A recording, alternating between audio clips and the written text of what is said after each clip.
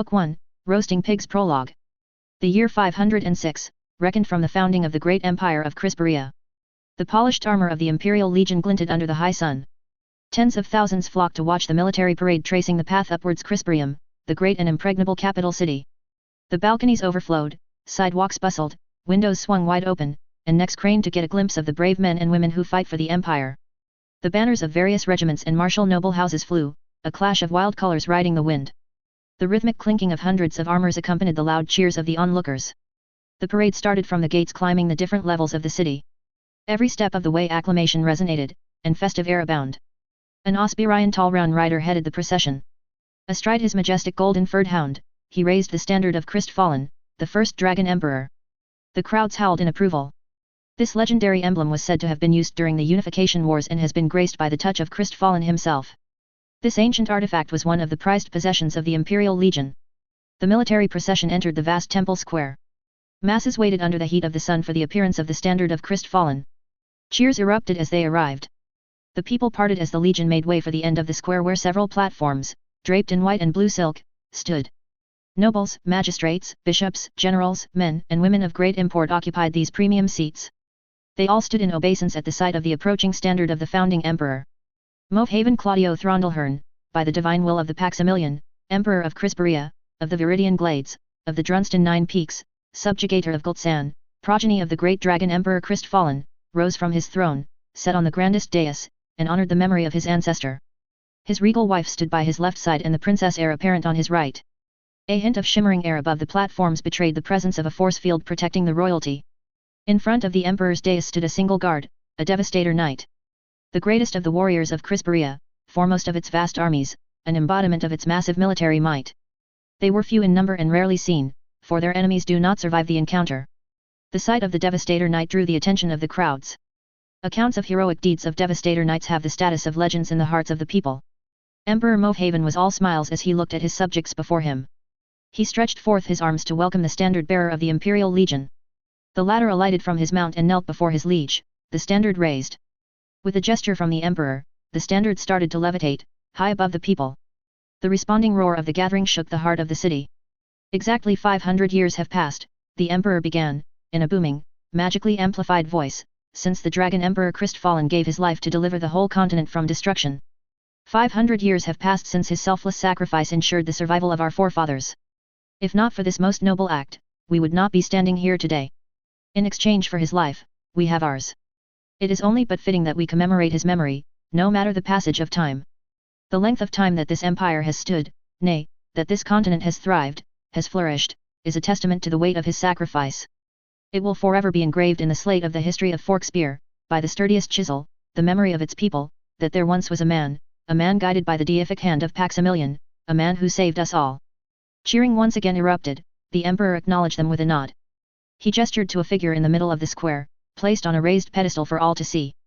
Standing thrice the height of a grown man, it was veiled by a black cloth and ringed by city guards. The people started to argue in hushed tones as to what it might be. A descendant of one of the dragons chosen, the elite warriors handpicked by Emperor Krystfallen, has dedicated this masterpiece to his ancestor's master's memory.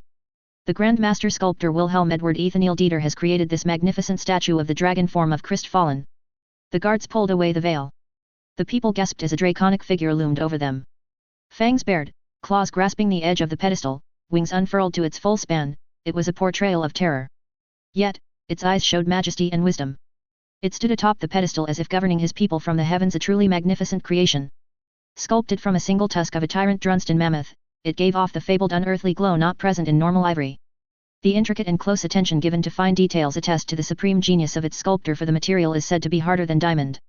A true work of art. The emperor's voice thundered out once again, snapping the people out from their reverie brought about by the splendor of the sculpture. An undying homage to the first dragon emperor.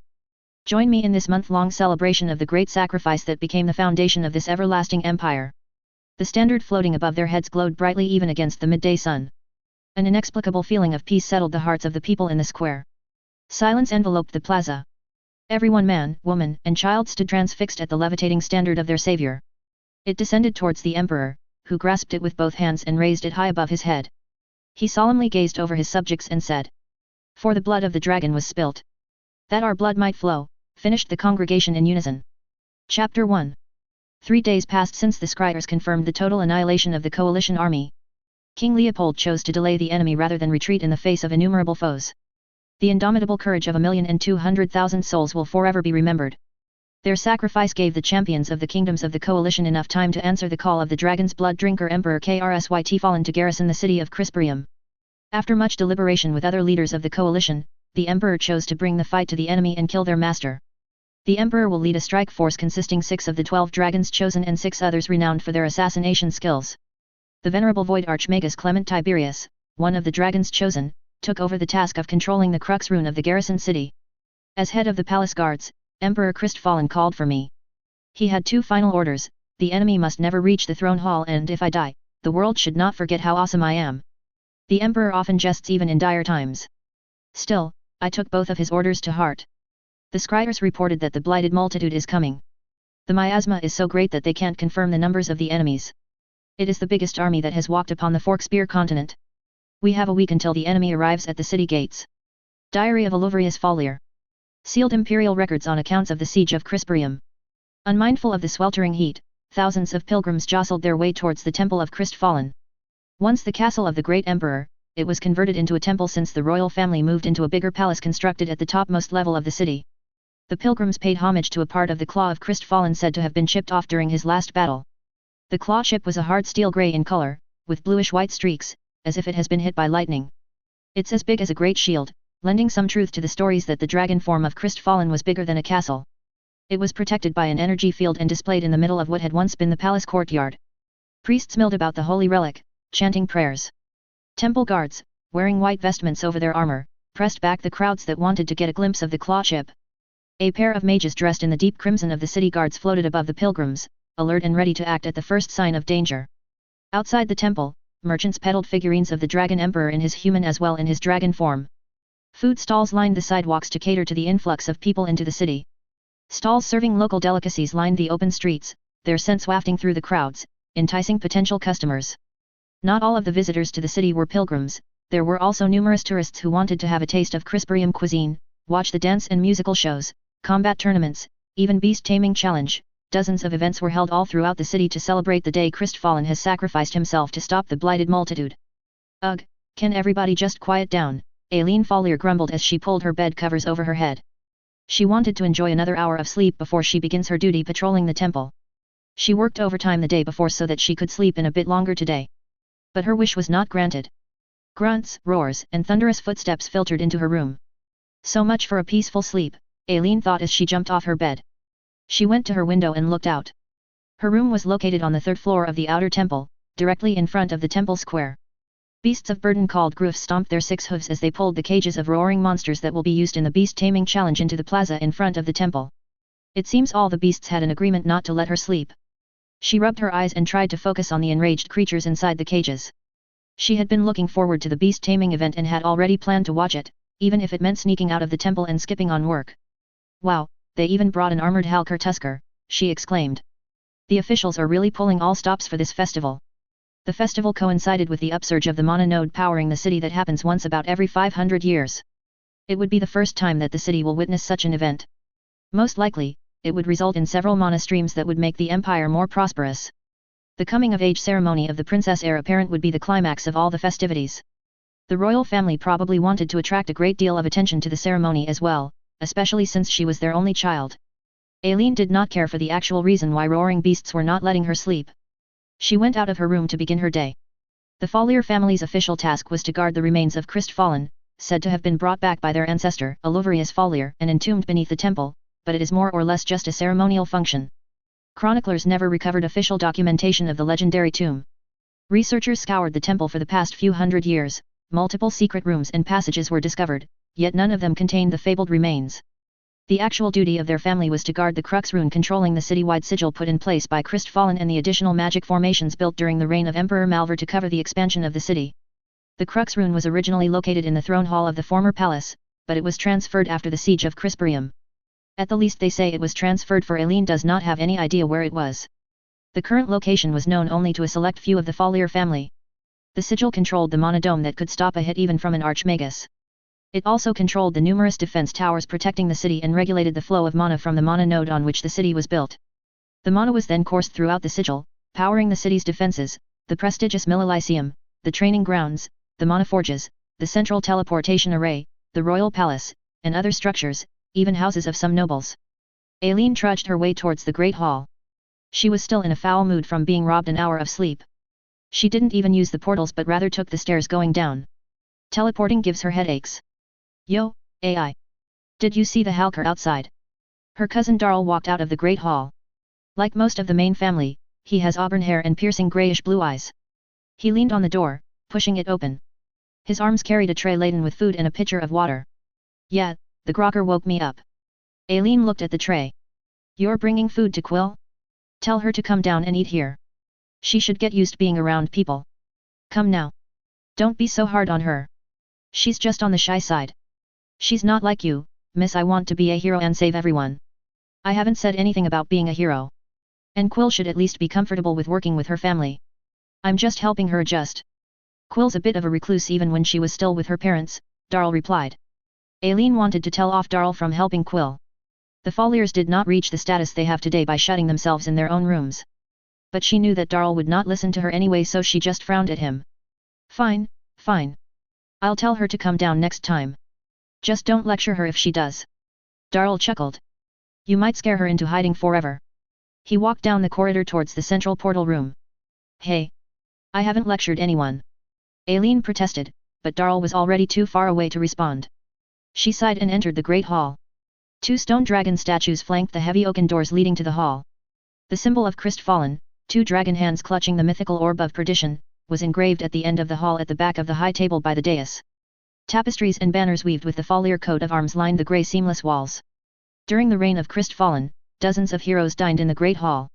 Now, the fledgling warriors of the Follier family occupied only one long table. Their loud chatter came to an abrupt stop as they spotted Aileen coming. All of them stood up and gave a slight bow. Good morning, my lady, they greeted in unison. No need to be so formal. Aileen grabbed a couple of breakfast rolls and exited the great hall. She was the 3rd child of the current family head. The younger trainees were all stiff and polite when she was around. She was not in the mood today to deal with the uptightness of her juniors. Only Darl and a few other senior trainees spoke normally with her. Good thing that Darl's not around, she mumbled to herself. Aileen did not miss the irony in the situation. Right after lecturing Darl on the importance of being comfortable around family members, she herself did not stay and ate with the juniors. She winced. She really was lecturing people. She assured herself that didn't have time for chit-chat since she's starting her duty early. She was just being a good role model for the younger generation. She quickly finished the food she carried and headed directly towards the armory as if to further affirm her excuse for not joining her relatives for breakfast. Even with her high status, she was not spared the requirement that everyone in their family should guard the temple for 1 year before they are formally assessed of their combat affinity. Afterward, they will be either sent to Millysium for specialization in magic, or if they have more potential in physical combat they are sent to the Great Horn stronghold managed by their family for spirit binding with the powerful beasts of the eastern frontier. The children of the Follier family initially trained in their own estates. They were also educated in a wide range of subject matter, including politics, diplomacy, even navigation, preparing them for great positions in the empire in their futures. After reaching the age of 14, they were sent to the temple to master the secret arts of their clan until they were assessed at 18.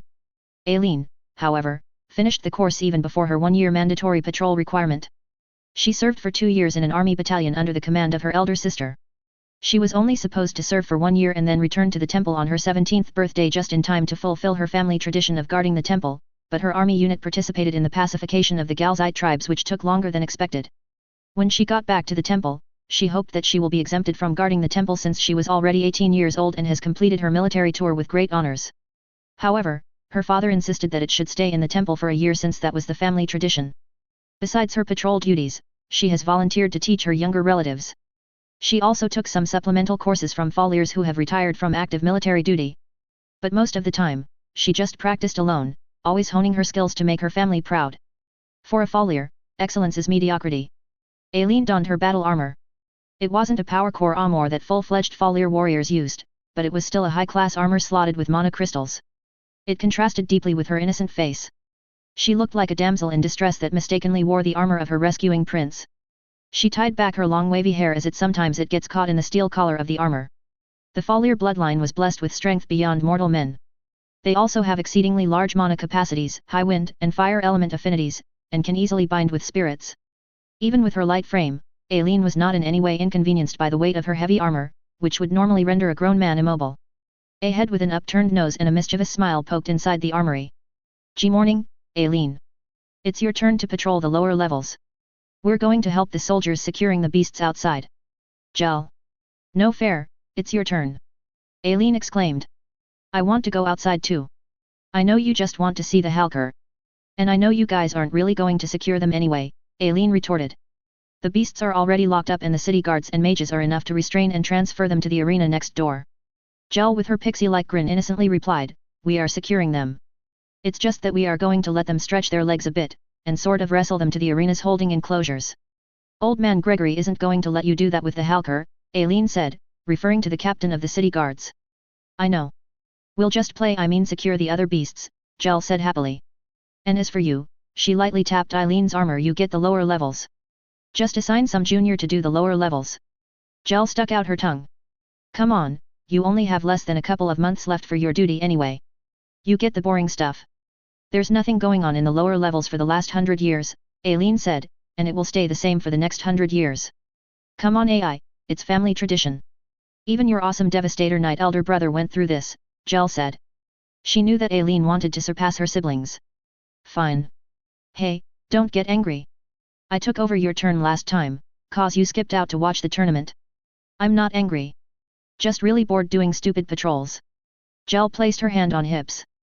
Choose, either you patrol the lower levels or you get to deal with the crowds in the courtyard. The lower levels, I guess, Aileen said, her shoulders dropping. Thanks. Gel hugged Aileen, their armors clanked loudly. Gel happily skipped towards the entrance hall, seemingly oblivious to the weight of her heavy armor. Gel has a high status even if she was from a branch family because she was considered a genius not only in combat but also in constructing seal formations. She was, unofficially, the head of the trainees who, by default, was the one considered strongest among them. Even if Gel will not use her seals in combat, Aileen was not entirely certain she could beat her. Gel was too crafty, her playful nature hid how devious she can be. Aileen stomped out of the armory. If she had the power to travel back in time, she will find the dimwit who started the idiotic family tradition of guarding a tourist attraction and kill him. This immense waste of the potential of warriors from the most powerful martial noble house bordered on criminal. She respected tradition, but this is just idiocy. At least, she only has to endure 2 more months of pointless patrols. No one has ever attacked the temple since the siege and no one probably ever will. The crux rune has been moved and everyone knows the real body of Krystfallen was not inside the temple, except the hopeless religious fanatics that insist that it was. She doesn't even believe that her ancestor Oluvrius brought back the said body or that the claw chip was really from the great emperor, although she agrees that it is from a dragon. Nevertheless, she doesn't voice her opinions since it would surely cause some heated debate. The only things that can even be remotely interesting inside the temple were the secret rooms, but they were located in the inner temple and she's not allowed near them anyway. With her sword swinging by her side, she proceeded to the portal room. There were no stairs connecting the lower levels with the rest of the temple, only portals.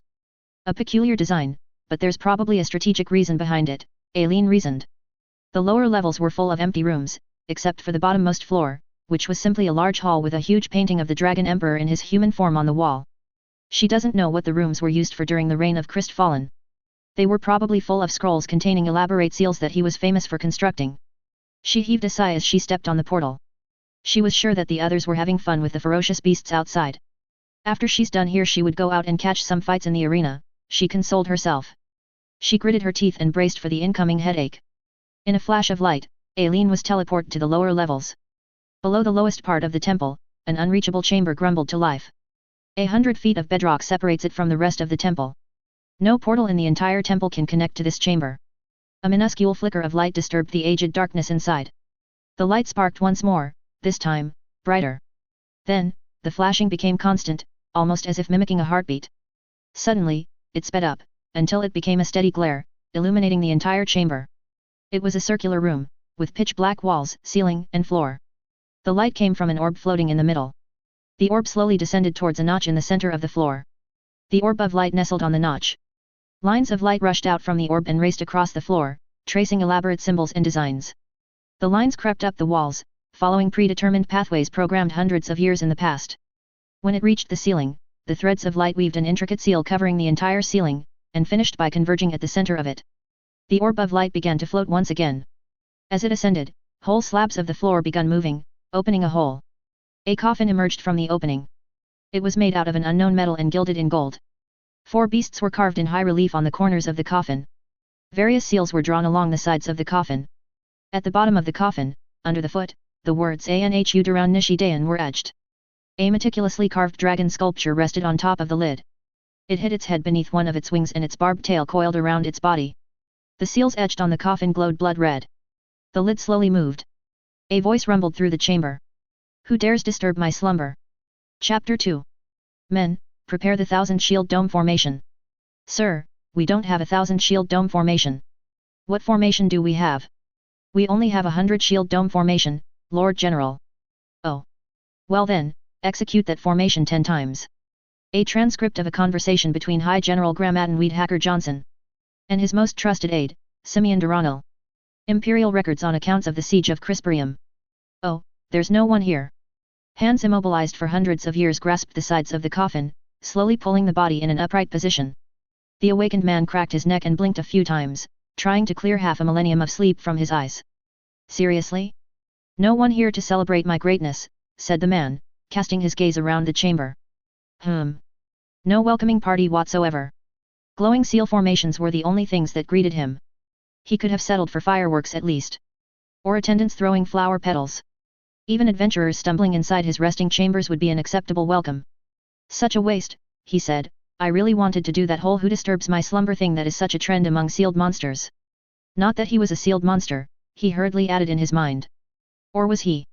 The man grimaced as he slowly stood up. Ages lying on a hard surface really did a number on his back. Nobody had the presence of mind to place a mattress inside his coffin.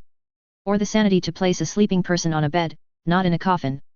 How long was I out anyway? He asked the emptiness before him, not really expecting an answer. He rubbed his back a bit, slightly glad that he can feel pain. It was good that he did not become a zombie and came back from the dead. He was sure that zombies could not feel any pain. The zombies he torched in the past did not seem to show the slightest bit of discomfort while he was barbecuing them. His mind tried to replay his last waking moments but his memories were still foggy. One thing he was sure of, was the fact that he did not die. So why was he in a coffin? Oh well, no use worrying about stuff I can't do anything about. He stepped out of his coffin and proceeded to examine it. The relief carving of the beasts at the corners drew his attention. The divine beasts of the Negatorium, he exclaimed. Crouching down, he ran his fingers over its fine details. Quite an accurate rendition. Few people have met the guardians of the balance of existence. Even fewer have survived their encounter. The artisan who designed the coffin actually met 4 of the beasts. Very impressive, thought the man. He examined the rest of the coffin. He stopped at the foot of the coffin and frowned. Anhu Duran Nishi Dayan. He racked his brain. Nothing. Probably some ancient language he did not know. He noticed the light formations on the floor. Anti-teleportation seal? Upon closer examination it turned out to be several seals superimposed on top of each other. Anti-space distortion, gateway dispersal, projection shield, high-level elemental, and void shields. Someone really wanted to keep people out, or in. The enchantments on the walls were in a different configuration altogether. Unlike the seals on the floor that were stacked on top of each other, these ones were drawn separately. But there were multiple copies of the same types of seals. There were several variants of high-level anti-detection seals. The man scratched his chin. Even an adept scryer wouldn't be able to find this place. Still, he can't understand why a lot of effort has been expended to create all of these precautions. It would have been better if space was distorted and the coffin was hidden in a dimensional storage. The person who constructed the chamber and sealed it could easily manage such a spell. Given the level of enchantments, he was surely someone of considerable skills. The people who placed him there surely knew that he wasn't dead, he concluded after examining the seals on the floor and the wall. The level of magical protection was not commensurate to guarding a tomb. Even if it was the tomb of someone as great as he was, he thought. Lots of questions needed to be answered but, he really was not in the mood for looking for answers, especially since he hasn't had a good meal for what felt like a few hundred years. He looked up the ceiling and furrowed his brows. The gigantic seal on the ceiling added more questions to his current circumstance. Its construction was not according to the ways of the Negatorium or Paximilian. Based on its structure, the seal shouldn't even be able to exist. There was no semblance of balance in the mana flows powering the seal. The man could not even begin to guess its purpose. Shrugging his shoulders, he said, I'll just figure that out after I leave this place. He looked around. No sign of any exit. The orb of light in the middle of the room began blinking as if to catch his attention. He reached out his hand and the orb drew near him. On its surface, several blood-red spots seeped through. They slowly formed into words. If you're tired of this place and want to get out, drop your blood on me. The man mulled things over. It seemed like a pretty straightforward instruction to him. He bit his thumb and held it over the orb. His blood slowly dripped on the orb. Suddenly, all of the seals, except the one on the ceiling, were dispelled. The man looked up at the ceiling and knowingly smiled. So it was a trap of sorts after all. That's why I didn't recognize the structure. The threads of light on the ceiling snaked down on him. The glowing lines bound him. They shined brightly before melting into his skin. The man chuckled. Phew, I thought that I was getting rusty in recognizing seals due to too much sleep. He disappeared in a burst of light. Room 601, collecting dust? Check. Room 602, collecting dust? Check. Aileen checked each room in the lower levels. It was the most boring and pointless job in the temple. She still did her job thoroughly. There was no way she can catch up to her elder siblings if she cuts corners even in the most menial tasks assigned to her. But that does not mean she has to be enthusiastic about it. She arrived at the end of the hallway. The light orb inside the room activated as she entered it. Last room. Collecting more dust than usual, I see, she said sarcastically. Now just that empty hall with the painting left.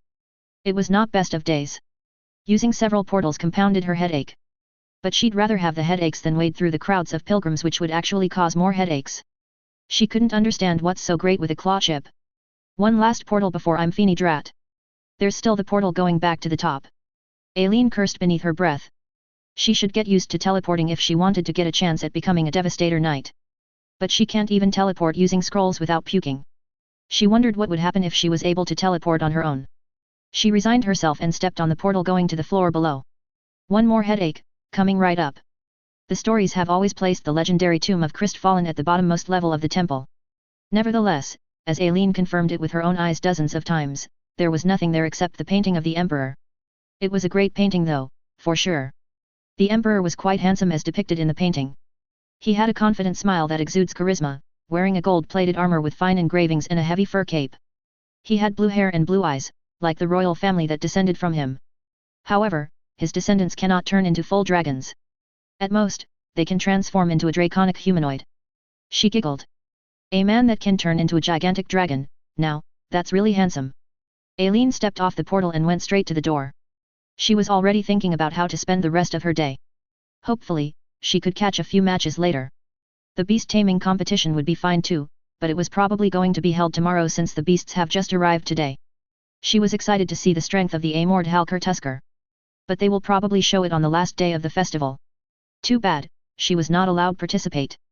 Perhaps she could have a chance fighting A-ranked beasts when she gets assigned to the eastern frontier. She pushed open the door to the hall with the painting. Someone was inside.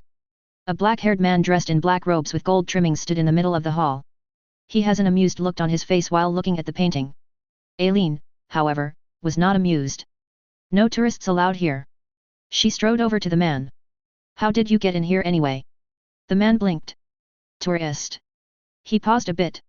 I'm sorry ma'am, I got separated from my tour group. Are you by any chance the museum curator? Museum? This is not a museum. Aileen was trying hard to control her temper. Woken up by roaring beasts, plagued by infernal headaches, and now this? She did not fight to suppress a rebellion for 2 years just to come back and deal with idiots. What was wrong with these tourists? Do they just come to a place just because it was famous without even knowing anything about it?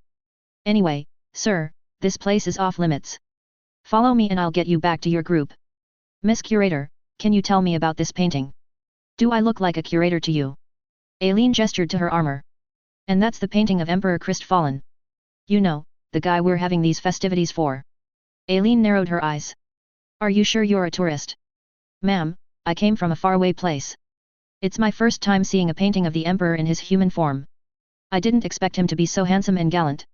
The man had an annoying smile on his face. Please give me a tour of this museum. I surely wouldn't like to miss anything. Let me repeat, do I look like a curator to you? She gripped the handle of her sword so that the man can clearly see it. Wow, I see the museum have their staff wear battle armor and weapons. It really gives an authentic feel to this whole tour. It makes every single coin I paid for this trip worth it. This is not a museum and I'm not museum staff, Aileen replied icily. Perhaps he wants to be stuffed with an actual staff, she wanted to say. Her status and the possibility of tarnishing the Fallier name with such crass language made her hold her tongue.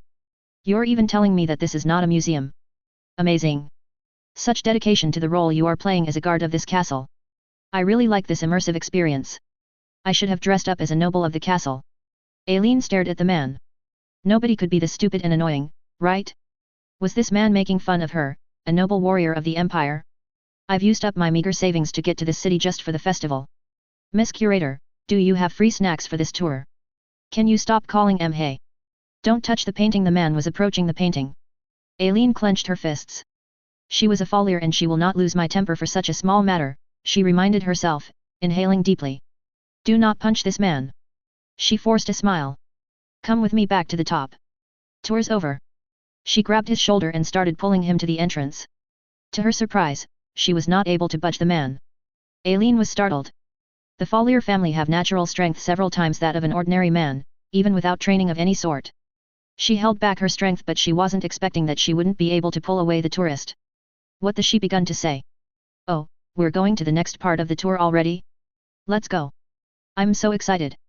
The man clapped his hands and followed her. Perhaps it was just her imagination, Aileen surmised. The headaches were getting to her. She should have eaten a proper breakfast. She decided to get a grub from the Great Hall after kicking this lunatic out. She grabbed his arms firmly and they both proceeded to the portal. Her patrol duty was finally over. They both materialized in the central portal room. The man looked around. Ah, the tour's already over? What do I do now? You go out and never come back here.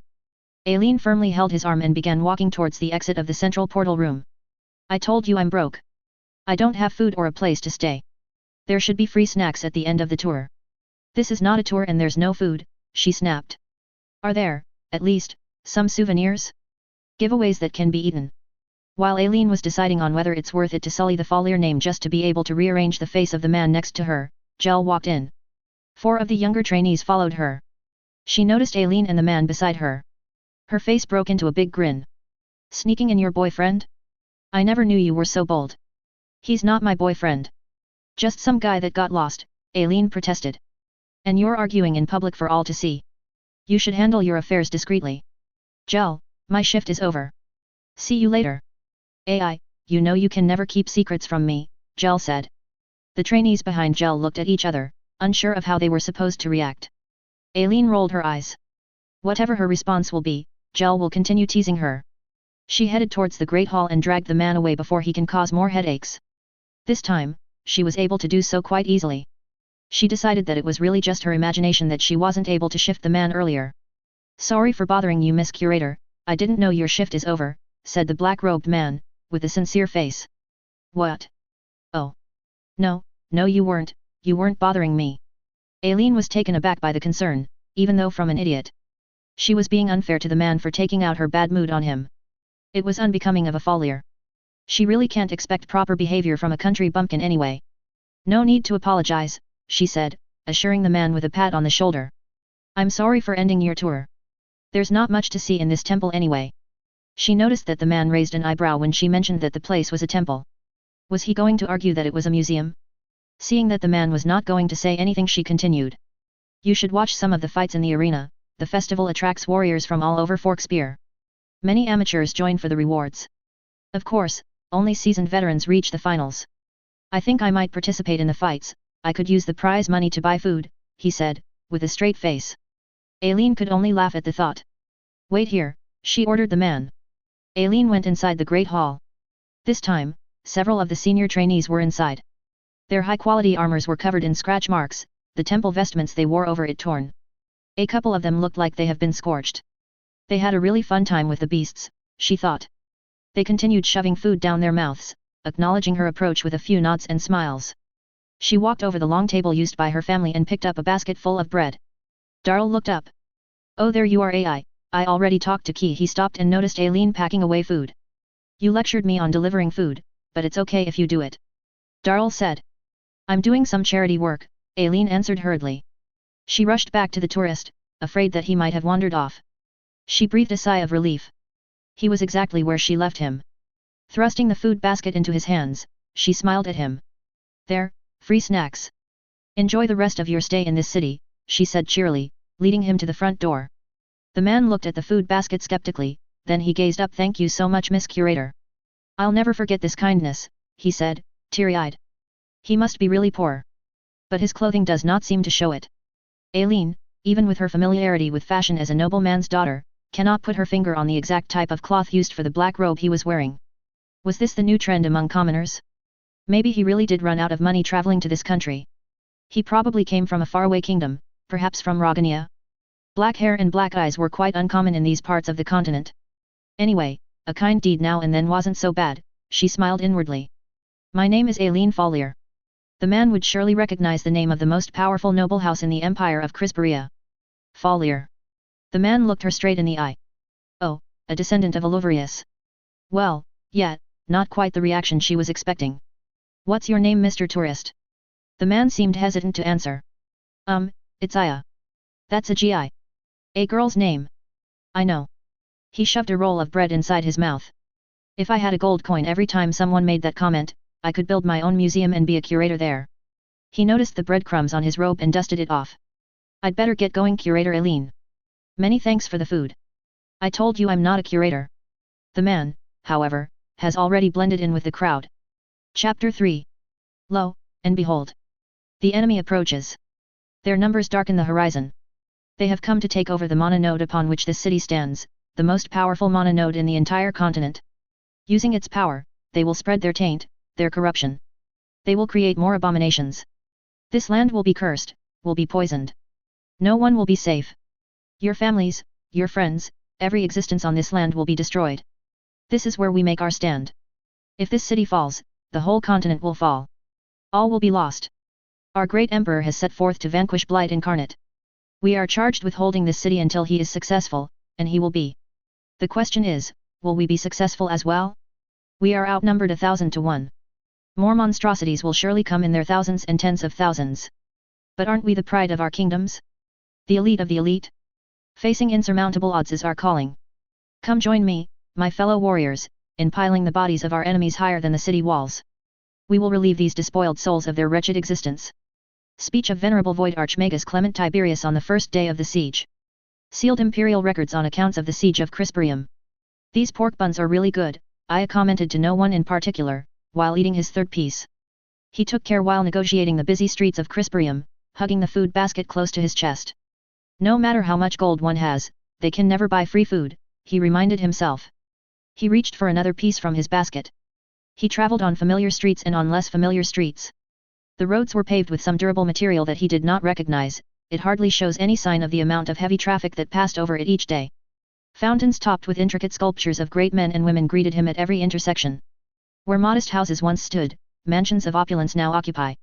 Several businesses lined the avenues, a bookstore here, a tailoring there, a restaurant further up. Guilds have also built their headquarters in the city. Merchants, blacksmiths, mages, adventurers, people from all over the empire have flocked to Krystfallen to partake of its wealth and power. The deluge of people has not abated. City guards in their resplendent armor deterred any wrongdoing. Water canals lined with blossoms traverse the whole city, climbing the highest of levels and flowing back down in serene cascades, a truly magnificent magical manifestation of aesthetic water manipulation. Those magical waterworks look awesome, he said. Several rainbows formed where the water gushed to lower levels. Why didn't I think of this when we were building the city? He also noticed several banners floating above the streets. Obviously, they were enchanted. They conveyed messages of welcome to the visitors of the city for the festival celebrating 500 years since the first dragon emperor saved the land. It seems he was asleep for quite a long time, he thought, staring at a grand statue on top of yet another fountain. It depicted a muscular warrior with a raised spear riding a large tall ran. Who's this guy? Aya squatted down to look at the plaque at the edge of the fountain. Gwandelfer Ezek Horgmir, Vanquisher of the Friskenis Cavern Fang 183-246. Nice, a Cavern Fang, he said with mild approval. But that's not what I am looking for. He has passed several statues along the way, all of great men and women, heroes no doubt. All of them born decades after he began his slumber. He picked up his food basket, now half empty, and continued on his way. What the swarmaze bumhole was that? A young man pulled his robes around him and leaned in closer to the stream of data projected by a glowing green orb. A suppressed snort came from beneath a pile of scrolls. Swarmaze bumhole? That's a good one. A girl emerged from the pile. She tried to straighten out her frizzled hair and adjusted her glasses. You're making good progress on your project of making new expressions, she told the lad by the green orb.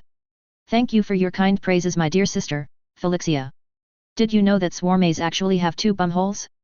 Thus, My invocation of such body part as an expression of incredulity doubly emphasizes and highlights my disbelief.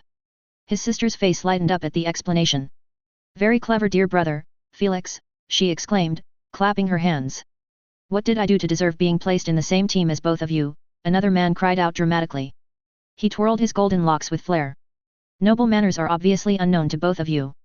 I'm quite surprised you two were even allowed to be here. Harvey, enough with the drama. Felix and Felixia, don't bother swarmays or their specific body parts.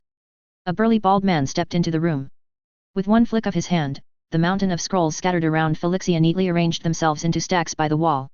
Another wave of his hand activated several green orbs besides the one Felix was using. They all started to project numbers and graphs. The room was filled with a green glow from all of the orbs. Harvey quickly stood up, straightened out his green robes and saluted the man who has just entered. Good afternoon, Mentor Oswald, sir. How many times do I have to remind you, Harvey? We are not military, Oswald said, rubbing his temples. This is just a room for observing and recording data from the Mana node. And mentor is just another term for babysitter of seal crafter apprentices. Meaning, I make sure that you kids stay out of trouble while hoping that you somehow learn something useful in seal crafting by observing the energy source of the most powerful seal in the Empire. Sir, understood, sir. Oswald paid him no mind. He turned to Felix and asked, so what did you see that caused you to create a new expression? Felix placed his hands over the green orb in front of him. Sir, I was checking the energy recordings of the Mana node for this morning because I am sure that every bit of knowledge and experience that I gain here will be helpful in seal crafting. Harvey gave a cough of disbelief. You were just bore. Harvey, let him finish, Oswald warned. Felix gave Harvey a smirk. He then tapped the orb that he was using, making it rise towards the center of the room. As I was saying before, I was interrupted by someone who doesn't have noble manners. Oswald shot Harvey a stern look. The latter shut his mouth. Felix continued, I examined the recordings and found this. He waved at the projections of the other green orbs. They dimmed their lights and their floating data was pushed aside. He then touched a projected panel on his own orb and stretched his hands. The projection expanded into the size of the wall of the room. So what are we looking at, exactly? Harvey said. It actually happened so fast that I was surprised we recorded it. It's a good thing that I set the system to record data down to 1/100th of a second. Only someone with a clear presence of mind could have thought of doing it. Felix, enough with the theatrical self-praise. You're becoming like Harvey, Oswald said. Felix bowed and clapped his hands. Lady and gentlemen, with great diligence I have found that for a fraction of a second, the energy stream from the Mana node was cut off. Everyone gasped. Swarmay's bumhole. The sun already withdrew its gaze, yet the city below seems oblivious to the enveloping darkness. Mana balls lining the streets lit up. Seats and tables were set up on the main streets, casks of ale were broken open, the patrons were settling down for the long night ahead. The black-robed man paid no attention to the celebrations around him and trudged on. He came upon a large open area with two monuments. One was a towering white pillar, the other was a large pyramid made of black glass. There were people here as well, but the mood was a more serious atmosphere. He placed his hand on the plaque of the white pillar. In memory of King Leopold of Vrostok and the 1,200,000 of the coalition army who died in battle against the Blighted Multitude. Their actions proved crucial in the defense of Krystfallen. Their unwavering bravery against millions of abominations shall forever be remembered. It was the memorial for the fallen during the battles against the Blighted Multitude. Aya has been searching for it since he has left the temple. There were people here as well, paying respects to the heroes of old. There was a solemn note hanging in the air in the middle of the tune of revelries. I never got to say thanks to Leopold for keeping his promise. He sat down in front of the pillar, placed his food basket by his side, and took the remaining meat bun. He spent a few minutes looking at the meat bun in the middle of the memorial square, earning him funny looks from the people around him. Thank you, Leopold, he said. He looked up at the top of the column and tried to remember the old king's face. After 500 years, he still hasn't forgotten their meeting on the walls of the city. A meeting that both of them knew would be their last. Scars brought about by being too eager to draw first blood in battle marred the gruff face of the king. Despite the king's suicidal tendencies, he survived many wars until his hair turned white. None of us were able to predict the size of the invasion, or that those bastards in the Union would get turned into those things, Aya said, trying to justify the use of more than 1,000,000 lives just to buy time.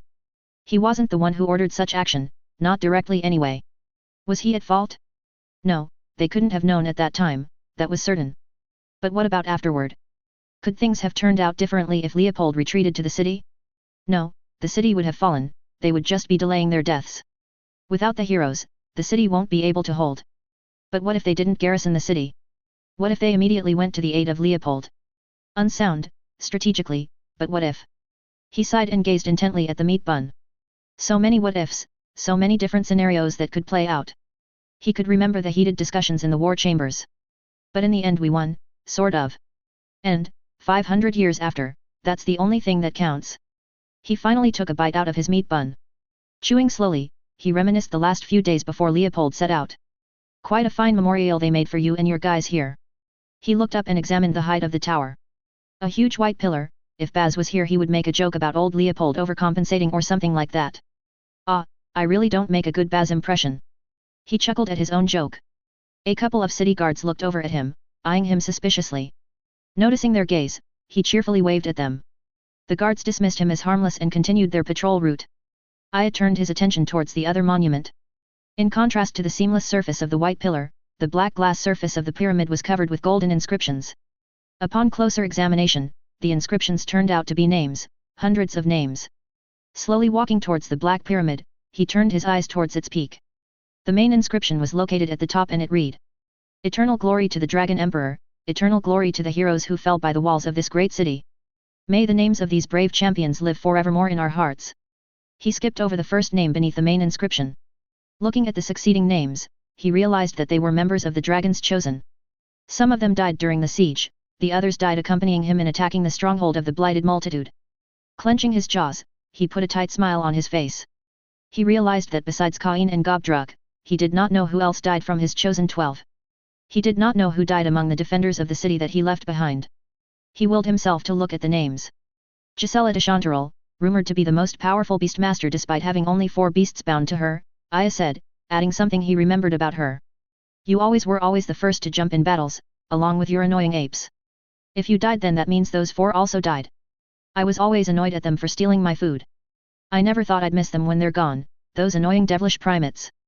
Bartolomeo Joseph Griffin, dubbed the Crazy Alchemist. Such a fitting moniker. I will never forget our first meeting when you tricked me into drinking slime waste saying it was a strengthening potion. He had a hunch that Gisela and Bartolomeo probably had feelings for each other. During the Unification Wars, they always paired up in attacking. Bartolomeo even cut back on using his potions to attack but rather focused on buffing Gisela's apes into berserking behemoths. They probably died together, he concluded. The next name was Cain's, Cain Blackwell. Aya knew that Cain knew that he would die during their assault. He closed his eyes to remember the final moments of Cain.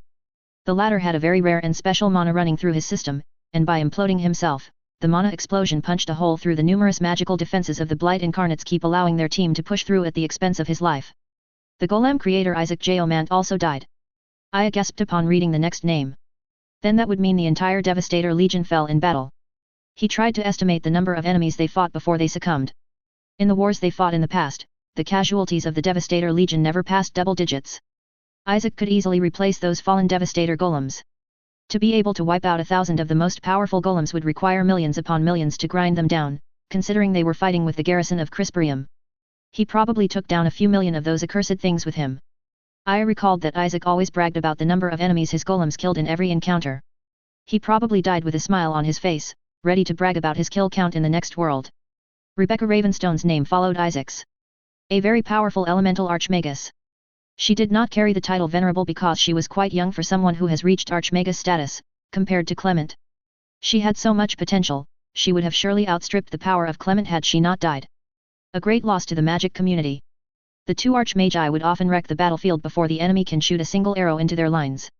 Rebecca was also one of his chosen that followed him in his assault on the Blight stronghold. She was still alive when he last saw her. They were separated in the maze of caverns that compromised the enemy's fortress. He never knew what happened to the other members of the strike force that splintered off when they entered the opening that Cain made. Now he did. He was surprised at the next name. Gobdruk Bloodfist. Born of an orc father and a human mother. Gobdruk was loyal to the bone, always ready to lay down his life for the Dragon Emperor. Such devotion was a result of a life debt the half-orc owed him. You have paid off that debt long during the Unification Wars, yet you still chose to be by my side. It's good that your name was placed here. Aya did not expect that the name of Gobdruk to be included. While a large part of the populace was prejudiced against non-humans during his time, the offspring of a taboo union was especially hated. Aya never understood why humans did not get along well with other races. They don't even get along well with each other. It was probably because the half-orc was a member of the Dragon's Chosen that he was included in the war memorial. His eyes ran down the list of fallen heroes. A name of someone he personally knew would jump out after a few lines. Others, he knew of them by their reputation. His broke into a genuine smile as he reached Grammaton's name. That eccentric old man, he said fondly. He's decades past retirement age and he hasn't fully recovered from his injuries in the Sharjailan campaign. Sneaking into Krystfallen after I expressly forbade him from fighting. Well, he always wanted to die on the battlefield. Further down were the names of the chief of the Darkhorn clan and his sons. The captain of the Wyvern Riders of Azul Kingdom. Belharis, the old sage of the West. Dixie and Pixie, the twin witches of Cloud Tower. The rock tamers of the Basadi city-state. Hundreds of warriors that I once knew. Time passed while he was reading the names, willing to remember something about them, honoring them in his own way. However, besides Gobdruk, no other non-humans or half-humans were included. High Orcs, the Lowland Elves, the Lizardmen of Surga, Forest Fairies, the Dalemaries, and the Beastmen of the Donorian mountain ranges. All of them sent their heroes to Krystfallen. They were all welcomed with open arms by the Dragon Emperor into the capital city, despite grumblings by the other leaders. All the inhabitants of Forkspear city. It was, after all, his city. I have felt that the other races should have been included in the war memorial. They also fell defending the city. He vowed that he would personally seek them out and give his gratitude to their descendants. So many had to die. My heart grieves for all of them. Even the people from the Union of Kingdoms that betrayed us. No one deserved what happened to them. So many, his voice trailed off as a lump caught up in his throat while he recollected the memories of the past war. The people of this generation would not be able to comprehend the number of people who succumbed to the blight. He hoped that history would not forget them as well, given that human history has a very selective memory. "Mommy, Mommy," said a little girl, tugging at her mother's dress. "What is it, dearie? Why is that man with the basket crying?" Her mother looked at where her child was pointing. "Don't look at that man, dearie. It's best not to bother him. But he has a pretty basket. Come with Mommy. Let's stay close to the city guards. Lots of weird people have come for the festival." She then hurriedly picked up her child and walked away. "I want a basket like that too, Mommy." The black-robed man the girl was pointing to looked once again at the top of the pyramid. At the top of the list, he once again found the name that he used to carry. Heading the list of the brave champions that died during the war. Dragon Emperor Krystfallen. And yet, here I am, he smiled bitterly. Chapter 4. Halkers are four-armed behemoths with thick leathery hides and eyes at the sides of their heads, granting them a wide visual field. These hulking beasts are found populating the dense forests of the Great Donorian mountain range. Their diet mostly consists of the lush greenery, but they will not hesitate eating small animals such as deer and rabbits. They are social creatures, forming herds with 150 to 200 members, headed by a matriarch. They make yearly migrations during the season of Borhul, following the shift of the mana flows. After the mana streams settle down, their mating season begins. An interesting fact to note is that the largest members of the herd leave after procreating. There has been no satisfactory explanation for such behavior. These breakaways then move up the mountains towards the more dangerous regions and form herds there. These upper mountain halkers also begin to grow large tusks. They also have yearly migrations and mating seasons following those of their lower mountain counterparts. As have been observed, the strongest and biggest of these halker tuskers also break away from their herd after mating season. These powerful beasts then grow thick fur and armor and travel towards the ice caps of the mountains. These armored Hawkler tuskers are powerful enough to compete against the high-level beasts living on the mountaintop. However, these ones do not form herds. All halkers are very temperamental and only follow their matriarch. They are not fit to be domesticated as beasts of burden. The Beastly Guide to Beastly Beasts of Beastliness. By Jonathan Cator Beastly. No food, no clothes, and no shelter. I have found his current situation amusing. This was probably the lowest point in his life since he started down the path of being a warrior. At least, he has a pretty basket, he consoled himself. He peered over the parapet and looked down into the streets below. It was early in the morning and the food stalls were just beginning to open. Most of the people he can see were pilgrims lining up to enter the temple. Apparently, they turned his castle into a temple. He was not quite sure what they were worshipping inside the temple because he spent his time yesterday by the war memorials. Returning to his former palace, now a temple, he climbed the highest tower and examined the city from such height. The city indeed became prosperous. Given the casualties during the siege, the damage to the city at that time would have been considerable. Fortunately, the city was sitting on top of a mana node. It would naturally become the center of trade and commerce, and all sorts of industries that would benefit from having a readily available source of mana. It was one reason why he chose the site as his capital city. Several levels have been added to the city since his time. New rings of walls were erected protecting several districts at its base. His former palace used to tower above all other structures. Now there was a new and bigger palace, constructed on a new and higher level. I wondered who were the current rulers of Krystfallen. Should he meet them? They are doing quite a good job of running the city, and the people all look happy and contented. He probably shouldn't bother. It is only but natural that the city would grow to such an immense scale. Engineers can do wonders in construction given nearly inexhaustible energy from the mana node. Not really that surprising, considering that 500 years have passed, Aya said. Not wanting to think about the faraway past again, he checked how the food stalls were doing. Pilgrims and tourists having their breakfast occupied some of the tables put up along the sidewalks. The cooks were getting ready for a busy day. His body does not require much nourishment. Inheriting the constitution of dragons that could sleep 1,000 years at a time, there was really no need for him to eat. But he did love eating, and he has not exercised his palate for half 1,000 years. Stealing food does not seem becoming of an emperor, he considered. I should have had a hoard of treasures. Dragons always seem to have something valuable stored away. Suddenly fireworks climbed the air and exploded to his right, loud cheers erupted afterward. Following the trail of smoke from the fireworks, he noticed that it came from the arena near the palace. The advice of the kind curator yesterday on other places to see in the city came back to him. Quickly scaling down the lofty battlements, he grinned from ear to ear. It has been quite a long time since he had fought purely for sport. The heavy mantle of responsibility weighed down his shoulders during his fights in the past. Such was the burden of a leader. But now, with no one knowing who he was, he could fight with no consequences. Besides the prospect of some opportunity to stretch his legs and exercise, which he really needed after sleeping for 500 years, he was more excited at winning some money and buying the food from the stalls. It's like taking candy from a newly hatched dragon, he said, landing on the balls of his feet. He descended from the towering height of the temple in a couple of seconds and blended in with the crowd without anyone noticing. Can someone explain to me why I was up all night, powering the inner temple shields? Alone? Those things haven't been activated for a few hundred years.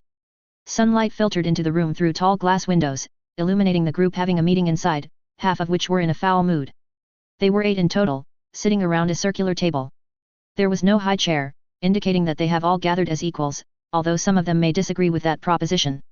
What my dear, Aileen, meant was that perhaps we should be informed of the situation that required using the closed system shields, Jel, who was to the right of Aileen, said. There was no hint of mischievousness on her face, a side that she only shows to her family. She actually looked quite stern in Eileen's opinion. A man sitting directly across the table, with a flowing golden mane and bushy golden beard, making him look like a sunflower in Eileen's mind, stood and clasped his long spindly fingers together. Of course, young Folliers. I apologize that the explanation was not sent out yesterday evening. The man bowed to Jel and Aileen. A green orb in the middle of the table slowly floated and begun to glow, while the sunlight slowly dimmed as the windows turned opaque. Unintelligible data, at least to Aileen, streamed from the orb. The others looked like they understand what it was projecting, so she pretended to stare intently at it as well. She just wished they got a straight answer quickly. The problematic recording was discovered by one of the apprentice seal crafters. I hope you understand our delay in immediately disseminating the information. We were confirming the data that we have recorded. Nevertheless, such data, if correctly recorded, would very much warrant the activation of the closed system shields. That was why we immediately sent word that such steps be taken. We sent word to the palace, Millelysium, and other important institutions to ready their closed system defenses. I assure you, my lady, the man bowed his head slightly to Aileen, that we did not ask that such measures be taken solely to inconvenience you. The pudgy man sitting beside him spoke up after looking at the faces of the Folliers and sensing that they were getting annoyed at the lengthy speech. Sir Praxis, perhaps you can move on to explaining the anomaly. Indeed, an anomaly, Praxis said. These data show that the mana supplied from the node, yes, the very node our city is built upon, was interrupted by a yet unknown source. Praxis surveyed their surprised faces before continuing. The systems powered by the city sigil were not affected in any way. While the, let's just call it gap, in the supply was still traversing and being refined by the sigil made the first emperor Krystfallen, may his name live on forever, the mana node sent out a powerful surge that was able to bridge said gap. The interruption in the supply occurred for less than a tenth of a second. What I get from this is that we practically did not feel the effects of such interruption. Jel said. Isn't this normal? The mana node is in its upsurge stage, we should expect fluctuations like this. An old man white hair, wearing a chainmail over his shirt asked. A woman in blue robes added into the chorus of questions, do we now know what interrupted the energy stream? Answer that question first, Jel said. Praxis' smiling face stiffened a bit at what he perceived as being ordered by Jel. Yet he answered, no, we were not able to determine what caused the interruption. You people are blowing this out of proportion. Lady Jel Follier's observation was correct, there was technically no interruption of power that we felt. There was just a slight gap in the energy stream that was quickly closed, Oswald said, trying to calm down the people around the table. Also, Captain Gregory has a point, it could be just fluctuations. Admittedly, we have limited data as to what actually happens when a mana node surges, since this is the first time that we will be observing it as it occurs. It is a good possibility that it is a normal occurrence during an upsurge. We also don't normally record data in such small intervals. This probably happens all the time, it's just that we were just lucky to be able to observe it this time, the pudgy man added. Is there a possibility that an outside force caused the interruption? Jel said. The men and women looked at each other with grim faces. If an invader can shut off the energy stream from the mana node to the city sigil, all of the mana turrets of the city will be practically useless. Their proud shield that has protected them for centuries would be all but gone. We did not find evidence of external forces at work, Praxis said. The meeting breathed a sigh of relief. But as a precaution, we did recommend the activation of the closed system defense, not connected to the city sigil, of key structures, such as this temple, in the event that something more sinister than a harmless fluctuation was at work. So, perhaps Lady Aileen can forgive us for the relying on her to power the shields of the temple for a night. He gave another bow. Annoying Sunflower with an annoying smile, Aileen wondered why his way of talking felt familiar. Still, that doesn't answer my question. Why did I have to power the shields all night long? Because you're the one with the monstrous mana capacity. Jel said under her breath. Shouldn't we have energy cells on reserve for situations like this? Aileen continued, acting like she did not hear Jel. Praxis, still smiling, turned to the pudgy man by his side who was fidgeting in his chair. He quickly jumped to his feet and bowed.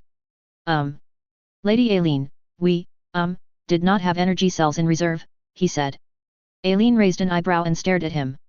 As you say, the closed system shields of the temple have not been used for a few hundred years, so we did not stock up on mana canisters. I humbly apologize for this lapse. Jel, sensing the rising temper of Aileen, immediately jumped in before Aileen can say something out of line. Understandable, Sir Portland, make sure that we now have energy reserves. Also, I want that shield up again for at least a day. Of course, the energy cells will power it this time. Just precautionary measures. Understood, Lady Jel. Sir Portland wiped the sweat from his forehead. I trust that Sir Praxis and his seal crafters will continue looking into this matter, Jel said. Praxis bowed again. We will immediately report such findings. Hey, do we know Praxis? He's from the Ithero clan, right? Aileen asked Jel as they were walking back to the outer temple. That guy bowed way too many times.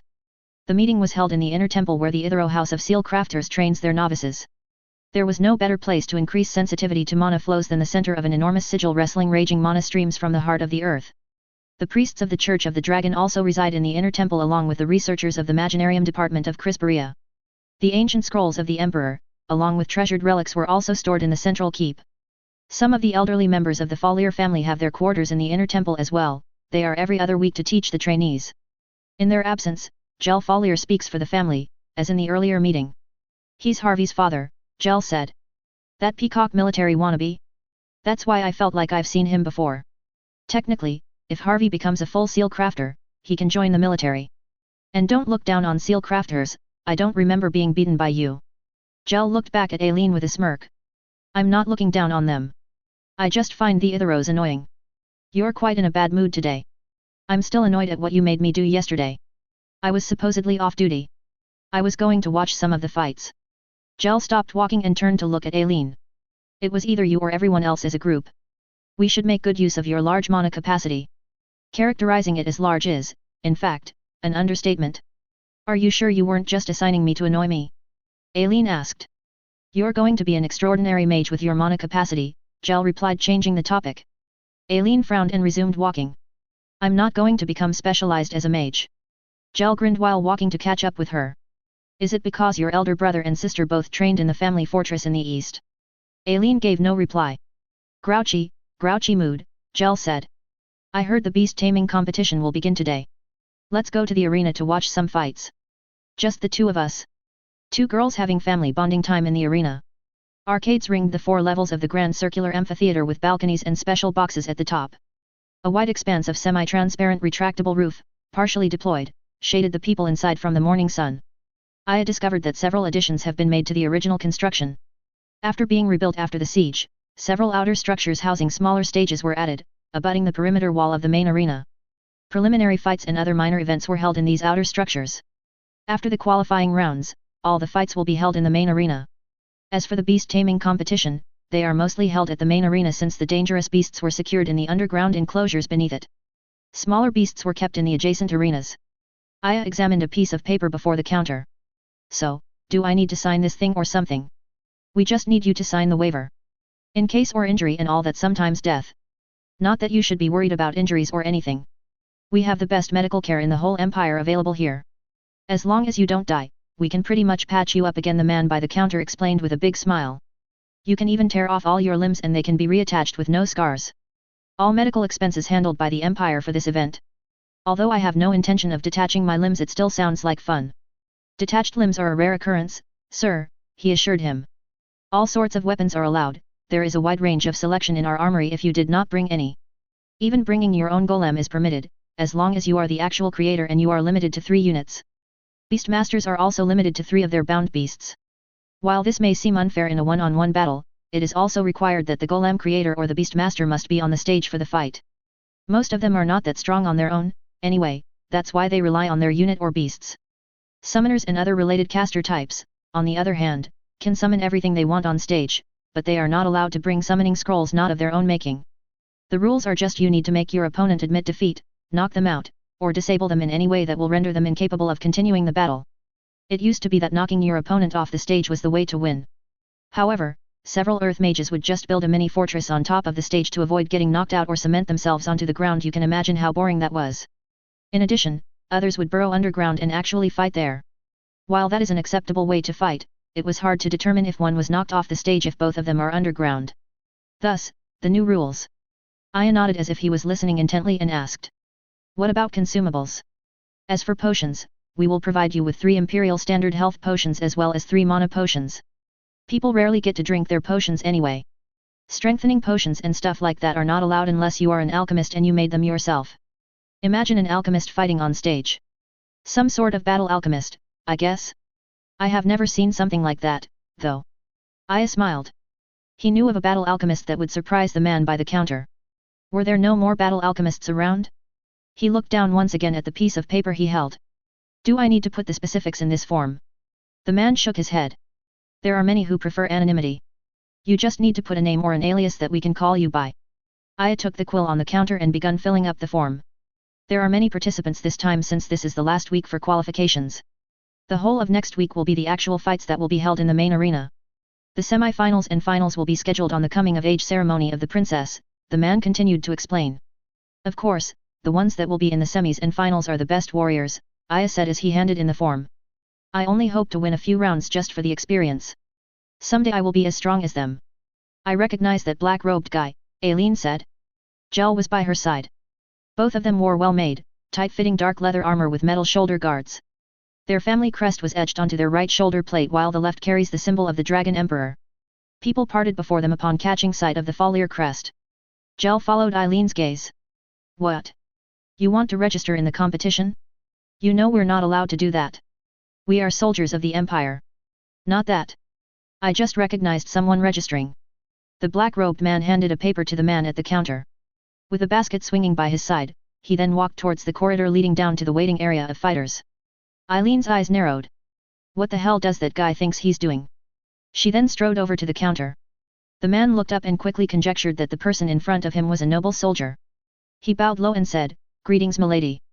What can your humble servant do for you today?" Did that guy with the black robe just register? Yes, he did. He just finished this application form. The man offered to her the piece of paper. She grabbed it and scanned its contents. She found that the black-robed man did not fill anything except for the name. And the name he wrote was Basket Slayer. Chapter 5. The Devastator Legion was totally destroyed. Out of the 1,000 golem units, no working unit survived the siege. The team excavated the city and the surrounding plains for 3 months. We have recovered numerous golem armor parts, however, a large number of these parts are not salvageable anymore. The salvageable armor parts that we were able to gather belonged to 758 golem units. Out of this 758, only 410 have complete armor parts. If we are to use the incomplete parts to form a full set of Devastator armor, we will have 120 more units in addition to the 410 for a total of 630 units. Unfortunately, no inner mechanisms were recovered and there is no possible way that they can be replicated. They are located inside dimensional storages inside each golem unit. We surmise that all of these dimensional storages are linked to each other and can only be accessed by Isaac J. Omant. With his death we can no longer access this dimensional storage. Analyzing the recovered armor, we discovered that it is made of an unknown metal with numerous effects. A listing of such effects is attached as Annex A to this report. It is possible to utilize the golem armor sets into making new working units with our own mechanisms inside. Nevertheless, it is the opinion of this team that it would be wasting the war potential of this Devastator armor sets if we are to make new golem units, for our current technology cannot match the ones used by Isaac J. Omant. This team recommends bestowing the Devastator armor sets on the elite knights of the Empire for them to be able to fully utilize and benefit from its unique properties. It is also recommended that the department retain some samples for further research as to possible reproduction. Report on the feasibility of salvaging the Devastator Golem Legion. Department of Engineering Archives. AI, can you repeat your explanation on why we are sneaking around the arena like thieves? Jel said. Oh wait, you didn't explain anything, you just dragged me along. We are not sneaking around, Aileen replied in a whisper, and keep your voice down. The two Folliers has donned brown cloaks pulled low to hide their features. They did not look out of place since many of the people going into the arena also chose to hide their faces. Amateurs seeking fame and glory in the city, Aileen guessed. Or perhaps, they were famous warriors that don't want fame and recognition, and just live off the thrill of fighting. This really sounds like sneaking around. There's nothing good to see in the annex. It's mostly newbies anyway. There's a match I want to watch here, Aileen said. I'm alright with that. But why did we have to wear cloaks? The attendants at the entrance were quite surprised when you demanded they give us cloaks. It's because I don't want us to be seen.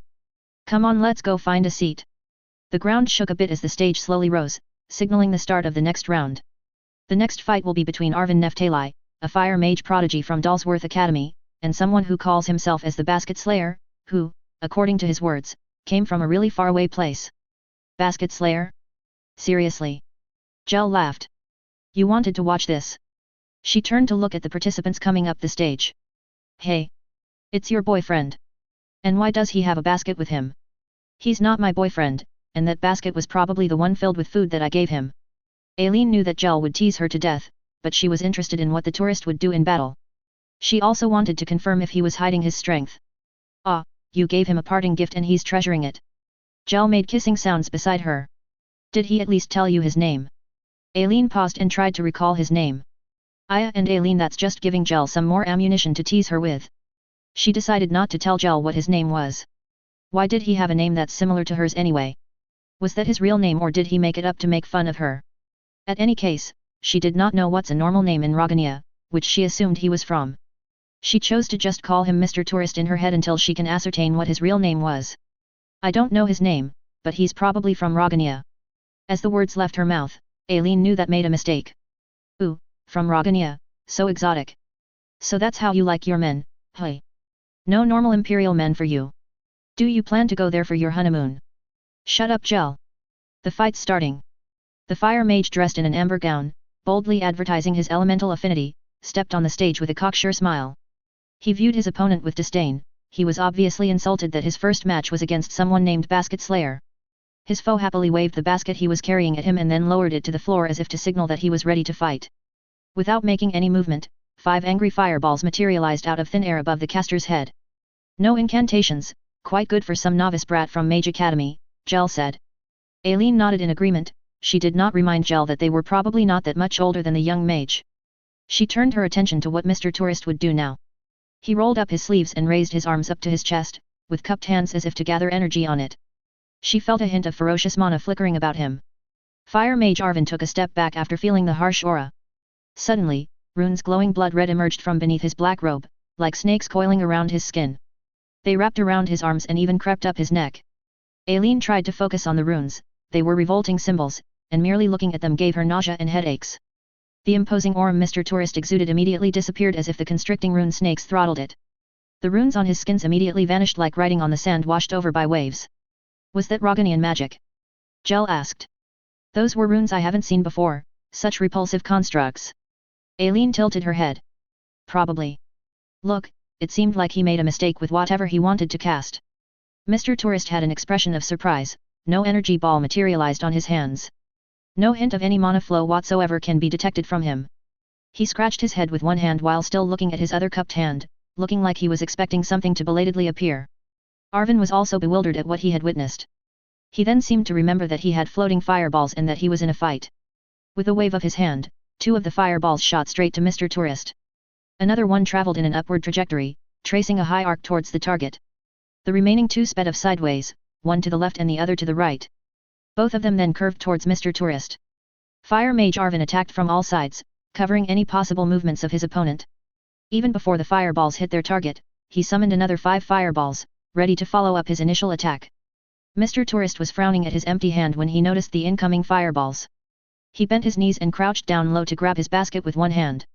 He stretched forth his other hand to support him as he leaned forward. Heels raised, the balls of his feet pressing hard on the ground suddenly pushed, giving him explosive momentum. Aileen opened her mouth in surprise as Mr. Tourist charged at the 2 incoming fireballs. He ducked low and they passed harmlessly over his head. The 2 fireballs he evaded collided with the other 3 fireballs that came from other directions. The explosion they caused did not harm their intended target as he continued to charge forward, holding his precious basket close to his chest. The second set of fireballs shot at the charging Mr. Tourist. They moved forward in a spiraling manner to stop their target from going past them unharmed. Arvin then jumped a few times back while sending them forward. This time, they moved in an erratic pattern. He then stood still to begin chanting, a fair distance away from his enemy with 10 fireballs between them. Quite nimble for a mage, Gel said. And he's chanting now, probably preparing something big. The arena should hire you to become a commentator, Aileen replied sardonically, rolling her eyes. Without batting an eye, to the numerous fireballs in front of him, Mr. Tourist continued his charge. He jumped forward, tucked in his chin, arms, and knees, curling himself into a tight ball, protecting the basket by his chest, rolling midair in the middle of a torrent of fireballs. Miraculously all fireballs missed him and exploded harmlessly around the stage. Wow!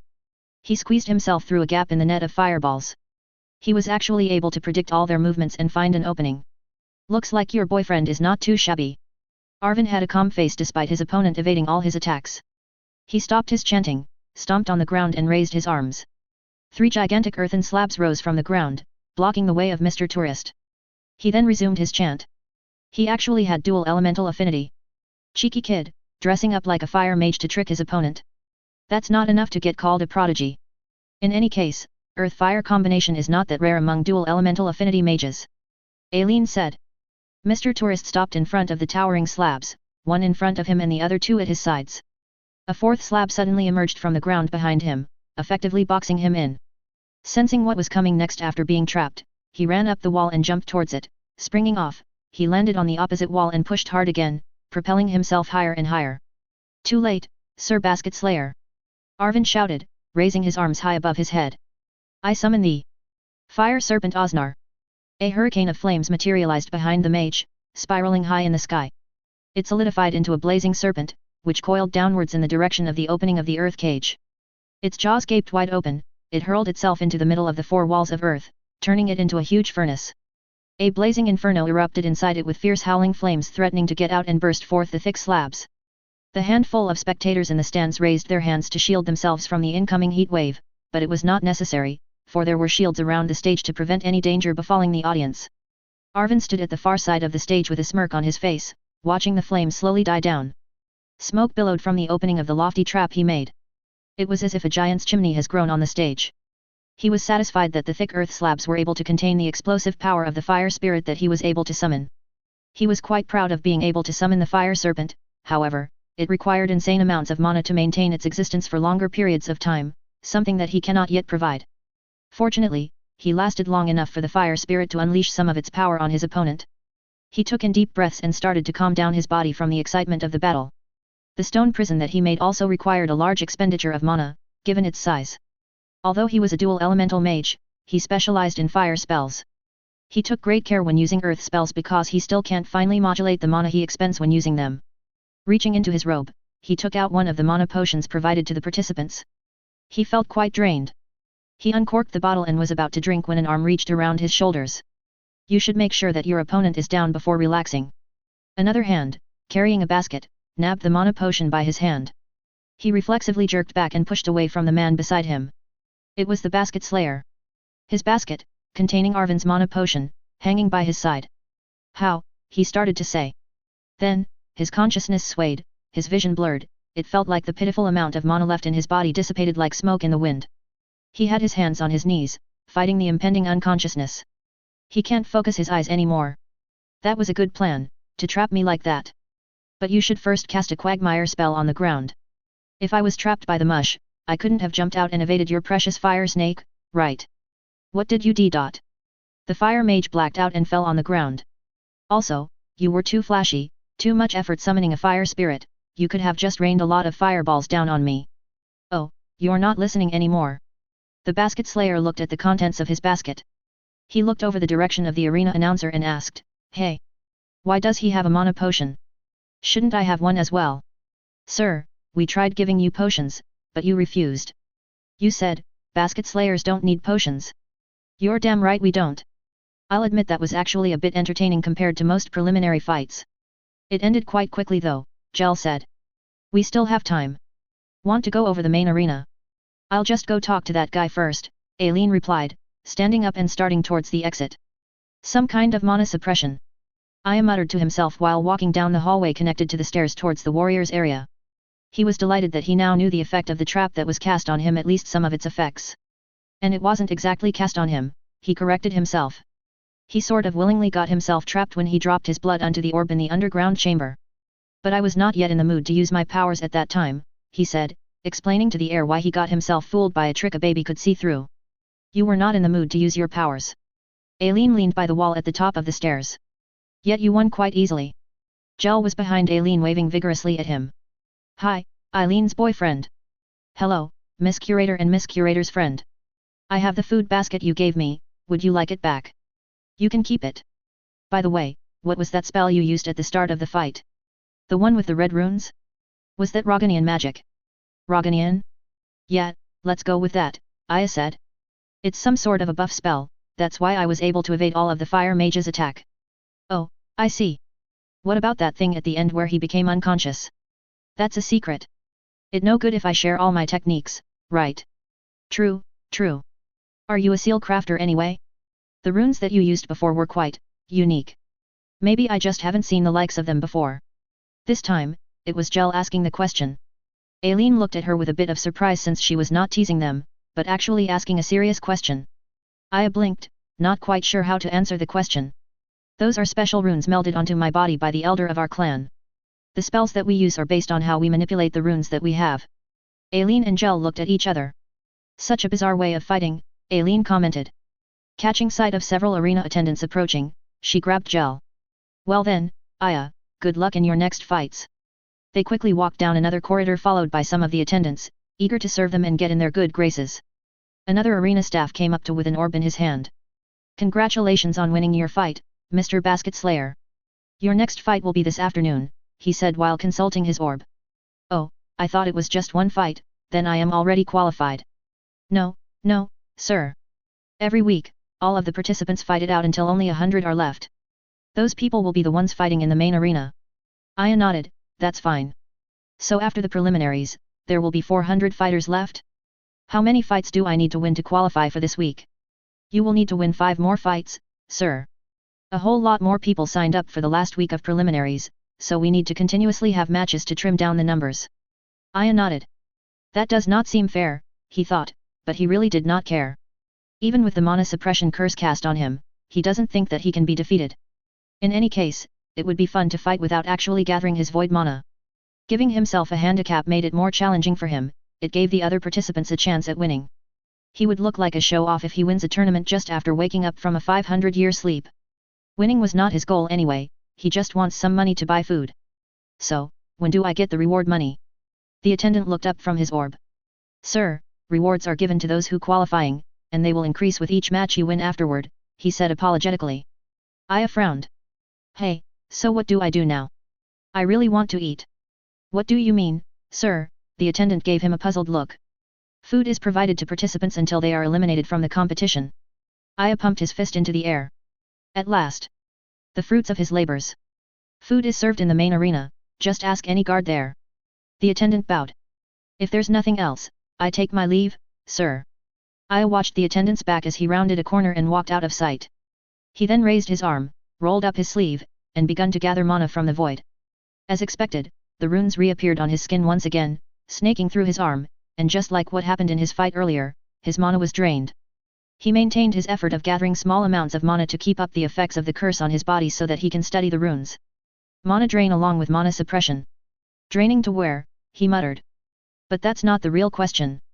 Why the use of such a complex structure? A couple of small seals on top of each other can have the same effect. There must be more to this curse than just disabling him.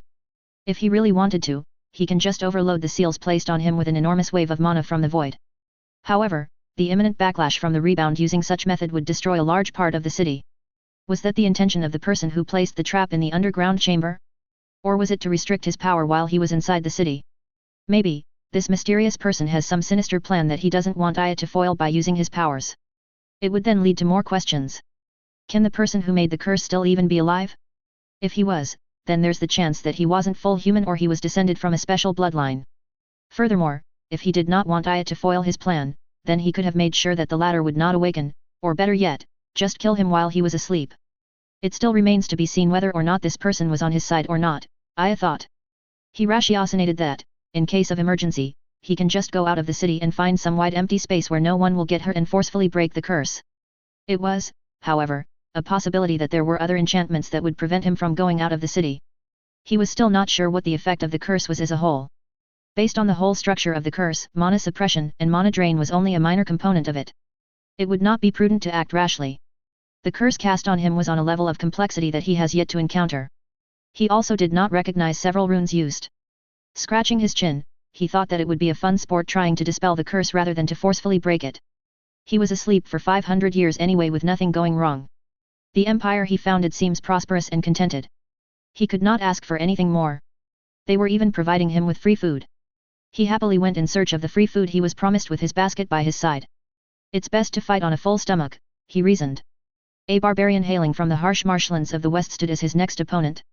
Aya's head can only reach up to his bare, hairy chest. Leather straps running across his chest secured shoulder guards that extended up to his neck. Heavy leather with metal strips wrapped along his forearms. A skirt of layered leather and metal covered his thick fur shorts. 3 deep scars run across his enemy's face, evidence of a tussle with a ferocious beast when he was younger.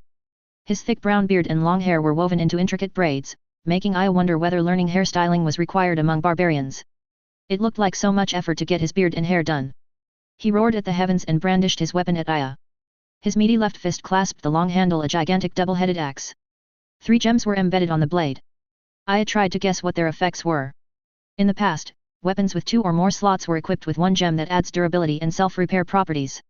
Adding special effects to weapons would be a waste if they end up being destroyed in the middle of the fight, so having a very durable weapon was paramount. As for the properties of the other 2 gems, they would surely have something to do with attack. He had faced cunning fighters in the past that placed gems with unconventional effects on their weapons, such as being able to change its shape, causes dizziness if being looked at. There was even one that disguised itself as a sword even though it was actually a crossbow. His muscular opponent would surely favor attack gems. Increasing one's own strength or the weapon's weight were quite common effects used by melee fighters. Fighters nowadays would probably have other preferences. He also did not know if there were gems with new effects that were developed. Such possibility was high, considering 500 years past, magic was always progressing. Nevertheless, he had a hunch that one of the gems would surely be elemental magic. His eyes then fell on the amulet hanging by the chest of the warrior. It was a defense amulet, and judging by the monolines reaching all over the body of its wearer, it applies a massive defense boost equally all over the body and does not have a weak spot. Aya gave a snort of disbelief. If his opponent had enough money to buy the slotted axe with 3 gems and defense amulet, which certainly did not come cheap, why can't he buy himself a shirt? The warrior before him flexed his rippling muscles and thumped his chest with his right fist and bellowed, "I am Garen Thunderfist, son of Gar, proud warrior of the mayhem below Delta. Be grateful, little man, for having the honor to be defeated by me." Thunderfist? Aya was willing to bet his basket that one of the gems is a lightning stone. Chapter 6. There is no sign of the enemy forces on Big Mound Hill. All earthwork and defensive positions have been abandoned. We also found the batteries left behind. 23 mana cannons have been secured. We also found rations and supplies that were left untouched. It would seem that the enemy retreated in much haste. We followed their tracks to the cluster of cities east of the system of hills. The cities of Griscow, Black Hill, Torners, and Macanvale are devoid of all life. There were also no signs of animals, and all the plants in the area have withered. Scouts have searched the surrounding plains for any clue as to the location of its citizens. So far, we have found nothing. There are tracks signifying a large movement going east. Perhaps the opposing army took their citizens with them in their retreat. We will continue our reconnaissance and push forward to the next city, Liftersville. Report of the 2nd Scouting Unit, 1st Cavalry Division of the Coalition Army. The sharp edges of the double-headed axe sliced through the air with a keen whistling sound, surges of lightning were creeping along its blades. A black-robed man leapt out of its way, carrying his precious basket along. The flying axe bit deep into the stage, causing several cracks to appear. The stored energy that it built up dispersed into the ground with several lightning bolts snaking across the stage. Stop dodging, you spineless coward, and fight like a man. The hulking man bellowed, hitting his chest with his fists. I, Garen Thunderfist, never dodge anything. Good for you then, Aya said. Also, good for me that I'm not as crazy as you. Garen roared in anger. He extended his left arm and beckoned at his axe. The axe vibrated, and under its own power, wrenched itself free from the ground. Whirling through the air, it came back to the hands of its master. Now, I will throw it again. This time, prove yourself to be a man. Aya rolled his eyes. He correctly guessed that one of the gems slotted onto the axe gave it lighting properties. Surprisingly, the second one gave it the power to return to its owner. Perhaps in the hands of an expert blade master, such effect would have been very useful, the blade behaving in unexpected ways, throwing the opponent off guard. One could also partially recall the weapon, stop it in midair, while the user sprints to another location and recall it again to change its trajectory. Partnered with another weapon, an opponent would need to constantly look out for his back as well as his front. However, the barbarian he was fighting only throws his weapon with all his might, and then recalls it and prepares to throw it again. He has dodged the axe a few times, enraging his enemy. I should probably end this, Aya said. Only ranged attacks went his way. They were dangerous to face head-on. Upon contact, the lighting gem unleashes its energy. There is also a possibility that the lightning damage has a paralyzing effect. Of course, having the constitution of a dragon, he probably didn't have to worry about it. There was a pitiful number of weapons that can actually hurt him.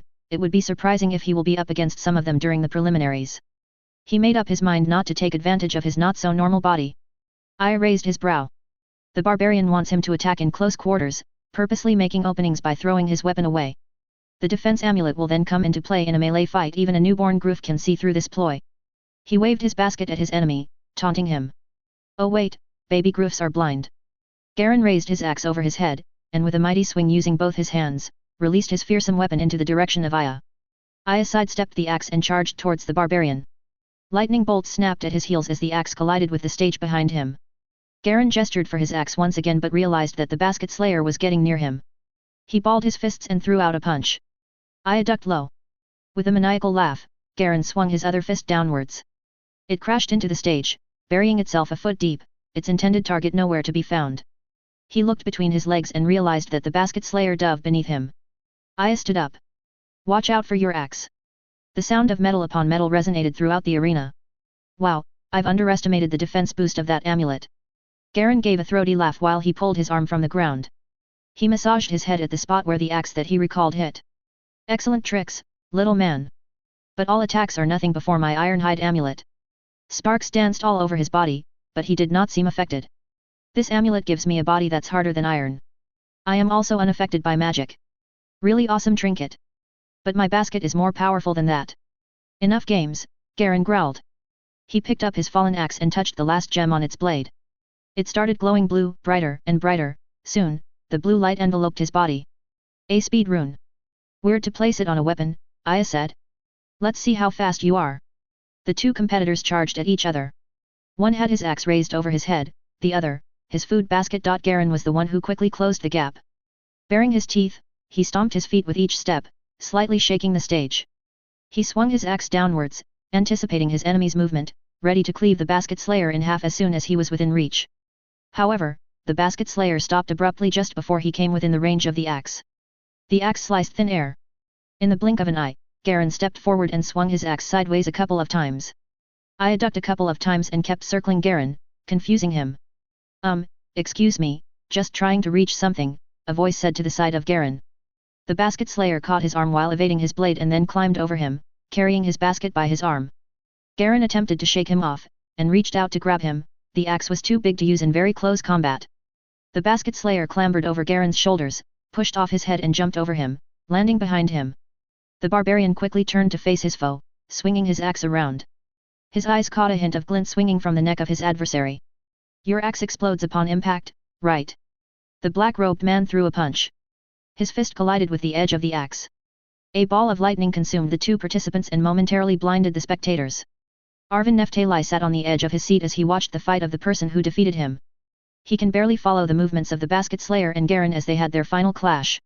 The Basket Slayer threw something off stage before he punched the axe of Garen. Then came the blinding flash. Rubbing his eyes, he wondered who won in the end.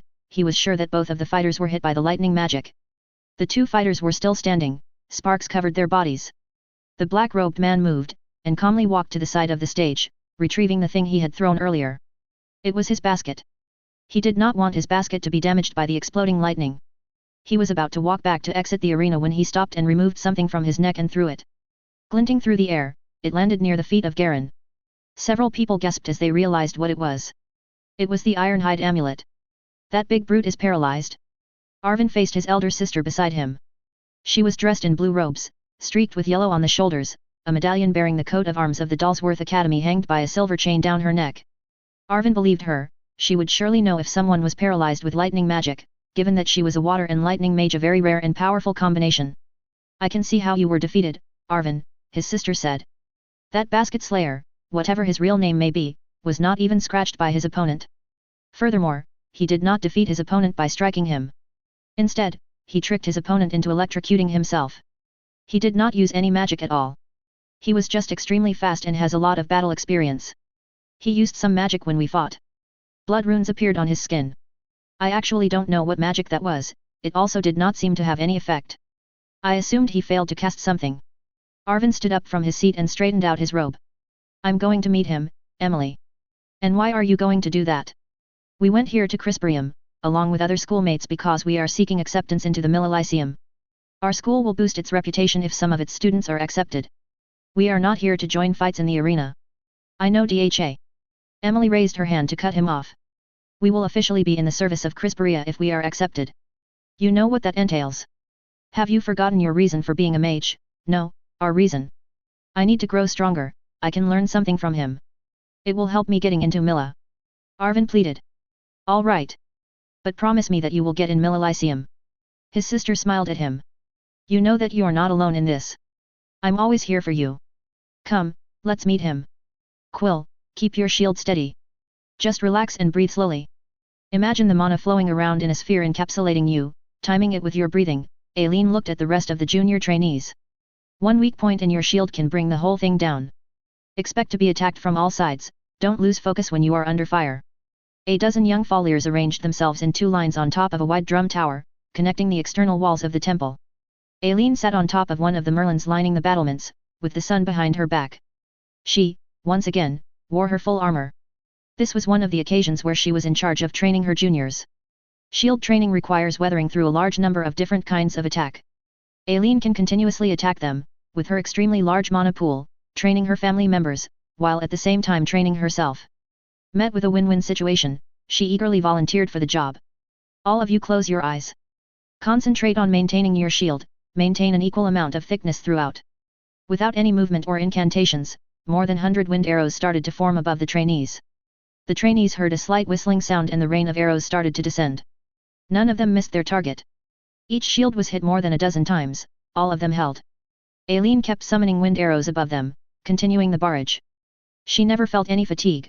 The wind arrows that she cast were quite weak, it was simply to test the trainees' concentration. She slowly began increasing the strength of each arrow, she also started to spin them to increase their speed and penetrating power. The trainees stood straight with a determined face, enduring the relentless torrent of magical attack, sweat forming on their foreheads as their mana was getting depleted fast. Aileen was quite proud of them for being able to apply what she has taught so quickly. She turned her head to gaze at the setting sun behind her, her thoughts wandered to the fight of Mr. Tourist that she watched. It seemed that she had made a wrong assessment of him. He was able to quickly finish a fight with a fire earth mage without using any magic. His story of buffing himself with the blood runes on his skin did not seem believable because all his movements contained no hint of mana enhancing his body. Aileen could not detect any mana line at all. That would mean that he fought a magic caster without using any magic or weapons and won without so much as breaking a sweat. The Fallier bloodline and an exceedingly large mana pool. Was she just strong because she got lucky? Lucky to be born into the Fallier family, lucky to be born with such mana capacity. If that were all taken away, will she still be strong? All throughout her life, she relied on her inborn gifts. Perhaps she would change tact in her training. She should not solely rely on her mana capacity, if she did she might really end up in Millelysium, training as a mage. Mr. Tourist was surely no ordinary person based from how he fought, Aileen thought. She remembered that she was not able to drag him when they meet in the lowest level of the temple. It seemed that it was not only her imagination. Why was he there anyway? There were plenty of pilgrims and tourists visiting the temple, but that was the first time she saw someone was lost down and ended up at such a remote place in the temple. The sound of glass shattering reverberated through the air, and then another. It was followed by two pained cries. Aileen snapped out of her thoughts and stopped the downpour of wind arrows. Two trainees were not able to maintain their shields and were hit by the wind arrows. Aileen jumped down from where she was sitting and started walking towards the portal going down. Give them some health potions and have them checked in the infirmary. Quill, your shield became uneven towards the end and was already wavering. Anyway, good job all. Aileen looked at them and gave them a smile and a nod, hoping that no one would notice that she forgot that she was pelting them with wind arrows. Our lesson tomorrow will be alternating between shielding against a strong attack from a single point and maintain a spherical all-around shield.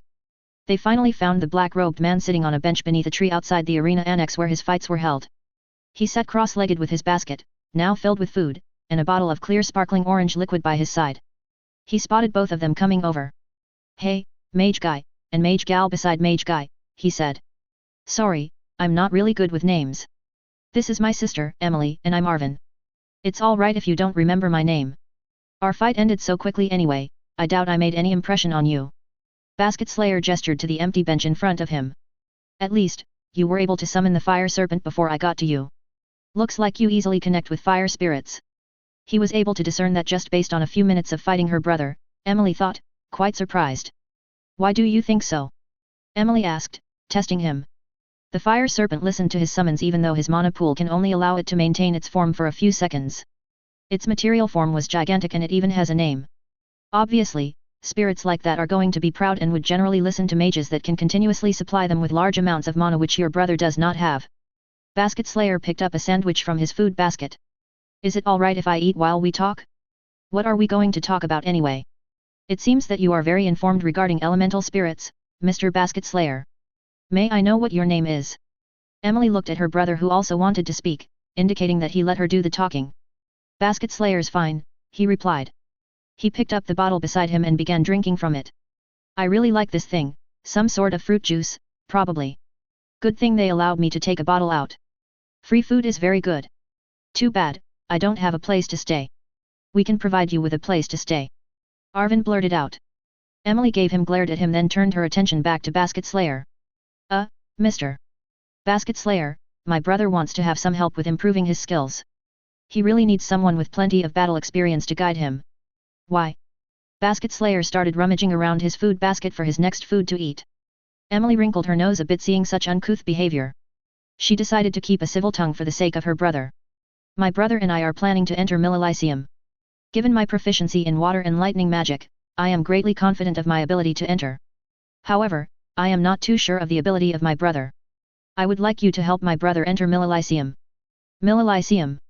Basket Slayer gave them a blank look. You don't know about Milla? How can you know? Oh.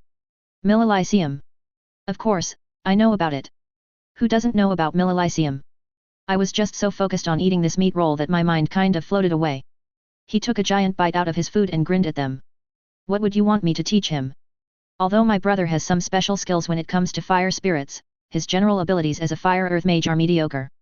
Having dual affinity is not enough to enter Millelysium, Emily said. Arvin hung his head to his side. I'm trying really hard. I know you do, Emily said, patting his head. She then turned again to Basket Slayer, who chewed on a chicken leg. My brother needs an edge over the other applicants. He thought that perhaps you might give him some pointers on fighting. Witnessing you effortlessly winning both your matches, I am sure that my brother will learn a great deal from you. In return, we provide you with shelter, Arvin piped in. Sounds like a good deal to me. Why do you want to enter Millelysium anyway? Arvin looked at his sister before replying. One of my goals is to become a very powerful elemental mage. My inspirations are the great legendary mages of the Dragon's Chosen. Really? Basket Slayer replied. So you idolize the elemental archmagus Rebecca Ravenstone from the Dragon's Chosen? Not really, I'm more of a fan of the venerable elemental archmagus Clement Tiberius. After all, he was the one who led the heroes in defending this city while the Dragon Emperor Krystfallen attacked the enemy. The sound of munching stopped. Elemental archmagus Tiberius. Basket Slayer said slowly. Yes. He was the great Archmagus who commanded all 5 elements. Emily looked at her brother's beaming face as he was talking about the hero he greatly admired. She was happy that her brother was happy. She will do whatever it takes to make him realize his dream, even if she needs to hire the services of an uncivilized man. Basket Slayer had stopped chewing the chicken leg he was eating, its bone was sticking out the side of his man, he had a perplexed look on his face. Such an ill-mannered man, she observed. She hoped that her brother does not pick up bad habits while being taught by him. Your academy teaches elemental magic, right? Are there any void magic schools around? The 2 siblings gasped. Emily's hand flew to her mouth, she leaned back as if repulsed by what the black-robed man said. Don't speak of such vile magic. You can't even consider it magic. There are no more of their kind in this empire. I'm sorry if I offended you in any way. I'm a warrior from the faraway land of Rogania, and as you have seen me fight, I will take down any enemy using my vast knowledge of how they fight. I was only asking about, those, other kind of mage, so that I will be prepared in my travels. Arvin stared in amazement. Rogania, that is on the other side of the continent. You must have faced a lot of challenges on your way here. Understandable, you should be prepared if you meet them. However, Krystfallen is not the place to look for them. I do not know if there are any practitioners of that accursed branch of magic left here, or in any of the surrounding countries, Emily said. Why is that? Basket Slayer reached for his bottle to take a drink. They don't teach you history in Rogania? Krystfallen waged war against the houses of those despicable casters and eradicated them. It was shortly after the siege. The Basket Slayer gave a surprised cough and spluttered orange liquid on the ground. What? Chapter 7. Sir. Incoming. Incoming what? Seems to be massive energy balls fired from Cybotaries. Simeon, you really need to be specific about things like these.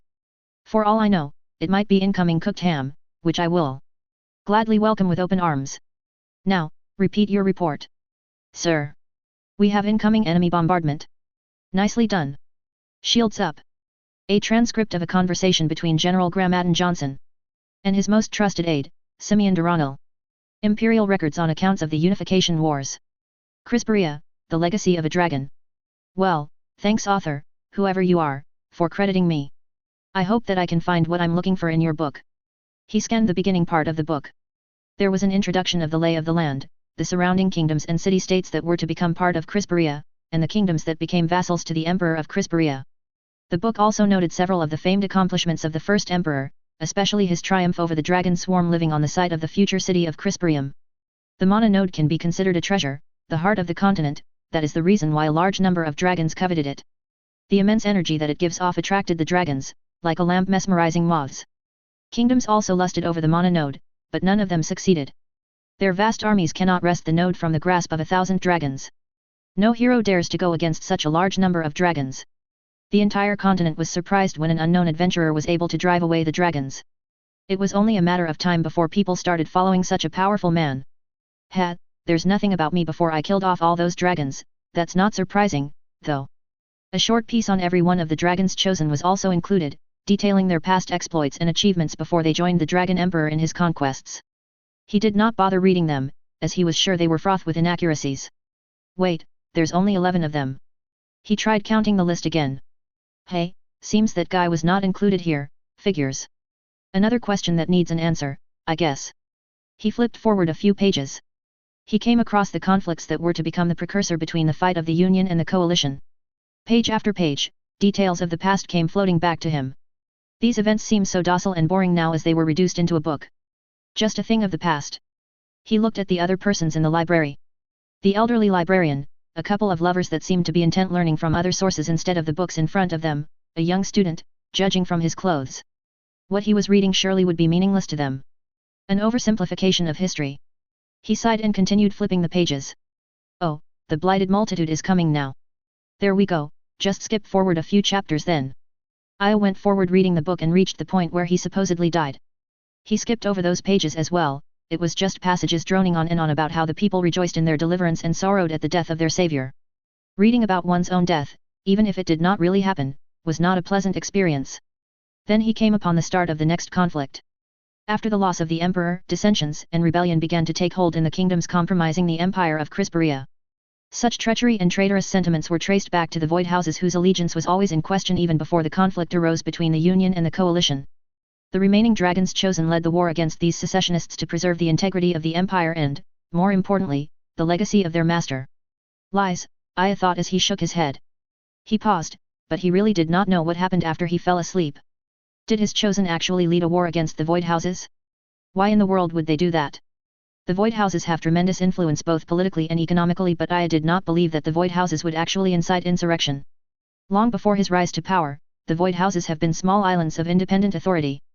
They were never a part of any kingdom or city-state, nor did they try to govern a territory. In Aya's opinion, they were more of elitist snobs. But what would I know? I was already asleep at that time. He wouldn't know if they did try to carve out their own territory after the war against the Blighted Multitude. But he can see no reason why they would do that. The page contained several void fortresses that the armies of the Empire subdued, apparently under the leadership of the surviving Dragons Chosen. The book did not indicate how many of the Dragons Chosen participated in such military actions. Aya was sure Clement was not among their number. Unlike him, Clement was a member of the Void Houses, the Void House Tiberius of the Cabalcanun Peaks. Surely, he will not raise his hand against his kin. Even if they were to incite rebellion within the Empire, Clement would not agree to eradicate their line. Turning to the next page, he found the start of another chapter. There was no more mention of the battles against the Void Mages. He closed the book and set it aside. That's it. What the hell was Clement doing at this time? Did he die? The people in the library looked at him. Obviously, they were disturbed at his outburst. He gave a slight nod in apology to the librarian and the student studying, and a thumbs up with a wink to the two lovers of books and lovers of each other. He reached out for another book from the stack that he had borrowed. Magic at Your Fingertips, an introductory guide, there should be some mention of it here. The hardbound leather book was just about 2 inches thick, quite a light reading compared to most books on magic. Aya scanned the table of contents, and then he tried skimming over the book. Nothing. Novice's Guide to Elemental Magic. Obviously not this one. He began rummaging through the pile of books that he borrowed. The librarian noticed the noise he was making and shushed him. After shaking hands on the deal he had with the Nephtalis, he hurriedly went to the library. He did not ask any more questions on void magic and the houses of void magi. He sensed that it was considered a taboo topic, and pressing on the discussion would lead to suspicion. He could not quite put his finger on it, but there was a difference from the way the Nephtalis reacted to his mention of void mages compared to how people react when talking about necromancers. There is a certain prejudice abound in society against the raisers of the dead in the past and, most assuredly, even in the present, quite understandably so, but the current sentiments about void users seem to be much worse. Researching in the library was the best option to obtain information without directly asking anyone. The books he requested touched on the history of Krystfallen and basic introductions to magic. It was an innocent enough topic that would not arouse any suspicion. It would have been very stupid to directly ask for books about void magic. He looked for contemporary readings on void magic to have a clue on the underlying reason for attacking the void mages. There was an anti-imperialistic spin on the story on why the void mages deserved to die. But if the reason for their purging was because of leading a rebellion, that does not explain why void magic should become a taboo. Void magic was not exclusive to the void houses anyway, although very rare. People that can use void magic are born without having any blood connection to any void house, an example of which was himself. Nothing. Elemental magic and void magic are very much different from each other. If it's still being taught, then there should be at least some book about it. It seems like the Nephtalis were not lying. There was no mention at all about void magic in the books that he read. All knowledge about void magic seemed to have been purged and repressed. But why? Answers to that question will most likely not be found in the library. Aya began stacking the books that he borrowed, ready to return them. I thought that Arvin was just joking about Clement being an elemental magus. Rebecca was the one who could control the 5 aspects of elemental magic. Apparently, some parts of history have been rewritten. He carried the books he borrowed back to the counter. Clement was obviously held in high esteem by the people and hailed as a hero. He can't be a user of void magic if he is to be idolized, that's why they changed that part of the story of Clement. Who was they anyway? Aya scratched his chin. Evidently, it was not all peace and prosperity after the war with the Blighted Multitude. Many more were bound to have perished if they waged war against the void houses. House Phalaris, for one, lives in a heavily fortified island. Trying to land on the island would surely incur thousands of losses. And where was Clement? Was he killed? There's no way they could have killed him, Aya assured himself. Why the frown, young man? Girls will not go for a boy with a frowning face. The elderly librarian peered down from her reading glasses. Did you find what you were looking for? Sadly, no, Aya said, placing the stack of books by the counter. It's kind of an obscure subject matter on magic. I didn't know where to start, so I just scanned the basics for now. I will come back some other time. Well, turn that frown upside down before you go. The librarian gave him a smile. Aya smiled back and was about to leave, then he stopped. He returned to the library counter and asked, sorry to bother you again, do you have any books on Rogania? A young man was lounging on a chair with an open book by the window. He preferred the natural light from the sun compared to the light from mana orbs. Felix, you've been stuck on that page for a while now, Felixia said. She looked up from her parchment where she was scribbling designs for various seals. On her right was a mountain of crumpled paper filled with failed constructs. You're still thinking about that power interruption thingy? It was ruled as a normal part of the process of upsurging. Harvey was behind a mirror, arranging his golden locks like a bouquet of flowers. Felix closed his book and sat up straight. Well, we don't really know what happens during an upsurge, but why should the power be cut off? There should be no interruption in the supply of mana because the mana flow is supposed to get stronger. You're pretty serious about this situation, dear brother. That's not the normal you, Felixia said. We can't just believe everything the adults say. They are not just some adults. They are actual seal crafters, unlike us. Some of them are from my clan. They know what they're doing, more than us. Harvey's right, you know, dear brother.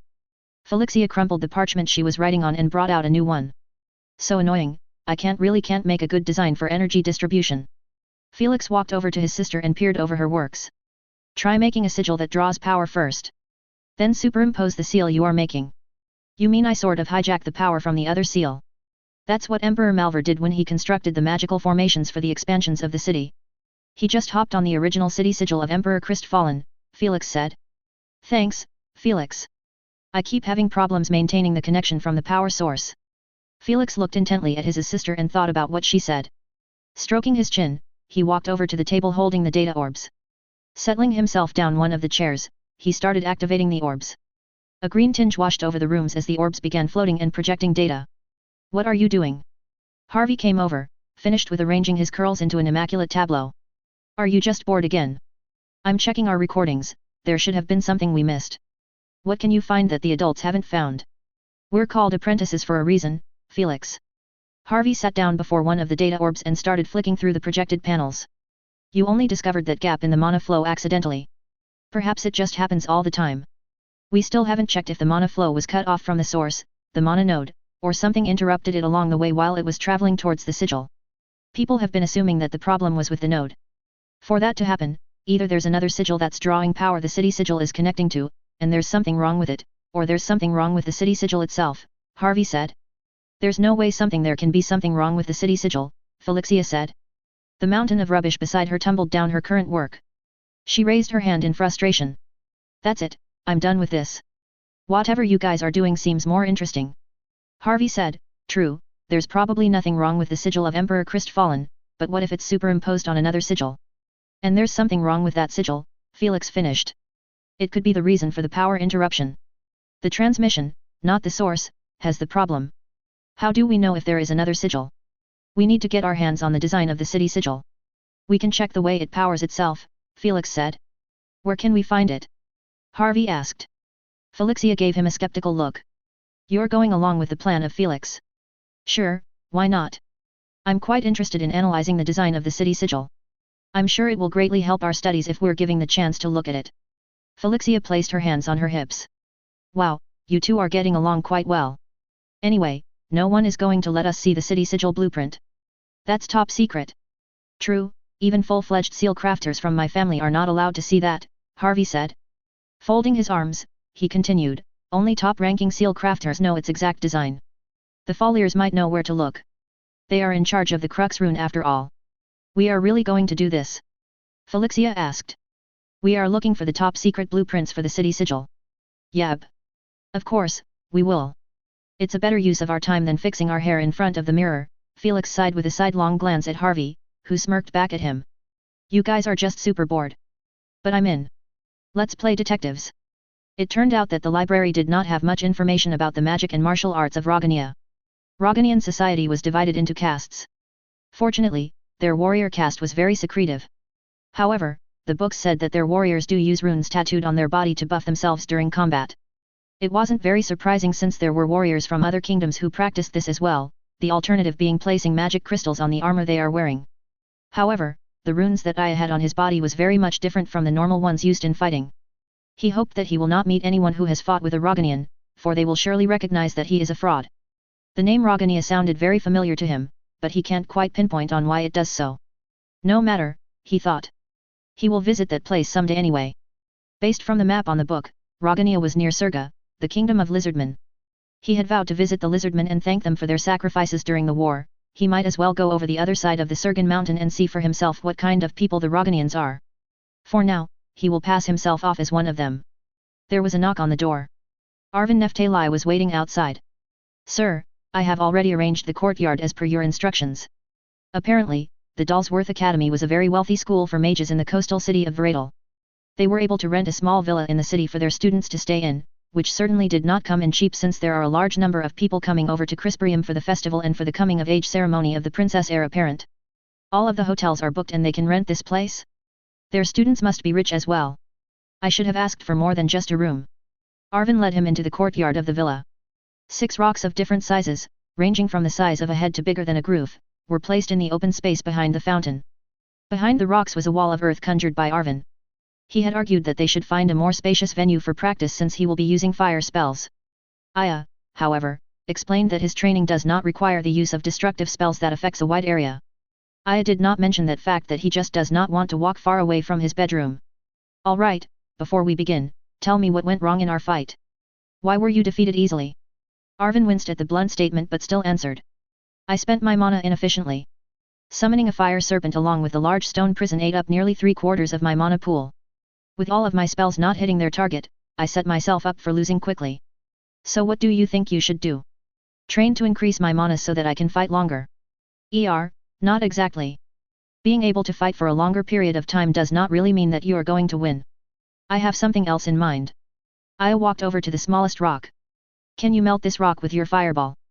Arvin stepped forward with a swagger. Fireballs are child's play for him. He conjured a fireball and hurled it at the rock. Bits and pieces of the rock flew through the area as it was blown back by the force of the fireball. It collided with the protective earth wall behind it and was smashed to pieces. Grinning with pride, he looked back at his teacher. You didn't melt it. Aya kicked a piece of the rock that landed at his feet. But, I was able to destroy a rock, Arvin said. Your fireball has the same strength as a punch from a greenhorn warrior. It is strong, but it probably won't make a dent against a decent shield or armor. I'm guessing that you focused on memorizing and internalizing the flow of mana of spells, that's why you can cast them without incantations, surely an admirable feat, but you actually forget to strengthen your spells. Aya sat down on the bench beside the fish pond. He stroked his chin and tried his best impression of a wise old teacher. He actually enjoyed teaching the young mage. Technically, Arvin is his first actual student. Arvin scratched his head. Aren't all fireballs the same? I mean, it's a ball made out of fire. Quite an unenlightened statement from someone who can do chantless magic. Do you think your earth walls can stop a single fireball from Rebecca Ravenstone? He looked sternly at Arvin and continued. Of course not. Arvin looked down at his feet. Aya chuckled. Don't be disappointed. Arvin gazed up and looked at him with an expectant face. I have a few tricks to teach you. Can you summon a cinder toad? Arvin's beaming face fell as he heard the word cinder toad. Cinder toads were fire spirits of the lowest caliber, only able to cast a fireball. He probably expected that he was going to be taught secret fighting techniques that the great basket slayer knows. Why the long face? Well, cinder toads kind of suck. Yes they do. But they're the trick to getting very strong fireballs. Aya could understand the reaction of Arvin. Even a kid would want a snake pet rather than a toad. Of course, it was another question if a child should be allowed to have a snake pet. Anyway, elemental spirits should not be considered as pets. He said, the fireball spell is the most basic attack spell of a fire mage, and you use it a lot. Even the most powerful fire mage uses it. So why won't you use the fire spirit that corresponds to it? Arvin hasn't answered prepared for this. It would be more mana efficient for mages to cast their own fireballs rather than to summon a cinder toad and have it cast its own fireballs, even though the cinder toad's fireballs are stronger. It was a lesson taught to all beginner fire mages. That's true. But why are you going to do that? Arvin looked at his newfound teacher with a puzzled face. Isn't the purpose of summoning a fire spirit is to make it fight for you and help you fight? Aya groaned at the response of his student. What the hell are the schools teaching these days, he thought. Although he didn't learn the trick he was going to teach from school but from an earth mage he fought when he was still an adventurer, he assumed that it was a widespread knowledge among the magic community. Apparently it wasn't. He can vividly remember when Rebecca used it against him to win a bet where he claimed that fire magic can't hurt him.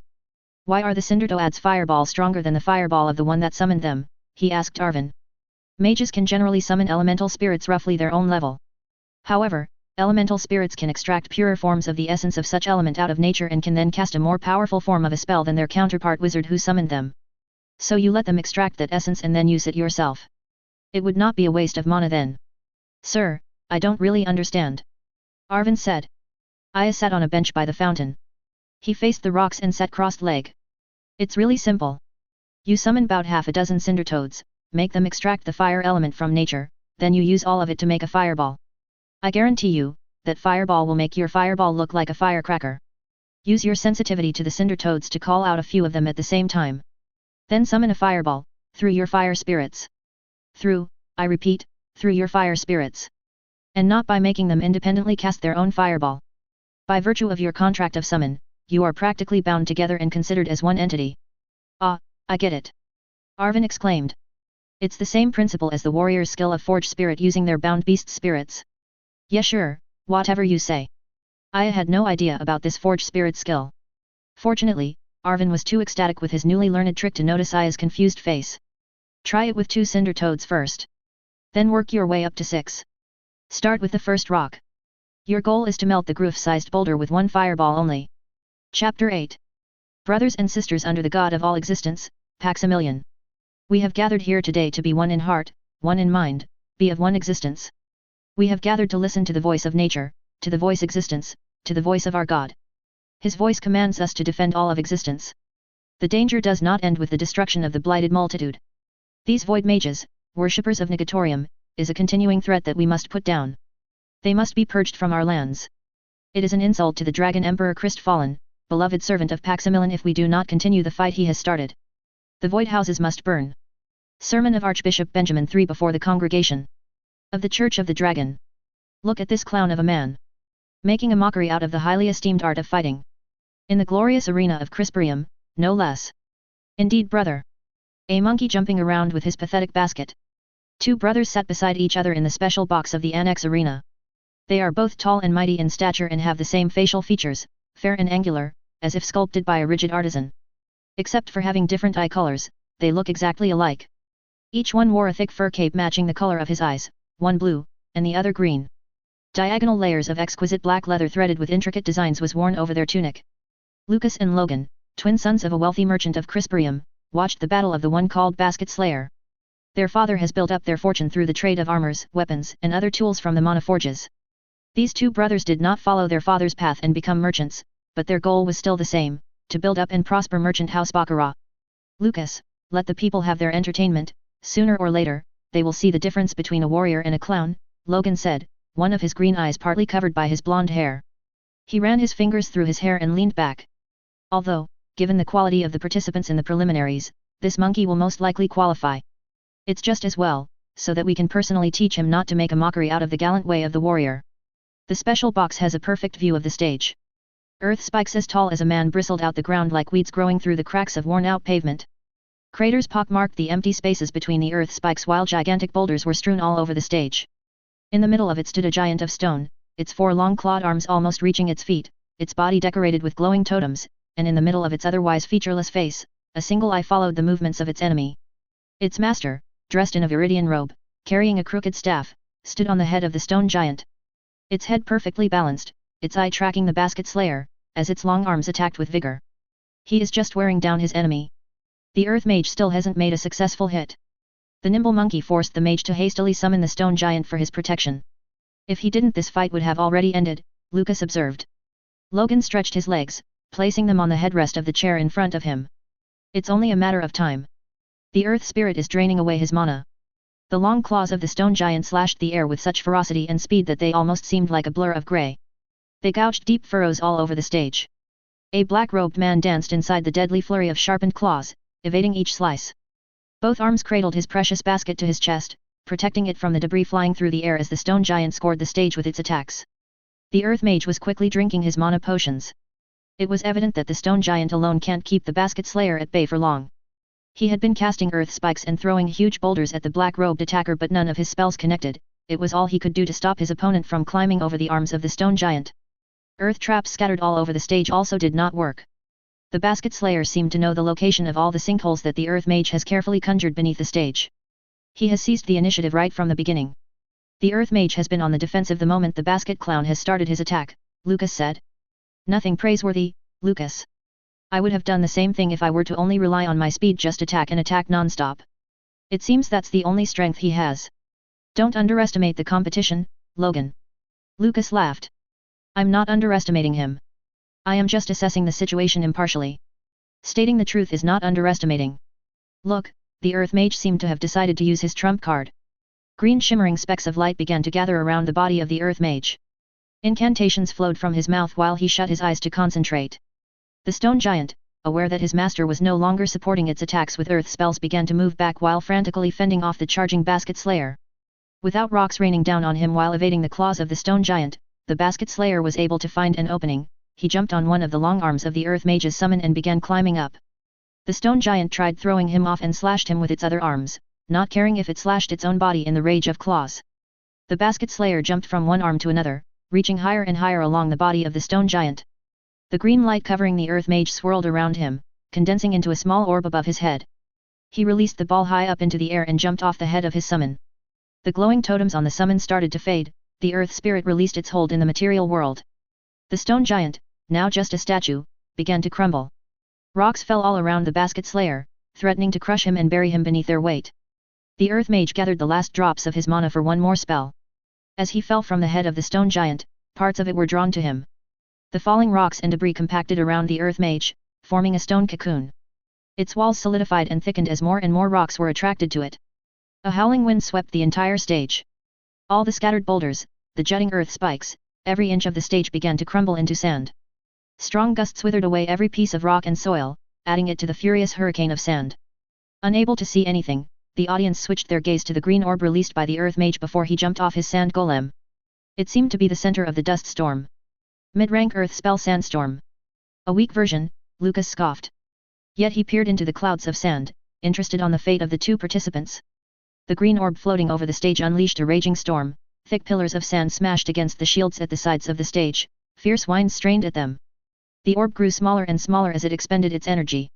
The dust slowly settled as the audience waited with bated breath. A mountain of sand stood upon the leveled stage. Partially buried at its side was the stone cocoon. It slowly crumbled and opened. Inside was a black-robed man carrying an unconscious Earth Mage on his shoulders. Lucas gripped the rests of his chair and slowly stood up, laughing. Did you see that, brother? I didn't expect this parody of a warrior have some hidden skills. Yes, those red runes glowing momentarily on his skin might be the source of that sudden burst of speed, Logan said. Isn't this his 5th fight? He has one last fight before being qualified.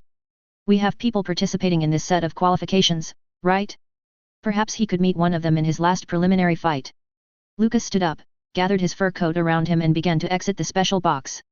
Logan followed him. Yes, we have. It is conceivable that he might meet, let us say, an A-rank adventurer for his final preliminary fight. Truly fate would be cruel if the A-rank adventurer he meets happens to be Sicarius. And as always, money can affect fate. The way of the Baccarat. 6 hooded figures waited outside the special box for the twin brothers. They bowed as they masters arrived. Let us go back to the Adventurers Guild. We have a week to complete our current mission. We don't want other A-rank teams to get ahead of us. This mission will just take us a few days to do, brother. We will be here by the start of the tournament proper, Logan said. The brothers walked with their mysterious companions across the main hall of the Annex Arena. The din of chatter stopped as the people saw the group that just entered the hall. Like a stoked charcoal, the chatter rekindled. This time, the topic was about the people who just entered. Hey, aren't those the Baccarat brothers? Yes. It's them. Those people behind them must be members of their adventurers team. I heard they're the A-rank team that killed a tyrant Drunston Mammoth. Oh yeah. Its tusks were used for the amazing sculpture presented during the opening celebrations. Logan and Lucas smiled and nodded at the people around them. Some people even went forward to shake their hands. The brothers graciously accommodated their adoring fans. Most people, however, kept their distance even though they saw that the brothers were obliging. There were rumors that the other team members were shifty individuals, so the crowd did not dare go near the cloaked people behind the brothers. Looking over the heads of the crowds, the brothers noticed another door of the main hall opened. It was the door leading to the fighters' area. Out stepped a black-robed man carrying a basket. The chatter of the people once again died down as they noticed the gazes of the famous adventurers and an upcoming favorite participant met. Mr. Basket Slayer. A pleasure meeting you here. We watched your amazing performance. Very impressive indeed, Logan said. The crowds parted before him and he walked over to Basket Slayer, offering his outstretched hand. Basket Slayer accepted his offered handshake. Thank you very much, I apologize that I don't know you. But you seem to be a famous warrior. It's an honor to be able to shake your hand. My name is Logan Baccarat, and this is my brother Lucas. Basket Slayer also shook hands with Lucas.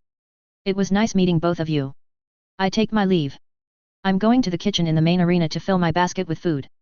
We look forward to seeing more of your victories, Mr. Basket Slayer, Logan said. Although, you are not going to have any more of them, he added in a low voice that no one could hear. The answer is no.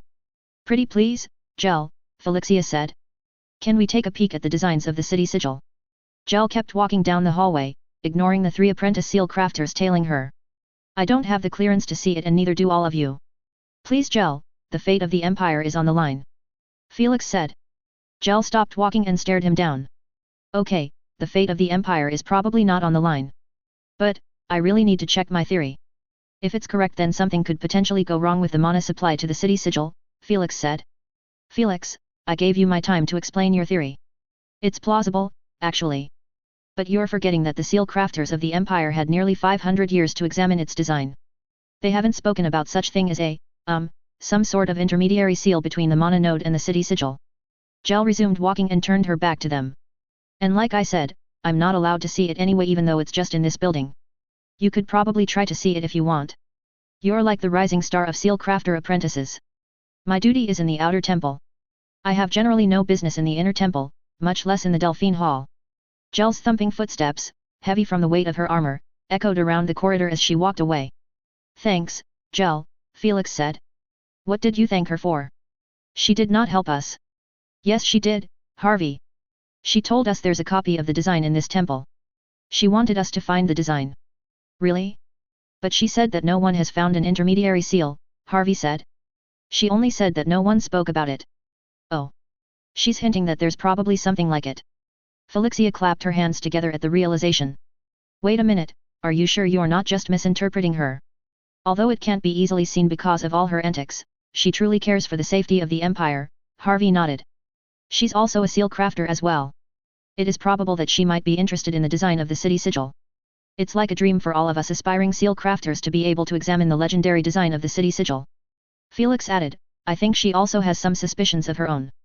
The matter regarding the interrupted mana flow seemed to have been swept under the rug. The higher-ups seem to have concluded that it's just a fluctuation due to the mana upsurge of the node. But even if it really is just fluctuations then the more reason we should prepare in case the power gets interrupted for a much longer period of time. Exactly, dear sister. Fluctuation or not, it is definitely a cause for concern. I still think it's not just fluctuating mana flow. Why would a mana node suddenly go off, especially if it's the process of strengthening its power? Furthermore, I doubt there's anything that can stop a mana node from losing its energy. Which means that it is probably the case that there's an intermediary seal that's transmitting power from the node and it's the one that's messed up. Gel is probably thinking along those lines as well, Harvey said. But, as Gel said, she does not have access to those designs. Earlier I was happy and all giddy to do this, but taking a step back and looking at things, it does not seem to be a good idea after all, Felixia said. Gel herself is keeping her hands off this one. She will help us, Felix assured her. She might not have the clearance to see it but that won't stop her. At least we know it's in Delphine Hall. She needs to be discreet about it, though. Felixia frowned. None of us is allowed to go there. It's just the old people that go there. Time to think of some other plan I guess. Felix shrugged. Ice cubes clinked on the sides of the pitcher as Emily stirred its contents. She extracted moisture from the air and formed into ice cubes over the pitcher which then plopped gently into her mixture of freshly squeezed Mopera fruit juice, a hint of mint, and honey from lilac bees. She could just make the juice cold using her powers, but she prefers to add in ice cubes. She liked the sound that they make when she stirred them, like wind chimes moved by the gentle breeze. Her brother has been training diligently under the tutelage of the mysterious Basket Slayer. Emily tried to get some information on this black-cloaked warrior but to not avail. Of course, she was very much concerned that her brother was taught by someone she did not know so she contracted some persons to investigate the background of Basket Slayer. Sadly, they could not find any clues as to his real identity. For now, she decided to trust him. He seems to be a harmless person anyway who was only interested in getting fed with all kinds of food. They also need his help in teaching her brother to become stronger. They don't have much time before the qualification exam for Millilyceum. They also don't have much time left to help their family by obtaining a slot in Millilyceum. She took out a letter from inside her robe. Arvin was already trying his hardest, she thought. Showing him the letter would only increase his burden. Minute sparks of lightning tore the letter to dust that floated away in the air. Emily picked up the tray containing the pitcher, a few glasses and went looking for her brother and his teacher. Her brother sat on a circular stone, crossed leg, sweat running across his brow, and forehead creased in deep concentration. 4 cinder toads, which were more similar misshapen molten rocks rather than fire spirits, hopped around him, croaking deeply while spewing a few smoke rings every now and then. She looked around to find her brother's teacher. He was under the shade of a tree, reading a book while eating cookies out of his basket. She always wondered what that basket was since she first saw it. After watching this man defeat her brother in the arena, she went to watch a few more of his matches. He was always carrying the basket with them. Is it some type of magical artifact granting him great speed and battle prowess? Perhaps it was disguised as a basket to make it inconspicuous. Probably not, though. Carrying a basket into battle is quite conspicuous and suspicious. Would you like a drink, Mr. Basket Slayer? The weather is quite stifling today. She offered the man a glass of the juice that she made. She tried her best to replicate the orange-colored juice that he said he liked. Oh, thank you very much. I was thinking of getting something to drink to down all the cookies I have been eating. She looked at the book that he was reading. You're planning to go to the Kingdom of Beastmen next? Maybe. I'm not sure. I'm just interested in the rise of the Kingdom of Beastmen, Basket Slayer replied. It's very delicious. It's better than the one I had at the arena. He quickly drank the juice Emily made. She smiled, genuinely pleased. What did you find so interesting about the Beastmen? Their king who united all their tribes was a dragon's chosen. Those chosen are an amazing bunch of people. The first Beast King was able to forge his people into a powerful kingdom. Emily sat down beside him. She refilled his cup and gave it to him. It is a shame that there are sour relations between the Beastmen and humans. One would think that after following Emperor Krystfallen, the Beast King would have a more favorable view of humans. It seems that after the Emperor died, the Beastmen became exceedingly cold towards any human efforts for trade and cooperation. Basket Slayer did not give her any response. He became strangely quiet, he even stopped munching on his biscuits. Sensing an awkward silence, Emily tried to talk about the progress of her brother. Is my brother doing well? He can summon 4 cinder toads now. I really haven't thought about summoning multiple elemental spirits of the same kind. Oh, yeah, your brother is doing fine. The cinder toads he summoned does not look too good though. Still impressive to be able to quickly progress to summoning 4 of them at the same time. Arvin really wants to get in Millelysium. Thank you very much for helping him, Mr. Basket Slayer, Emily said. She really meant what she said even if she was suspicious of this person. She can see that he is genuinely teaching her younger brother. Don't mention it. This villa is a really nice place to live in. I'm glad you like it, she said. Mr. Basket Slayer, are you free tomorrow? Yes, I don't really do much. Sometimes I feel like I've slept for 500 years. Well then, to further show my gratitude, I would like to invite you to join my brother and I in attending a service in the Church of the Dragon. It is my duty to share to others the way of the Dragon Emperor Krystfallen, servant of our god Paximilon. Chapter 9. Listen up, men. We have fought to unify our land into an empire. We have fought against those who want to destroy our empire. We have fought abominations from beyond the material plane. I ask you to fight, for one last time, against those who rebel against our empire. Within 3 years from the start of the purging of void mages, only 3 void houses remain. One of them is on top of that plateau. It will be tough. Many of us will die. But in the end, we shall prevail. In the end, we will kill them all. Paximilon is with us. His servant, Emperor Krystfallen, is with us. We will cleanse these lands from those despicable void users. Speech of General Emmanuel Luna. Imperial records on the extermination of void mages. A large hooded man walked down the narrow street, with massive fists swinging at his sides like sledgehammers on a pendulum. People scrambled to get out of his way. The people hugged the walls to let the man pass, never daring to bump into him. Only his squared-off chin and fierce grimace can be seen beneath his hood. Even under his heavy cloak, it can be seen that he was very well built. His bulging muscles on his back and shoulders made him look like a hulking hunched back. A large rectangular object, wrapped in a cloth, was strapped to his back. He stopped in front of a dimly lit pub. Its battered sign hung precariously from a single rusty nail hammered into a termite-infested strip of wood. It read the skullcap, with the drawing of a skull fashioned into a flagon, overflowing with ale, at the bottom. The man pushed open the door and hunched down to fit through it, taking care not to hit his head. The people inside the pub seemed oblivious to the giant that entered their midnight hideout. They just stared blankly into space while nursing their mugs of beer. No raucous laughter or a rioting drunkard. All of the people seemed to be in a stupor. The man strode over to a table hidden away at the far corner of the pub. 4 of his companions were already seated with their cloaks pulled low to cover their face, just like him. Glad you finally arrived, Porg, a female voice said. Have a seat. Now we can discuss our plans. Porg unstrapped the rectangular object he was carrying, placed it against the wall and sat down. The creaking of the wooden chair as it strained to carry his weight echoed through the quiet pub. I had to make sure no one was following me, Porg said in a gruff voice. The female, who seemed to be the leader, just nodded her head. How are the transactions? My lady, we secured the transportation of 200 sets of enchanted armor. There are some issues as to customs and border patrol, but our seller assured us that it will go through smoothly. You have checked the wares?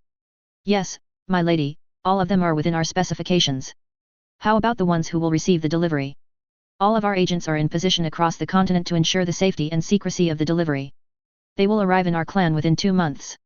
Their leader steepled her fingers on the table. That's acceptable. We can't move via the central warp systems of major cities. We also do not have many mages who can provide mass teleportation. It's important that the delivery will arrive intact. How about further shipments? They are cautious and want some security first, since our payment method is, unconventional. Understandable. We have already confirmed the payment method with them. I will confer with the seller after this. Another female spoke up. My lady, I apologize if I had brought this up before, but our payment will put many of our warriors in danger. I have noted your concerns. You have to understand, Ethany, that we need to secure a large number of weapons, armors, even golems to support our cause. While our resources are enough to acquire such needs, we cannot readily use these resources because it will be easily detected and traced back to us. My lady, it is so obvious what they are going to do with our manpower. We should not be part of it, Ethany said. I am firm in my choice. Sacrifices have to be made and we should be prepared to face the consequences later on. But we should not lose sight of our goal. For the satisfaction of this goal, we should increase our strength through arms. Understood, my lady. The man sitting beside their leader shifted in his sit and leaned forward. Lady Lantana, there is also the matter of the fighter in the arena calling himself Basket Slayer. I have seen him fight. He fights well, Porg said. Basket Slayer? What is our business with people hiding under droll aliases? Lantana asked. He claims he's Roganian, my lady. Lady Lantana sat up straight and pounded the table with her fist. What? How can that be? The other clans know that we are here. We don't know his intentions. He just fights in the arena. His black hair and eyes tell of Roganian origin. Having black hair and eyes by themselves does not make you Roganian, said Porg. I have seen his runes. They are different. Different? In what way? Porg took off his hood. Intricate tattoos spiraled around his left eye, running to the side of his head where a complicated hexagonal magic seal formation was drawn. The tattoos were not merely black ink drawn on his face but were actually deep grooves running on his skin. The runes on his body can only be seen if he uses them. They glow red, just like ours. If he doesn't use his magic there are no marks on his body, unlike ours. Porg, what type of magic does he use? I don't know, Lady Lantana. What do you mean you don't know? How can that be? Aren't you a warrior of the Venom clan? It's a disgrace if you don't even know what this person has cast. The man besides Lady Lantana came to the aid of Porg. My lady, this Basket Slayer has only shown his runes twice in combat. Both times, they do not show any apparent effects. His speed is commendable. But that's all that we can see. His runes don't look like ours. Yes, very different from ours. I don't even think the runes are for combat purposes. His remarkable speed is not due to his runes. The ones on his body are probably restraints. Nonsense, Porg. Why would he have restraint runes? So, what do you think of him, Porg? Should we eliminate him? Lantana asked. My lady. If we eliminate him, that's the same as confirming our presence in this country. All the other clans will immediately know if one of their warriors suddenly perishes. Especially since this one openly fights in the arena of this city. Ethany said. I was talking to Porg. Lantana stared at Ethany, who mumbled a quick apology. Lady Lantana, it is precisely because he fights in the arena that I don't think he is Roganian. No proud warrior of Rogania would want to be made a spectacle of. We don't fight for recognition and praise.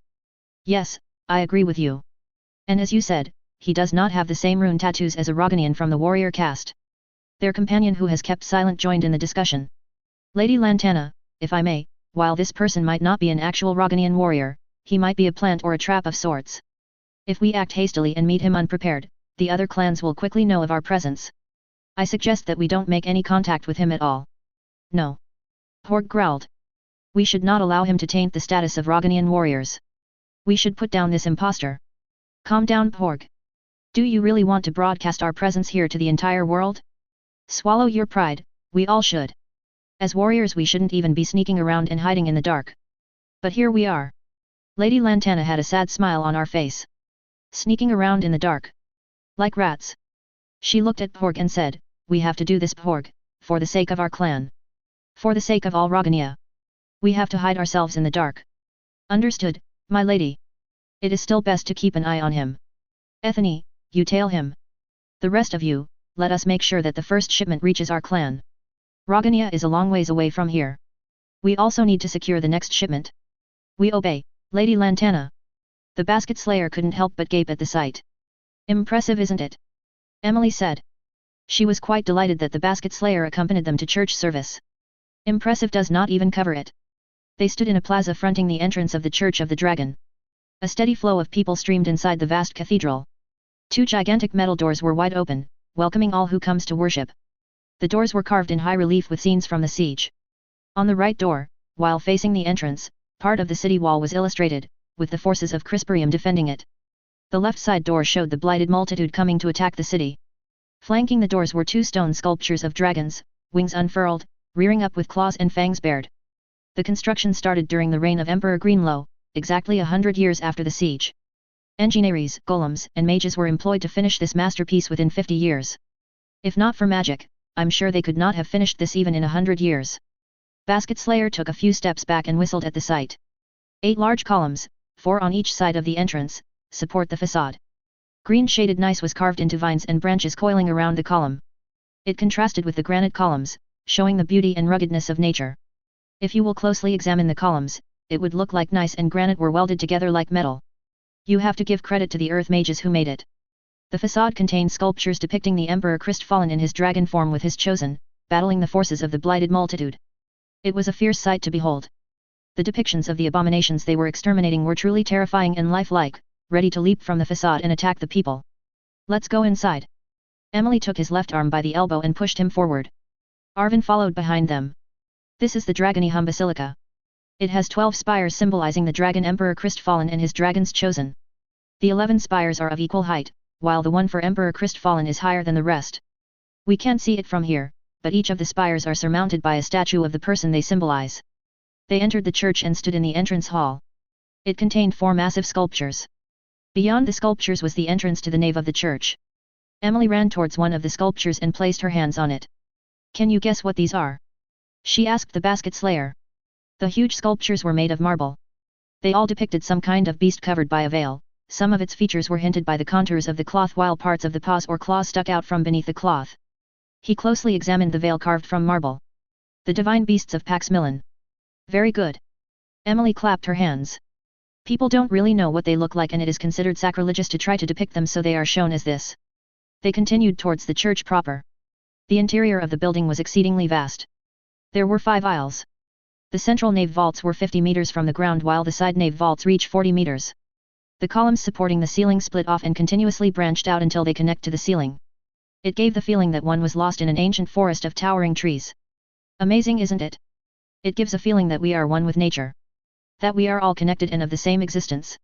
You should look at the pipe organ. Arvin said, pointing at the direction of the presbytery. Thousands of pipes were arranged into dozens of rows. The top of each pipe was fashioned into the head of a dragon. It had a wooden casing with veins of carved ivory running through it, designed into dragons coiling throughout the pipe organ. 10,000 pipes in total. All in working order, and have been since it was installed 300 years ago. Arvin said proudly. 1,000 unique dragon head designs were used to decorate the pipes, to stand for the dragon swarm that the first emperor defeated when he came to establish Krystfallen. Come, let us find a seat. Logan swished the golden liquid in his cup. Such a decadent taste. I will give up my share of expensive wine if I can drink this once a year. I doubt that is going to happen, dear brother. We were lucky that we found that tyrant Drunston mammoth. Even luckier because we found one that was nearly 200 years old. Hopefully, we did not spend all of our luck in hunting that beast. Logan took a sip of his cup. It feels like the essence of the majestic beast runs through my veins. Such an earthy flavor, but not terribly fruity.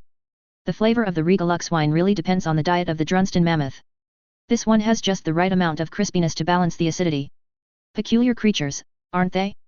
They ferment their own wine in a sac within their body. Even beasts appreciate good wine. The brothers laughed as they clinked their glasses together. A short stout man stepped into the room. While the hair on his head was in the advanced stages of balding, his beard was full and covered his folds of chin.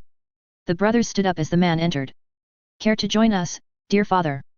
Logan said, offering a cup of wine. The powerful patriarch of the merchant house of Baccarat took the cup from the hands of his son. "Ah, Riga Lux wine.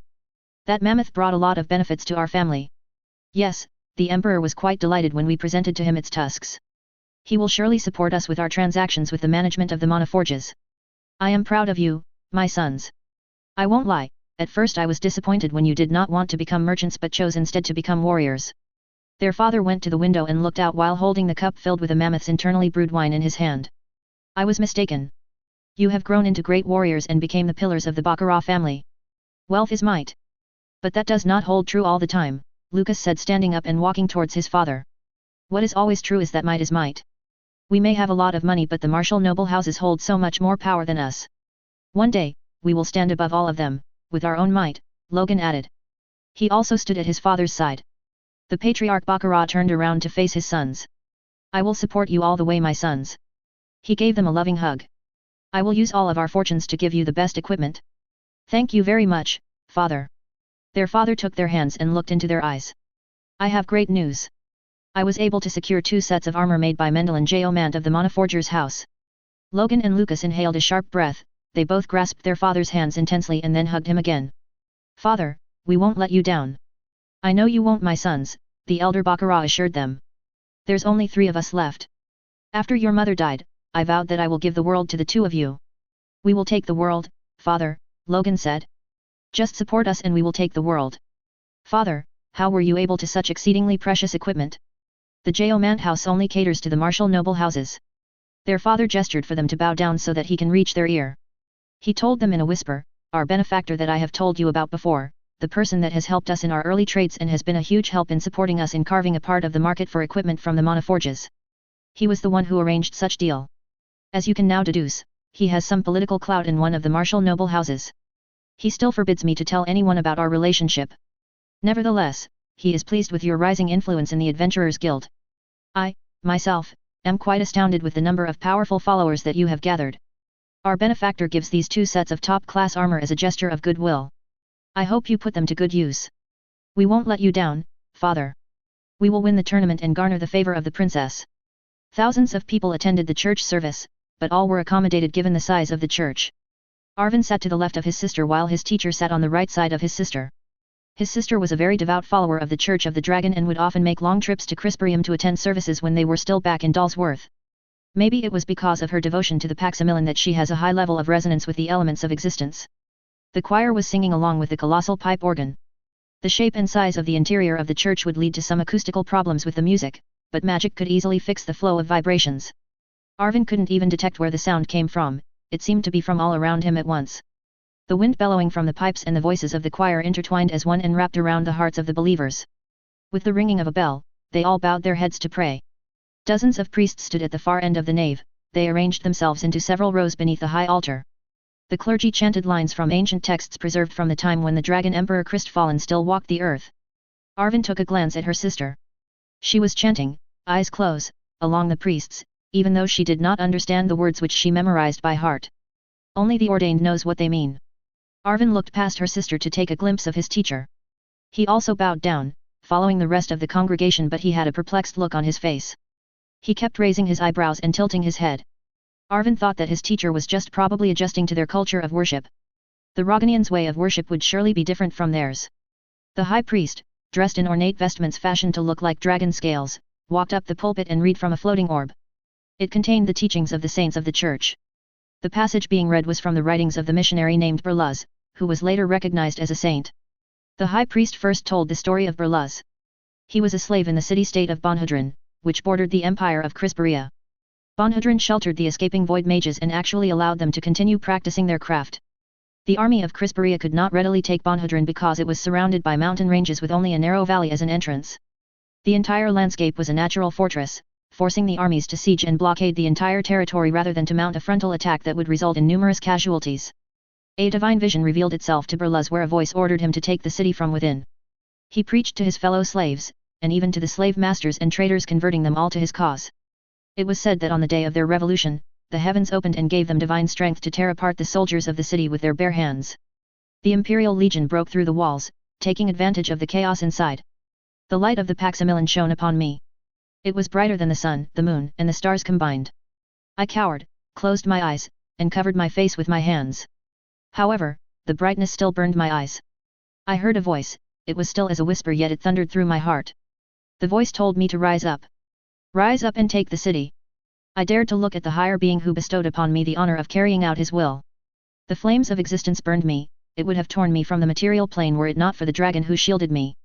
The dragon covered me with 6 gigantic wings and whispered to me, I am Krystfallen. The high priest raised his arms to the heavens. Brothers and sisters under the God of all existence. Saint Berluz sacrificed his life so that the heathen assailants of existence can be flushed from their hiding places. Bonhudran was razed to the ground by our glorious armies. Not one stone was left on top of each other. Such was the punishment to those who abet those who upset the balance of nature. Saint Berluz followed the footsteps of the great servant of Paximillan, our first emperor, Krystfallen. For his blood was spilled. The people also raised their hands and replied, that our blood might flow. The bishop stepped forward to give his message to the people. Arvin sat up straight, eager to listen. He might not be as devoted as his sister, but he was an elemental mage. Elemental mages use their mana to extract elemental essence from nature. Arvin would not be able to use his power if the god Paximillan did not allow humankind to mimic nature and existence so that they will be able to perform their feeble copies of the glorious creation that surrounded them. A wizened old man with a golden staff topped with a dragon claw holding a glowing orb, the bishop only wore a simple white robe. His attire symbolized oneness, unity, a blank slate upon which all of existence presents its many forms. The priests wore draconic vestments symbolizing the servitude of the dragon to Paximillan. The bishop started a litany of ancient supplications. Sunlight filtering into the church seemed to glow brighter and split into different dancing colors, flitting around the massive tree-like columns supporting the vaults. A sense of peace and calm washed over the people. Arvin himself closed his eyes to stop the tears from coming out. He can feel the oneness of everything around him. His sister beside him was openly crying as the pipe organ played and the choir sang at the top of their voice. The music seemed to meld with the kaleidoscope of colors and touch their hearts. Even his teacher stood immobile and stared wide-eyed at the bishop, he was surely overcome with emotions. We are all part of an all-encompassing God. The God of existence manifests in our surroundings, in all of us. Impart goodness unto others, for you will be doing such service unto God, for we are but expressions of his power, we are but a minuscule aspect of existence. Let us give all forms of existence their due. Let us preserve existence from all those who beset it. Let the Dragon Emperor Krystfallen be our guide, our example, for he stood firm and resolute against the wave of mutation, corruption, and disintegration of all being. Let us not forget that his blood was spilled. That ours might flow, answered the people. From Paximillan came all that has existed, all that are in existence, and all that are yet to exist. Existence begot existence. The universe that was once, gave birth to what is now, and what will come to be. We are all connected. We are one. Beware of those who try to corrupt you, beware of what you let into your hearts. Let us not forget that there were once humans who betrayed Paximillan. They betrayed all of existence. They sided with the entity that wishes for our destruction. Beware, beware, lest you fall into the same mistake. Let not the sacrifice of the great Krystfallen be in vain. For his blood was spilled. That ours might flow. Aya had absolutely no idea what was going on. He massaged his temples and hastily dropped his hand as Emily glanced at him. There were dried tears on her eyes and she was looking to see his reaction to the whole service. He smiled brightly, rapidly blinked and sniffled his nose, as if he was trying not to cry. Emily hugged him tightly and quickly let him go when she realized what she was doing. I'm sorry, I was just so. That's all right. I can understand. The feeling of being one with everything, it's just so overwhelming, Aya said. Yes. Yes, that's it. I'm happy that you felt it as well. We are all one under Paximillan. A few more singing and sermons. Aya sat patiently through all of it. The teachings were well-meaning, he can see that. But a misguided mind cannot see the real consequences of his actions. This Church of the Dragon was now one of the major institutions in the empire that he built. Should he correct them? Does he have the right to correct them? After all, he had been away for 500 years. While the others bowed their heads in prayer, he bowed his head in deep thought. Generations have believed that what they have been taught was correct. He was sure that the people tried to live meaningful lives according to what they have believed in. If he acted now, he would have robbed them of 500 years of purpose. Humans crave for a purpose. What right did he have to take away their purpose? Such erroneous belief has led to countless deaths, meaningless deaths, during the war against the Void Mages. But those deaths were not meaningless to those that died. They would have died thinking they were fighting for a greater cause. Nevertheless, that was in the past. Aya doubts that any one of those who participated in the wars were still alive. The soldiers surely thought that they were fighting for what is right. The void mages were fighting for their survival. Who was at fault? Who can he blame? He snorted and smiled inwardly. All these was due to his death. So, technically, he had a part on all of this. Several bells chimed in alternating tones, signaling the end of the service. Aya and the Nephtalis also stood up. Aya looked around once again. At the people. At the church. What should he do? Reveal himself like some prophet of the truth? Consequences, consequences, consequences. Not just among the believers. Revealing himself would overturn 500 years of history that people believed in. Civil war would be the least of my worries, Aya muttered under his breath while gazing at the scepter of the bishop. That thing looks familiar. Teacher. We should go now. I know of a nice place where we can eat. Arvin said. Chapter 10. Dearest Elizabeth. It's hard to tell whether it's day or night around here. Darkness is all around us. That mage bloke from the 8th, Gary, I think, said the dark clouds overhead prevent teleportation and magical transmission. He did not tell us what other effects it has, but it's probably more dangerous than what they let on since they kept us under some sort of shield. This darkness is some wicked craft of the void mages living on what the people here call the drum. Atop this circular plateau, the fortress of Void House Alrazra stands. Sheer cliffs surround the fortress. The engineers are having trouble pulling into position their siege constructs because the cybotaries from the fortress won't stop pounding them. I hope they find some way to reach the fortress soon. It's been 2 weeks since we besieged this place. Don't worry, dear. Fortunately, my unit is placed quite far back. All the battery from the fortress is directed to the siege constructs. I assure you that I am quite safe. I will return home after I have done my part in serving the Paximilian and his servant the Dragon Emperor. Keep safe and lock the doors at night. Tell the kids I'm fighting to keep the Empire safe. I want to make them proud of their father. I love you. Letter recovered from the belongings of Royland Powell. Imperial records on the extermination of void mages. This was simply routine. A man sat in a corner of the fighters' waiting area. His brown hair was cropped quite close to his scalp. His brown eyes were focused on the knife he held in front of his face. His face was youthful and pure, looking like a lost choirboy seating with muscular gladiators. Just another boring fight. Best to get it quickly done. His armor chinked together as he shifted the knife from one hand to the other, his eyes following its movement through the air. His upper arms were covered with pointed layered metal rear braces sitting snugly below his horned shoulder plates. Vam braces covered with several rows of barb-like spikes protected his lower arms. A cuirass with several inscriptions etched by a very sharp blade shielded his chest. Get this done quickly, but enjoy it as well. He hoped that this time the target would present some challenge. It has been quite a while since his prey entertained him. He always found the despair in the eyes of his victims amusing. Just the eyes. Always the eyes. No need for flailing limbs and incessant screams. No, he does not like those. He found begging and shrieking annoying. He preferred his target to cower in fear. Curling up into a ball. Trying to make themselves look small, having the insane hope that he won't notice them. He wanted to stare into their eyes. Looking for the exact moment when they realize that they were going to die. That they cannot do anything about it. Lowering his knife, he stared at the door leading to the arena. Slowly, a wide grin formed on his face. Just wait for a little while, he told himself.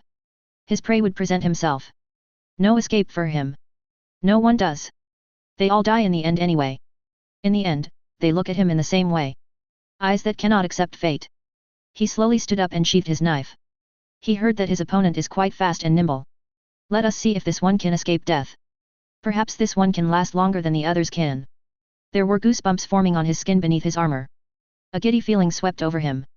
The doors leading to the arena opened. He knew it was time.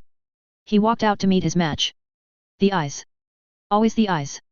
The next fight will be between Sicarius and the Basket Slayer. At last, a chance to see despairing eyes once again. Routine. Just routine. An odd parade trooped into the special box above the arena. 2 folliers in their leather armor, and 3 apprentice seal crafters in their green robes. Yay! We get to see a fight. Felixia, calm down, her brother scolded her. Stop trying to act cool and all. I know you're excited to see a fight as well. I must admit, a change of scenery every now and then is good. Making magical formations all day are becoming a bore, Harvey said. Ugh, why did you have to drag them along, Gel? Aileen said. She folded her arms across her chest and placed her feet on the backrest of the seat in front of her. I didn't drag them along. They just sort of dragged themselves along with us. Anyway, why did you choose this match to watch? Worried about your boyfriend? Felixia stuck her head between Gel and Aileen. Aileen has a boyfriend? Did she threaten him into a relationship? Aileen pushed Felixia's face away. He's not my boyfriend. And I don't have to threaten anyone to like me. Yet, you're such a likable person, Harvey said sarcastically under his breath. He noticed Aileen staring at and promptly kept his mouth shut. Felixia hugged Aileen's head from behind. I'm so proud of you. You have a boyfriend. Ah, I want one too. No, her brother exclaimed. You're still too young to have a boyfriend. But Aileen already has one. Well then, I'll just wait a couple of years then get a boyfriend. Aileen sighed. Could all of you just stop? He is not my boyfriend. Just some guy I gave food to. Looks like I don't even need to exert an effort teasing you. Felixia is doing such a fine job, Gel said. You gave him food. I haven't seen you give anything to anyone. Obviously, he's your boyfriend. As I have said before, he's not my. Oh really? Then explain why we are watching this match? When we watched his first match, it was apparent that he knows how to take care of himself. You're worried about him? No. Aileen protested. I'm not worried about him. It's just that I heard that his opponent is going to be an A-ranked adventurer. Sicarius I think. Sicarius? He has a nasty bit of reputation. Felixia stuck her head between the foliers again and raised her hand. I know who that guy is. He's with the team of Logan and Lucas Baccarat. My sister is a fan of the Baccarat adventurer team, Felix explained. They are very strong. And the Baccarat brothers are twins. They're handsome too. Felixia giggled. Gel looked down at the arena. The entrance to the stage opened and the combatants were entering. This Sicarius guy is rumored to have a knife with a sealed demon spirit inside it. Whoa! Where did he get that? Felix asked. Probably from one of the people he killed? He's a bounty hunter of sorts in the Adventurers Guild. That's the kind of line of work he does. Aileen frowned. The Adventurers Guild allowed him to hold on to that knife. That's why I just said rumored, Gel said. He's a secretive person apparently, and it's not like the Adventurers Guild can perform checks on the weapons of their members. He's still holding on to that stupid basket, Aileen mumbled as a black-robed man stepped on the stage. The next fight will be between Sicarius and the Basket Slayer. Felixia jumped up and waved her hands. Goo Basket Slayer. That's his name? Harvey asked. I don't know his real name, okay? Stop asking. Aileen, you should cheer for him too. Felixia's arm only got sore from trying to pull Aileen to stand up and cheer with her. Instead, Aileen pulled her down to her seat. Hey AI, is your boyfriend going to be fine? Felixia said. The members of the Baccarat team always finish their missions. They are skilled in team fighting and even doing solo missions. They aren't A-ranked just for a show. I have a feeling he's going to be fine, Aileen said. And for the last time, he's not my boyfriend. We finally meet, Sicarius said. He looked at his opponent from head to toe. Nothing extraordinary. He was disappointed for he knew that this was going to be a quick fight. Look at the size of this crowd. A lot of people for a preliminary fight. Let's give them something to enjoy, Mr. Basket Slayer. My name is Sicarius. Perhaps you should tell me your real name. His opponent just raised an eyebrow as an answer to his question. Wrong response, he thought. He would let him suffer for such insolence. He initially planned to finish his job quickly, but this Basket Slayer has it coming. It was only common courtesy to introduce oneself. Tell me, Basket Slayer, what do you think is going to happen in this match? I'm going to win, his opponent replied nonchalantly. Sicarius couldn't help but chuckle. Such optimism from someone who was going to die. Why did Lucas order him to kill this person anyway? Sicarius shook his head. He doesn't really need a reason to kill. All it matters was that his prey despairs before death. That is not possible, Mr. Basket Slayer, not possible at all, Sicarius said while slowly unsheathing his knife. You see, there are people that don't want you to continue winning in this arena. I'm flattered that someone actually noticed me. Basket Slayer started picking his nose. Yes, although I can't see why they consider you a threat, Sicarius traced the blade of his knife while keeping his eyes on his opponent. I can't see why my special talents are needed here. Perhaps, my master just wants me to amuse myself. The eyes of someone who is sure of winning turning into the eyes of someone reveling in hopelessness. The though itself sends shivers down my spine. Basket Slayer was examining the material that his finger has excavated deep within his nose. Special talents? And what sorts of talents are these? He flicked the object at the tip of his finger towards Sicarius. A subtle eye twitch disturbed the calm facade of Sicarius. I am a specialist in dealing with, let's say, not so common magic. I have seen warriors and mages fighting in ways that you cannot imagine even in your wildest dreams. I put down people dabbling in forbidden arts, necromancers, mutants, chimeras made from monsters you haven't even heard of, even void mages. Basket Slayer stopped picking his nose and stared at him straight in the eye. I thought all void mages died, he said levelly. That's where you're wrong. A common misconception, really, Sicarius said while wagging his finger. The void houses were destroyed, but that does not mean that a void user can't be born randomly as a child of normal parents. His opponent just continued staring at him. It seems he finally has his attention. A small bout of bragging here and there would add drama to a kill. You are, perhaps, like the multitude of the masses that wrongly believe that there are no more void mages around. However, that is not true.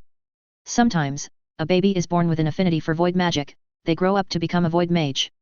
We cannot have that now, can we? So I step in. Sicarius started circling his opponent, never breaking eye contact. The people around me seem to regard me as a dangerous, cruel, psychopath. That is not true. I am merely doing my part as an outstanding citizen of this empire.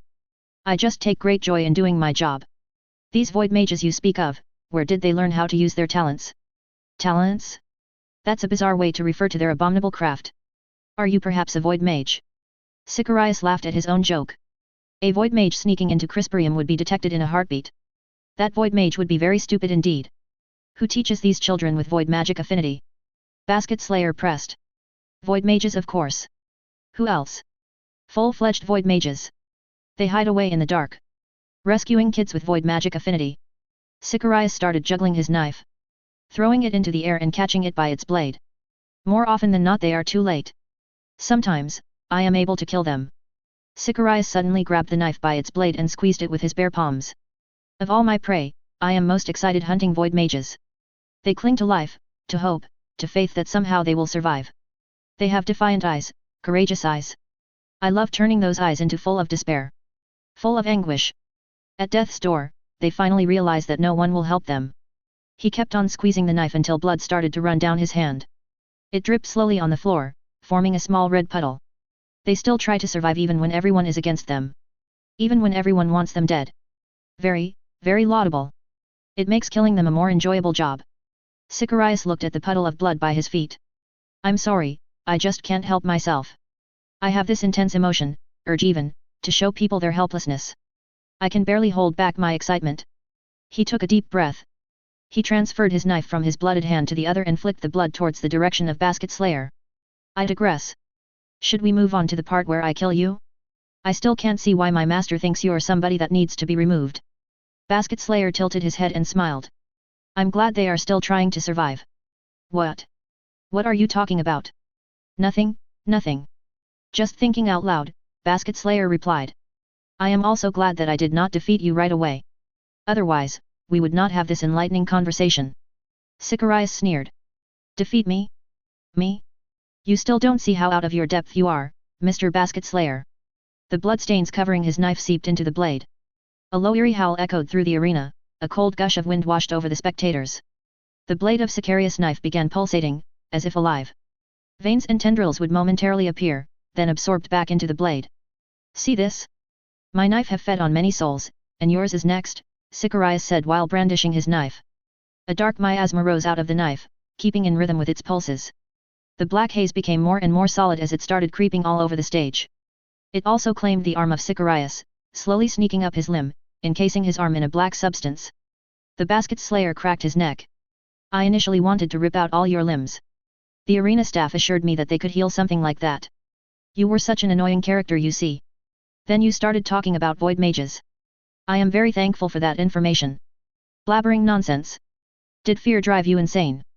Sicarius snarled. His voice had changed, lower, more guttural. The black substance was taking over his body. Although the shields contained the black miasma, its effects were seeping through the audience. Nauseating pressure and a hint of coldness, as if a dead man's hand gripped their heart, swept through the spectators. Arena mages were scrambling around outside the stage, rushing to change the configuration of the shield to stop the spread of the petrifying aura. The people could only imagine what Sicarius' opponent was undergoing, facing the full blast of the effects of the dark miasma. Sicarius locked eyes with his enemy and took an involuntary step back. Indifferent eyes stared back at him, not eyes of someone who has resigned himself to defeat. It was not even eyes of determination, eyes of someone ready to take a last stand. He has seen plenty of those. He saw eyes that seemed to look past him, they did not even seem to acknowledge his existence. At last, I have a starting point in my inquiries. Many questions presented themselves to me these last few days. I really didn't know where to start. And for that I am grateful for your assistance. The basket slayer did a mocking curtsy, taking the edges of his robe in each hand and giving a slight bow. False bravado? Was he bluffing? Sicarius squinted his eyes and examined his surroundings. Was the basket slayer hiding something? A trap? A hidden weapon? He controlled the stage, he assured himself. So why was this basket slayer acting like this? Putting up a brave front to face inevitable death? Consider yourself lucky to see this, Sicarius said. The armor he wore started bubbling and melting. The different plates melded into each other. Black tendrils growing from the knife crept along the armor, drilling holes in it, connecting them, like blood veins beneath the skin. Cracking sounds were heard as his body rearranged itself, flesh, bones and armor became one.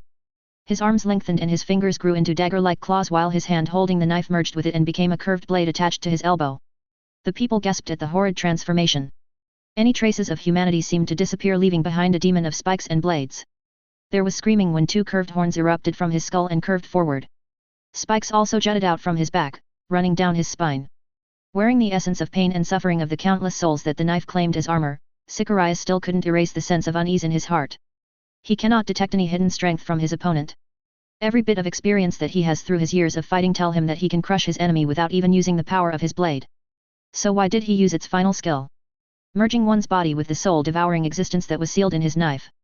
Why did he use it? Is he afraid? You're done with that transformation thingy? That's something nasty, Basket Slayer wrinkled his nose. So this is it. I think waiting for you to finish tapping into that knife's power is payment enough for the information you gave me. Voices, there were voices. Someone was speaking. Was it this person in front of me? Sicarius struggled against the invading consciousness of the sealed entity in the knife. There was someone speaking. He was in a fight. He can remember he was assigned to kill someone. Should he kill the person speaking? He was the one speaking. Sicarius can't make out the words anymore. He threw his head back and roared at the heavens. Hey, must be the first time you let the knife take control of you to such an extent. Sicarius grabbed his head with his clawed hand, he brandished his bladed arm at the air. What is this? What am I? I need to kill something. The eyes. Always the eyes. What eyes? He turned his head and looked around. The person who spoke earlier was still there. Should I kill him? This arena is not the place for an interrogation. I should put you down for a while then come back later, the black-robed man said, scratching his chin. The problem is that the healers are just too good at their jobs. What to do? The eyes. He should look into the eyes of the man in front of him. He should kill the man. He should kill the man while looking into his eyes. Yes, that was what he should do. Sicarius roared at his prey. The deafening bellow echoed ominously throughout the arena. I will render you temporarily incapacitated for a while since I have other business to attend to. But, rest assured, I will come back for you to ask you some questions. Sicarius finally was able to gather enough pieces of his sanity to be able to speak. You will not defeat me. Everyone is my prey. Everyone will despair. Me? Your prey. The basket slayer chortled. The runes on his body glowed red and snaked around his body once again. In my eyes, you, my dear insane possessed opponent, are as insignificant as the dust beneath the feet of a bug. Oh, wait. You gave me some useful information, so you are actually significant. Sorry if I hurt your feelings. With a thunderous roar, Sicarius launched himself into the air towards the man he considered his quarry. You wanted to know my real name, right? The black-robed man gave him a wide grin, opening his arms wide in a welcoming gesture. More runes wrapped around his body, glowing more and more brightly. I was once called Krystfallen. The match began with a slow start. They were just talking to each other. Aileen was bored out of her mind. Felixia was talking non-stop about the Baccarat team. Aileen considered that it was probably better if she went to the main arena to watch the beast-taming competition. The crowds were also restless. Many people came to watch the match since an A-ranked adventurer was one of the fighters. There were a few gasps when Sicarius wounded himself with his own knife. Freaking insane, Aileen thought. The Adventurers Guild should have some tests done on the people joining them. Filter out the loonies. She examined the spectators one by one, too bored to watch two guys talking to each other. Suddenly, Aileen felt a chilling sensation, as if a bucket of ice-cold water was dumped on top of her. Turning her gaze back to the stage, she noticed a black fog was beginning to form. Its tendrils traced the stage floor and reached the shields quickly, straining against it, pressing to escape. The arena mages rushed to strengthen the shields and stop the baleful effects from leaking out. People looked at each other, wondering if they were still safe. Some started to stand. Arena attendants tried to calm them down, assuring them that the shields would hold. Aileen felt a sense of foreboding. She did not doubt that the shields would protect them, but she was unnerved that the effects of some dark magic were able to seep through the shields. Perhaps there really was a demon spirit in the knife? Then Sicarius started to transform into something demonic and vile. The people screamed and rushed to the exits. Soldiers trooped in, trying to restore order and organize the evacuation. Aileen and Jel stood up and looked at each other and then surveyed the scene below them. More mages arrived, a few mages from the city guard flew into the open arena. Several magic formations were set up, drawing power from the mana node. The shield glowed bright blue, beating back the darkness inside it. There was a demon spirit after all, Aileen said. She turned to the novice seal crafters at her back. You guys should go. Felix hustled his sister and Harvey towards the exit. Jel began stretching her arms. Yeah, we really should believe in rumors. Too bad we're not wearing our enchanted full plate armor. The mages are just containing the demon spirit. That demon will not be able to go out. There are tons of mages here, plus they're getting power from the mana node. I think we should do something. What do you want them to do? Go in there? That thing will probably devour anyone who gets inside. They're waiting for the Imperial Knights to arrive. We can take down that guy, Aileen said. Jel looked at her. You're worried about you. He's not my boyfriend. And yes, I'm worried. We can't just leave him there with that thing. The demon was thrashing about on the stage, waving its bladed arm. Look, old man Gregory is down there. We could take that demon down if we fight together with him. Aileen, stop. But Aileen already jumped down the special box. Jel had no choice but to follow her. Captain Gregory. Take down the shield. There's someone inside there. Aileen shouted at the captain of the city guards. She was too far away to be heard. Jel stole a glance at the demon while she jumped down the levels of the arena. Damn, it managed to gain control of its body.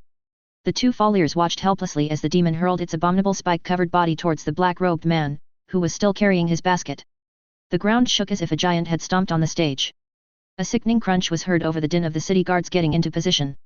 It was as if metal was being ground to dust by a tornado of blades. It was followed by the sound of flesh smashing against a hard surface. Everyone in the arena looked to see where the sound came from.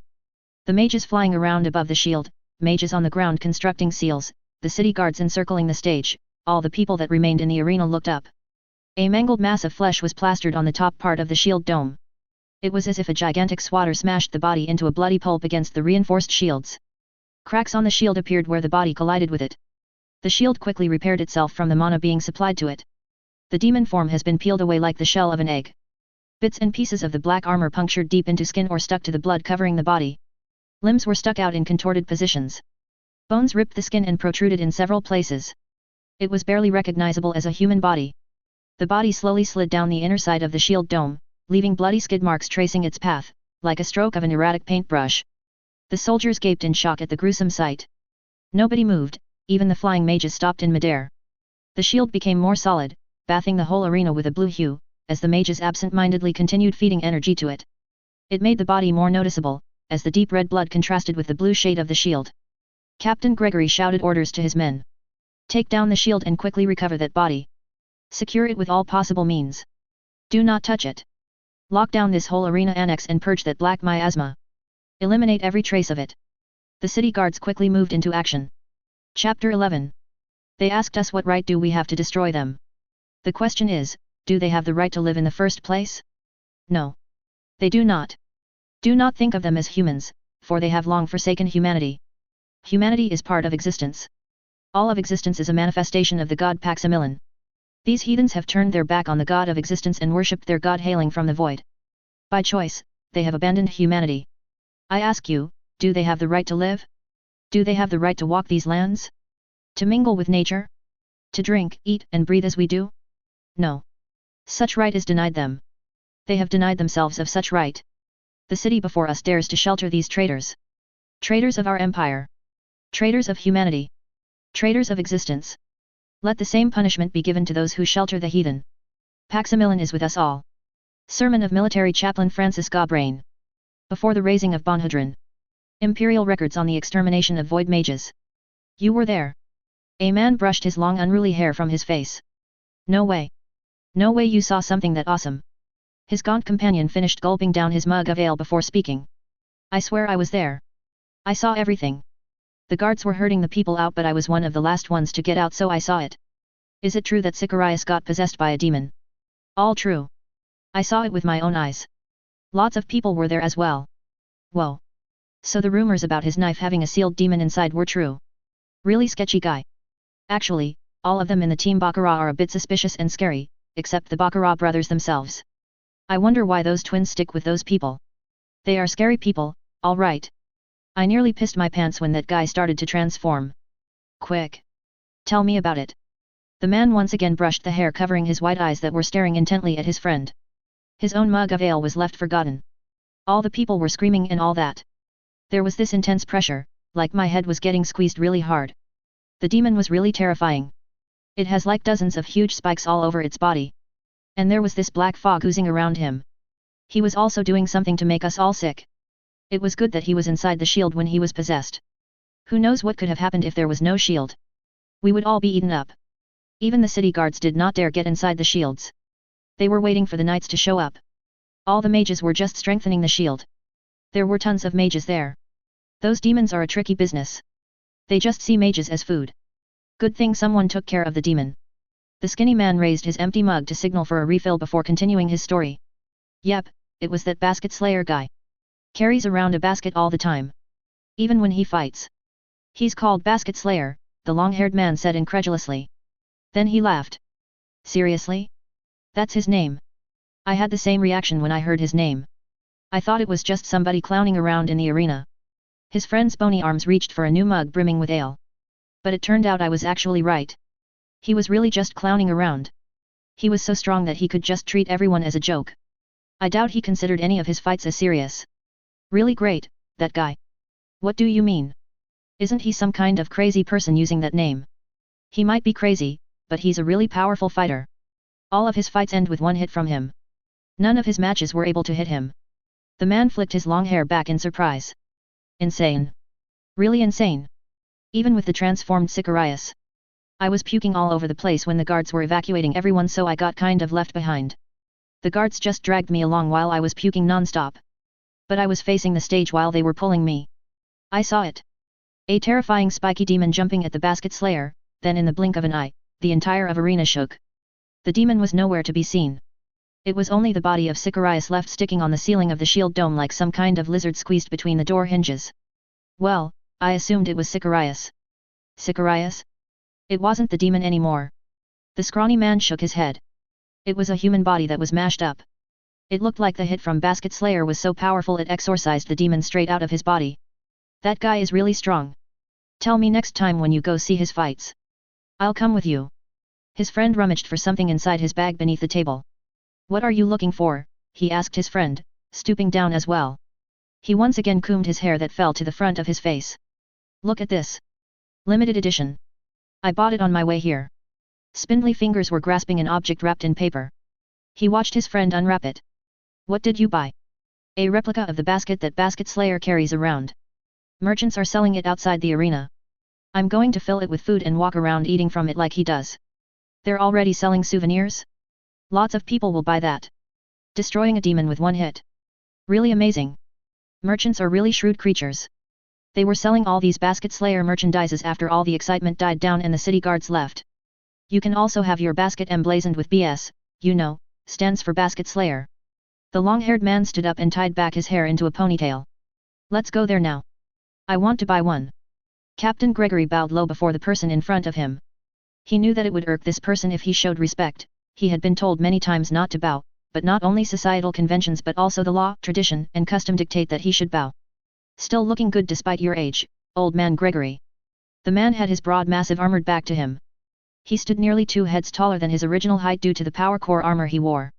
The armored Hulk turned to face Gregory. I heard that's what the people call you now. Such an endearing nickname. The power core armor was designed to fully enclose its wearer and protect them from all hostile environments and invasive spells. The inner side of the thick, heavy plates were inscribed with different seals and incantations ensuring that the body will be protected from all kinds of imaginable harm. There were also crystallized healing spells ready to activate when the wearer becomes unconscious due to severe injuries. The armor was made from impervium, a failed product of the engineers trying to replicate the metal used by Isaac J. Omant when he made the Devastator golems. Although it did not turn out to be what its inventors envisioned it, it was still one of the hardest materials at the disposal of the Empire. Numerous interlocking and overlapping plates along with extensively flexible joints ensured a wide range of movements for its user. Several mana stones were embedded inside the armor to provide power to the armor and backup energy for the wearer. Its massive shoulder plates were studded with gems with varying offensive and defensive effects. A web of mana veins ran through the armor, glowing when activated. Once worn, the mana veins immediately attached themselves to the spine of the wearer.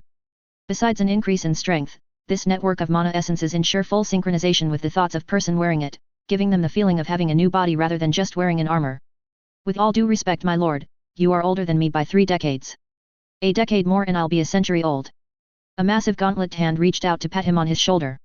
The hand was large enough to easily envelope a grown man's head. Nevertheless, the pat was gentle and friendly.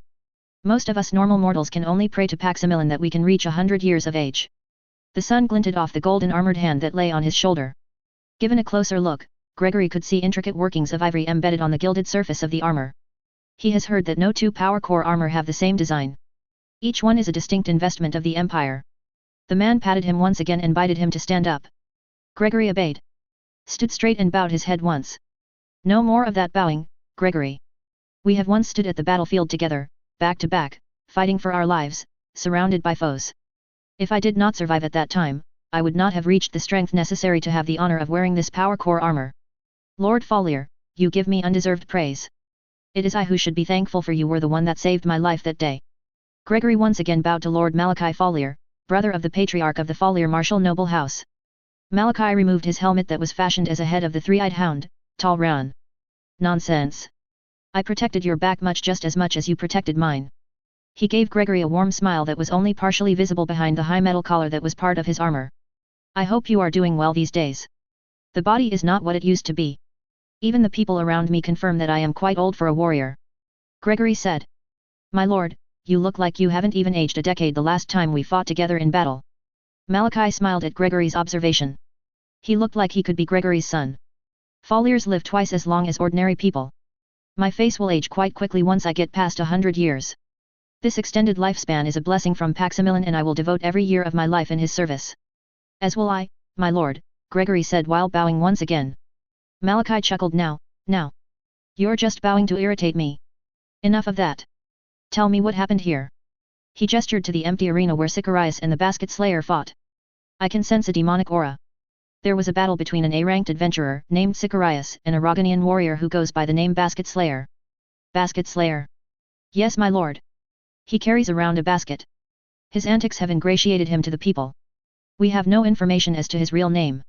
A warrior with a sense of humor. Quite rare nowadays. Malachi walked up the stage sniffing the air.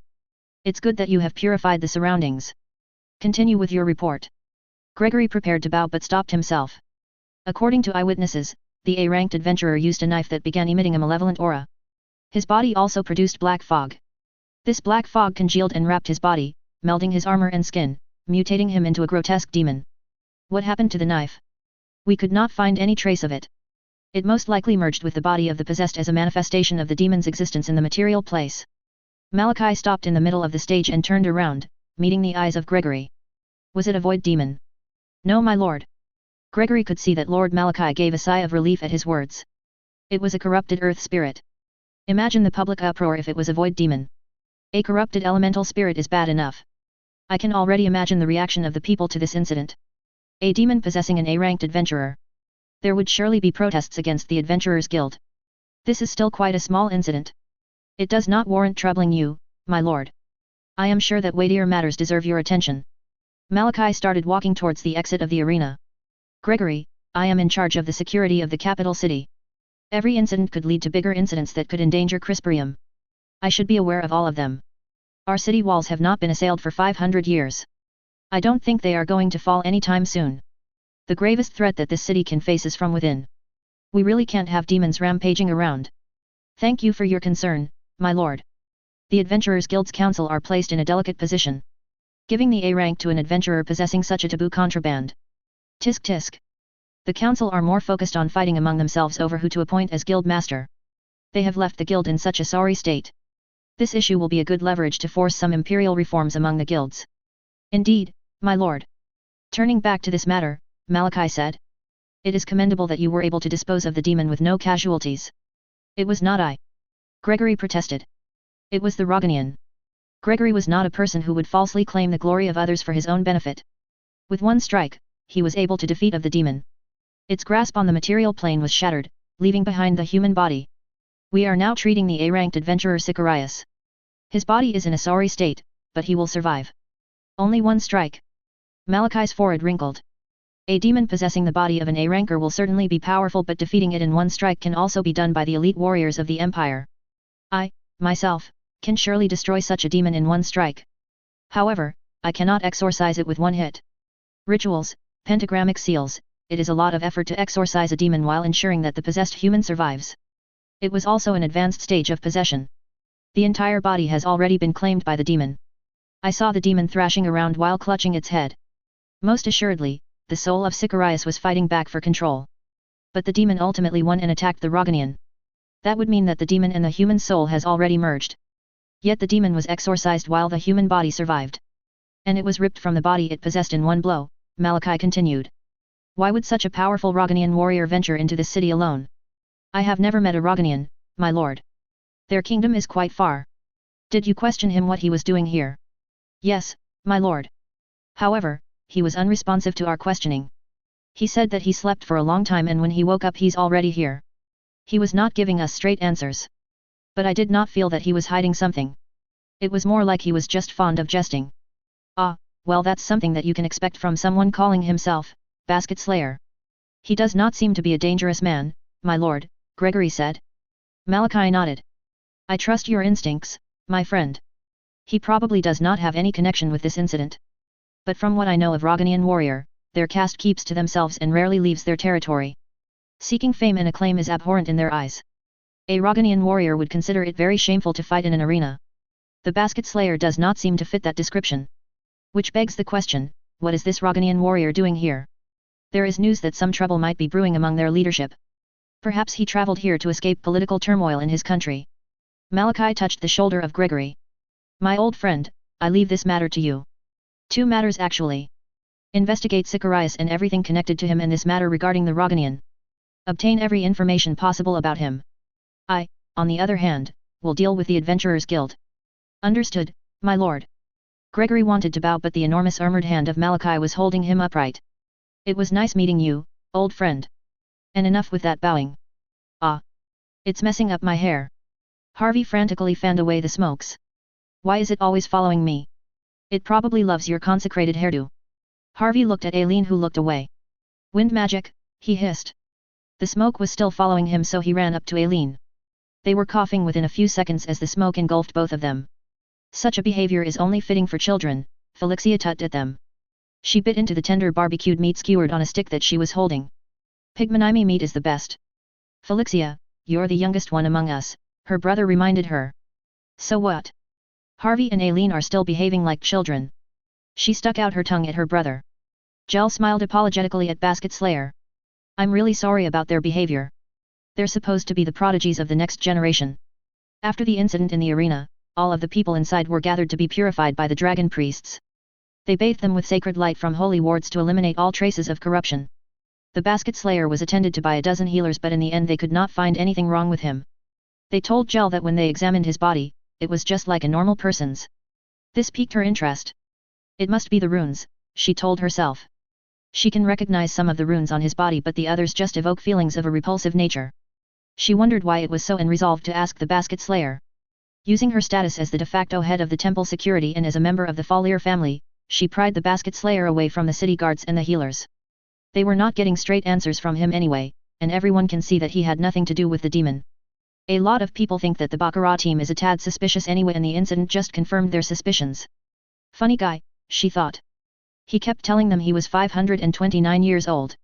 She smiled while she remembered how the Basket Slayer insisted he was older than old man Gregory. He also kept asking food from them. She thinks he was purposely annoying the ones who were questioning him. Why are you grinning like an idiot? Aileen asked. I'm just thinking about all of the stuff I could tease you with since your boyfriend is with us, Jel said. And why are you so far away from him? Aileen merely rolled her eyes in response. Jel turned to the Basket Slayer, How many sticks of pigmanime barbecue do you want? Oh, it's for free? Then, how about 6? It's my first time trying it. Gel paid for 6 sticks hot off the grill. She handed them to him, its juices still sizzling. Pigmanime meat is always tender and juicy. They look like compact little balls of meat, running on 6 little legs. Pigmanimes are cute. Felixia chimed in. Very tasty too. Their flavors are really condensed and come out when barbecued. It mixes well with the smokiness from being grilled, Felix added. I really love free food. Even if you have all the riches in the world, you cannot buy free food. The Basket Slayer quickly devoured the food that he was given. Is that your motto in life? Sort of. I really like being given free food. He raised his basket. I kept this as a memento of the first person who gave me food, for a really long time. Gel gave Aileen a sidelong glance. Isn't that sweet? Aileen just rolled her eyes. Anyway, what move did you use against that demon? The Basket Slayer stopped eating and knit his brows together in though. It's called Dragon Claw Swat. Yab. That's it, because it looks like you have been swatted by a dragon. It was the runes on your body, right? Gel said. They probably gave you some tremendous strength buff. Still doesn't explain how you were able to rip the demon into oblivion. That's another secret of my runes, the Basket Slayer said simply. Gel gave up on prying further. She knows that the Basket Slayer won't give any straight answers. She tried on a different line of questioning. What sort of runes are those on your body anyway? I can recognize only a few of them. Gel is an awesome seal crafter. Felixia said. Felix and Harvey also assented. So that's why you wanted to talk to him after the match. Turning to the Basket Slayer, Aileen said, seriously though, Gel is a genius in seal crafting. In a few years she'll probably be part of the team that manages the crux rune of the city sigil. The Basket Slayer stared wide-eyed at Gel. That's really impressive. You must have studied a lot about elemental runes to be able to control a sigil which was apparently made by one of the greatest elemental mage. That's our Gel. Come on guys, I'm just asking him about runes on his body. I don't really know much about these runes since they are passed down by our elders. I can only recognize a few of them though. And I don't study runes anyway. We have a warrior's creed and all that on what fighting, paths to follow, different for each one of us, really. I picked one that did not involve studying runes. But all of us have these runes on our body. Ooh, what's your fighting paw? Felixia asked. Gel stopped Felixia, don't ask him about stuff like that. That's part of the secret of their clan. Felixia mumbled a soft sorry. Going back to the runes. It's impressive that you recognize some of them even if you're not a seal crafter. The runes on your body are really weird, I can see some of them are high-level elemental runes. I don't think I can make those ones. As for the others, I don't know what they are, but I do feel a bit sick when looking at them. Perhaps they're some sort of security runes? To prevent others from unraveling the entire formation. Gel shrugged. Must be the reason why I can't fathom the design of the formation. Gel and Aileen noticed that the Basket Slayer stiffened for a second at Gel's response. Gel grinned inwardly. She probably correctly surmised some part of the secret of his runes, but she chose not to ask if she got it right or not. That would be quite impolite. Gel kept pelting Aya with questions about his runes. Aileen sensed that Gel must have said something offensive or intrusive about the runes on his body. She tried to change the topic. Mr. Basket Slayer, are you attending other events for this festival? Aya blinked a bit before answering. Why are you calling me Mr. Basket Slayer? I told you my real name, didn't I? A wide smile was plastered on Gel's face as she stared at Aya and Aileen. Felix, Felixia, and Harvey stopped eating and crowded around Aileen, asking her how she knew his real name and why did she kept it secret. Yes, you did tell me your name, Aileen said. My real name is Aya, he told them all. Felixia jumped in excitement. Now I know the Basket Slayer's real name. Gel's smile kept getting wider and wider, Aileen feared that it would cut her head in half. Although that would probably be for the best since she would tease her to death. Aileen, Gel said in a sing-song voice. Wow, it's like destiny has decreed that you two should meet. But why is it a girl's name? It's a boy's name in Rogania. Oh, that's neat. I did not know about that. Still doesn't explain why Aileen did not tell us about it. Aileen didn't respond to her jokes. Sorry about that, I thought you don't want to spread your name around so I kept it a secret. Nice save, Aileen. Quick thinking, but we all know you just didn't want to be teased. Shut up all of you, Aileen hissed at them. Hey, do you want some more pigmanime barbecue, she asked Aya. Sure. Gel and the novice seal crafters moved ahead of them, laughing their heads off while talking about Aileen. She placed her palm across her face. They are seriously lowering the status of the noble houses. Really raucous behavior in a public place. I was the first name I carried. It was given to me by my first master, he said, while looking expectantly at the pygmanimus being grilled. Oh, sorry. I told you I would buy you some. Aileen hastily gave money to the vendor and handed to Aya some sticks of barbecue. If Aya was your first name, what other names did you have? Aya gazed at the sky while chomping on his food before answering her. There was a time I was called Krystfallen. They both just stood in the middle of the street, eating pygmanime barbecue in silence. They suddenly burst out in laughter. Krystfallen. Aileen can't hold back her laughter. I thought you were going to tell me your real name. Wouldn't it be awesome if I'm some dragon transforming guy? Aya was laughing with her. Aileen was wiping tears from her eyes. Wow, you actually dared to joke about Emperor Krystfallen. You're lucky it was me. Some people will probably get angry with that. There's a whole religion and all that built around that guy. I kind of sensed that you're not the religious type. Anyway, he lived 500 years ago. Oh, you're the same as me, Aileen said. Just focus on the present. I'm sure he was great. He was the one who established this empire after all. But, that was a long time ago. This is a different time. Don't tell other people that I said that. Folliers are supposed to be devout followers of Krystfallen. My lips are sealed. Thanks, Aileen said. They started walking quickly to catch up with the others. Anyway, I was asking you earlier if you are planning to attend some other events in this festival. There's the beast taming challenge. It's hard because you have to overpower the beasts and make them respect you, and not kill it. I probably might try that one. Chapter 12. Beginner fire mages would be excited to summon their first fire spirit. They should aim for the Moltenzard. The weakest fire spirit is the Cinder Toad. However, students are advised not to summon Cinder Toads. Unlike other fire spirits that are contracted simply by providing them mana to be able to maintain their forms on the material plane, Cinder Toads are temperamental and are not easily attracted even if the mage summoning them have much mana to spare. A Cinder Toad's Malvar ratio is also lower than 1. This means that while the fireballs they can cast is more powerful than the fireball of a mage of the same level, the summoner would expend more mana for practically less damage. If a fire mage would want to deal more damage with a fire spell, it is advised that they use a higher tier spell than summon a Cinder Toad and make it cast its own fireball. Students should also be reminded that Cinder Toads can only cast fireballs and nothing else, making the Moltenzard the fire spirit of choice for beginner fire mages. So you have firepower, what to do next? By Master Fire Mage Lorraine Amber. Yes. Arvin pumped his fist into the air while jumping up and down. The Cinder Toads around him also croaked happily, filling the air with smoke rings with each croak. He then hastily grabbed some mana potions to replenish his energy. Yes, what? There's still some pieces of the rock left. His teacher was pointing to the smoldering remnants of the third rock in a row of 6. Arvin has successfully melted the first rock, which was the size of a head with one fireball. His teacher was quite pleased with how fast he was able to summon 6 Cinder Toads. The ones he summoned were still misshapen sorry creatures, but he's sure that as he improves, he will be able to summon more powerful ones that actually looked decent. He was amazed that he can actually use the flame essences extracted from nature by the Cinder Toads. They felt different, to say the least. Purer, more attuned with nature, he can't quite find the words to describe why they were different compared to when making fireballs on his own. With the support of 6 Cinder Toads, Arvin was able to melt the first rock on his first try. He stood gaping at his success for a while until he felt faint from having his mana drained by the 6 Cinder Toads hopping around his feet. He was so surprised that he was able to succeed in his first try. His teacher told him that there were many paths to become strong. Having a large mana pool does not mean that mage will be stronger than the other. He was really happy that his teacher encouraged him to build up his talent of being able to connect easily with fire spirits. You did great with the first and second rock, but look at the third rock. You just melted a large hole right through it. Some bits and pieces are still there. The second rock was twice the size of the first rock. Nevertheless, with constant training he was able to strengthen the fireball and make it emit more heat that he was able to completely obliterate the second rock. He collapsed immediately after he succeeded in completely melting the second rock. After a day of rest and recuperation, he tried tackling the challenge of the third rock. The third rock was as big as he was. It was also shaped like a column.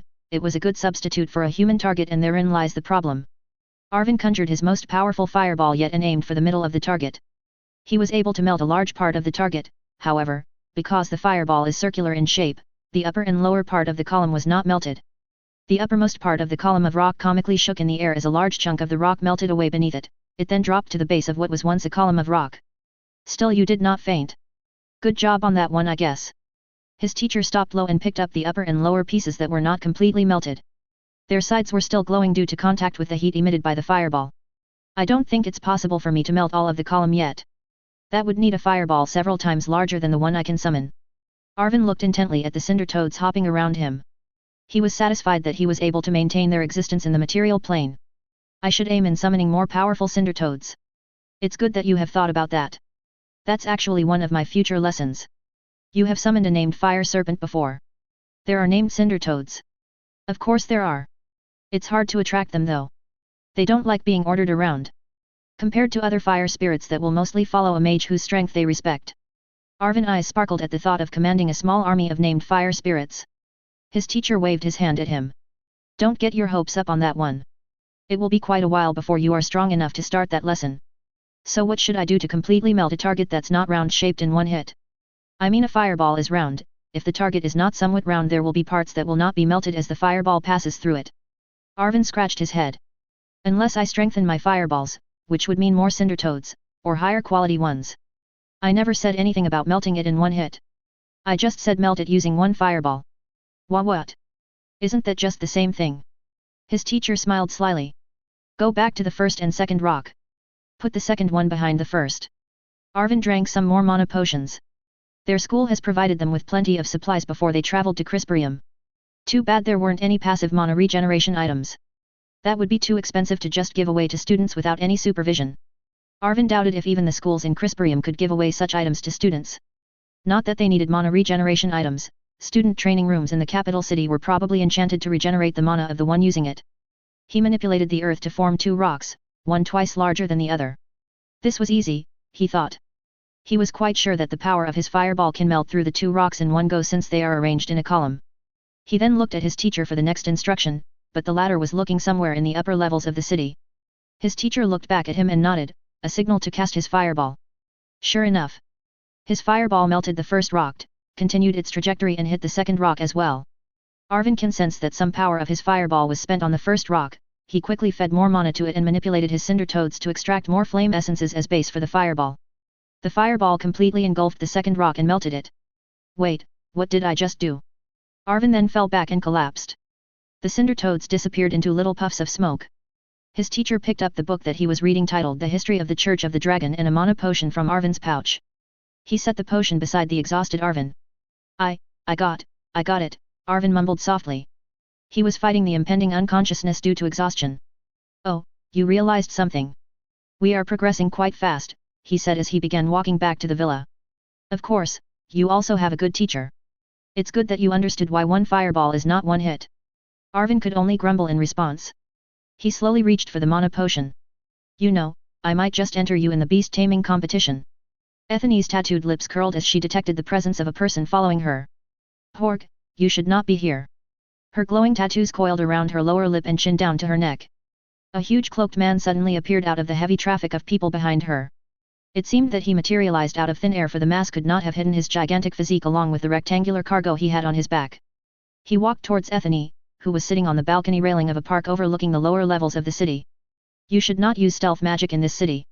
There are many detection wards. It is hard to explain why a dangerous-looking man is sneaking around their capital, Ethany said coolly.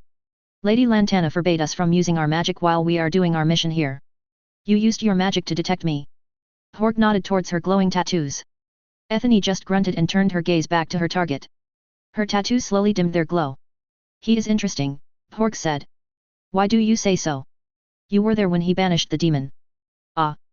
That. I did not even see what sort of attack he did, Ethany said. Of course, I wasn't using my runes at that time. Even if you were using your runes, I doubt that you will know what he did to exorcise that demon. Hork sighed. Roganian warriors does not have much experience in dealing with demons. If we did, we won't be sneaking around this city. The curse afflicting the mind of the warrior king came from an ancient demon lord. The priests kidnapped by the clans were only able to weaken its effects. Even if the priest caste was not abolished, I doubt they can do anything about our current crisis, Hork said. Ethany looked up at the sky. Kidnapping priests, sneaking around foreign lands, when had Roganian warriors sunk so low? Lady Lantana is correct in preparing for war amongst the clans. I follow Lady Lantana, even at the cost of my honor. Honor won't mean much when the wars begin anyway. There's no honor in killing your fellow Roganian warrior for control of the warrior's throne. Yet, we must do it for all of Rogania. It is only a matter of time, Pork said. Thankfully, the priests of Kazul were able to slow down the rate at which the warrior king's mind is devoured. When he finally succumbs, I doubt the royal sword will choose a new successor before that happens. Pork and Ethany stayed silent for a time. They both looked at the garden of a small villa several levels down from their position. They saw the basket slayer reading a book while a young mage, surrounded by frogs made out of molten rocks, was trying to melt a column of stone. The basket slayer stood up and was talking to the young mage about something. The young mage made more rocks to melt using earth magic. Their quarries had turned to their direction. Ethany felt a cold prickly sensation taking over her body. Her heart became constricted, as if barbed vines were wrapping around it tightly. Pork and Ethany jumped back from the balcony, immediately activated their runes, and disappeared. A few blocks away, two cloaked persons emerged in a narrow alley. So much for not using magic. Did he see us? He saw us. He directed his killing intent specifically at us. The people around us weren't affected by it, Pork said. He straightened the large object on his back and walked towards the entrance of the alley and looked around. Who knows, he probably was just emitting his killing intent randomly. She was met with the stern face of Pork. I'm joking. Ethany said while raising her hands. Pork stuck his head out of the alley and observed the people. His runes were still glowing, although faintly. Ethany whistled. We're a few kilometers away from him yet he saw us. She stretched her body and sighed. I have never felt that sort of pressure before. And taking the distance into consideration, his skills are considerable. He looked at Ethany after checking their surroundings. I believe that his skills as an exorcist are even greater than his fighting prowess. What are you getting at, Pork? I will meet with him. Ethany snorted at the foolish idea. You want him to exorcise the curse of the demon lord on our king? Lady Lantana told us to keep him under surveillance. Now, you're actually going to meet him. He already saw us. There's no way you can shadow him again. Ethany paused and bit her lip. Lady Lantana is going to be disappointed. Why? We have found someone that could potentially stop the civil war. How can you be so sure that he can do it? How can you be sure that he would even help? Ethany asked. The clans are already preparing for war. I'm sure that it is not only our clan that is stocking up arms. But we will win because of the equipment from this city's monoforges. You won't try to stop the war amongst our people because we will win in the end. Pork slowly shook his head. It's not that. I did not mean that. Pork nodded towards the street outside. Let us go. We have nothing else to do here. People were going about their daily business, clogging up the streets. They parted easily at the sight of Pork, like waves of the sea split by the prow of a ship. Ethany followed him in silence. She allowed herself a slight smile as she noticed the people scampering away from Pork, carrying their wares. This city looks like a giant anthill, she thought to herself. Busybodies everywhere. It has been 4 months since she left her clan. She was surprised that she was chosen to be a part of the team that would be under the command of Lady Lantana. Then her surprise turned into dismay as she realized that their mission would be to secure weapons and armors for the clan. She has completed the tattoo formations on her body only a year before the mission. High hopes for dangerous missions to prove her worth as a warrior filled her heart. Yet, barely a year after she became a full-fledged warrior, it would seem that killing her fellow Roganians would be her mission. Another matter that added to her dismay was the reason that she was chosen. She admits that she was not a prodigy, yet, she is better than other warriors her age. However, the reason that she was chosen was that no one has seen her face outside the clan. It would have been better if she was chosen based on merits, no matter how distasteful the mission turned out to be. When she left, the clans were already eyeing each other with suspicion. So nothing really changed. The clans were always suspicious of each other, unlike the people in the streets of Krystfallen that don't even care when they bump of each other. Well, they take care not to bump into Pork, Ethany though while staring at his massive back. Pork was one of the fiercest warriors in her clan, but he was the one who does not kill unless it was necessary. He was strong, no doubt about that. Yet, he avoided unnecessary fights and only stood up when his honor is on the line. Ethany was sure that Pork joined this mission with a heavy heart. Perhaps, Pork was right? If they could get rid of the warrior king's curse, everything else would fix itself. Wishful thinking? Or not? She saw how, in the blink of an eye, the basket slayer banished the demon. Admittedly, she did not see how he did it. He's surely more powerful than any priest that they were able to procure. Why did they have to kidnap priests anyway? She was still an infant when the priest caste was abolished and its members exiled from Rogania. Pork, what if it's a trap? Ethany asked softly. Pork stopped in the middle of the street and looked behind his back. The flow of people parted this way and that, never daring to get near him. At the distance, a couple of city guards were eyeing them to see if they will cause any trouble. It's not. How can you say that? Other clans might have set this up to lure us out. I'm sure many clans would want to stop us from acquiring weapons. If he is allied to other Rogonian clans, then why just not ask him to try and cure the warrior king? Porg resumed walking. He was heading to the portal leading to other levels of the city. Other clans may not want to have the warrior king cured. True. And now they're luring us to take us out of the playing field? However, an opportunity presented itself to us. Whether he can cure the king or not remains to be seen. We will continue preparing for the war. Yet, don't you want to try and stop it? Of course, I want to stop it. Ethne kept pace with him. We just don't know if this is a trap or not. We may never know. Will you stop me from meeting with him? Ethne smirked and said, I won't be able to stop you anyway even if I wanted to. What do we tell Lady Lantana? I'll meet with him to see if he has the capability to help our kingdom's problem. If it turns out to be a trap, I am confident I can extricate myself from most situations. And if he's the real deal, then we go tell Lady Lantana. Fine. It has been a long time since he has looked at the world with his real eyes. A gigantic boulder flew over his head, followed by a thick tree trunk, and another, and another. They're getting quite rowdy over there. The screeching calls of ironback apes hurt his ear. They were warning their pack of incoming danger. Not that it would do any help. A couple more boulders flew towards his direction, both were deflected by the shields surrounding him. Oh well. Let them throw anything they want. They won't last long anyway. He touched the cold metal band covering the upper half of his face, covering his eyes and sitting just above his nose. How many years has it been since he started wearing it? Nearly a couple of decades? Has it really been that long? The metal mask was painted white. It was smooth, except for a small circular carving in the middle. A stylized eye. A carving of a highly stylized eye superimposed on a hexagrammic seal in the middle of his mask. He began tapping a tune with his fingers on his metal mask. Bored. Just a mission requested by the Merchants Guild. They have a shipment going through this forest and they want to keep it safe. Simple enough. Except that the forest is the cursed Donorian forest. The forest wasn't actually cursed. However, the strange arrangement of the Great Donorian mountain range somehow concentrated the flow of tainted mana into this forest, which was located in the lowest valley. A catch basin for all residual energy runoff from the mountains. The unique mana flowing through the area attracted all sorts of beasts that made passage through it unfeasible. One of which are the ironback apes who were not very happy to give way. Yet, the one who contracted them wanted to pass through here. Why did the Baccarat brothers agree to this? Seems like a menial task. They probably know what the cargo is. Not my business though, he thought. As long as he gets paid. Wearing a hooded layered robe, he stood on top of a large crate, one of the many that are transported across the mountains using levitating carts. The piercing shrieks echoed once again. Closer this time. An answering call came from the clump of trees to their side, another answered from behind the caravan of crates. Hey, looks like I'm about to get some action, he said with a drawl. Two to my right and one at the back. Plus a three-headed diamond crest ASP up ahead. The ASP was probably stalking the ape pack when we came along and started driving them away. The beasts were still a 2 meters away from him, yet he could see them, no need to turn his head, the whole world is reflected in his mind. A thick growth of foliage, nor a large mound of earth can block his sight. He was a master scryer. Trees were ripped up from their roots, pieces of earth flew in all directions. The ironbacks did not care for whatever is in their way. They have come to their brethren's aid. Their knuckles pounded on the ground as they headed for the seemingly defenseless human standing on a slow-moving line of carts. He was ready for them. Scryers perceive the world differently. People just call their power mage sight, but they don't just see through different eyes. Feeling colors and tasting emotions, smelling the souls of every living creature, see even the softest sound.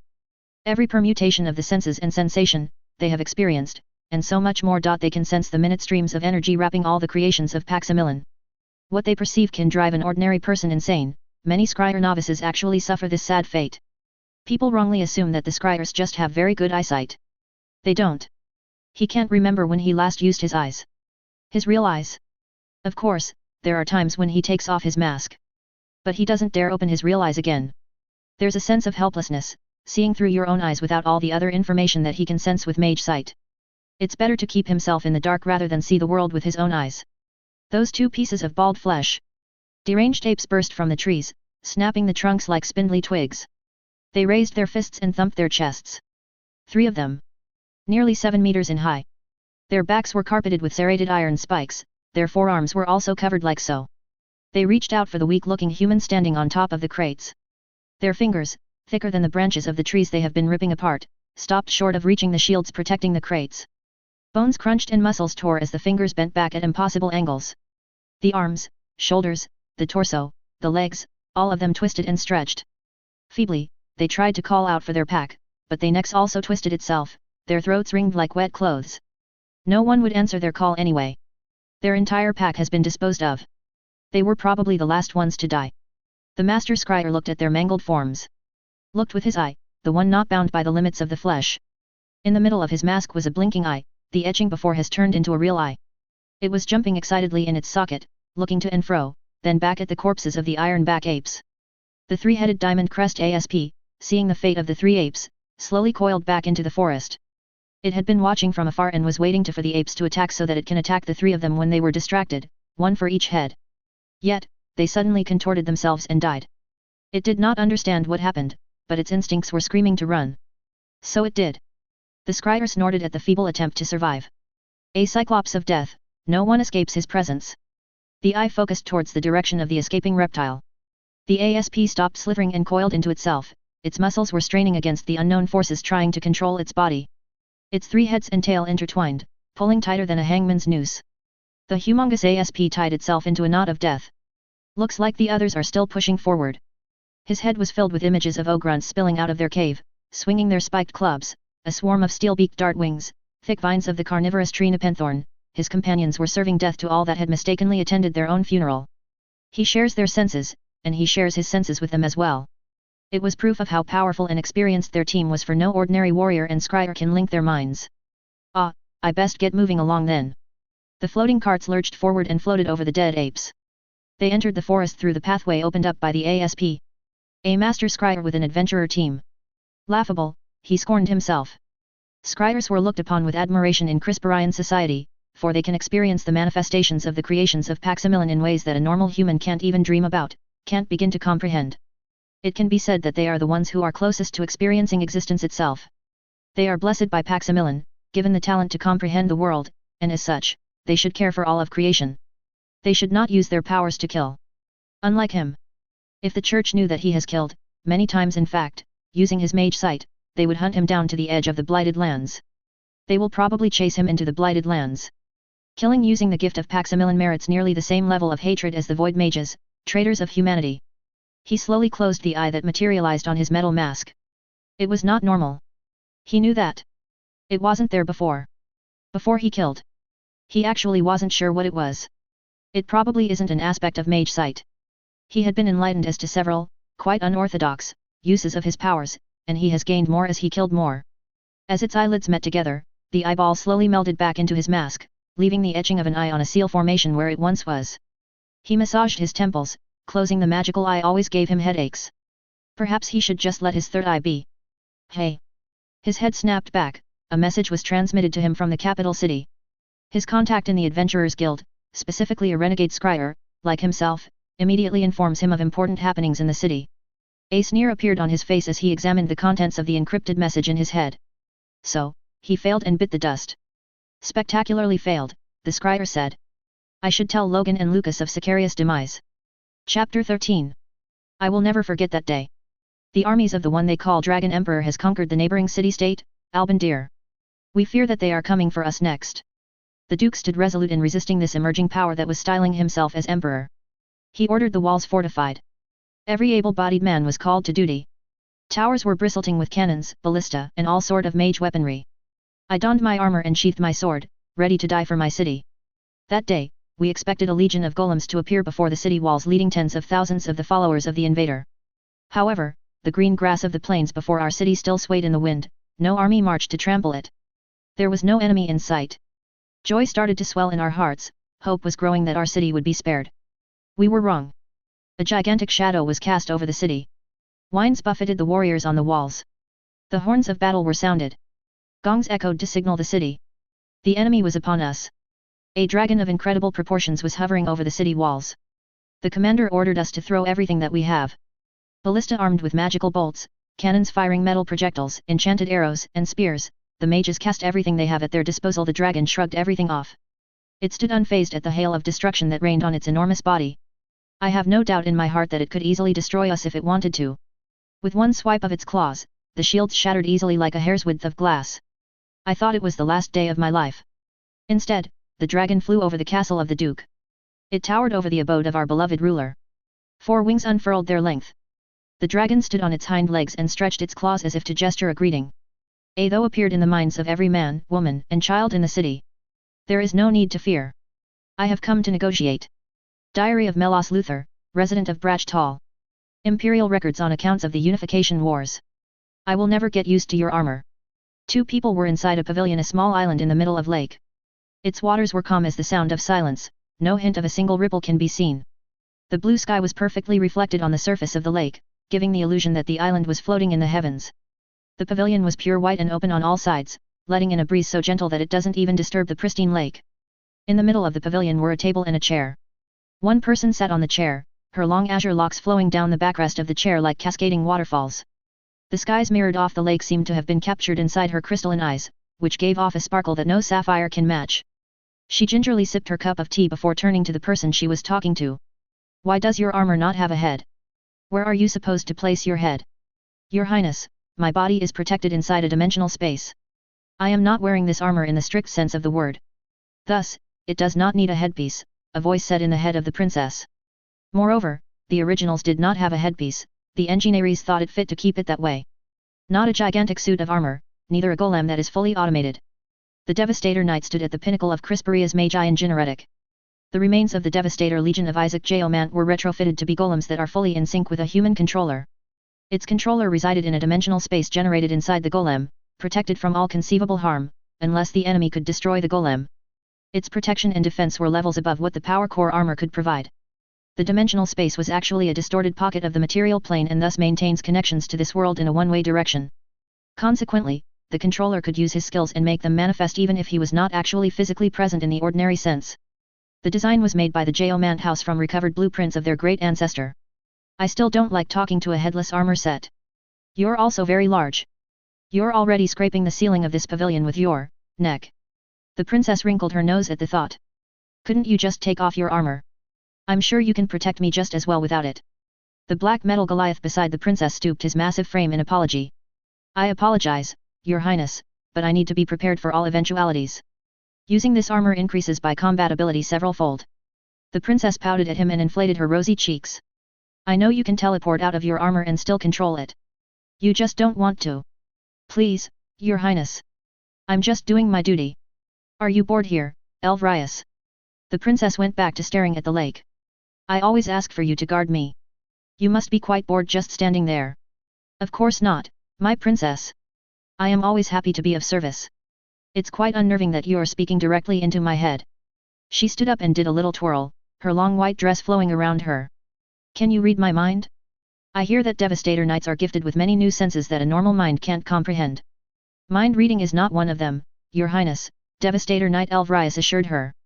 The princess stepped outside the pavilion and walked by the water's edge. She turned to look back at Elvrius who followed her.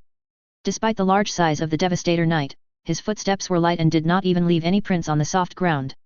Elvrius, if you please. The princess tilted her head towards the lake. Elvrius waved his massive hand.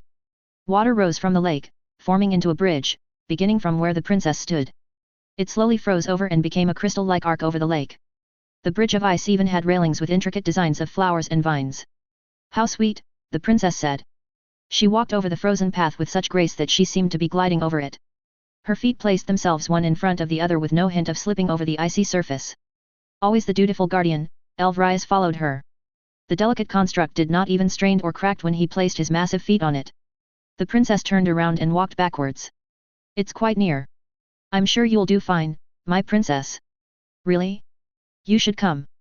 There's going to be one of you assigned at the ceremony. I'm going to choose you. Why me, Your Highness? Elvrius asked. The princess just shrugged her bare milky white shoulders. Why is there only one of you at any given time? Other kingdoms have thousands of guards surrounding their royalty. Are you really that powerful? How many are all of you in total? He bowed once again. I am not at liberty to discuss our number. Only the Emperor knows besides ourselves. However, I assure you that I can give more than an adequate protection. Oh really? The princess playfully punched him. I bet if I transform into a dragon I can defeat you. I highly doubt that, Your Majesty. She patted his armor and said, I was just jesting. While I do have a draconic form, I am not strong. Looking at her hands, Her face fell. I don't really think I can do it in front of all those people.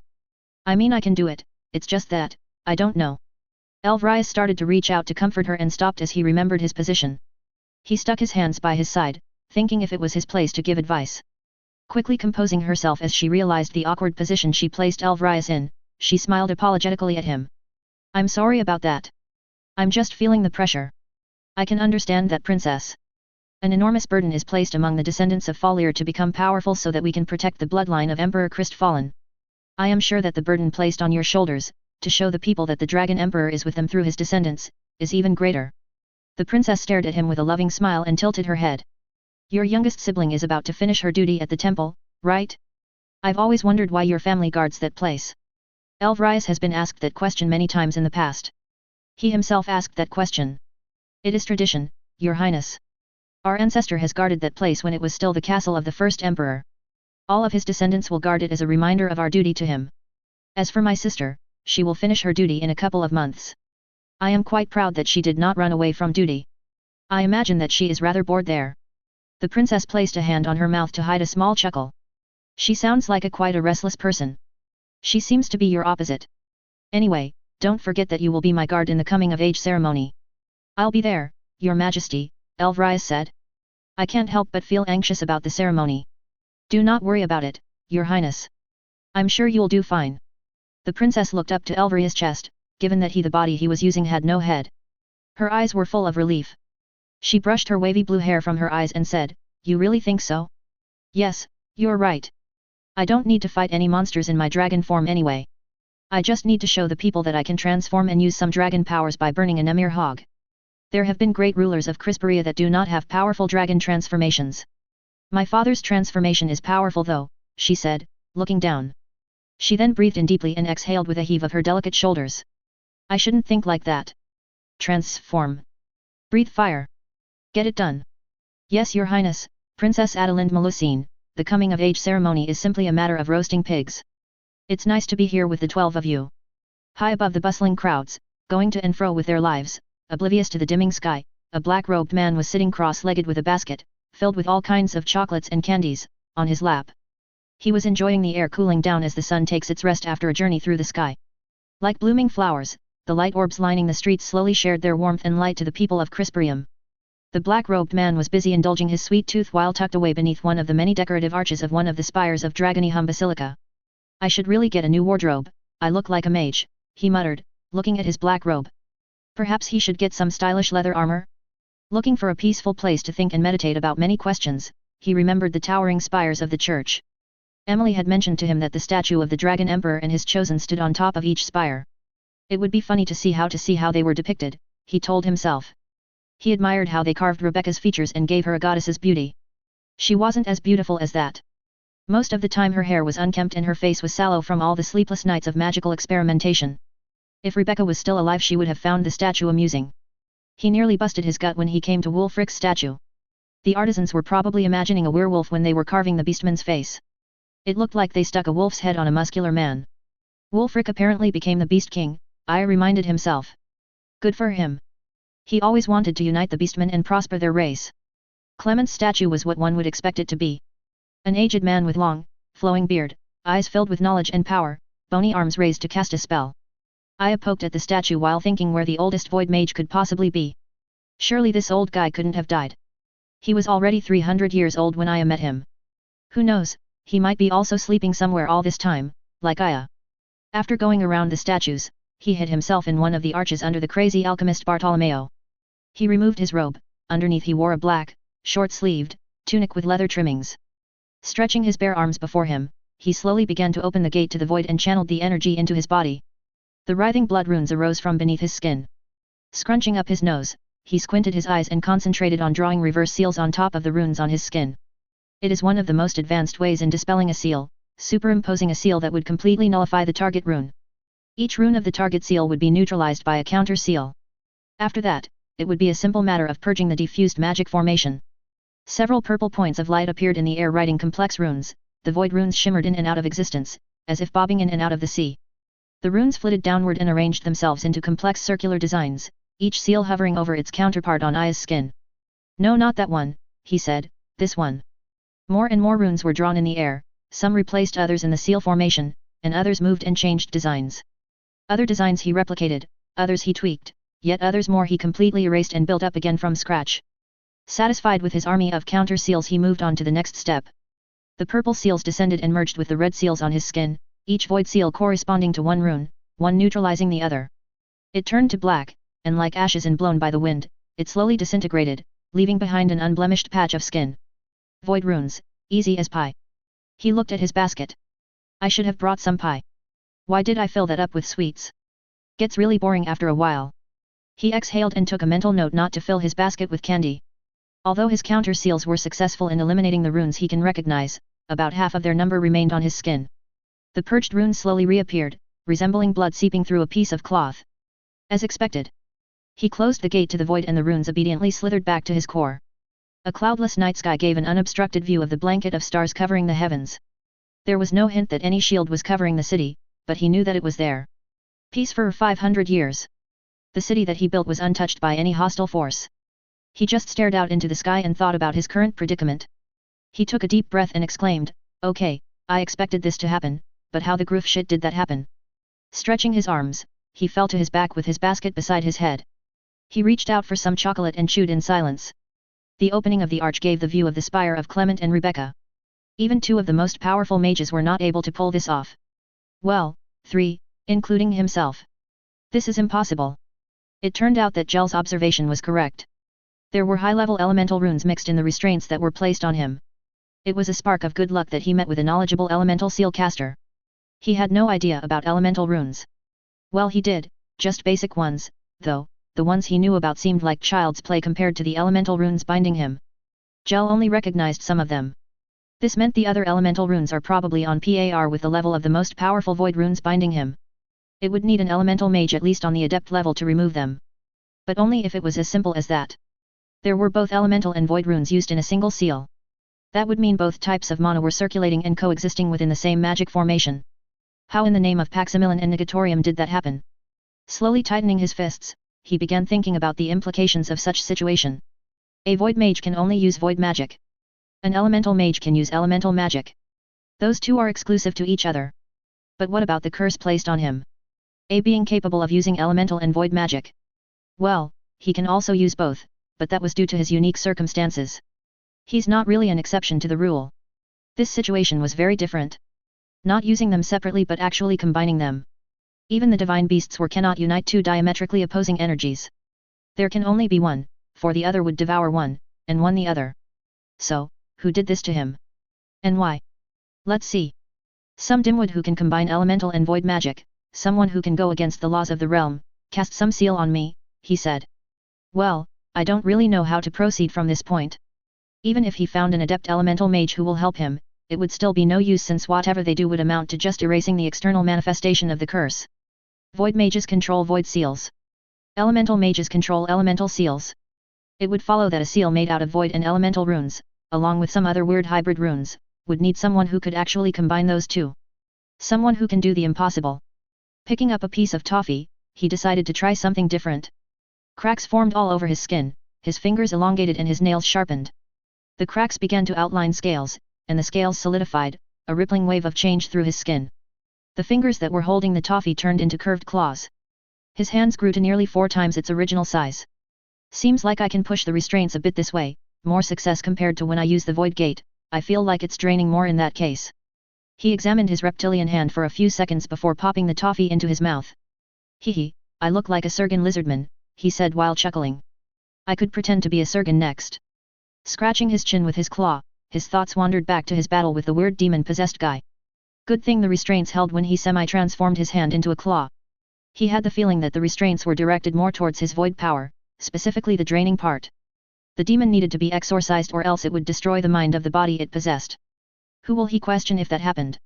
And he couldn't let the army get to the demon because they will most likely kill it rather than try to save the possessed body given the late stage of possession. There was something that Sicarius said that gnawed at his mind. That Pishiho said they were going after children with void affinity and using them as bait for the void mages to save. So there are void mages left. The ones who still practice voidcraft. Some sort of resistance force I guess. Aya said. But what about the matter of the children? He decided to hop over to the statue of Clement to do some more thinking. Perhaps the statue of a wise venerable void archmagus would help him ponder. The statue was 3 times taller than he was. Sitting at its base, he leaned back and rested on its feet. The children, there's something funny here, he said. People with void affinity usually open their void gate in their teens. It's very rare for a child to be able to open a void gate. So how do they detect those children? To know if a child has void affinity, extensive tests must be conducted. They couldn't possibly test every child in the Empire. He rapped the statue. Hey, Clement. How can you find void kids among millions of people? No answer. It was worth a try. Who knows, Clement was probably hidden inside the statue. Lots of possibilities on where he could be right now. The only scenario that was impossible was Clement being dead. While he was unwrapping his next piece of candy, he thought about the differences between normal people and those with the void affinity. Most of the people with void affinity have abysmally low mana pools and suck at attracting elemental essences. Actually, when their void gate opens, they cannot attract elemental essences anymore. He remembered when he was young, he had way below pitiful aptitude on becoming an elemental mage. He couldn't even aspire to be a warrior since they also use mana and extract other kinds of essences from nature for their buffs and all that. Good thing he had a master that taught him how to make the best out of his situation. That was before his void gate opened. I wonder where she is now. She has a special bloodline, I think. It's not normal to have a silver hair. I wonder if it was one of those that give longevity. Anyhow, she would probably beat up death if he came for her, Aya said. But it doesn't mean that all kids who have no future being an elemental mage would become a void mage. Void mages are relatively rarer than elemental mages. Most of them were descendants of void houses. It seemed that having parents who were both void mages increased the chances of their offspring inheriting that power. Still, most children of the void houses are just normal kids and end up being servants to the ones who become void mages. The void houses are not really nice at all, but that does not warrant their extermination. Children with void affinity were also born by sheer chance to parents who were not void mages. However, that occurrence was exceedingly rare. Most void children would be misunderstood and shunned by their families and society because they feel different. Someone told him before that they just felt wrong, that they somehow were out of place. The likely future for void children would just be misery, unless by some stroke of luck, after they have opened their void gate, they were found by a void mage who was willing to take them as an apprentice. Notwithstanding this, that Sicarius guy seemed like he was hunting void children. The void mages who were in hiding were probably tracking him to find out about the children, or they had their own method of finding the children. Either way, there was a method to find void children without testing every kid in the whole of Krystfallen. Even sires can't find them if they have not opened their void gate, he said. I should probably get moving. He wore his robe and retracted his scaly hand. He then jumped from spire to spire and finally down the plaza in front of the church. 2 men, one was long-haired and the other skinny, gaped open as they saw a black-robed man drop in front of them from the skies while carrying the basket. I looked at the massive doors of the church. The bishop is the key, he muttered. Well, not him, but the orb on top of his staff. I have seen something like that before. I wonder where they keep that thing. Probably not in this church. He swished around his robe, turned and gave a dramatic pose in front of the 2 awestruck men. Greetings from the basket slayer, my good men. It hits him. The skinny man exclaimed. His shout attracted the look of several people. Really? Really? Woah! The long-haired man began frantically combing his hair with his fingers. People began crowding around, eager to see what the commotion was all about. It's the basket slayer. He has food in his basket. I also have a basket. Look. Look. Ah, I don't have food in my basket. I'm going to buy some. The long-haired man grabbed his friend by the shoulders and shook him from his daze. Hey man. You should do it. Do it now. His friend slowly approached the black-robed man. The crowds made way for him, looking intently at what he was going to do. He knelt before the basket slayer and raised his hands carrying a basket. Mr. Basket Slayer, can you sign my basket? Chapter 14. The Mana Forges of Krystfallen are one of the places to visit while you are in this city. They are located at the east side of the 3rd up to the 5th levels of the city. The ones on the 5th level are under the control of the Mana Forger houses and are off limits to the public. However, the ones in the 3rd and 4th levels give a wide array of choices to fit your every need. Feeling scared doing your first mission as an adventurer? Buy the novices set at an affordable price. It has set bonus and is a staple for young adventurers. Looking for that perfect gift for the woman who has captured your heart? Buy her a blue butterfly sapphire ring. It actually flutters its wings on your finger. A strong warrior looking for something to add to their rare and powerful collection of weapons? How about twin blades made from the fins of a giant Tiamat fish? You could chop and dice even an ogreish worm in seconds. Your marriage having a problem? Buy a pair of illusion necklaces and wear them when you're together with your partner to fulfill every fantasy you have. It comes at a hefty price, depending on how many illusions you want, but who cares, since love trumps money. Come one, come all to the Monoforges of Krystfallen. Flyer for the Monoforges Exposition. 3rd Centennial Celebration of the Sacrifice of the First Emperor. The quaint town of Liftersville. It was once Liftersville City, a long time ago, more than 500 years. Trance was his name, a young monoforger, stripling and tall, hair tied back in a ponytail. Munching an apple, he happily hummed a tune as he was riding his horse, his brown hair whipping away in the wind. It was not exactly his horse, the army lent it to him. An Imperianus breed. 6 powerful legs, 2 hearts, extra muscles added in, hooves harder than steel. He did not know what other things the Biomaga did in breeding these horses. He really did not care. The horse was powerful, majestic, and he was riding to his first assignment outside of his master's shop. His master was not a big-name monoforger in Krystfallen, but he did have a shop employing about a couple of dozen forgers. Trance was one of them. He has been an apprentice for a few years and his master felt it was time that he had some real-world experience. He would be stationed in the West System, the formidable network of walls and fortresses built on the edge of Krystfallen. Passing the West System, one will reach a vast desert of grey sand and continuous rolling dust storms. A wide expanse of wilderness where not even a shred of grass grows. If one still has the heart to go on and actually survive the journey, they would reach the Blighted Lands. There, the remnants of the Blighted Multitude still lingered, corruption and taint has covered every inch of those land. Without their leader, they were reduced to raving beasts that prey on each other. Krystfallen has recovered and cleansed a number of territories that has been under the Blight before, one of which is Liftersville. In the days of Empress Lucia, the Imperial Legion marched and pushed back creatures of the Blight as far as the West System. However, the Legion faltered when it reached the Grey Desert. Unknown magic was at work, severely interfering with magical transmission and all sorts of engineering constructs. Strange rifts regularly opened and closed throughout the desert. The advisors of the Empress concluded that the perpetual sandstorm was the cause of the breakdown in their massive war machine. Its effects were akin to the dark clouds the Void Mages were using to guard their fortresses. A sizable military campaign cannot be launched traversing the desert. The Empress agreed with them and halted the crusade. Thus, the West System was constructed to keep everything unclean out of Krystfallen. And that was where he was headed now. He bragged about it to the ladies back home. His physique and features were already more than enough to make any woman swoon. Add in tales of bravery, facing the worst of the worst in the continent of Forkspear. He could basically get any woman he wanted. No woman could resist a brave man putting his life on the line for his country. Of course he was not really putting his life on the line. Actually, putting any part of his body on the line is a big nope. He failed to mention to the ladies at the bar that he was really assigned quite far back from the first system of walls and towers. He also failed to mention that he wasn't really going to be fighting for the Empire. Others would be fighting for the Empire while he would repair their equipment. They will probably forgive him for omitting that fact. Well, he will still be fighting for the Empire, indirectly though. Still, he was in high spirits. Who knows, some noble warrior might notice his skills and hire him to be his personal armorer. He will also have the chance to see the blighted creatures. Heroes and other famous warriors are assigned in the West System, there's a probability that he could meet them while he was there. Lots of opportunities waiting.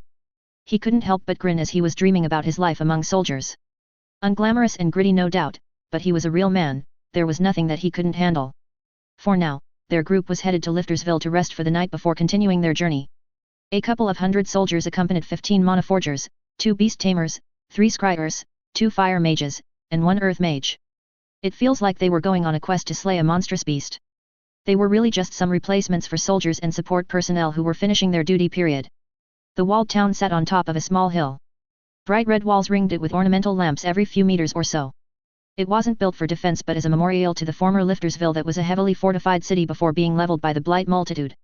No blight creature has gotten past the West System for nearly 200 years, so the town does not really worry about their safety even though they live a few days' journey away from the innermost wall of the system. He spurred his horse forward, eager to get ahead of the column in entering the town. The soldiers paid him no mind, but it earned him a sneer from a female forger, quite rare to find one, with the name Celine, if he remembered correctly. He gave her a wink, this time it earned him a pair of rolled eyes. The town was a jolly place. It seemed that they were quite used to being a stopover of soldiers on their way to and back from the West System. They were accommodated in the town hall, which was not really a bad place compared to sleeping on the ground, which they have been doing for the past few days. He dropped off his knapsack and sleeping bag on one side of the hall. The place was not bad at all. The chairs and tables were stacked at the end to make space for the army to sleep. Those who can't fit in anymore were setting up tents on the town square. A very accommodating town, he supposed, even the people outside greeted him cheerily. Never forget the primary hammer. He had his attached to his belt. His master would kill him if he loses it. One last thing, his precious shield. It's really cumbersome to slag a round shield around, but it was his lucky charm. He was able to enchant 4 passive effects onto it, rare and versatile ones, and it has 3 empty slots in addition. Yes, if he had the money to buy gems, he would have 7 effects on the shield. He was able to make such shield even when he was only an apprentice. He's not planning to sell it, although it would fetch a high price, because it's proof that he will be a great forger someday. Hammer swinging by his side and his shield on his back, he went out of the town hall to explore the town. They have a couple of days rest here before going to the west system. First things first. A drink after a tiring journey. So, what brings a lady like you in this town? We were traveling together, you dimwit, Celine replied. And what's up with slugging a shield? Hey, I was just trying to make some conversation. Trance then patted the shield on his back. This here is my baby, 3 slots with 4 passives, pretty good at. Celine took a sip of her beer before nodding. While it pains me to say this, I agree that is very impressive. Finally. Some recognition. Lady Luck was sitting on my lap that day. I was very surprised that the shield did not break while I was making it. Celine went back to looking at the display of premium spirits at the back of the bartender. Trance leaned closer to her even though she obviously wanted the conversation to stop. If he wasn't so stubborn, he couldn't have created the shield on his back. Anyway, he had his lucky charm, what could go wrong? So what do you think we will do in West System? I dunno, probably cook food. Of course we're going to repair their stuff. What the hell did you think they hired us for? Dimwit. Unfazed, Trance still continued his attempts at a conversation. Do you think we're going to see blight creatures? I'll be there for you if we encounter one. Me and my trusty shield. This time, Celine just rolled her eyes. Too much rolling already, they might probably fall off like loose screws. She finished her beer and signaled the barkeep for another. The barkeep obliged and then turned to Trance. So what can I get you, young smith? I'll have a pitcher of beer, Trance said. He winked at Celine. Watch me down this in 5 seconds. Dad. Dad. I'll bring. Somewhere below the counter, a child's voice squeaked. It's all right, son. It's easier if I just give this to the man over the counter. You can barely reach the counter yourself, his dad, the barkeep, replied. The boy was adamant that he should be the one to serve the pitcher. Tiny hands appeared from behind the counter. He grabbed the pitcher and pulled it. He couldn't push it towards Trance, his head barely came up to the counter, and so he hugged it tightly and ran around the counter, the beer sloshing around the pitcher, the foam spilling all over the floor. Timothy, get back here, the barkeep said, starting to get angry. I'm sorry, he began saying to Trance. Hey there, little guy. Celine said, swiveling her chair to see the boy struggling to bring the pitcher. Trance reached out for his beer as little Timothy went running up to him. Here you go, mist. Whoa. Trance exclaimed as Timothy tripped. The pitcher slipped out of his chubby little fingers and tipped over Trance's pants and boots. Timothy. The barkeep then jumped over the counter. Trance has already picked up the boy. I'm sorry, mister, Timothy said, head hung low while looking at his feet. Nah, it's fine. Are you okay, son? I'm okay. Timothy then ran away to the back of the counter. The barkeep shook his head and sighed. Sorry about that, Mr. Monoforger. I'll get you one. It's on the house. It's really all right. I'm sure the boy only wants to help. He looked at his pants, drenched in beer. I guess my pants got the drink first. I'm really sorry about my young boy, the barkeep said while reaching for another pitcher. No need for that, Trance said. Best if I go back and get out of this wet pants. I still owe you one, Mr. Monoforger. You can come back here and ask for your drink free. Celine looked at Trance in admiration. Wow, I thought you were going to flip off. Why? Where does it say on my handsome face that I'm not a nice guy? The boy was just trying to help. He saw Timothy peering over the counter. Trance waved at him. You're actually a decent dimwit. It seems I have a wrong impression of you. Most guys will rage if somebody spilled beer on them. Trance leaned on the counter, close to Celine, and said, looks like you meet the wrong kind of guys.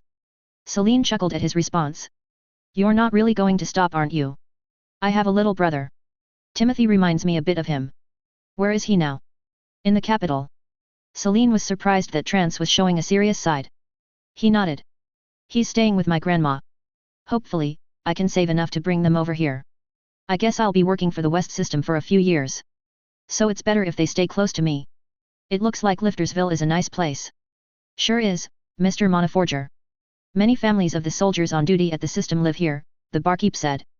Yet, I want to get hired permanently by the army. Build up experience and all that. Someday, when I become a master monoforger, I'll open my own shop in Krystfallen. Big dreams, Celine said. She raised her mug to him. You know what else is big? I somehow had the feeling you were going to say that, she said while smirking at him. Your pants are still wet. He stood and started walking out. He then stopped and looked back at the barkeep. Barkeeper, my good man, give the beer that you owe me to this pretty lady forger. Thanks a lot, very decent dimwit. She blew him a kiss. After a change of clothes, Trance decided to explore the town and find a good place to eat. He thought that the mayor of the town would have a feast for them or something, but there was none. Well, it's not like they were heroes or anybody worth mentioning.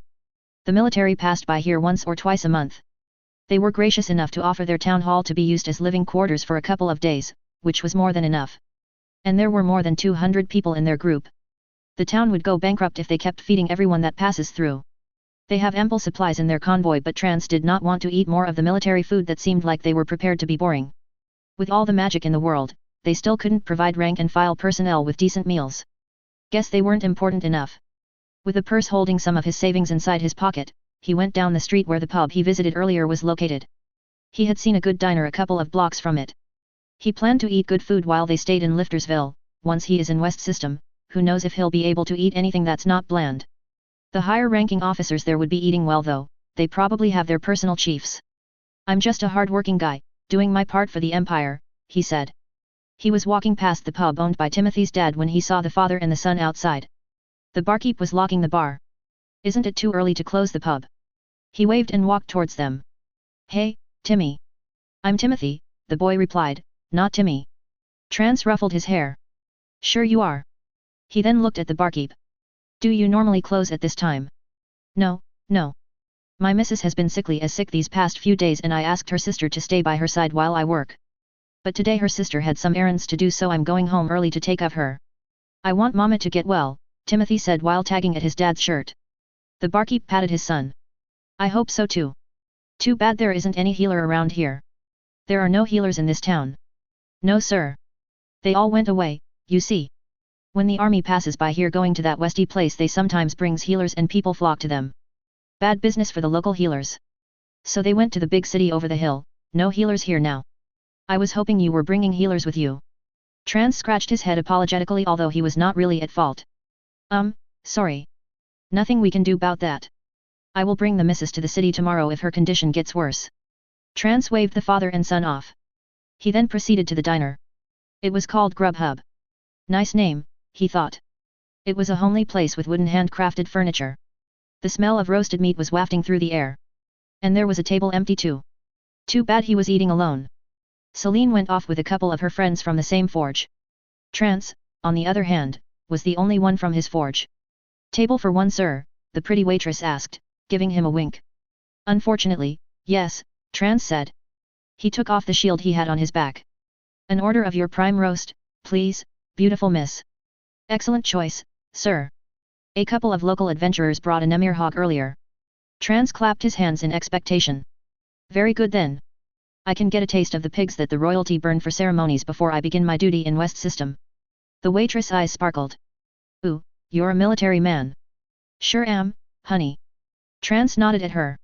She saluted him and gave him another wink before leaving. The girls are quite nice here in the countryside. His brother and grandma would sure like it here as well.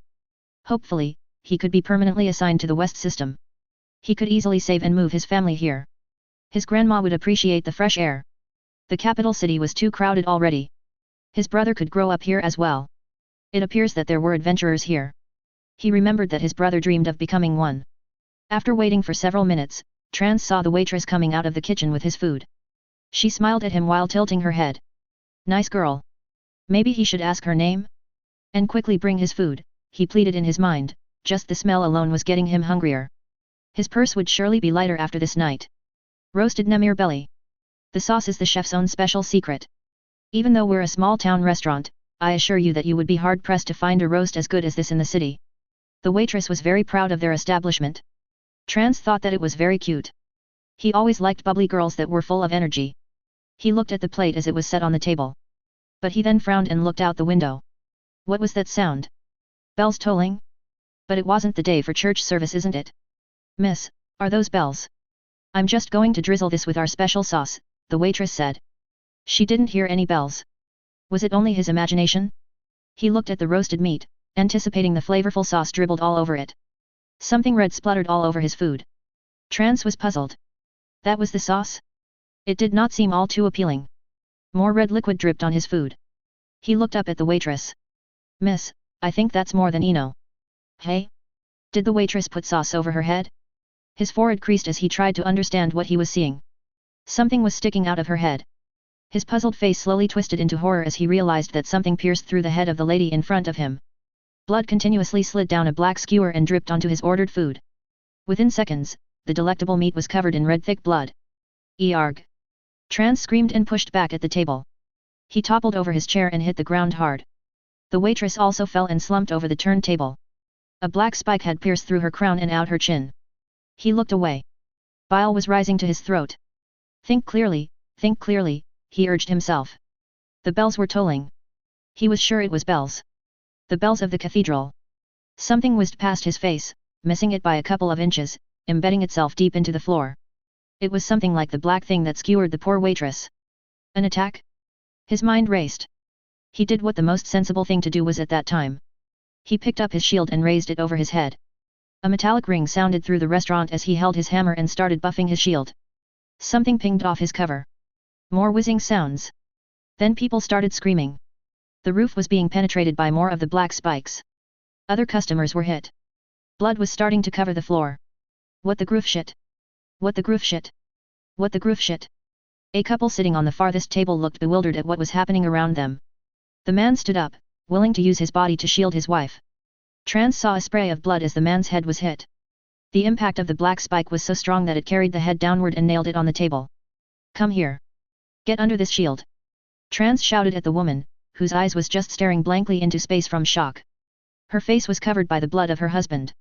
Trance started to run towards the woman as several spikes rained through the ceiling above her. There was no helping her anymore. Damn it. He decided to run outside. All the people in the restaurant were dead. He did not plan on joining them. The black spikes were already beginning to dent his shield. He did not know what he expected to see, but he did not expect to see utter chaos. Several people were lying on the street, having met the same fate as the people in the restaurant. The bell was continuously ringing. Shouting and screams added to the din. The living did not know where to run for help. People were just running to and fro, others covering themselves with anything that they can find. Black spikes continued to claim more and more lives. Several more bounced off his shield. He quickly repaired his equipment. The army. Where were they? This is an attack on Krystfallen soil. Trance looked frantically around. Some armed men filtered to the streets. Some of them had black spikes sticking out of their limbs. They were running out to the streets, shouting at the people. The town's guards? Probably. They were organizing the people and herding them away from something. Something? The people were running away from him. Something behind him? Trance slowly turned. There was something behind him. It was far from him, but it was behind him. Never in his life has he felt the urge to scream. Even now he did not scream, for his scream was caught up in his throat. He staggered a few steps back as he was processing what he was seeing. What the groove shit is happening? A colossal black creature stood somewhere near the place where the town hall would be. Due to its height, Trance could see it even if it was far away.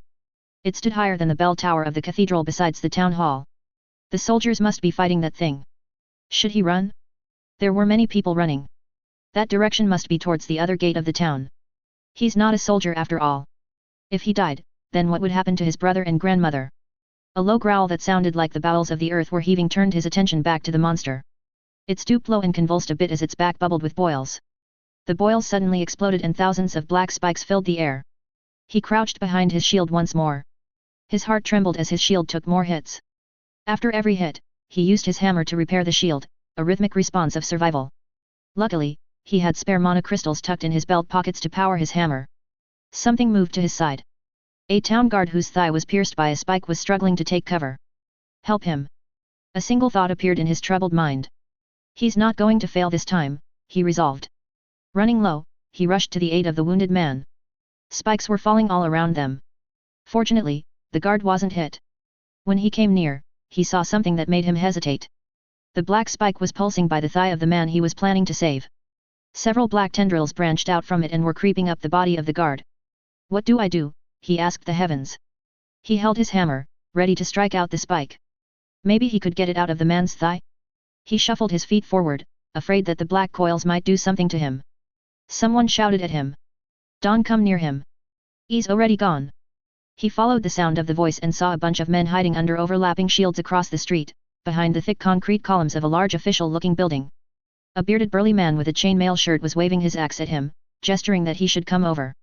He took one last look at the guard lying on the streets, and wished he hadn't.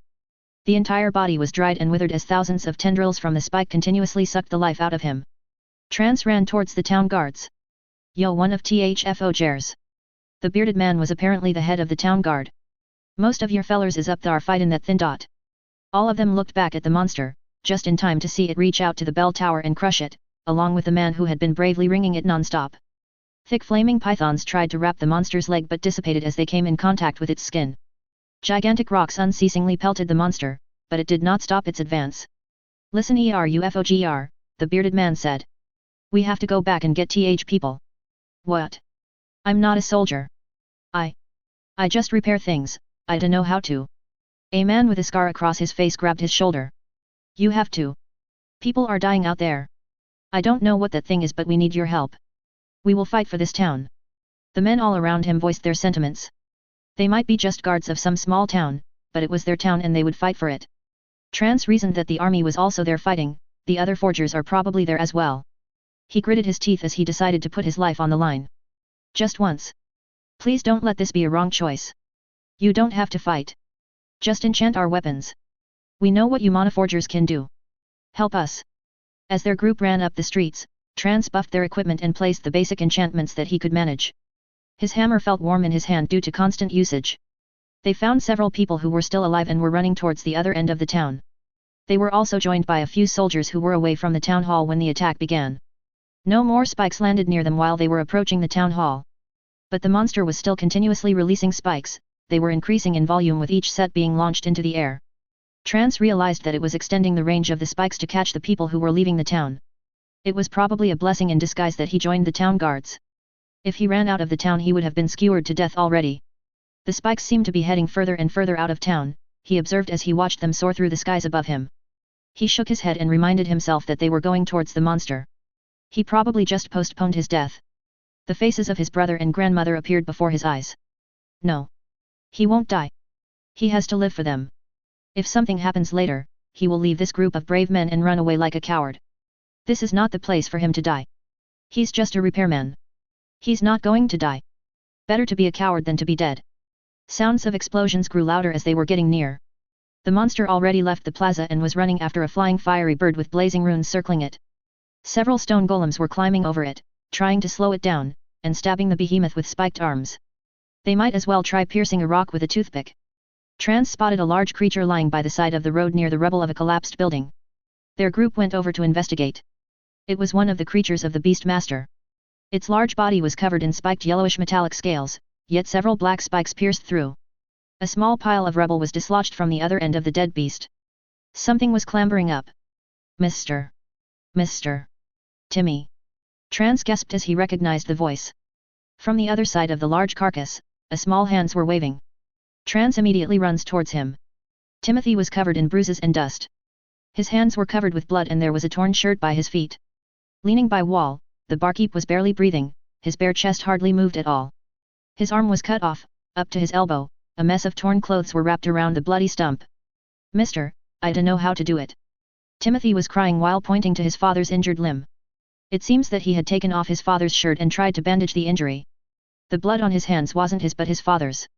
The bearded man ripped off his sleeves and knelt beside the barkeep, gently removing the clumsily placed makeshift bandages. "Don't worry lil one. I'll get your daddy patched up." His arm was pierced. The man with the scar on his face pointed at a severed arm lying near the wall. It was covered with pulsating and squirming black tendrils. A spike from the monster attacking the town had taken root on it and had already sucked it dry. Good thing it was cut off. If it wasn't cut off, it could have consumed your daddy, one of the guards told the boy. Who cut it off, Timmy? The boy pointed to the wall. Trance realized he was referring to the other side. He nodded at the other town guards and slowly circled the wall, half of which has already fallen down. Two majestic creatures, as large as the first beast that they had seen, were on the other side. Dead. A lion with spiked silver mane and 3 tails, and a huge bull with barbed horns and covered with thick overlapping metal plates over its back. Between them was a woman, the beast master, Trans presumed. All of them were covered with black spikes, but there were only minimal black tendrils over their body. Their corpses seemed to be in a better condition compared to the others. It seems the spikes stop sucking your life, if you're already dead, Scar-Faced said. He chuckled a bit before realizing the meaning of what he said. I'm sorry, just trying to make a joke. But what he said seemed to be true. The spikes don't bother taking root on a corpse. Trans clenched his jaw so that he won't throw up. His nose was filled with the stench of blood and death as they were racing down the streets. It's good that he did not have a meal yet. The image of blood on his food and the impaled head of the waitress once again stirred his innards. He made his way back, over the rubble, to where Timothy was. The barkeep was already patched up by the head of the town guards. His eyelids were feebly moving. You'll get him out of here. Many thanks FO Yahp. The bearded man nodded towards the barkeep as he talked to Trance. He then held both of shoulders of the young Monaforger and bowed to him. He signaled the other warriors to regroup around him. What? He could leave? Trance's mind did not quite comprehend what happened. Inside his head, he was already dancing with joy at the prospect of escape. He was previously planning to run away when he saw the corpses of the Beastmaster and her pets. If a group of magical beasts died without even getting near the monster, what chance did they have? However, he did not let his reaction show. He tried to insist on staying, but the others told him to carry the father, protect the boy, and leave town. A sliver of guilt was gnawing in his mind, so he offered to buff their weapons with the best protection that he could give. The mana crystals on his hammer started blinking, indicating that they were running low on juice. It was time to leave. He was also saving Timothy and his dad, he told himself. He's not really running away. He couldn't leave Timothy alone with his unconscious dad. Yes. He was not a coward. They needed his help. The ground shook as if 100 giants decided to play hopscotch at the same time. All of them fell to their feet. He struggled to get up and cover Timothy as more rubble dropped among them. Trance heard the sound of several buildings being demolished. The tremendous crash was only a couple of blocks away. All the houses there were gone. Flattened beneath a gigantic foot. Wah! Why is that thing here? It jumped, the scar-faced man exclaimed. It was near the mayor's mansion on the other side, then it jumped here. Fry mayor hide, what th blaze in hell is it, the bearded man exclaimed. Quick hide. Hide behind Hyar. He motioned for them to hide behind the rubble and the half-collapsed wall. Others chose to hide behind the dead beasts. Trance grabbed Timothy and hugged him close. He also reached beneath the arm of the barkeep and started to heave him. He wanted to leave. To flee. It would be easier to just leave the two behind. He kept reminding himself of his younger brother and grandmother. But the more he thought about them, the greater the urge to try to save Timothy and his dad. He pulled both of them out onto the streets. Trance finally saw the monster up close. It was darker than the darkest thing that he has ever seen. It was like every shard of light that came near it was being absorbed. A bloated humanoid, with stumpy mismatched limbs, that was what it looked to him. On its head, where its face should be, were bodies, human bodies covered with black tendrils. They were struggling and were trying to break free. Most of them were wearing armor. The soldiers. Boils with yellowish liquid covered its back. Hundreds of black things were swimming inside the yellow fluid. Trance realized that these slithering things were actually the black spikes that were raining on them. The monster was actually breeding these things on his back. The golems that were hanging on to the monster earlier were nowhere to be seen. The earth mage that came with them probably died. There was only one fire mage left fighting, he was also nearing exhaustion. The fire mage saw the survivors on the ground, and realized his mistake of luring the monster in this direction. He did not know that there were survivors left, he assumed that the living ones already left the town and he was just buying them time. Run! Run! Go far away, he shouted at them. I'll keep it here. Trance did not need any more urging. He used the last mana inside his primary hammer to boost his strength. The guards and the surviving soldiers looked at each other, unsure of whether to run or fight. It was an easy decision for Trance, but the soldiers gave the impression that they wanted to avenge their comrades. He could not see how they would be able to manage that, so he just ran and ran. He carried the barkeep over his shoulder and little Timothy by his side. A blinding light flooded the town as the fiery bird grew into a blazing inferno. The mage riding it was consumed by the tremendous fire. He sacrificed his life to pay for the final attack of his fire spirit. The skies were on fire, billowing flames covered the fiery bird. It was glowing white, due to the heat it was gathering. With a final shriek, it hurled itself towards the monster. Trance did not look back even once. Several shouting voices were catching up to him. The town guards finally decided to run. They were dragging away the soldiers who wanted to attack the monster. The bird descended on the monster, the heavens of flames following behind it. All of the survivors stopped running, even Trance, to witness the glorious sight. A deafening roar washed over the entire town. The monster raised its arms up into the air. Its chest opened, revealing several rows of whirling teeth, leading to a black never-ending abyss. The monster grabbed the fire spirit and stuffed it into the cavity on its chest. Trance and the others dropped to the ground and grabbed whatever sturdy hold they can find as an intense vacuum of air threatened to pull them towards the direction of the monster. Trance kept his eyes shut. He kept Timothy close to his chest with one arm, his hand holding the barkeep to this shoulder. His other hand strained to hold a fissure on the ground. The jagged edges of the fissure was biting his flesh, drawing blood. Still, he held, until the vacuum subsided. The black night skies returned. The fiery bird and its assuring glow of warmth was no more. Mana Smith. Get up! The scar-faced man was yelling at him. Get up and get those two out of the town. Head towards the forest and hide there. The bearded man was picking himself from the rubble. He waved his axe at the monster. Fogger, get out of here. Monster will come fo us. Run, and don't look back, ya hear, he said to Trance. Trance merely nodded and proceeded to run away again. The barkeep was still unconscious. Timothy was sobbing, his bald hands rubbing his eyes. He kept calling for his mom. Damn it, damn it. He was not going to die. No way, sir. He was getting out and bringing these two. That was the plan. He was surprised that he can still think clearly. He could see the backs of the town guards. They were running towards the monster. Again. That's not the way for me, he said through gritted teeth. The strength buff was already losing its effect. There was still a long way to go. What should he do? He couldn't carry both of them and reach the forest. As he was pondering what to do while running, the earth jumped once again. The ground turned over from the impact. The three of them went flying through the air. He lost his grip on the barkeep. Timothy was still with him. He hugged him near his chest to protect him from all the debris falling around them. They tumbled through a window, into someone's home. Someone who was already dead. Rocks and pieces of wood thundered on the partially destroyed rooftop. Trance quickly got to his feet and dusted Timothy. He then sneaked towards the window to get a glimpse of the monster. He held his breath as he inched his head slowly up the windowsill. It was there. So near. He could make out the individual black snakes living in its bulbous back. It slowly turned. The town guards. Trance quickly pulled his head down and clamped his hand over his mouth. He saw them. They were there. On the monster's face. They were there. The town guards had joined the scores of bodies stuck on the face of the Titan of Death. Where's Dad? Timothy was sniveling. He was trying to control his crying. Brave kid, Trance thought. Probably braver than him. He reached to him and hugged him. Don't cry, okay? We're gonna get through this. He felt as if he was talking to his own little brother. Is Dad out there? Timothy asked. He tried to climb over the shoulder of Trance to look out the window. Stay still, Trance whispered.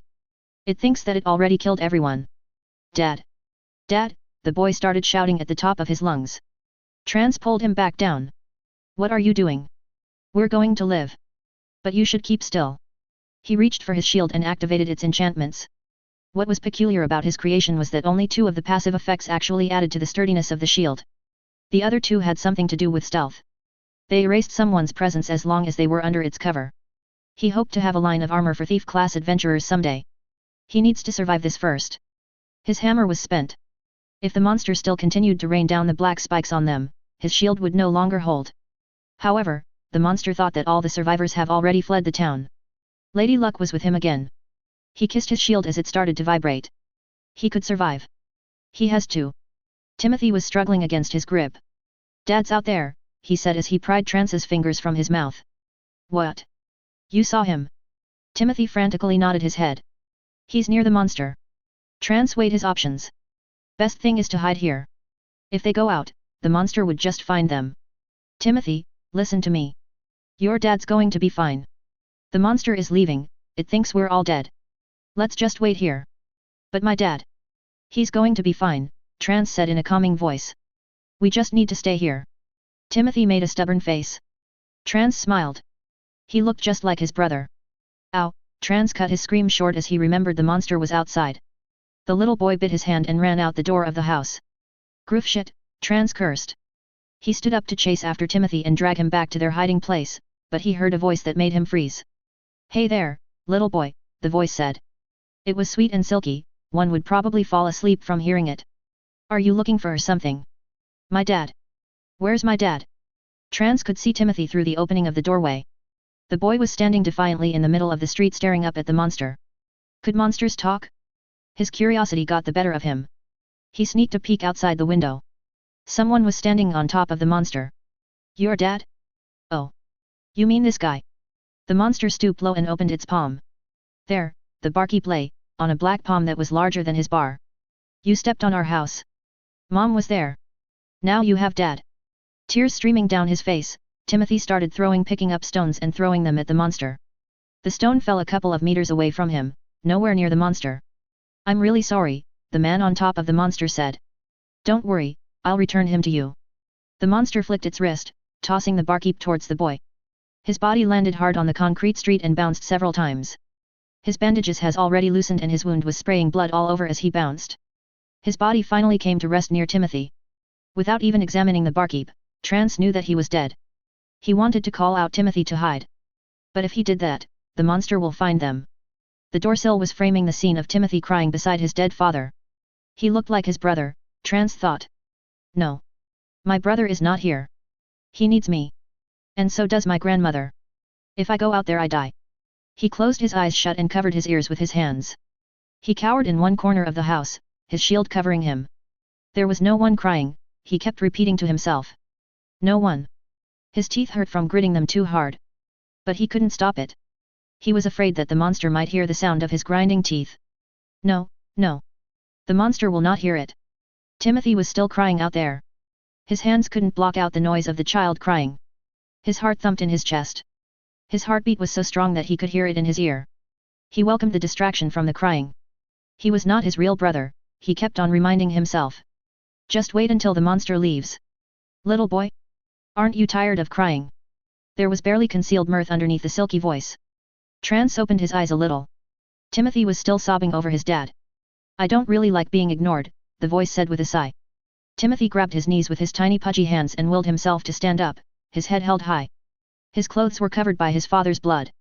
His face was full of bruises and dirt. He defiantly looked at the monster towering above him a few ruined houses away. I will kill you, he started screaming in his high-pitched voice. Give me back my mom and dad. Trans prayed that he would just shut up. Please just shut up. Everyone just leave him alone. He only wanted to provide a good future for his family. He didn't sign up for this. No one told him this would happen. Timothy was continuously bawling at the top of his lungs. Just shut up, Trans thought. Thwoob. Silence. Then a thump. Trans dared himself to look once again. Tears started streaming down his face. He held his breath for fear that the monster might hear him. He couldn't stop crying. His breathing was becoming erratic. Stop it. Stop it. Timothy's delicate body was strewn over his father. A black spike protruded from his back. His head twisted at an angle. His empty dead eyes were staring straight into Trans's soul. I want to live. I want to live. I want to live. I want to live. I'm sorry. I'm sorry. However, the dead cannot understand any explanations. My work here is done. Let's go chase the people who ran out of the town. A hearty chuckle echoed through the empty town. The earth quaked for the last time as the monster jumped and made his exit. Chapter 15. Knowing your enemy is only half of the battle. The other half is knowing yourself. If you know yourself and your enemy, then that means you know a lot. And knowing a lot is also half of the battle. For you should know everything about the battle. But that is only half of the battle. For the true meaning of the battle is winning it. Where was I? I don't really understand what I'm saying. Just go into battle without knowing anything. If you win, you take all the glory. If you lose, you can just say you did not know anything. They can't fault you for that. How dare they put an incompetent at the head of the army? Just kidding. We're going to win this battle. I'm going to lead the charge tomorrow. General Graham Johnson during the Council of War before the Siege of Bastille. Imperial records on accounts of the Unification Wars. 2 dragon hands covered in uniform triangular scales, each scale curving pointedly upwards, bristling, grasped an orb that fit snugly between the hands. The claws curved around the ball, they were long and narrow, almost as long as each finger. Apparently, that's the seal of the Dragon Emperor. I had seen it quite a few times in the establishments that he has visited. Emily was so happy at the progress of her brother that she gave Aya some money in addition to his accommodation. She probably thought of him as some kind of warrior who fell out of grace and became a wandering bum. It doesn't matter what she thinks of him, what matters was that he has money to spend on all the exotic foods in Krystfallen. The bulbous dragon, that was the name of the cafe he was in. The name does not sound really appealing, but adding dragon to the names of shops and restaurants appeared to be a trend. The bulbous in the name referred to the carnivorous plant bulboeo. Several vines of the plant hung around the cafe. These plants were fed certain types of meat, which they digest and add in their juices. Groof's milk was added into the mixture inside the bulb of the plant. And then it was poured and served. It really did not sound appealing, Aya thought.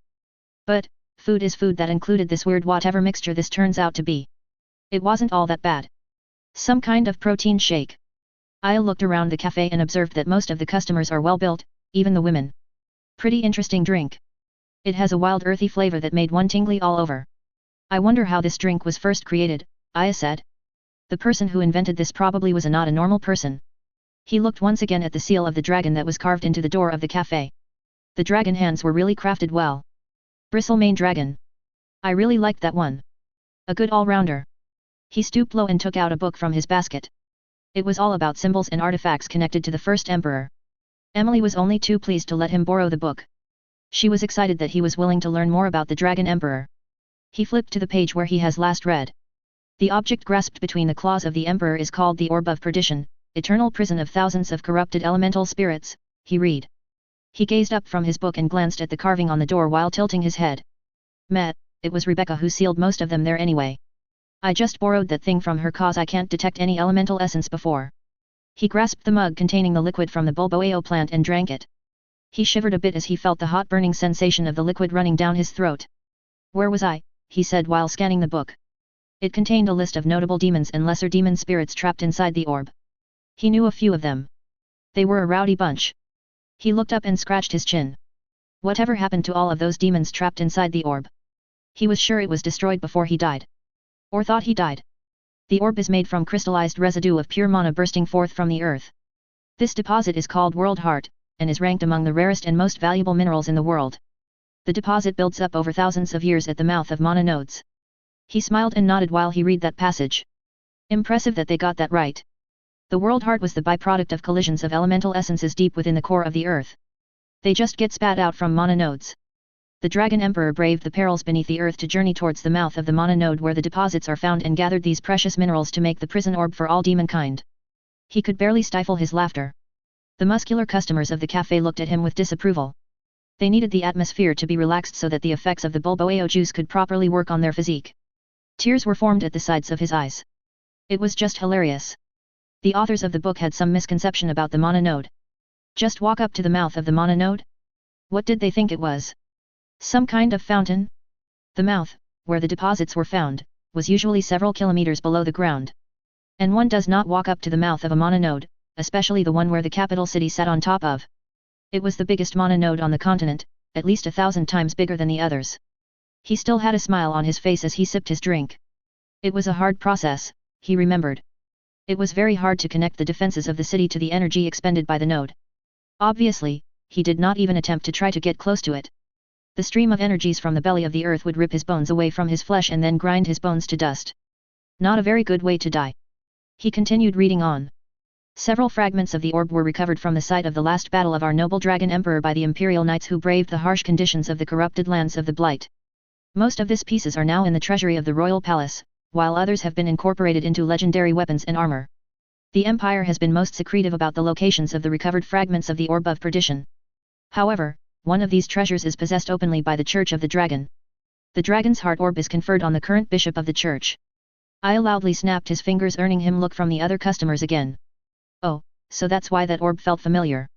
That was a really annoying service though. He sniggered when the priests were chanting ancient prayers. What they thought were ancient prayers. Those were actually the advanced controls for the city sigil.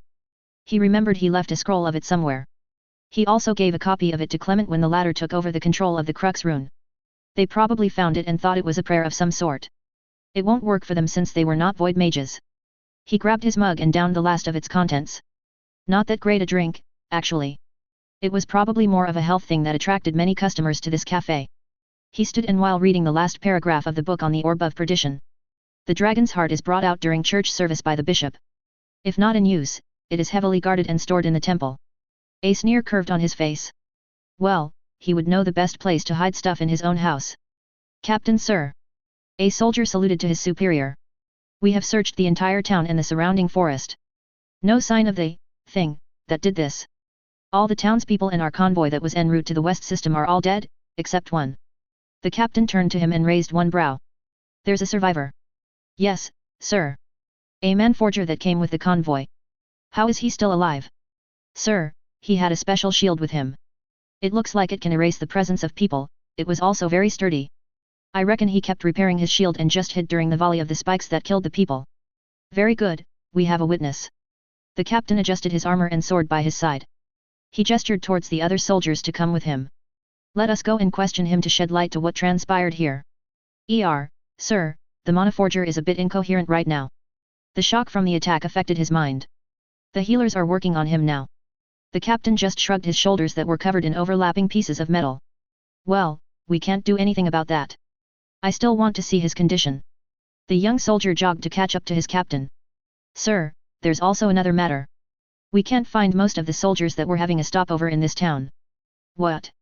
The captain stopped. Well then how can you say that they are all dead? Sir, from the logs of previous convoys that uses this route they usually stay in the town hall. The scryers have examined the town hall and the nearby buildings and confirmed that the soldiers had made a stand there and most probably died there. The scryers reckon the monster probably consumed their bodies. Same with most of the town guards. The only bodies of the soldiers that we can find are those that were impaled far from the town hall. Is that so? The captain heaved a heavy sigh. The young soldier can see that his captain was bothered. Perhaps he knew someone in the convoy? The soldiers all chose to keep quiet. They also felt sadness for their comrades in arms that died, and for all the people in the town. How about the specialized troops accompanying them? We can only find the bodies of one beast master, one fire mage, and the 3 scryers. They had scryers. Why did they not send out a distress call? The captain asked. Sir, the fire mage and the scryers, along with some officers, were dining in the mayor's mansion when the attack begun. The monster did not destroy the walls to enter the city but it jumped over it and landed on the mayor's mansion, killing everyone inside in an instant. Due to its enormous size, it was able to land on the mayor's mansion from outside the city in just one leap. I doubt the sires even knew they were dead. Another soldier who was following the captain couldn't keep quiet. What? It's like it really intended to kill everyone here. It's not just some passing dumb beast. Yes, someone probably controlled that beast. That is a possibility. Anyway, there are no beasts around here that could do this much damage. Sir. The soldiers all had questioning looks in their faces. They entered the ruined town. Dozens of soldiers were already inside, scouring through the wreckage. There were also mages flying this way and that. Mages on the ground were levitating withered bodies and gathering them in the open space by the entrance to the town. Everyone took care not to touch the bodies, or the black spikes that were scattered around. A man wearing grey cloak was crouching low, examining one of the bodies. He had a full white beard and a metal band covering his face with no slits for eyeholes. A scryer. The scryer stood up and logged his findings into an orb his attendant was holding before coming to meet them. Scryer Soldal, the captain said while giving a slight bow. All of the soldiers followed suit. The scryers are not entirely part of the army, they are somewhere in between the army and the church. Most scryers are also priests, since society reveres their powers of being able to connect intimately with the world. Captain Corin. The old scryer acknowledged their presence. The eye seal etched on his metal mask glowed blue. The soldiers crowded behind their captain to hear what the scryer had to say. A sample of the black spikes that bombarded the town was sent to the West system for extensive analysis. When could we expect to see the results? It was sent 4 hours ago, when we first discovered that this town was attacked after sending out a search party to find the scryers from the convoy that stopped here did not send their daily reports on time. We should expect them any time now. The captain was surprised. Surely they are not that fast in analyzing the item. That item does not even need to be analyzed to know what went through here, Scryer Soldal replied enigmatically, with a sad smile on his face. Before the captain can ask another question, the scryer raised his hand to quiet them and tilted his head, as if listening intently to something. They are coming. The air shimmered for a bit before the space was distorted. A portal slowly began opening near the soldiers and the scryer. Out stepped more soldiers wearing black leather armor and thick black clothes. A silver Talround insignia was emblazoned on their backs. They saw the old scryer and also greeted him with a bow. The leader of the soldiers who had just teleported in, a short but muscular middle-aged man with no facial hair, extended his hand towards the captain. Captain Corin, I see you have been doing well. A pity that we were only able to meet again due to this sad event. Captain Corrin accepted his hand. Captain March. It is indeed an unhappy situation that befalls Krystfallen. There was a subtle vacuuming sound as the portal slowly collapsed upon itself and normal space returned. Good thing they allowed us to use the gate in West system. I wanted to come to the site myself rather than to send a message via a scryer. What news do you bring to us? Not a good one, it's the Blight. Captain Mar was shaking his head. The soldiers around Corrin gasped. How can that be? Krystfallen has been clean for the last few hundred years. Not one creature of abomination has breached the West system? Did the legendary defensive works fail? No, there's no hole in West Sitem, Mar said, as if reading their thoughts. We were a bit late in getting here because the whole system was placed in lockdown by the Lord Devastator Knight. We had to make sure that there was no breach. The captain has an incredulous look on his face. If the system has not been breached, then how did a blight creature get here? Are you sure it's a blight creature? The old scryer joined in their conversation. I have seen those black spikes before, and what they can do. I used to be stationed at the West system and was assigned for some time on duty defending the first wall. Death sprinklers, that's what they were called. Captain Mar was amazed that the sire actually fought the blight before. Yes, death sprinklers. They are very large, reaching 50 meters in height, sometimes more. They breed snake-like blight creatures in their backs. Mar pointed to one of the corpses having a black spike sticking out of its head. Those things. Death sprinklers release them and they stiffen and impale, sucking the life out of those that didn't die from being hit. The soldiers around Corrin had a worried look on their faces, quite understandably so. Captain Corrin clenched his jaw and closed his eyes as he realized the implications of having a blight creature walking around Krystfallen. Did someone sneak it in? A young soldier blurted out. That is a possibility, Captain Mar grimly said. This is a very serious situation. That's probably why he is here. The soldiers once again gasped as they followed the line of sight of Captain March. Standing on top of one of the few buildings in the town that did not collapse was a giant metallic man. A headless armor. A Devastator Knight. Is he the Lord Devastator Knight from West System? Corrin asked, his voice low, as if he was trying not to disturb the unmoving metal hulk. He was surprised that he didn't notice the Devastator Knight when they entered the town. It would probably be more surprising if he noticed the knight if that didn't want to be noticed. That's Lord Jaguar, a roving Devastator Knight, Scryer Soldal said. The Lord was probably here since the reports came in of the tragedy that befell this town. I only sensed his presence a moment ago. He was probably standing there all along, in plain view. Our Lord in West System is still raging there. He was very angry that a blight creature got behind the system without anyone knowing. A 50-meter creature at that. Mar chuckled. He was blasting all our minds with his raging rants about incompetence. The entire system can hear his telepathic rage. It was also one of the reasons that I wanted to be teleported here. All of us are having headaches from the screams of our dear Lord. Make no mistake though.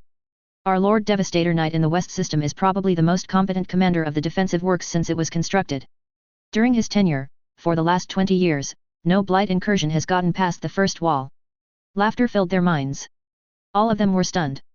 In their midst appeared the Devastator Knight. The one of the most powerful warriors of the Empire, towered above all of them. He barely gave off any presence. Corrin had the impression that he was standing there after they saw him on top of the building. It was like he can see him but the brain doesn't recognize his presence, just like seeing your own nose. That Marcus sure is hot-tempered, but he gets the job done, the voice boomed in their minds. The scryer was the first to recover and bowed low. My Lord Jaguar, it is an honor to be in your presence. The others snapped out of their daze, knelt on one knee and bowed their heads. A blight creature behind the West System. My. This is indeed a serious crisis. The Devastator Knight walked towards one of the corpses and yanked out a black spike. It immediately pulsed and sent out dozens of tendrils, but with a spark of lightning from the massive fist of Lord Jaguar, it turned to dust. He looked towards Captain Corrin, at least Corrin assumed he did, for the bodies of Devastator Knights don't have heads. Cleanse this place. Keep tabs and burn every. I'm going death sprinkler hunting, Lord Jaguar ordered. But the evidence, and the bodies, Corrin managed to stammer out. Burn every. I already have what I need. As if swept by the gust of the wind, the Devastator Knight disappeared. Short black hair that swept to the left. Almond-shaped black eyes. His features couldn't be more Roganian. Slightly squared chin, high cheekbones. Perhaps he really was Roganian? Horg was looking at the one calling himself Basket Slayer, a self-proclaimed Roganian warrior. He was not hiding, surely, the black-robed man would have noticed him anyway. He didn't want to show any hostile intentions so he refrained from using any magic. Horg narrowed his eyes. This basket slayer was probably Rogonian, not a warrior, obviously some other caste. A warrior would have grooves cut into their skin to regulate the flow of special mana they are infused with. Porg could feel the cuts on his face and running all over his body. It has been nearly 20 years since he had completed the full set of tattoos a Rogonian warrior should have. A Rogonian that fled the homeland? It was possible that this basket slayer left the kingdom when he was still a child, or an infant, and was trained in the martial skills of another place. A number of Rogonians fled the kingdom when the warrior caste fought against the priest caste to topple them. It was a civil war, and they were nearing another one, just 20-odd years after. Porg slowly shook his head. Rogonians were too clan-centric to actually be governed by a single ruler. If the ruler comes from one clan, the others would try their best to have him replaced. He focused on watching the imposter Rogonian. The black-robed man was buying a rough brown hooded cloak. It matched the cloak that most of the pilgrims wore. He looks like he is as old as Ethne, Porg observed. Ethne was but a child when the priests were exiled from the kingdom. Perhaps this basket slayer was also an infant when his family fled Rogonia. A plausible explanation. If this man lived in Rogonia, he would already have a high position among the warriors despite his young age, given his strength. He looked about the same age as Ethne. But Porg wouldn't be too surprised with that. Lady Lantana became the youngest council member of the clan in history when she was just 16, after she received the first set of tattoos. No doubt, this impostor would not last a few seconds against Lady Lantana. Porg couldn't feel any aura of aggression or danger from the black-robed man. He has met several warriors who were concealing how powerful they were. He always knew they were hiding their powers even if he couldn't feel it. Call it a warrior's intuition. But he cannot feel anything from this person. The basket slayer was lean, not overly muscular. No battle scars visible, his face does not look like it has seen the horrors of battle. His face looks plain, at least to a Rogonian. In a foreign kingdom, black hairs and black eyes stood out. But if he was in Rogonia, he would be quite unnoticeable in a crowd. He talked to the vendors in a carefree way. He looked as if he doesn't have any care in the world. The basket slayer draped the brown cloak he bought and picked up his muffin-filled basket. Porg was confused. This was a different person than the one who directed killing intent at Ethne and him. The massive Rogonian warrior followed him. The basket slayer was leisurely walking down the streets, eating muffins from his basket. Porg quietly tailed him. He knew that his presence was known, he kept a respectful few meters away. The basket slayer ate the muffins one by one, stopping once by a food cart that sold some kind of orange liquid. Porg patiently waited until and continued following while keeping his distance. The basket slayer picked up the last piece of muffin from his basket. He took a last swig from his bottle of orange liquid and entered a narrow alley. As Porg was about to enter the alley, he stopped as he noticed something familiar. His cheek twitched a little. Hey, this alley. Porg recognized the alley. It was where Ethne and Porg retreated to after they were detected by the basket slayer during their surveillance. A rare smile flashed subtly across Porg's rugged face. Basket slayer, you seem to be a humorous person. Porg entered the alley. He saw the basket slayer folding the brown cloak he bought. The folded cloak was set down on the far corner of the alley. The basket slayer placed the empty basket on top of it and the empty bottle by its side. He then walked back to meet Porg in the middle of the passage. Sorry I took a long time to finish all of the muffins. I really wanted to eat them all before doing some serious business, the basket slayer said amiably. He looked up at the towering Porg. It looked like someone closed off the alley with a tall cement wall. Porg slowly removed the hood that covered half his face. Even in the shadows cast by the tall buildings beside the alley, the tattoos were quite noticeable. Oh. A real Rogonian. The black-robed man pursed his lips and squinted his eyes at the tattoos. Damn, I didn't know they looked like that. The books said nothing about them being hereditary runes. Porg was amazed. You know of hereditary runes? A bit, Basket Slayer replied. He placed his palms together in front of him and bowed. I'm really sorry for pretending to be Rogonian. The people around me assumed I was one and I kind of just went along with it. It was not the reaction that Porg was expecting. He did not know how to proceed. But you do look like a Rogonian. Really? Thank you. I don't think I have heard about Rogonia when I was a child though. So he was not born in Rogonia. Perhaps you were just an infant that fled with your family during the civil war more than 2 decades ago in Rogonia. The basket slayer shook his head. Nope, I was born quite far from here actually. I don't know about my parents, but I doubt they were Rogonians. I was born near the other edge of the continent. So what can I do for you Mr.? You can call me Porg, just Porg. He stepped forward and extended his hand, palm the size of a dinner plate. And you are? My real name is Aya. He accepted the hand of Porg. Yeah, I know it sounds like a girl's name. It was the name my master gave to me when I was a child. I could hardly do anything about that then. The muscles on Porg's thick pole-like forearms flexed, veins popped like roots threading his heavily tattooed arm. He proceeded to exert force on his handshake. It can hardly be called a handshake. Pork's hand completely enclosed Aya's hand. He squeezed the relatively puny hand of Aya with enough force to pulverize a rock. Aya just smiled up at him. Pork pressed harder, his runes started glowing faintly. He could feel the fingers and the palm of Aya covered by his hand, but he couldn't squeeze them at all. "You're an interesting person, Mr. Pork." "Why is that?" Pork replied. He slowly continued adding more and more force to his handshake. He could still feel a human hand, but why can't he crush it? He can't detect any trace of magic being used at all. He decided to up the ante. The air above their hands flickered from the heat. Pork's arm was slowly being covered by molten rocks. The thick liquid seeped through his skin and crept along his arm down to his hand. His hand slowly increased to nearly twice its original size. The liquid rock slowly cooled while leaving bright red-hot lava lines tracing runes on his massive boulder arm. It was becoming one very heated handshake. A person with hereditary tattoos and a Moltonkor bloodline. You know of this bloodline? Yes, I have met a person who had a Moltonkor bloodline once. Your bloodline is very rare. That is true. It seemed that this Aya is no ordinary warrior. He was resisting his hand being crushed while not using any magic at all. Pork tried using his special skill by virtue of his bloodline to see if he can make Aya flinch. The magical rocks covering his arms were harder than enchanted steel. Molten veins mapped out a concentric circular seal at the back of his hand. It was different from the runes tattooed on his skin. Even when he uses his bloodline to cover his body with a magical molten rock armor, he can still use his hereditary runes together with the seals on his armored body, making him one of the most powerful warriors of their clan. But he wasn't going to use all of his power for this showdown. He only needed to confirm that this person before him was powerful enough to take down a demon with an exorcism executed in less than the blink of an eye. Aya looked up at the sky between the two tall buildings sandwiching the alley. "Nice weather we are having, it's just that this alley seems a bit hot." Pork grimaced. It looked like he was being underestimated. He needed this person's help but he was not showing any weakness. He increased the heat from emitted by his hands. The concrete walls at the sides of the alley began to melt a little. His cloak was made out of a fireworm's leathery skin so he wasn't worried about his clothes. It appeared that Aya's cloak was also made out of some heat-resistant material. Aya once again looked at him and smiled like they were two friends out on a drink and bragging to each other. "I have to do something after this so I best finish this. I will show you what a real handshake is." Something stirred inside Pork's powerful grasp. Aya's hand was increasing in size. Pork's fingers were being loosened. His fist enclosing Aya's hand was slowly pried open. It doesn't feel like a human hand anymore. Pork maintained his composure and began activating his basic strength runes, followed by mid-tier runes.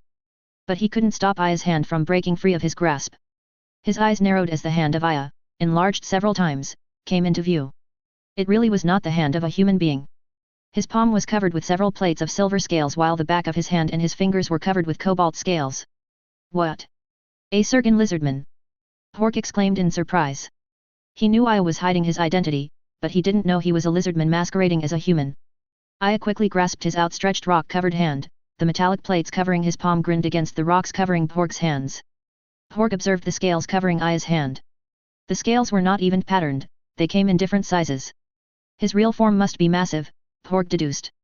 Only massive lizardmen have uneven scales. The hardened enchanted rocks covering his hand started to crack under the immense pressure, steam fizzed out from the cracks. Pork swore under his breath. He activated the seals at the back of his hand. The cracks slowly healed and he gripped back hard. Half his mind was still trying to make sense of the situation before him. A cobalt lizardman that was very large. A saurian zir? He was not very familiar with the different species comprising the lizardman kingdom. He only knew that there was a hierarchy among the different species. The saurian zir were one of the most powerful kinds of lizardmen. But did they have power to camouflage as a human? He can't remember. Hey, focus on this handshake. Can't you see how awesome this is? A golem in a reptile hand. Someone should paint this scene as the most manly handshake ever. He was just treating this as a joke. Pork was incensed. He was trying to keep calm but the other person was not trying to be serious at all. Can he really be a saurian zir? How about a Zerdlord? He quickly erased the thought from his mind as he remembered that Zerdlords were colored emerald green and had octagonal scales. Feeling the grip yet, big guy, Aya said with a huff. Once again his armored hand began to crack. His protection began to crumble to dust. He activated his tattooed runes but to no avail. The reptilian hand did not budge at all. The vice grip gradually closed. How about this? Pork began channeling fire essences. Those with the Moltonkor bloodline can gather fire essences of a higher quality than what even fire spirits can attract. If he can't win in a battle of grips, he'd rather just melt the hand. The metallic plates of the palm glowed as they were being heated. The walls, and even the pavement of the alley were starting to melt. Wow, you're actually using fire against me. That's like the one thing that you should not use, Aya said. Then he looked out of the alley. We should finish this quickly. The detection wards are picking the magic that we are using. City guards will be here soon. As soon as he finished his sentence, an explosion was heard from the distance. That was a friend of mine, Porg explained. Porg reminded himself to thank Ethany later for distracting the city guards. Hopefully, she did not injure anyone. They already made a large mess. If there were injured civilians, the city guards will look more closely into the matter. Boya! A revolting sound was heard, as if bones were being crumpled like pieces of paper. Aya was able to close his grip. Porg's golem-like armor was ground into his flesh and bones. Aya released his grip and grinned apologetically. Sorry about that, he said, nodding towards the lump of flesh that was once Porg's hand. Porg did not show any sign of feeling the pain of having his hand squeezed until it became something that could be used for filling meat rolls. He was the one who started it in the first place. He was actually smiling. He found someone that could exorcise the curse out of their warrior king. Aya picked up the things that he placed on the end of the alley and walked past Porg. I'm really sorry about that hand. I owe you for that one. I'll make you a new hand or something if you want. It's fine, Porg assured him. He closely watched the reptilian hand of Aya turn back into that of a human's. A Saurian's ear for sure. I was sort of surprised when you did that last thing. Were you trying to ignite my soul? It was worth a try. Porg shrugged. He acted nonchalantly, but he was actually shaken when his soul-burning technique was easily repelled. Don't be surprised it didn't affect me. I use that trick myself sometimes, Aya said with a wink. A Saurian's ear that dabbled in spirits? Porg was not an expert of Surgan culture, but he knows that they detested anything that had to do with spirits. Their mages don't summon any spirits at all. So why is this lizardman exorcising demons and using soul spells? Possibly a renegade Saurian's ear? That would also explain why he camouflages himself as a human. It would be easier to convince to help their cause if that was the case. Aya looked at what was once Porg's hand and tut. Such is the price of a manly handshake. He reached up to pat Porg's bulging shoulders. Well, you know where to find me. I just have to do something right now. Tell me when you know what I can do to make up for that. He pointed at the inexplicable piece of flesh attached to Porg's wrist. Thank you for the lesson, Saurian's ear. Porg bowed his head. Normally he would clasp his hands as a sign of respect. But circumstances prevent him from doing so. What business are you going to attend to? I'm going to break in my own house. Chapter 16. We have finally found land. It has been 4 months since we last left land and we had been wandering at sea since then. There were grumblings among the crew, but I know that mutiny will lead to nothing. We're in the middle of uncharted oceans and we will probably die together if they mutinied. Luckily we spotted land as our supplies ran out. I plan to name this new land Forkspear, after the fishing equipment of the fishermen of Calypso's island who generously gave us food and supplies. My first mate told me that it was actually called a trident. Preposterous to say the least. It actually looked like a fork that the fishermen used to spear the fish. I will name this land Forkspear over the objections of everyone. I'm the captain. Diary of Captain Nelson Bryan Charter. Discoverer of the continent of Forkspear. I try being a Roganian, and then a real Roganian shows up and calls me out. Well, he didn't really call me out. Such a nice guy actually. I wished that Isaac J. Omant was still alive. He could have made Porg an awesome artificial hand. Manly handshakes are not to be taken lightly.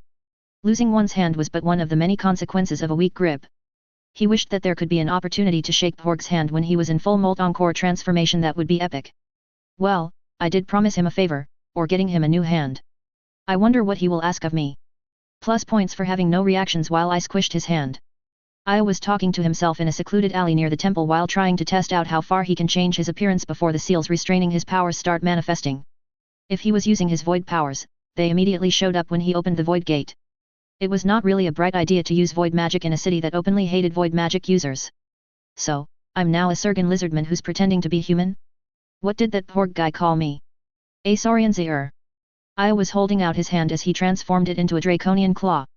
It was good that the seals won't activate if it was just the hand that he transformed. My hand does look like a Saurian's ears.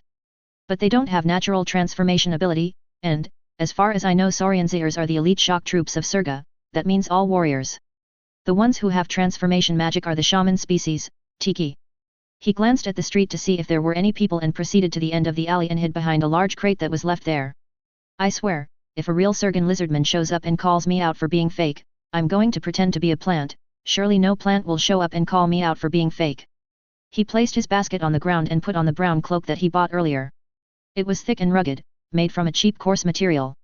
He was wondering if he could change both of his hands at the same time into something reptilian, but he did not want to take the risk of the restraint seals activating near the temple. He wasn't going in as a lizardman anyway. Bones painlessly cracked and bumped each other as they changed in size and rearranged themselves a bit. He now had a stooped posture. His muscles deflated and became smaller. Patches of wiry white beard spread all over his chin faster than the most annoying weeds. His skin sagged, wrinkled as if the 500 years of sleep finally caught up to him and aged his body. Some of his teeth even retracted back to his gums. Thankfully he completed his change without any reaction from the mysterious blood seals. Transforming into an old man was easier than turning one's hand into a dragon's. At any rate, he did not want to use any illusion magic, since it would be easily detected when entering the temple. The guards don't individually check the people coming in, but they have enough detection wards that will react at the slightest hint of magic. He slowly shuffled his feet and reached down to reach his basket. Dimwit, I should have gotten my basket first before transforming into an old man. My bones feel like they were not made for stooping down. Even if a seasoned healer were to examine his body, they would not find any hint that he was more than just an old man. Time to go my pilgrim way, he said in a raspy voice. He also added in a few convincing coughs for good measure. I wonder why old people cough a lot. We should take care of them more. It was already late afternoon, and the skies were cloudy. More and more people were going to the temple since it was not so hot anymore. I joined the throng as they slowly entered the wide gates of the temple that was once his castle. The wide steps that led up to the gate have been turned into a smooth ramp with a relatively flat incline. Many who visit the temple were the aged and the sick. It would sorely inconvenience them if they were to take the stairs going up to the massive gates of the temple. It was a nice idea, though. At least it helped him in his disguise. It was a bit of work shuffling along with small wobbly steps while being jostled by hundreds of people eager to go up the temple. Hello there, fellow pilgrims, he called out to the people around him. Good day to do pilgrim stuff. He then let out a croaky laugh. They all turned and greeted him. Such nice people, he observed. They saw that he was elderly and had some trouble walking, so they made way for him. Someone even offered to help him up the temple, but he declined. Really nice people. This is hard business for us old ones. I looked to his side and saw an old lady accompanied by a little boy. It's my first time seeing you here, the old lady said. The little boy at her side was holding her hand. Yes, madam. It is my first time. How did you know? I always visit the temple, when I have the time, with my grandson. This is the first time I have seen you. The little boy happily waved at him. Children should start learning about our savior Emperor Krystfallen, the granny said when she saw Aya looking at her grandson. Indeed, they should.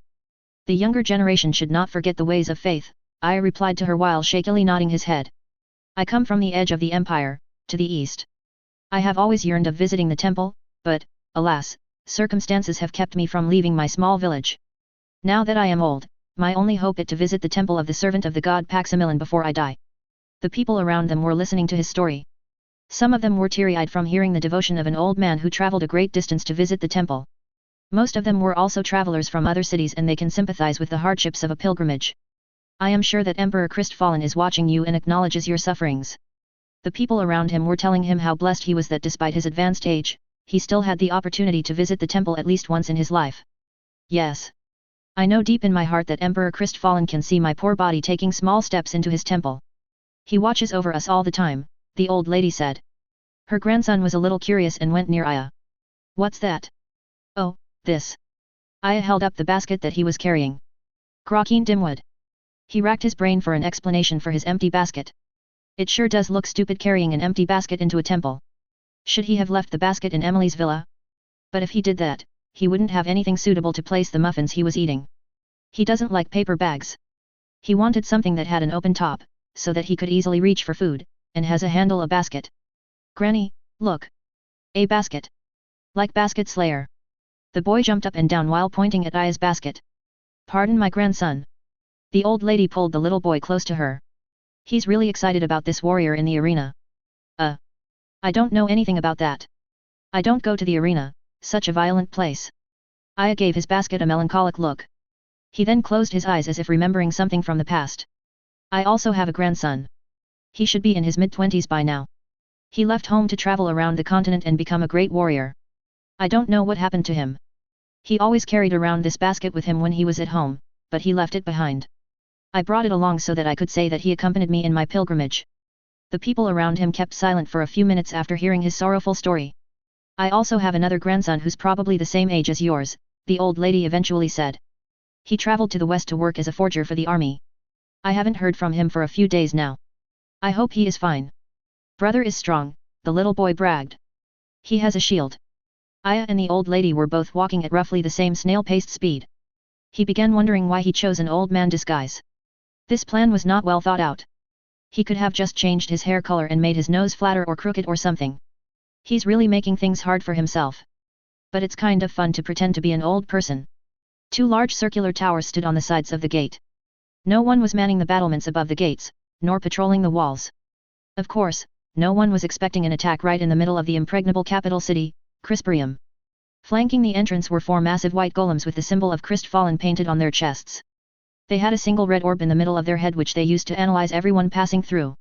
They were also about a dozen temple guards in full plate armor with temple vestments worn above their armor standing beside the golems. The seal on their shoulder plates looks like the one Aileen and Gel had. Relatives? They do have the same auburn hair and greyish eyes that those two Folliers have. Gel's eyes were more blue than grey though. I wondered why they were the ones tasked to guard the temple. It seemed that Oliverius Follier's descendants have quite a high status in the empire, so why are they doing this mundane job?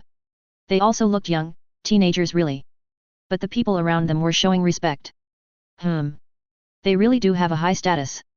As he neared the gate, all four of the golems focused their cyclopean eyes on him. TCH. Aya quickly waddled his aged feet towards where two of the golems was standing with the temple guards. At last! At last! I finally arrived, he exclaimed while standing at the side of the gate. The temple guards looked at him with slightly puzzled faces. They probably saw fervent pilgrims pulling off various stunts in the past. A couple of them went near him. He knelt down on his bony knees and bowed his head to the ground repeatedly. At the sides of his eyes, he could see that the two golems were still looking at him.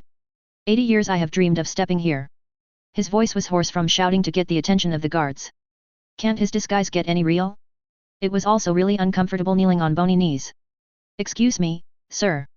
You should continue on inside. The young lad firmly but gently grabbed his arm and pulled him up. There are many people that are entering the temple. We can't have a traffic build-up here. I'm sorry, Aya replied tearily, his voice cracking. He hugged the temple guard. I have dreamt of this for so long. I am here at last. At long last. The temple guard that he embraced does not seem to know what to do. His fellows looked at him while sniggering. All of the guards were looking at them. They were quite bored with guarding the gate all day. This was a welcome distraction for all of them. Aya released the guard that he was hugging and went back to bowing to the ground. People were already crowding behind them. The young guard he hugged was all red and flustered after being laughed at by his peers. That's enough all of you. The Folliers stopped snickering and stood at attention.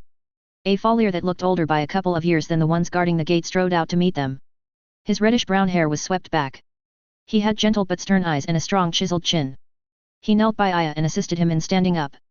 The Follier then gave his younger relatives a disapproving look and told them to go back to their duties and stop joking around. He also noticed all the four golems were looking at the old man. Go back to scanning the others entering here. You shouldn't direct all your attention to one person at the same time, he rebuked the golems. He shook his head while saying, they're supposed to be top-of-the-line golems from the Geomant house but they are so easily distracted. Aya was led by the arm into the palace. The Follier waved him off. Take care of yourself, Gramps. Just go with all the other people. Straight ahead is the courtyard. Those golems might have noticed something different about me but can't pinpoint what it was. He passed a couple more gates before reaching the end of the guardhouse and the beginning of the vast rectangular courtyard. The perimeter walls were actually quite low, punctuated by a few towers. The palace courtyard was an annex to the castle of Krystfallen. It was not meant to be heavily defended, and it would be useless to try and hold it in the event that the enemy actually breached the city walls and sieges the palace. Trees were planted near the wall to obscure their view. I guessed that the people who planted it wanted the temple to have a feeling of peace and calm. Walls and towers do not necessarily invoke feelings of peace, they also don't look very temple-y. An internal colonnade ran the sides of the actual palace courtyard. Before each column was a sculpture. That's new, relatively new from his point. Saints? Religious figures? Aya didn't bother going to the far side of the courtyard just to examine the new statues. He would take all day if he tried walking over there. He decided to just go with the tide of people. There were a few thousand pilgrims inside the courtyard. If he decided to go another way it would be just like a ship trying to get out of a whirlpool. He had debated earlier whether to break in by going at the top of the tower of the outer temple and sneak inside all the way into the inner temple, or enter from the palace courtyard. Since the palace courtyard was constructed after the main palace was completed, it had a direct connection to both the inner and outer temple. If he went through the outer temple, there would be many corridors, hallways, and floors that he needed to pass through, increasing his chances of detection.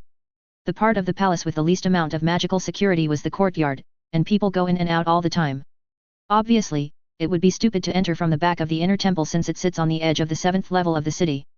A person climbing from the level below the temple or flying in directly into the inner temple was certainly not a pilgrim and would immediately be apprehended. With only his draconic transformation powers to rely on, he chose this route. Besides, he had something that he needed to pick up from the courtyard. It took him quite some time to traverse the courtyard. The people were all moving forward slowly. It was hot and stuffy, the people seemed to be intent in packing close to each other. It was just a claw chip, Aya thought while rolling his eyes. On the other hand, it was his claw chip, so it was guaranteed to be the coolest claw chip ever. Weird though. It's like people wanting to see your toenail clipping. Then he saw it. A seamless silver column growing out of the ground. The claw chip was levitating on top of the silver column. It can hardly be seen, but the rising hairs on his skin indicate that a very powerful shield was protecting the artifact. The pilgrims were not allowed to go near the display for an ornate railing, about hip-high, ringed it, keeping the devotees about 15 meters away from the silver column. Besides 2 white golems standing on the sides of the silver column, only the priests were allowed inside the railings and they were conducting some sort of ritual. I counted 15 of them, some doing chants and prayers, others waving incense and other baffling religious paraphernalia.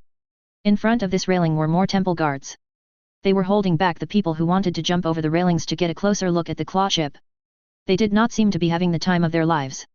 I surmised that they were probably ordered not to use magic in holding back the people.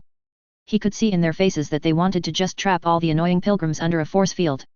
Sorry relatives of Aileen. I have to make your job a wee bit harder. He turned his attention towards the claw chip. Grey with lightning patterns all over. Fulgurian dragon. One of his favorites. This is going to be easy, he thought with a smile on his face. Breathing in slowly, he focused on the claw chip, attempting to establish a connection with it. It was 500 years old but he was sure it retained some of its powers. He also started edging towards the railings, pushing people away with uncharacteristic strength for an elderly man, an ordinary elderly man anyway, he surely was older than most people that are considered elderly. Excuse me, old person coming through, he croaked. Just an old person fulfilling his lifelong pilgrimage dream. Several people found themselves suddenly pushed, but when they looked back at who pushed them, they couldn't find anyone. This mysterious phenomenon, coupled with the events that will occur a few moments later, gave rise to the urban myth about the mysterious pushing pilgrim. My toenail clipping on display. This is real success, he muttered sarcastically. He continuously waded through the tide of pilgrims, and finally reached the ornate railings separating the pilgrims from the priests and the religious relic. Great, those golems again. The descendants of Geomant are really good. A sneer crept along his face. But not good enough. The blood runes were stirring, he could feel them rising, creeping his skin. Maintaining his transformation as an old man while attempting to power the claw chip was straddling the limits of his restraint curse. He crouched low and hid his arms and hands inside his robe so that no one can notice the blood runes glowing. Of course, the golems will pick it up, and so will the magic detection wards, since they were set to sense magic that has not been programmed into their data orb, but that really doesn't matter. The 2 golems suddenly swiveled their heads towards his direction. A low beeping can distinctly be heard over the noisy prayers of the pilgrims and the priests. The temple guards had a surprised look on their faces. It was probably the first time they had heard the detection wards actually detect something out of place. A fizzing sound and a blinding flash of light. Everyone was silent. A low murmur buzzed as people questioned each other about what just happened. Aya waved his hands to get the attention of the crowds. It's a miracle. A miracle is happening. Everyone looked at him, still puzzled. He pointed his frail finger at the claw chip. The Emperor speaks to us. He is sending a sign. It's really hard to shout with an old man's throat, but he had to get their attention. The pilgrims, the priests, and the guards all looked at where he was pointing. The golems were still staring at him, their eyes were focusing and whirring as they tried to analyze what he was. The claw chip was crackling, sparks were flying all over it, bouncing on the shields that protect it. The people gasped but still didn't quite understand what was happening.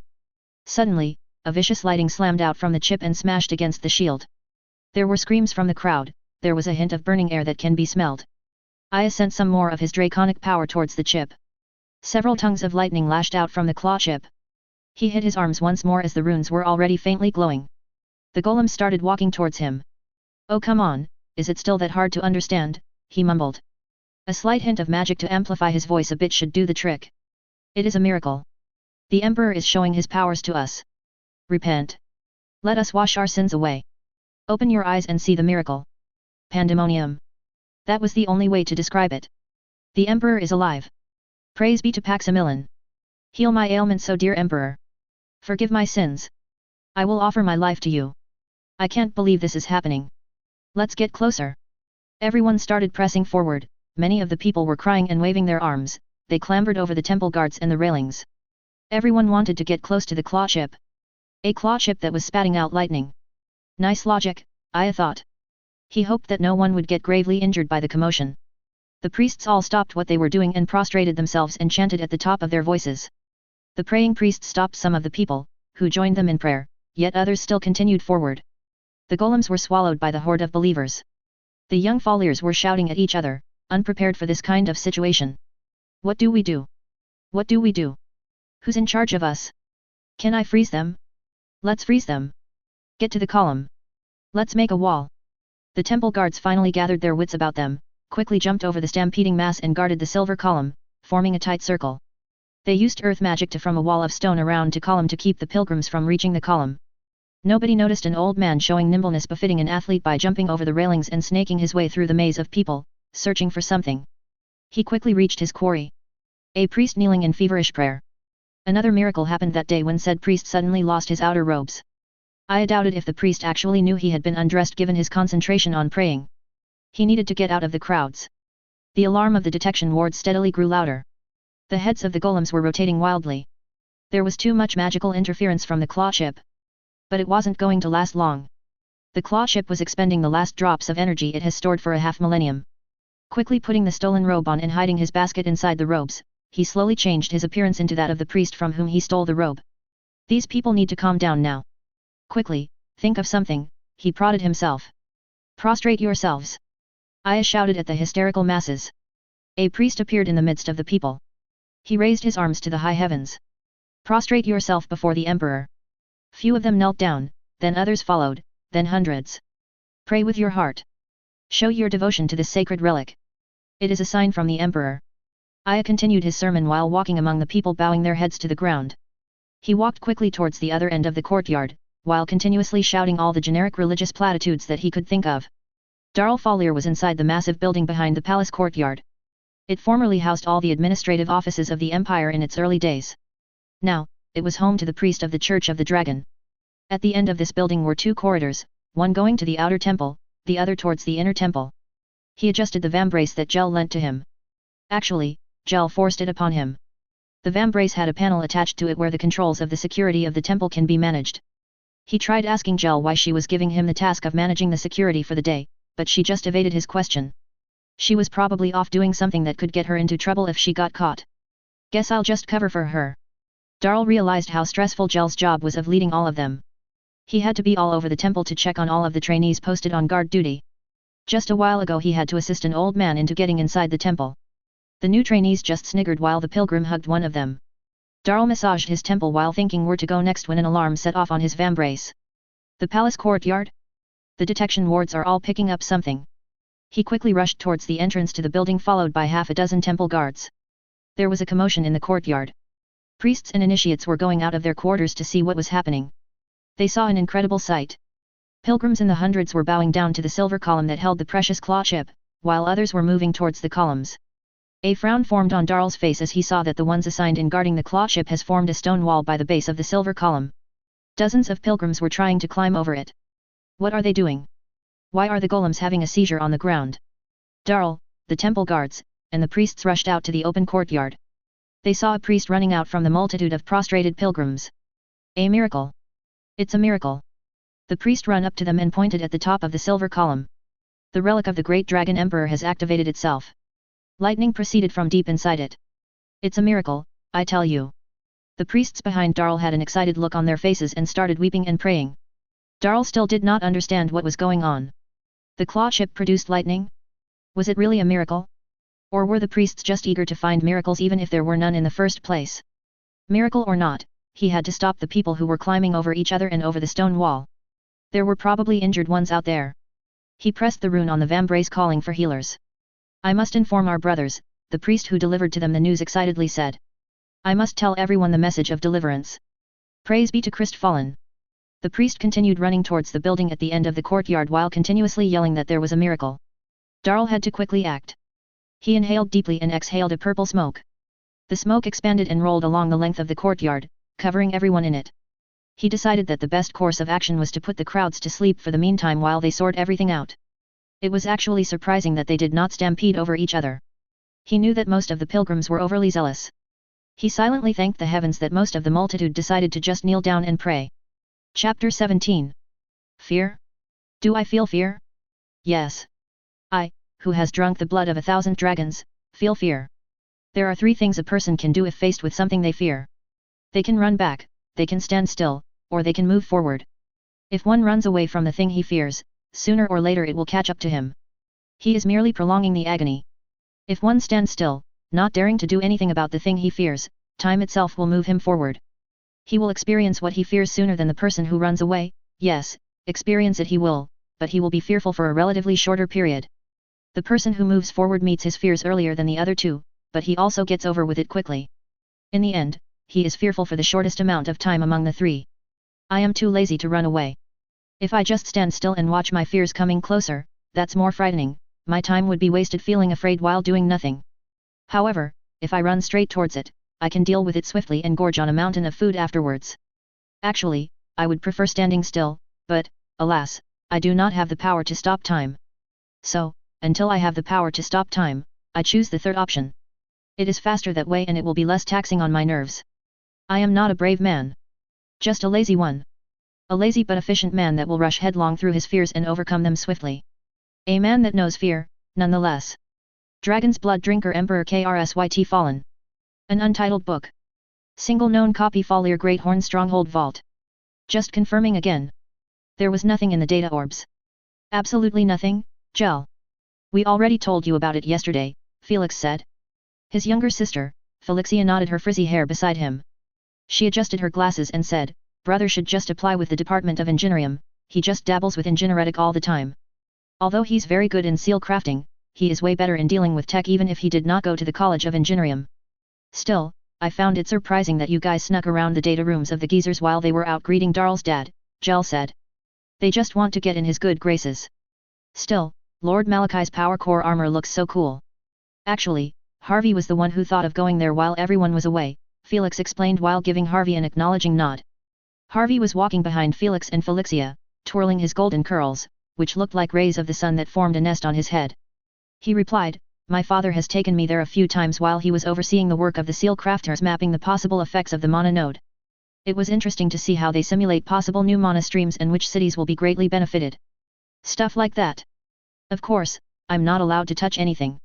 Look at you kids, doing stuff on your own, playing detective to uncover some great mystery that will probably threaten the safety of the Empire.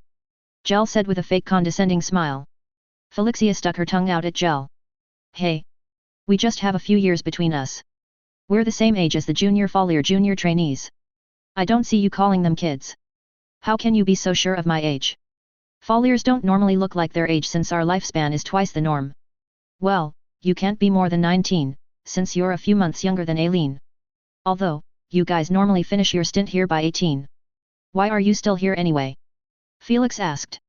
I know Eileen's here because her elder sister did not want her to come back until the suppression of the rebels was done with, so she got delayed. Gel shrugged her shoulders. My family wants me to study seal crafting from the elder Falliers who stay here. Supposed to stay here, mind you. Even if they are supposedly retired and supposed to stay here and help in training the younger generation, they are out most of the time. Attending social gatherings, delivering a speech in a university in some foreign country, doing research in the grokking middle of nowhere. They don't sit still even if they're more than a century and a half years old. It's a miracle that one of the elders is here right now. Good thing he came with Darl's dad and actually stayed. Dunno when he's going to leave. They don't want you to go, because if you go, then Aileen will be the one who will be in charge of the trainees here. The temple will burn down in less than a week. She doesn't have the temper to be in charge of anything, Harvey said with a grim face. They want Aileen to go first before letting you go. Then it's Darl who will be in charge. That's not so far from the truth actually, Gel said with a laugh. Probably it will take her a couple of weeks to destroy everything.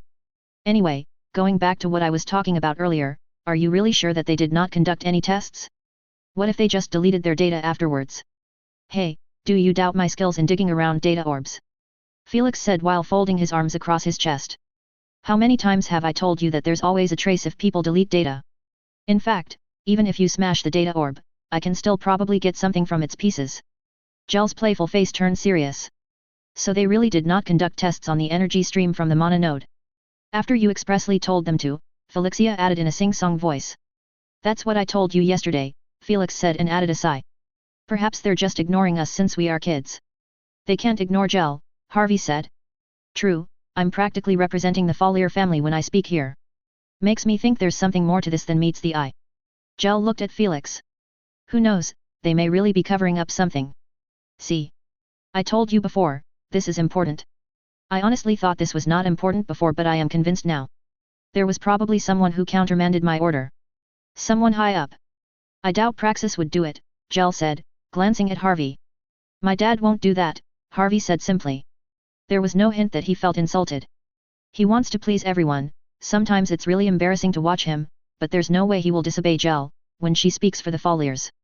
My dad's motto in life is to get in the good side of everyone. Unless the one who countermanded Gel was someone very important that they could actually disobey Gel without even an explanation. They essentially let Gel's instruction pass into one ear and out of the other. Another thing that makes me think that there's something sketchy here was that they did not do any tests whatsoever after I discovered that there was a power interruption, Felix said. What? Gel's eyes widened. So even before our meeting they did not actually do anything? Are you absolutely sure about this? And why did you tell me just now? Felix smiled sheepishly. I did say that there's nothing from the data orbs. Before or after you gave your orders. No tests whatsoever to investigate about the power interruption. There's also nothing before it happened. It's like they don't care. What the grok? Gel threw her hands up in the air. I know it's just a teensy-weensy power interruption, but we're talking about the mana node here. If something happens to that thing and we don't get any more energy, we're so dead. The Empire will be severely weakened. I don't think it's the mana node though. It has probably something to do with the city sigil. We need to examine its design so that we can see whether it has an intermediate seal or something. Worth a shot, Gel began to say, then she noticed several old seal crafters dressed in green robes coming their way. Good afternoon, Lady Gel, the seal crafters said the ancient bunch in unison while giving a bow of respect. Good afternoon, my great-granduncle is expecting you. We are grateful, my lady, for giving us this opportunity to meet with the great adept seal crafter Matteo Follier. My lady, if there is anything you need, we would gladly oblige. Gel stared up the ceiling while pretending to think. Nothing comes to mind as of yet. You should hurry. Uncle Matteo does not like waiting, she told them. Hey, aren't those the guys from Delphine Hall? Harvey asked. He had seen his father talking to them before outside the corridor leading to Delphine Hall. Yup, Gel said simply while she continued walking. Hey! Felix exclaimed, it finally dawned on him. You followed Harvey's plan. It was fortunate that Uncle Matteo was here. I'm actually not sure if he's my great-granduncle, I should probably add another great there. Gel scrunched her nose. Still, I find it annoying to talk to those old guys. They turn all nice and respectful only when they need something from you. Ah, well, politics still exists very much in this temple, Harvey said. True. So we're going to Delphine Hall? Felixia asked excitedly while skipping ahead of them. You're actually actively participating in this plan. We can't have Felix's theory go to waste. I'm not going to be the one to go inside anyway. I'll just break you in, Gel said with a mischievous smile. I can't really afford to get caught doing this. Aileen probably could, but she's useless for sneaking around. I'm fine with that, I'm the one who wanted to poke around in the first place. Wow, taking responsibility. You're becoming mature and all that. It's like my brother has changed, Felixia said. He's serious when it comes to this power interruption business. He doesn't even joke around anymore. My guts are telling me that something fishy is going on. Who knows, we could really end up being heroes of Krystfallen. Harvey said, did it occur to you guys that this is probably something that the higher-ups doesn't want the public to know? Or they're probably hiding something that has to do with the security of the Empire, and we're unknowingly trying to expose it? That did occur to me, Gel replied. Still, we're going through with this. This is interesting, don't you think? And also a tad suspicious. The suspicious part is enough reason to break into Delphine Hall. You guys already broke in the data rooms in the inner temple. But this is much more serious. The seal crafters hide all their important stuff there. There are probably some scrolls of Emperor Krystfallen stored there. How are we going in there anyway? Felix asked Jel. She grinned and held up a metal bracelet with monolines and glowing crystal studs. Wow, that's a control for the security of the temple. But I thought that you gave it to. I gave Darl the main one. This one only controls the security systems for the more important parts of the temple, Delphine Hall for one. Just for the corridor though. We still need to get past their own security for the door going inside. Jel can surely break that one. Felixia shouted down the corridor. We're a relaxed-looking bunch, Harvey observed while flicking his golden hair back. Jel wore the metal bracelet on her wrist, cracked her fingers. Well, fellow detectives of the Empire. Here we are. The entrance of Delphine Hall. She pressed something on her bracelet. Aeon deactivate. High Priest Eleazar came from the congregation of Mandolin City, near the northwestern fringes of the Empire.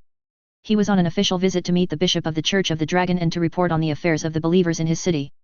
The High Priest was quite exultant that he was able to come to Krystfallen. The church in his city has flourished since he was placed at its helm. A beautiful temple was undergoing construction, funded by the local noblemen that have been converted. Certainly, the bishop would be most pleased with his accomplishments. The wrinkles on his face rippled as a slight smile flitted momentarily. The nobles in his city were willing to do anything he asked of them. Faith. They had faith. They follow what they say as a representative of the church. A servant of the god Paximilon, implementing his will on the material plane. He had them in the palm of his hands. Mandolin City was also very close to the neighboring kingdom, Alma Iron. The proud Alma Irons. It would be very easy to spread the teachings of the Church of the Dragon abroad once they have a strong following on the border cities fronting this kingdom. Alma Iron has a very strict policy against proselytization of other religions that go against their state religion. Heathens, High Priest Eleazar thought. The conversion of the Alma Irons, that was his great dream. It would be a great legacy if he accomplished such monumental task. He needed the support of the bishop. If all the cities bordering Alma Iron was converted, then it would be simply a matter of time before their religion start trickling into the heathen kingdom. Pressures of commerce can easily break open borders that barred missionaries. Two high priests were conversing with Eleazar. He was told that the bishop was not available for that day. No matter. He planned to stay until the coming-of-age ceremony of the princess. The two high priests assured him that he would have an audience in the next few days. Truth be told, the thing he was looking forward to the most in his visit to Krystfallen was basking in the light of the dragon's heart. A fraction of the connection of all existence can be felt on its most basic level just by being in the presence of the dragon's heart. His own heart pined for such sensation once again. It felt like another sense was created deep within his being. An intense craving to feel its light once again. To be one with everything. He could have stayed in Krystfallen as one of the administering high priests to the bishop, then he could have enjoyed the unearthly happiness the orb brings when the bishop was the one presiding over the service. But Eleazar was not contented with that. He was willing to be away from the orb for a long time if it meant that he will get it later. Yes, he plans to wield it someday. To be Bishop Eleazar. Mandolin was his starting point. Alma Iron was the key. All of the north would be under his congregation. The two high priests that kept him company were close confidants of the bishop and were the most senior among their ranks. Both of them were deeply interested in the proposal of Eleazar to extend their reach into the heart of Alma Iron. Once Alma Iron was converted, the other kingdoms that were not very welcoming towards the Church of the Dragon would follow suit.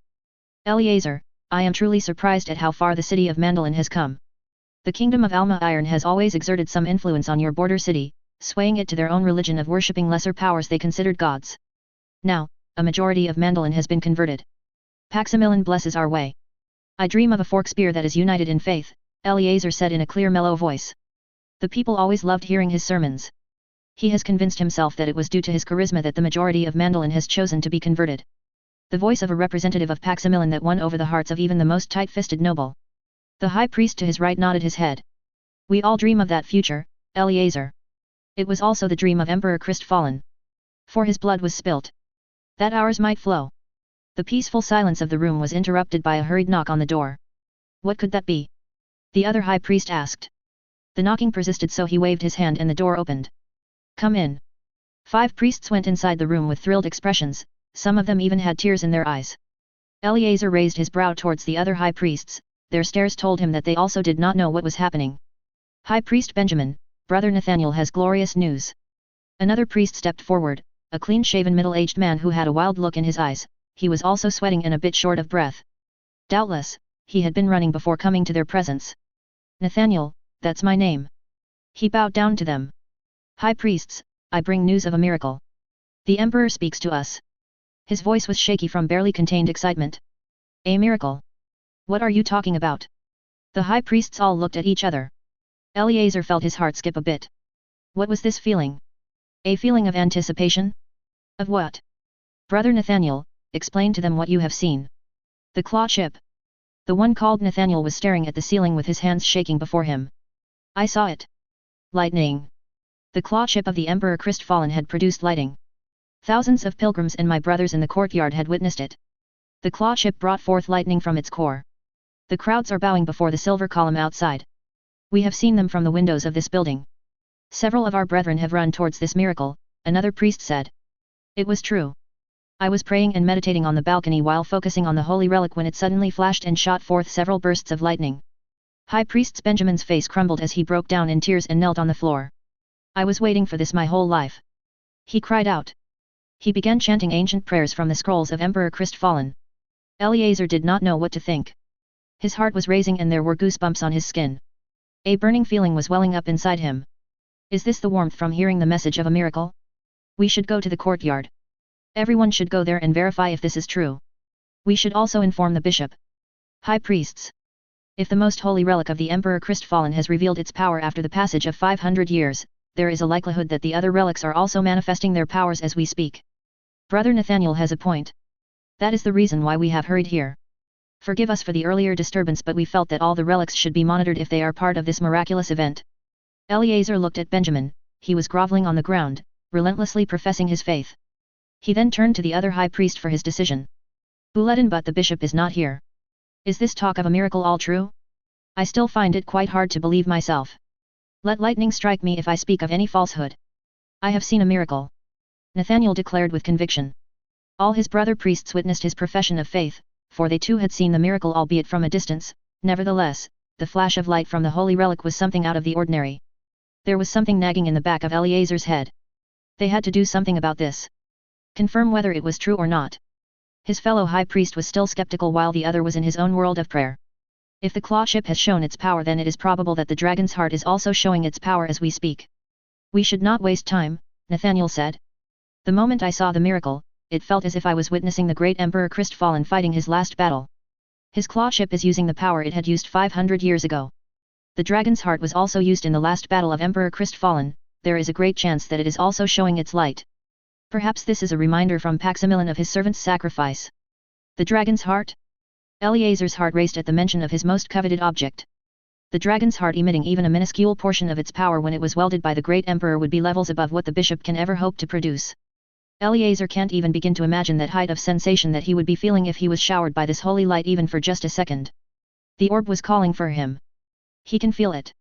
I will go to the courtyard to confirm this miracle. High Priest Benjamin attempted to stand up but his knees wobbled. A couple of priests assisted him. You two should proceed with haste to the vaults of inheritance to see whether the other holy relics are spontaneously demonstrating their power. But we don't have the permission from the bishop. He told us to open it only in the direst of situations. Eleazar scowled inwardly. He could hardly believe what his brother high priest was saying. Can't he feel it? The orb was calling for them. This high priest probably has taken for granted the blessings that they experience every church service. There was aching and longing in his heart for the gift of the dragon's heart for all the years that he has served in Mandolin City. Perhaps his counterparts in Krystfallen has grown numb to the sensation that the orb brings. We cannot let this opportunity pass. If something did happen with the other holy relics, how will you explain it to the bishop? Eleazar said. He should convince his brother high priest to go to where the dragon's heart was. He knows that it has activated. He should be there. He has waited for far too long. High Priest Benjamin has already left the room assisted by a priest. The other priests looked at them for their decision. Eleazar took it upon himself to lead the group. Even if he cannot open the vault, his brother high priest can, for he has a high rank and enjoys the trust and confidence of the bishop. The other high priest had no choice but to follow him. Eleazar can see that he also wanted to see if anything had happened to the holy relics that they kept. They passed priests and initiates who were running towards the courtyard. The news has already spread, everyone was excited, and why wouldn't they be? Dragons were a rare find in Krystfallen since the time Emperor Krystfallen has destroyed their nest located at the present-day Krystfallen, but it was common knowledge that dragon scales continue to exhibit some of their residual power even if the dragon from where it came from has long died. That was why they are used to make powerful equipment that lasts for several lifetimes. For 500 years, the claw chip has lain dormant, a truly peculiar case among dragon body parts. But now, it has shown its power. Indubitably, the Dragon Emperor spoke to them, imparting a message that they were yet to decipher. Eleazar felt that they would be enlightened regarding this message if they consult the dragon's heart. A dozen priests and initiates chose to follow them instead of going out with their brothers to worship the claw chip. The priest Nathaniel was calling out for others who wanted to go with them to the Vault of Inheritance. Eleazar smiled. This would make it harder for his brother high priest to refuse opening the vault. The clergy following them had hopeful faces, yearning to witness a miracle. They passed several hallways, corridors, and also a couple of portals, to reach the heart of the inner temple. Eleazar could hardly remember the path to take to the Vault of Inheritance. It has been 30 years since he has visited this part of the temple. He slowed down his pace and let his brother high priest lead the group. It would be best that they do not unknowingly trespass the parts of the inner palace that the other occupying groups have claimed as their own, although unofficially. All of these groups, the seal crafters, the folliers, and a few others, have their own treasure room, a closely guarded treasure room that they do not want to show to other groups. Their group stopped before a wall that slowly dissolved after an incantation from the high priest. It revealed a narrow corridor lit with light orbs every few meters. The priests and initiates chattered excitedly. It was their first time seeing this hidden pathway. Eleazar saw eyes of the other high priest flicker towards the people following them. We should share everything that Paximilin will reveal to us once we reach the vault. Everyone here has the right to witness the miracle. Fret not, brother. The bishop will understand. Let us hurry, for we might miss the miracle. 4 gigantic men stood in front of the Vault of Inheritance. Members of the Draconix Discus Pulus, the military arm of the church. They wore layered pure white robes bordered in red over their white armor that was fashioned to look like dragon scales. If they were surprised at the number of people approaching, their faces did not show. They gave way when they saw the high priest leading the group. Eleazar patted his brother priest on the shoulder. Decades I have spent away from Krystfallen to serve in Mandolin. I believe that Paximilin is giving me a message. I believe God is giving all of us a message. After checking the holy relics here, we should meet with Brother Benjamin, then we will report to the bishop. It is best if we check everything first. You are right, Brother Eleazar. He placed his palms on a triangular sigil etched into the thick stone slabs of the vault. With a deep breath, incantations rolled from his mouth, elemental essences of light gathered around his hands like a swarm of fireflies. The thick walls slowly began to move. The high priest moved away from the wall and instructed the priests and the initiates to stay. There were several important treasures they kept inside that he did not want them to touch. Eleazar hastily added that they would call them if there was a miracle. He saw that they were slightly disappointed at being left behind. His brother high priest beckoned him to follow inside. The room was rectangular in shape. It had a high vaulted ceiling supported by thick stone pillars. High wooden shelves with ornate carvings and glass casings lined the walls. Each level of shelf contains treasures and relics from saints long departed from this world. One whole stretch was dedicated to holy writings. This was truly a great inheritance from the believers of olden times. The most important piece was from the Dragon Emperor Krystfallen. This is it. Eleazar wanted to see the precious dragon's heart. He needed to feel its light shine on his soul once again. What a mess, Aya said while stepping over the unconscious bodies of the 2 high priests. This guy's really cool though. The other old priest guy was hesitant to open the vault, but you persuaded him, he said to the unconscious body, prodding it lightly with his foot. You actually made my job easier. I thought I had to act harder. I was never a theatrical person. I was even considering copying the face of a high priest or something, but you came along. Nice job. They changed the lighting in this room. Aya observed. Light orbs were hanging in the air, not attached to the walls as they normally should. How are they connected to the mana node? Does this room have a different power system? That would be a good feature for a treasure room, Aya thought. He hurriedly walked down the length of the room, not even sparing a glance at the precious artifacts stored inside. The dragon's heart was displayed on a pedestal at the end of the room. Aya had no doubt that it was protected. Time to use his dragon claws. He shed off his disguise and returned to his original appearance. Hexagonal silver scales bordered black quickly covered his skin like flipping the page of a book. Where a human hand once was, a slender serpentine hand took its place. Just a standard tri-seal reverse energy shield. The problem is that it has 3 ultra-high-grade mana crystals powering it. I need to get this thing out fast. The claws reached out for the orb, but the force field held them back. Slowly, the golden claws pierced the shield. Aya fed more power to his claws. The blood runes had begun invading his body once again. He surmised that he has reached the limit when using his draconic powers, yet he pressed on. Just a little more. He did not anymore care if he was detected. His goal was already in front of him. Just get this thing and leave. His scales were repelling the energies of the shield, but the thick mana flowing from the crystals were pushing back, repelling any foreign object. An intense pressure was building up. If it was an ordinary human hand, it would have been already flattened into a sheet of flesh thinner than a piece of paper. Claws finally grasped the orb. With one massive tug, the orb plopped out of the circular shield.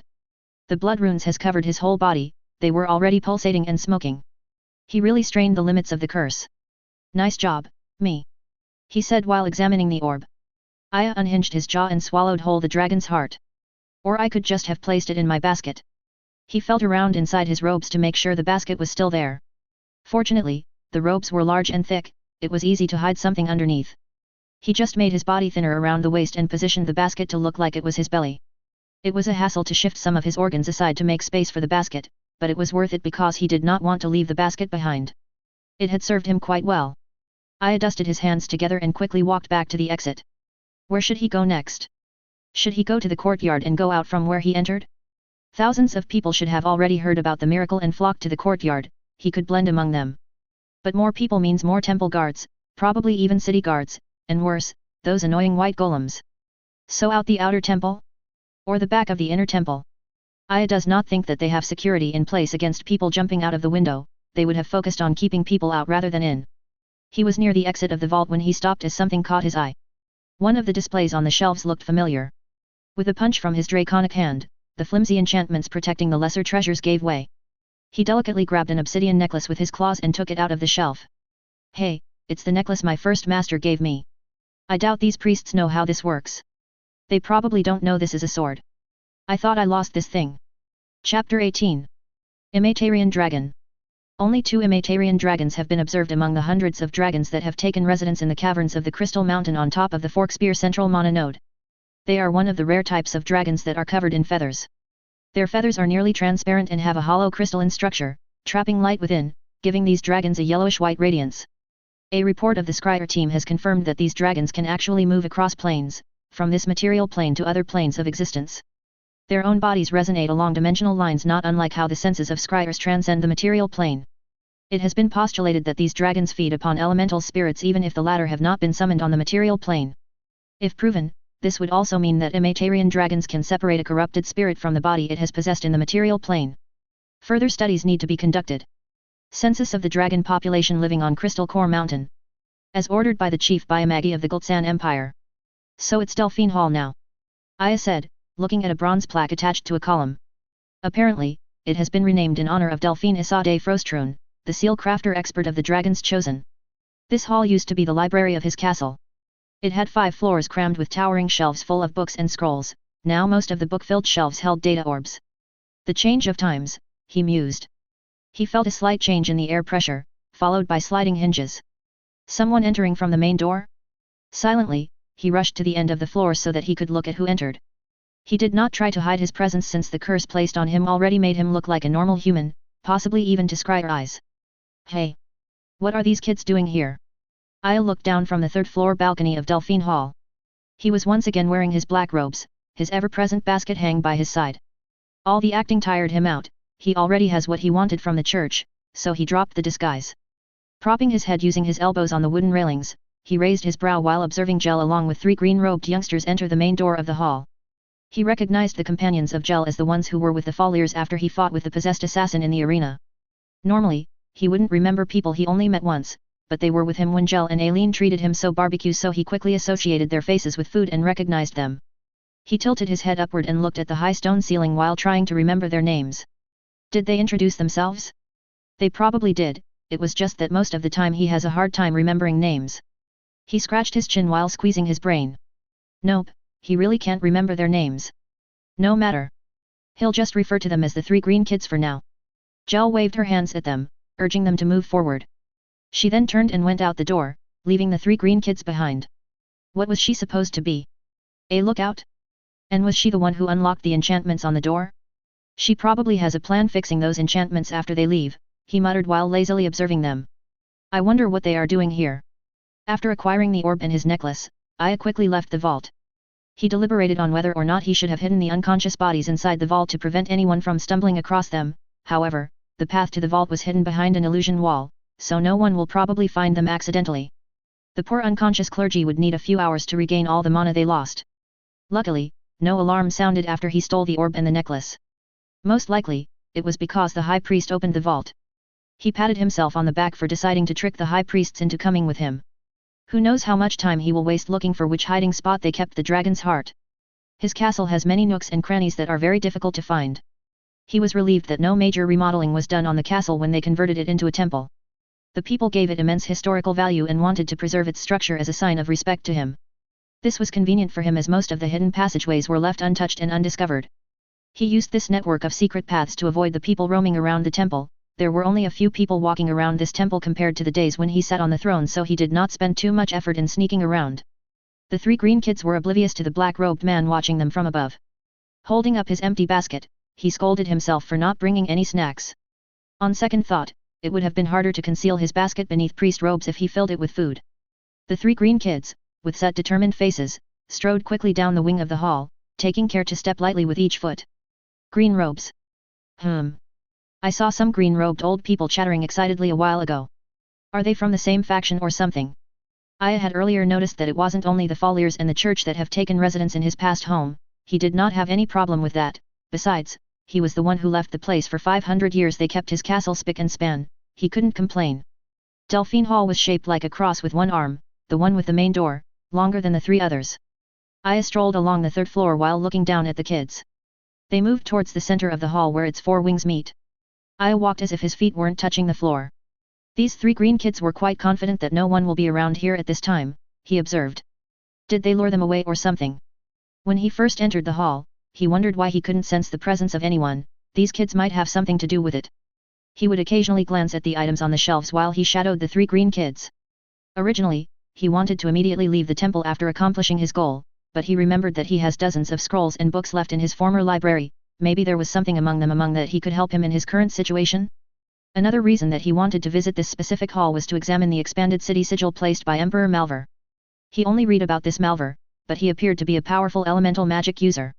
Harnessing the power of the mana node and channeling it to a magical rune formation that was expected to last for thousands of years meant that he was at least a low-tier arch seal crafter, and one can't reach that high level of seal crafting without being a mid-tier adept mage. Taking the size of this seal, he should be a high-tier arch seal crafter, unless he employed dozens of adept seal crafters to help him. These kids also want to see city sigil. He can see them hurrying to the pool in the middle Delphine Hall. Yes. A pool. A large circular pool ringed by grey stone steps. Each square stone has an orb embedded upon it. All of the orbs were activated and gave off a faint blue light. The pool was filled to the brim with a clear transparent fluid. It was basically a liquid solution that has incorporated the purest mana extracts into the mixture. Delphine was the person who invented the process of making the liquid, the most likely reason that they named this hall after her. The green-robed girl with the frizzy hair wanted to touch the orbs, but a boy that looked a bit like her, possibly her brother, pulled her away. This boy then took out his own orb hidden inside his loose sleeves and nippily swapped out the rooted orb. I can't help but be impressed at what the boy did. So that's his plan on how not to leave traces while using the terminals. A custom-made data orb that has compatibility with different kinds of terminals. I was not claiming that he knew about all the technical aspects of jacking a data orb terminal. Data orbs were just beginning to be developed during his reign. They were based off the design of Delphine. These data orbs contained an imitation of the solution of Delphine that was in the pool in the middle of the hall named after her. The clear liquid suddenly stirred, rippling here and there, and then it settled down again. The three green kids froze and visibly relaxed after the water stopped heaving. They looked at each other. Did they FAI? Specks of light floated out of the pool, the specks became rays, the rays converged and fused into a pillar of light. The boy manipulating the orb furiously tried to tone down the bright light illuminating the entire Delphine Hall. I was smiling broadly while holding up his hand to shield his eyes from the blazing light. Damn, the stuff kids could do these days. Hey, I sound like an old man. He chuckled. I spent the last 500 years sleeping, that shouldn't count towards my age. It's working. The girl screamed. A boy with golden hair tried to cover her mouth, but she pulled away and started jumping up and down. The boy who looked like her turned from his work on the orb and scolded her. She punctually behaved. He really was her brother. I clapped his hand lightly. The pillar of light has vanished, leaving behind millions upon millions of different colored light particles floating in the air. The particles formed into 6 insanely intricate seals. These formations floated in the air above the pool, spacing themselves, nearly reaching the high ceiling 5 levels above. Wow! You did it, Felix! A girl's voice echoed throughout the spacious hall. She really has a penchant for screaming. The 2 boys promptly shushed her. Oh, so Felix was the name of that boy. Better remember it, I reminded himself. Seeing that the kids were slowly examining each level of the seal, their eyes moving up to the ceiling, I stepped away from the side of the balcony. The scale model was a truly grand sight to behold. The concentric circles and many-sided designs circumscribed in each seal level were transforming unceasingly. Each seal contains tens of thousands of runes that were constantly moving and rearranging themselves. They have all been color-coded to represent the amount of mana flowing through them and how they transform its energy. It was a whirling dance of colors, the veins of the city drawing its lifeblood from deep within the earth, refining the furious waves of destructive power emanating from deep within the core. The lowest seal was used to attract part of the streams from the mana node to the complex seal superstructure. He counted 3 intermediary seals regulating the raging power of the mana node, taming it into something fit to power different kinds of engineeretic and for the usage of the city as a whole. Hundreds of silvery hair-like things emerged from the pool, floating upward through the different levels of the formation. It was just a small-scale simulation of how the structure receives the mana flow. In reality, the mana node is gushing deep within the earth and would be straining against the bottommost seal. The power seemed to be divided between the 5th and the 6th seal. Aya admitted to himself that he really does not know that much elemental seal crafting, but based from his own experience as a void seal crafter, he deduced that Malvar chose to separate the structure for powering the defenses of the city and the one for powering non-military infrastructure. The 3 green kids below were gaping at the colossal projection. It must have been the first time in their lives that they have seen such a high level of mage craftsmanship. Even the young girl seemed to have forgotten how to scream in excitement at the magnificent spectacle. Meh. Aya snorted. Mine is still way better than this one. But he can't help but agree that it was truly a breathtaking sight. But he did not come here to be impressed at the creation of Emperor Malvar. He wanted to confirm something that needed the pool of Delphine Hall. The pool was not merely an oversized projector, its actual worth was that it is capable of simulating the energy flow from the mana node, something that normal data orbs could not do. It could mimic the behavior of the mana flow from an ordinary infant up to the earth-shattering energy that the mana node spewed out. It was tantamount to predicting how all the blades of grass on a valley would grow, how the hair on one's head will fall or break or split, how the waves carry a single pebble across the wide ocean. This pool was the creation of, arguably, the greatest seal crafter in the history of Forkspear, Delphine Isade Frostrune. Without this pool, Aya couldn't have created the city sigil. His own seal superstructure enabled a gigantic void seal to be powered by the pure elemental mana of the world. Beat that Malvar. This projection confirmed his suspicion that Malvar's seal directly connected itself to the mana node. He took one last peek at the 3 green kids. It was now Felix, the probably sister of Felix, and golden-haired kid, he thought. Calling them 3 green kids was shorter. What was he supposed to do with this newly found information? How does it fit in the bigger picture? He mulled things over while walking back to the hidden corridor he used in entering Delphine Hall. The walls of the 3rd floor were lined with cabinets punctuated with statues in between. The people here don't mind being stared at by statues of beasts and monsters while they are researching. No one thought that these things looked out of place. Aya stopped in front of a tableau of a stone griffin locked in death's embrace with a relatively small troll. He grinned while examining the statue. This was one of his most favorite secret passageways. His bald fist stretched in front of him. He extended his thumbs and his index fingers. 4 fingers will light the way. He stuck his left thumb and index finger up the griffin's nares, its nostrils. His right thumb and index finger went deep into the troll's nostrils. Left griffin nostril. Right troll nostril. 2 right griffin nostrils. Both the troll nostrils at the same time. Left griffin nostril and left troll nostril at the same time. Nothing visible changed, no concealed tunnel opened up. He paid it no heed, his head was still thinking about other matters. I wonder how this new information plays out, Aya said. That Emperor Malvar actually knew that I, the first Emperor Krystfallen, was a void mage. He stepped forward towards the statue. There was no resistance, it has turned into an illusion. Aya slowly disappeared between the griffin and the troll. A flurry of blades sliced through the air, parting even the tiniest speck of dust. A gigantic curved sword howled in response, deflecting scores of sword waves. 2 men were facing each other. One had a pair of shining sabers, with gilded serpentine handguards, crossed in front of him. The other had a massive black scimitar raised high over his head. The dual-wielding man charged with such speed that to the untrained eye it would look like he teleported and materialized right in front of his opponent, below his guard. He was ready to press the crossed sabers, there wasn't enough space for his adversary to swing down the scimitar. His twin blades erupted in white flames, both of them lashed out like a cracking whip, a cross-slash quartered his opponent. Only that, his opponent was not there anymore. 12 people materialized, surrounding the saber-wielding man. 12 curved blades were brought down, black streaks divided the earth easily like a pie topped with fallen trees and dug out boulders. Clouds of dust stirred up and eventually covered the battlefield. Metal striking metal, it was as if a large battle was fought in the shade of dust. A dozen pillars of white flame emerged from the dust cloud and united, resulting into a large ball of fire that consumed the patch of forest that they were fighting in. Even a nearby lake dried up in a flash. The destruction did not stop there. The earth rumbled and shook, letting loose dozens of molten spikes from deep within its bowels, covering the land, turning it into a garden of lava.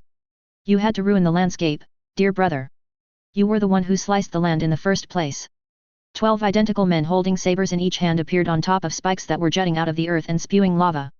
12 identical men followed suit, they stabbed their black scimitars into the molten rock. All of them cracked their fingers at the same time, it was as if they have choreographed their movements.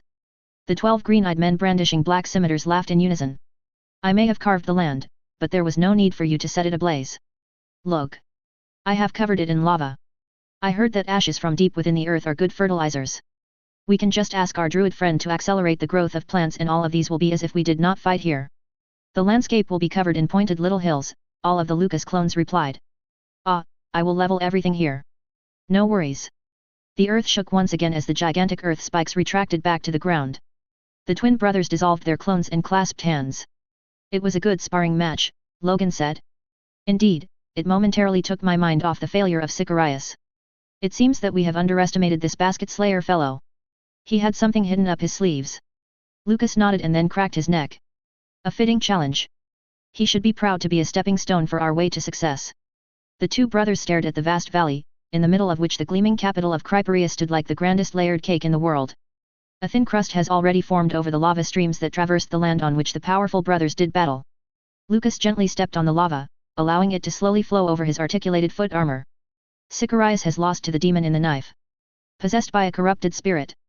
Such an embarrassment. Logan shook his head in disgust. It was pathetic that he needed that cursed knife in the first place. Do you think it's true that this clown of a warrior exorcised the demon in less than a second? That would be impossible at his level. What is he supposed to be? The bishop using the dragon's heart. The two brothers shared a laugh. It was a ridiculous notion that this no-name warrior can rival the power of the most powerful priests. It was most likely the case that the people who witnessed the scene were exaggerating the level of possession that Sicarius had undergone. Logan trailed his eye on the glistening black edge of his blade and said, "This basket slayer needs to have a taste of my blade.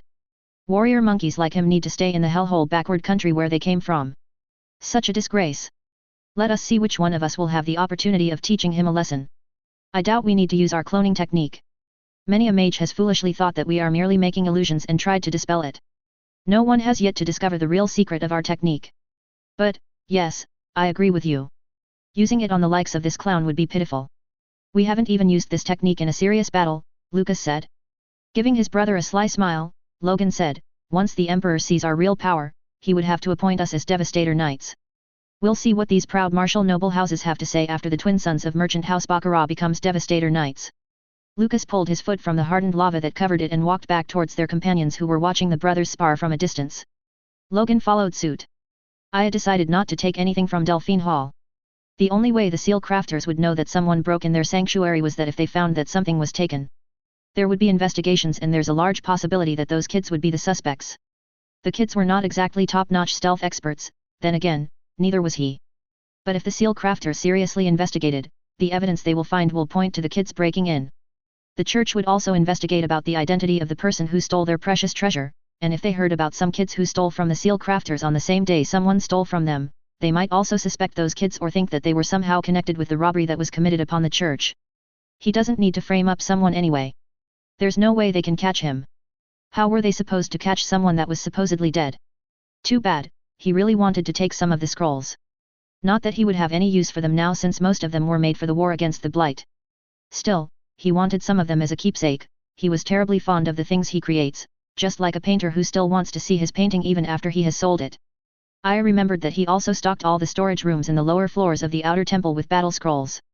The defenders of Krystfallen have most likely used all of them. Someday, he would tour this temple, which was once his castle, once again.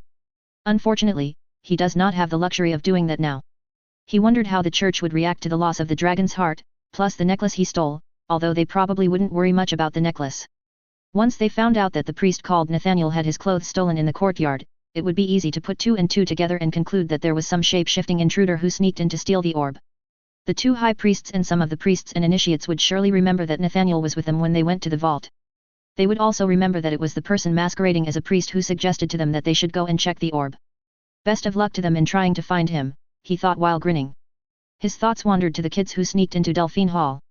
What did they intend to do with the design of Malvar? Were they curious and wanted to see the design of the city sigil? Did they know that that wasn't his formation? He doubts if even the seal crafters working there knew what his own formation looks like. One thing was certain. Malvar knew that he was a void mage. If Malvar knew, then it was likely that other rulers of Krystfallen knew about it, and probably some of the highest-ranking officials.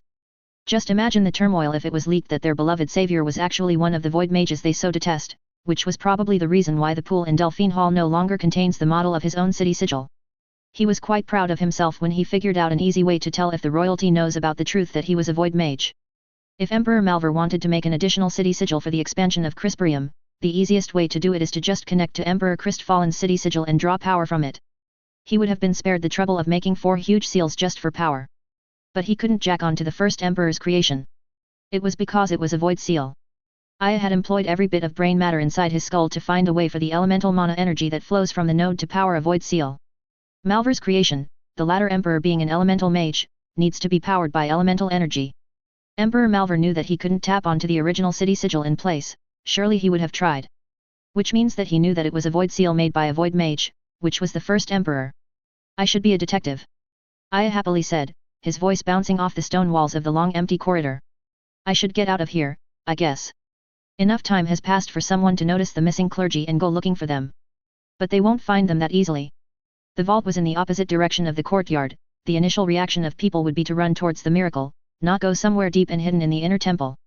The person who knew that their group went to the vault was the other high priest. He's probably praying with all his might. Aya tried to keep away from the main hallways as much as possible. He also checked the secret passageways that he was using if it has been rigged with security spells and alarms. Most of them weren't. A bit of knowledge about void runes was needed to unlock these passageways, so it was not a surprise that most of them were not discovered. He had these secret passages made mostly for his use. He did not like people knowing where he went. The passages he was using were different from the emergency escape paths of his castle. Aya had told the head of his guards, Alovarius Falier, about the escape paths in case they needed to evacuate the castle during the siege, so he was sure the descendants of Falier knows about this paths and have them secured in the event that someone from the outside uses them to gain entrance to the temple. Nearly there. His aim was to reach the topmost floor of the highest tower of the temple and jump out its window. That would translate to about a quarter-kilometer of free fall down to the next level of the city. He had worked hard today, he has earned some fun and enjoyment. As he was about to round a corner, he suddenly stopped. People are going out of the room. It's those green-robed geezers I saw earlier. The old men passed him, not even looking down the narrow side corridor that he tucked himself in. He walked out and looked at their retreating backs. They went out of the room I wanted to enter. Perfect timing. The door leading to the room which has the window that I wanted to jump out was slightly ajar. He couldn't sense the presence of anyone inside the room. Finally. It is probably dark outside by now, so no one would see a black robe leaping from the castle. He pushed open the door, and saw someone was inside. Hello. Aya slowly waved at the man. The man looked incredibly old. Aya was surprised that he was actually alive, a shriveled up, wrinkly, bony old man, wearing a plain white linen shirt and shorts. He looked at Aya with mild surprise, his right eye was open while the other was closed. How the grokking dimwadness did he not sense this person? Was it because the old man looks like an unwrapped mummy and doesn't count as a living thing? Hello, would you care for a cup of tea? The old man gestured to an unused cup on the table. Aya could see several cups on it. The old man was probably having some kind of old men convention here with all the old men he saw outside. Aya paused a bit and considered that he should technically be a member of the old men club. No thank you, I'm not really into tea. Is there anything that I can help you with? The old man asked. His left eyelid trembled a bit before slowly opening. A momentary expression of surprise schemed across Aya's face. The old man's left eye contained a small blue orb instead of an eyeball. The orb had a tiny seal etched on it. The seal glowed red and then the orb rotated in its socket, showing another seal, then it rotated again. Different types of seal cover the blue orb that nested inside the old man's left eye socket. Air. Can I use your window to jump out? Of course. Come visit again if you want to try drinking tea, or jump out this window again. Aya walked to the window and placed one foot on the seal. Thanks. The old man raised his cup to him. Aya dove into the sea of lights below. Furious winds were whipping his robes to and fro. What a nice old man. And he's the current holder of Delphine's left eye. I wonder who has the right eye. Chapter 19. Moldankor Bloodline. The Moldankor bloodline can only manifest among male descendants. The bloodline has been known to skip several generations only to surface long after a family has long forgotten that they had an ancestor that wielded the Moldankor. All incidents of manifestation suggest that only a firstborn son has the chance of inheriting this bloodline from a carrier ancestor. Given this erratic streak of manifestations, extensive genealogical records of families that have a Moldankor ancestor are kept by countries in the hopes that one day, a firstborn son of this families will be blessed with this wonderful gift from Paximilian. Every male firstborn descendant of a Molt Encore holder is assessed at childhood to check if they possess this gift. The Molt Encore bloodline allows its wielder to become fire mages of the highest caliber, extracting fire essences of such purity that can rival those extracted by fire spirits. They are also capable of coating their body with an enchanted molten armor, having appearances akin to the molten golems, increasing their strength and defense, opening the option of becoming warriors. The exact powers and abilities of the wielders of the Molt Encore are kept secret by kingdoms to increase the military value of an exceedingly rare manifestation. A Compendium of the Bloodlines of Krystfallen, 4th edition. Time to see if there are any of them left inside this thing. Aya's fingers merged together, forming 3 digits, they were elongated and multi-jointed. His hands began to sprout glowing feathers. Upon closer examinations, the feathers were an aggregation of crystals, but they were very soft, waving and rippling even if there was no wind blowing. 3 claws reached for the dragon's heart that he spat out yesterday.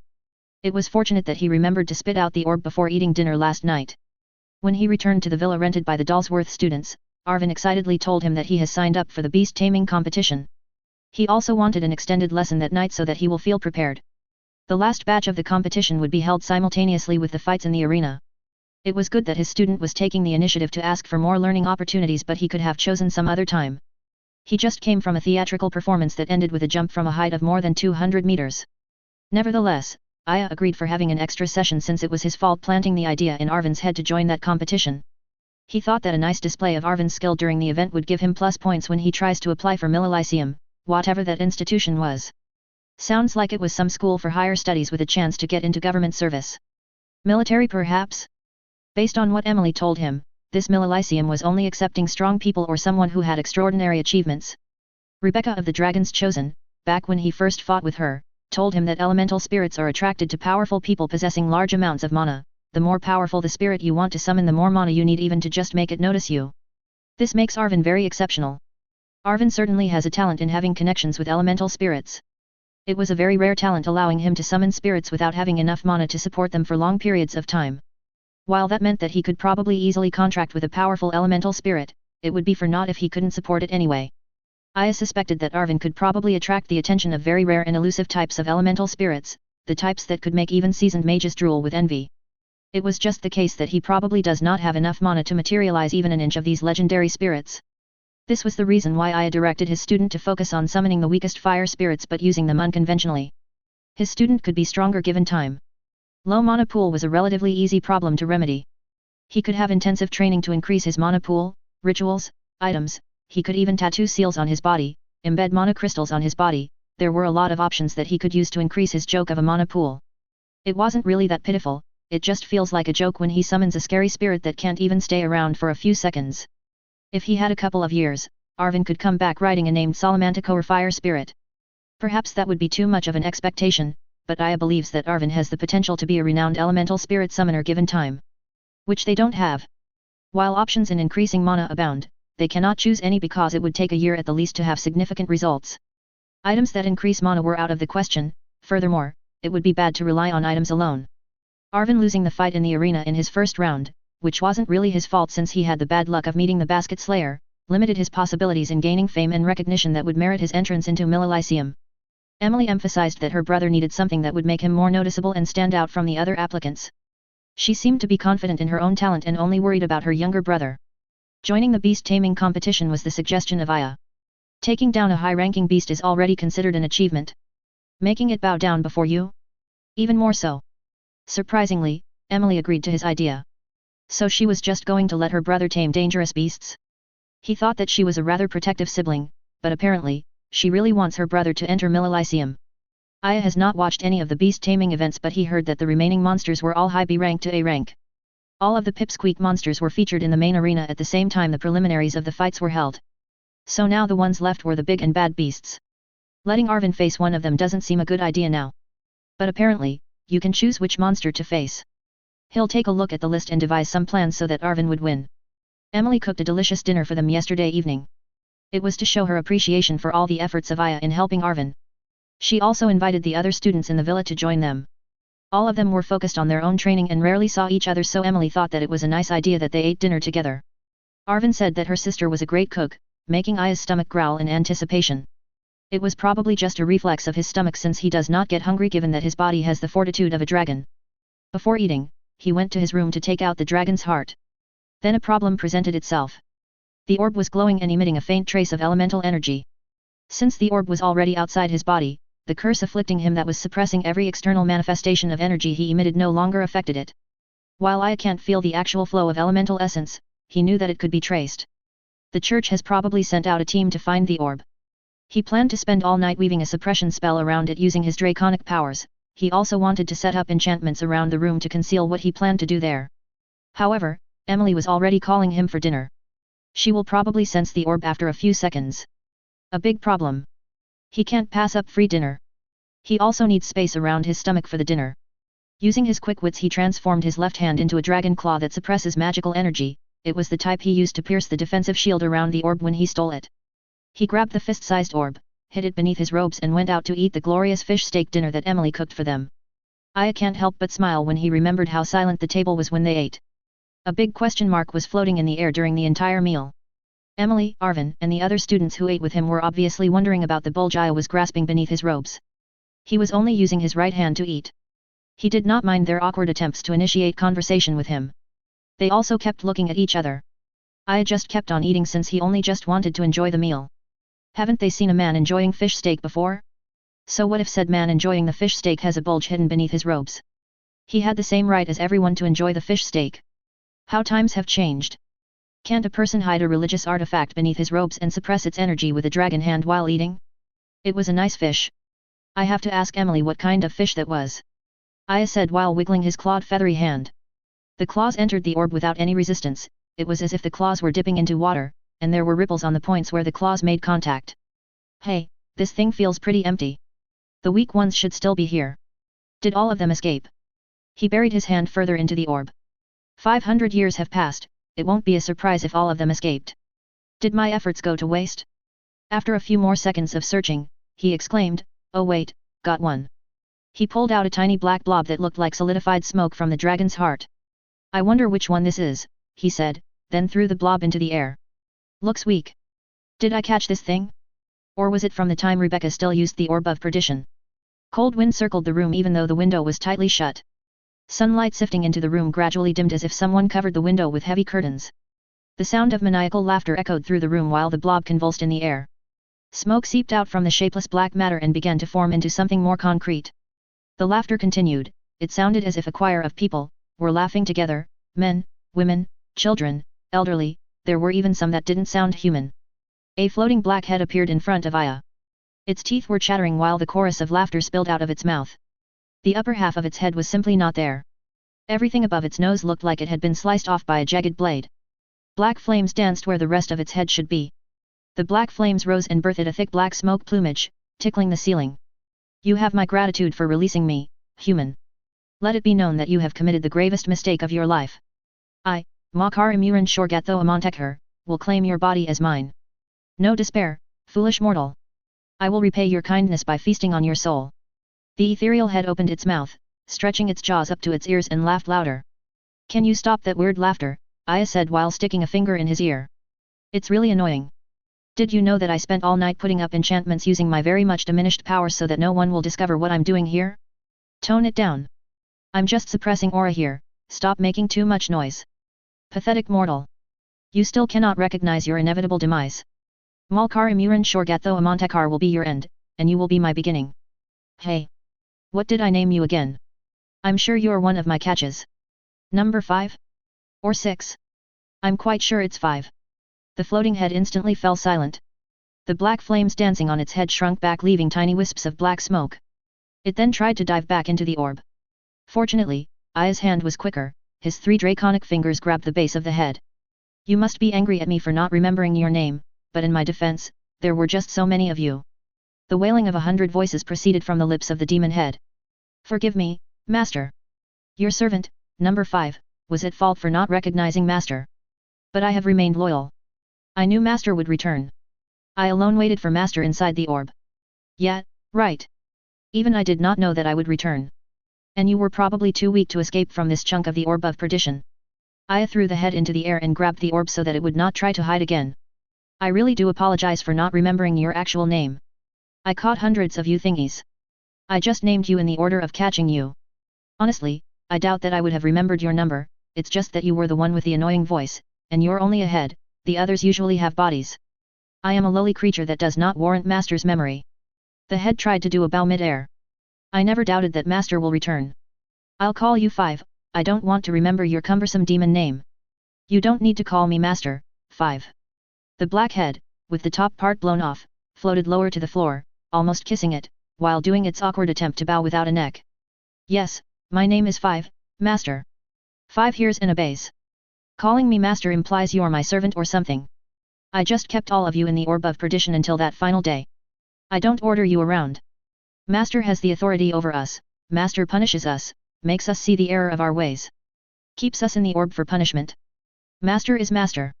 I aside, irritated by the rumblings of the demon. Punish you for what? For eating souls and life essences of other beings. The demon attempted to bang its head on the floor, but it did not connect with the hard surface. Instead, it passed straight through the floor looking like it was bobbing in the water. Master, I ask for your forgiveness.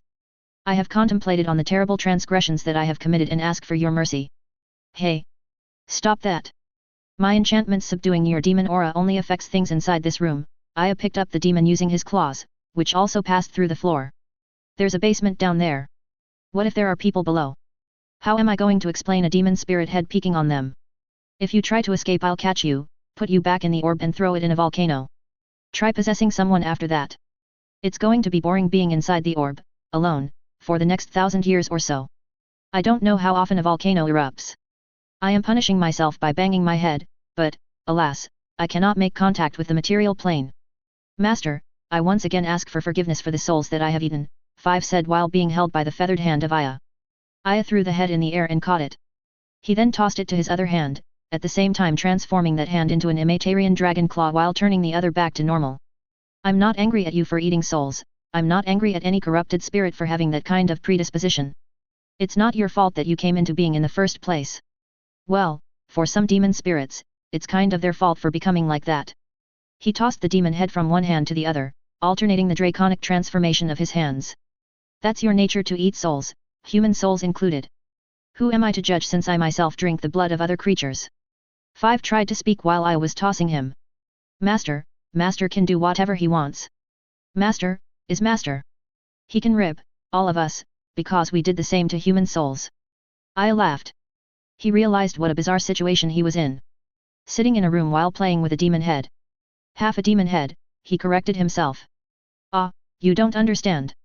I bear no grudge against corrupted souls even if they eat human souls, just like I have no problem with man-eating creatures, that is their nature, I do not hate them. Of course, I will step in to save human lives, but that is because I am human. If I was a corrupted spirit, then I will go my way eating human souls as well. Like I said, I drink the blood of powerful beasts.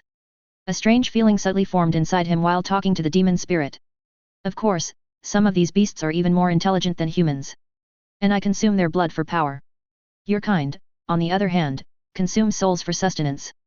Admittedly, some demon spirits increase their consumption since it will have a direct impact on their strength, but I am hardly in any position to judge that. Aya continued on talking. Loneliness? Even when he founded and ruled Krystfallen he was lonely. Before he became the emperor, he was lonely. Before he became powerful he was lonely. He stood alone and was lonely. Although both concepts do not necessarily imply each other. Something else. He snorted, causing the demon head to tense up. The black fumes consisting the upper part of its head slowly died down in fear. Aya held up the demon head in front of his face.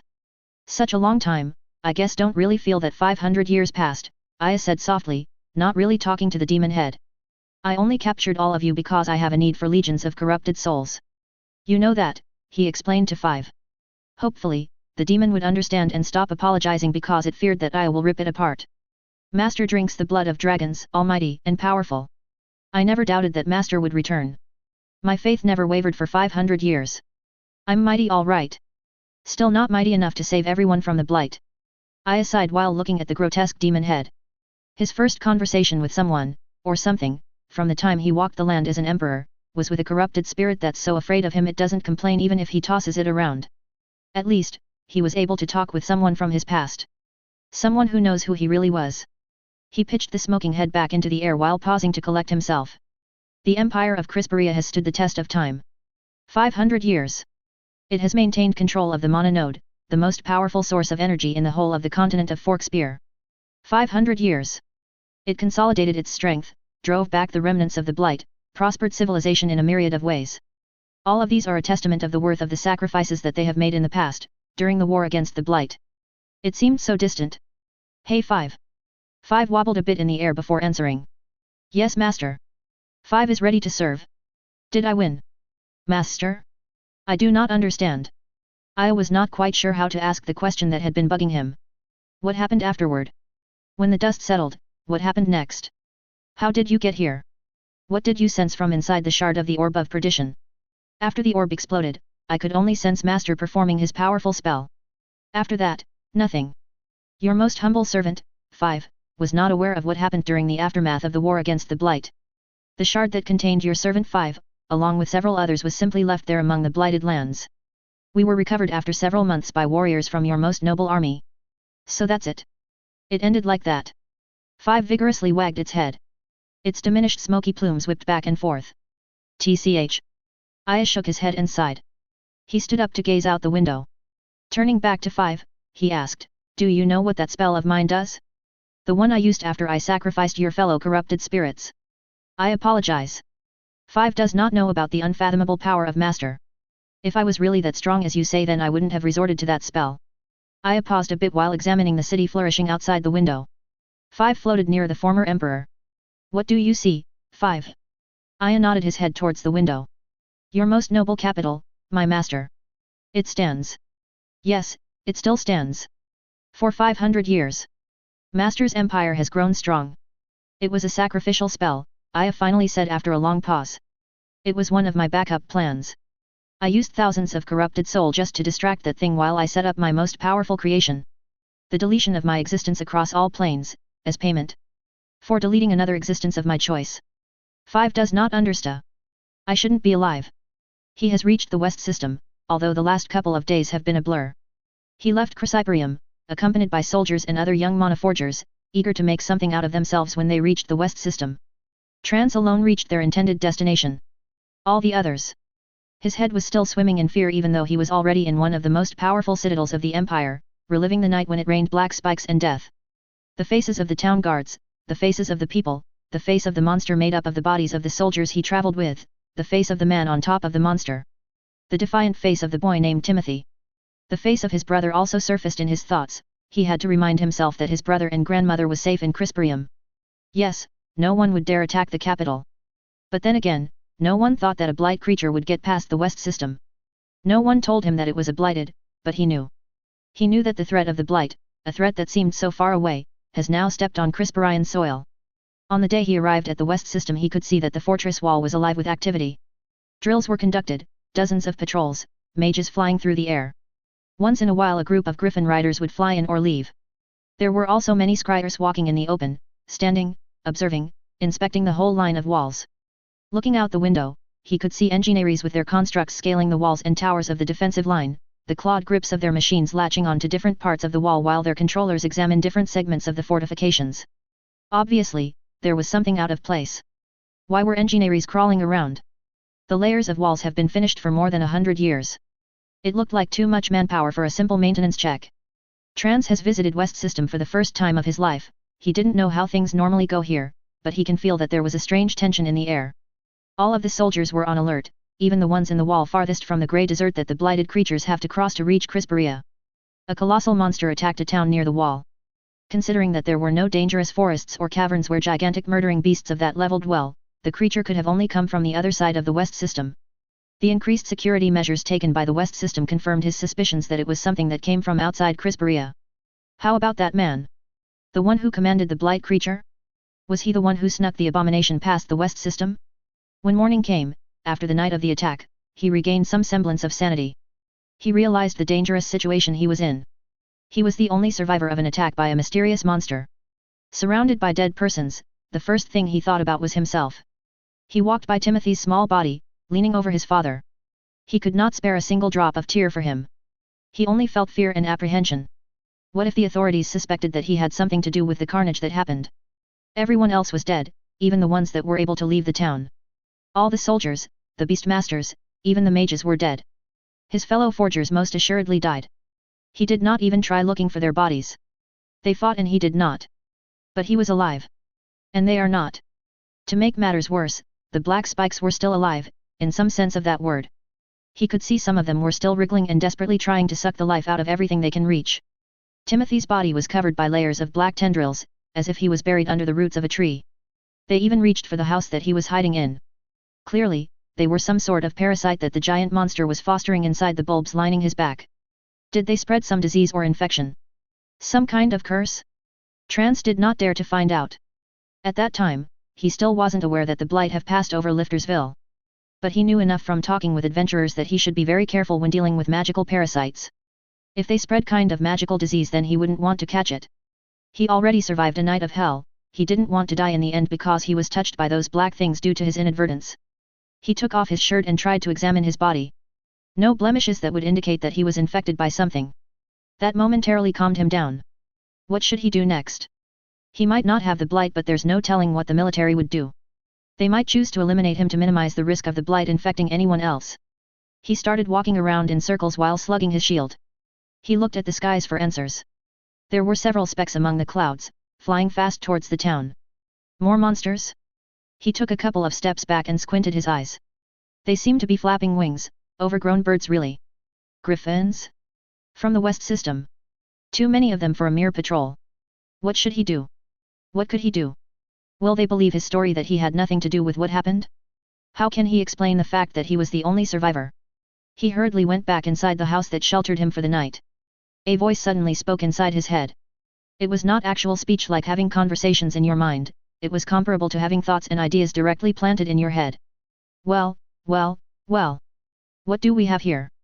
A large shadow loomed from behind him. Metallic footsteps snapped him out of his reverie.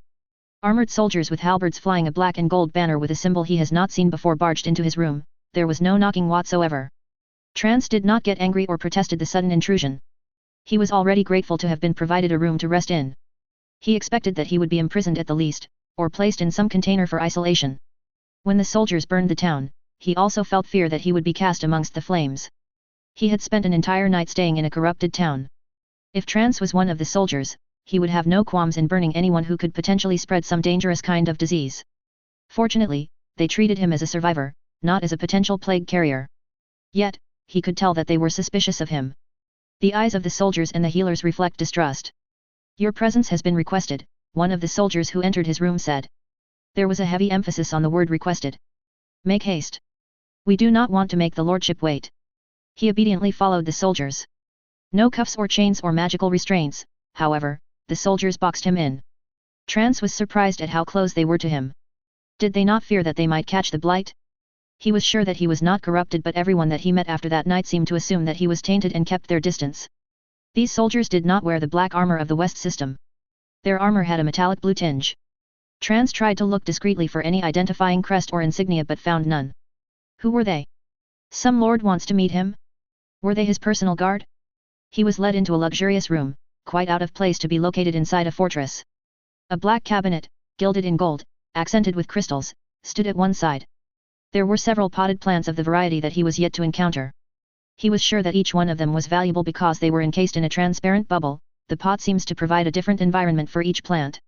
The chairs and table inside were carved with lifelike dragon claws and covered with gold flakes arranged to look like scales. The person who summoned him surely has a high rank. Very high rank.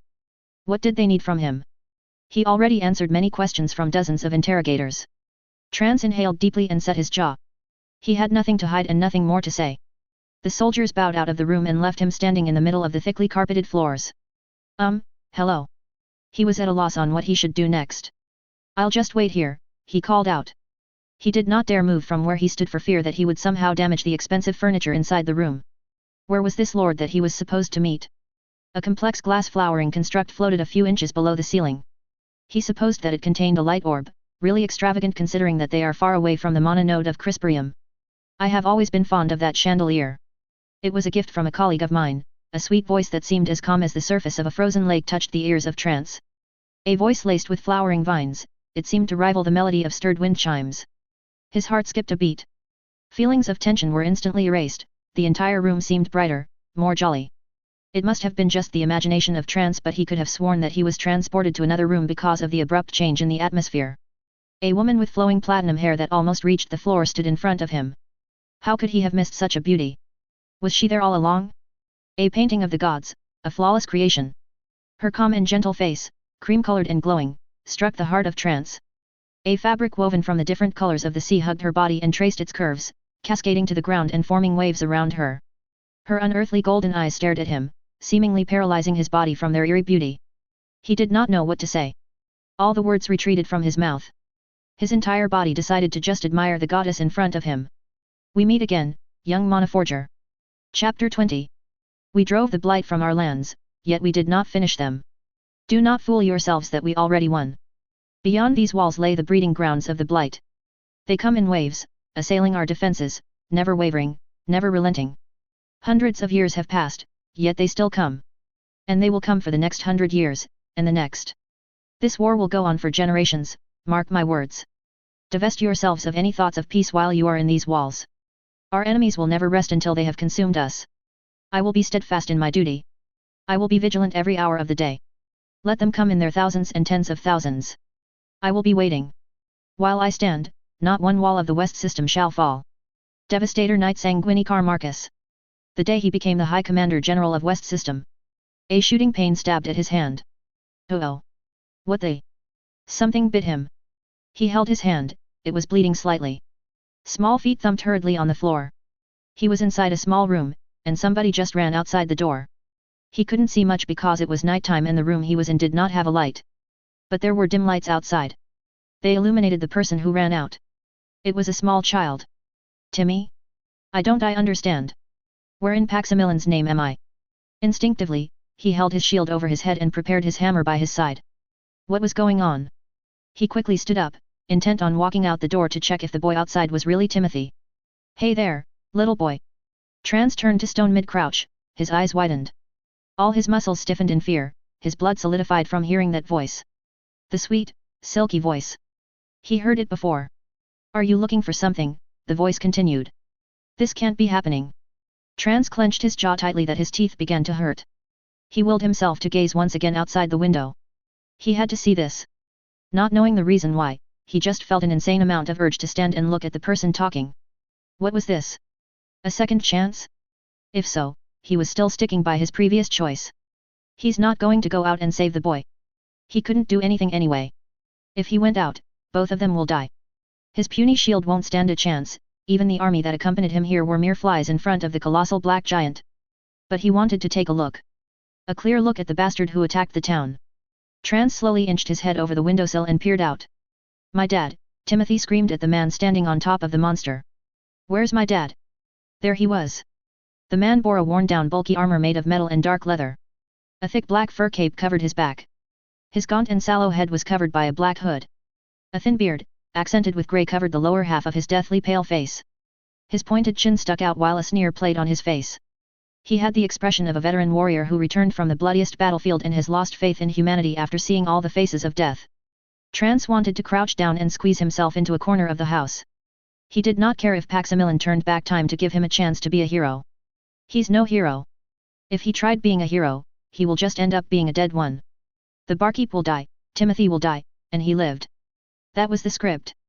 But he couldn't bend down. All of his muscles felt as if they had been frozen into place. The man was going to see him. He tried closing his eyes and hoping for the worst, but he has even lost control of his eyelids. His eyeballs strained at the figure of the man standing on top of the blight monster, examining every angle. Both of his eyes honed on a necklace the mysterious man wore. Trance mustered every ounce of will from his body to fight against the paralysis. Did the man notice his presence and cast a spell on him? Griff shit. This wasn't supposed to happen. Why did he look? His head pounded, his eyeballs felt like they were going to pop out of their sockets.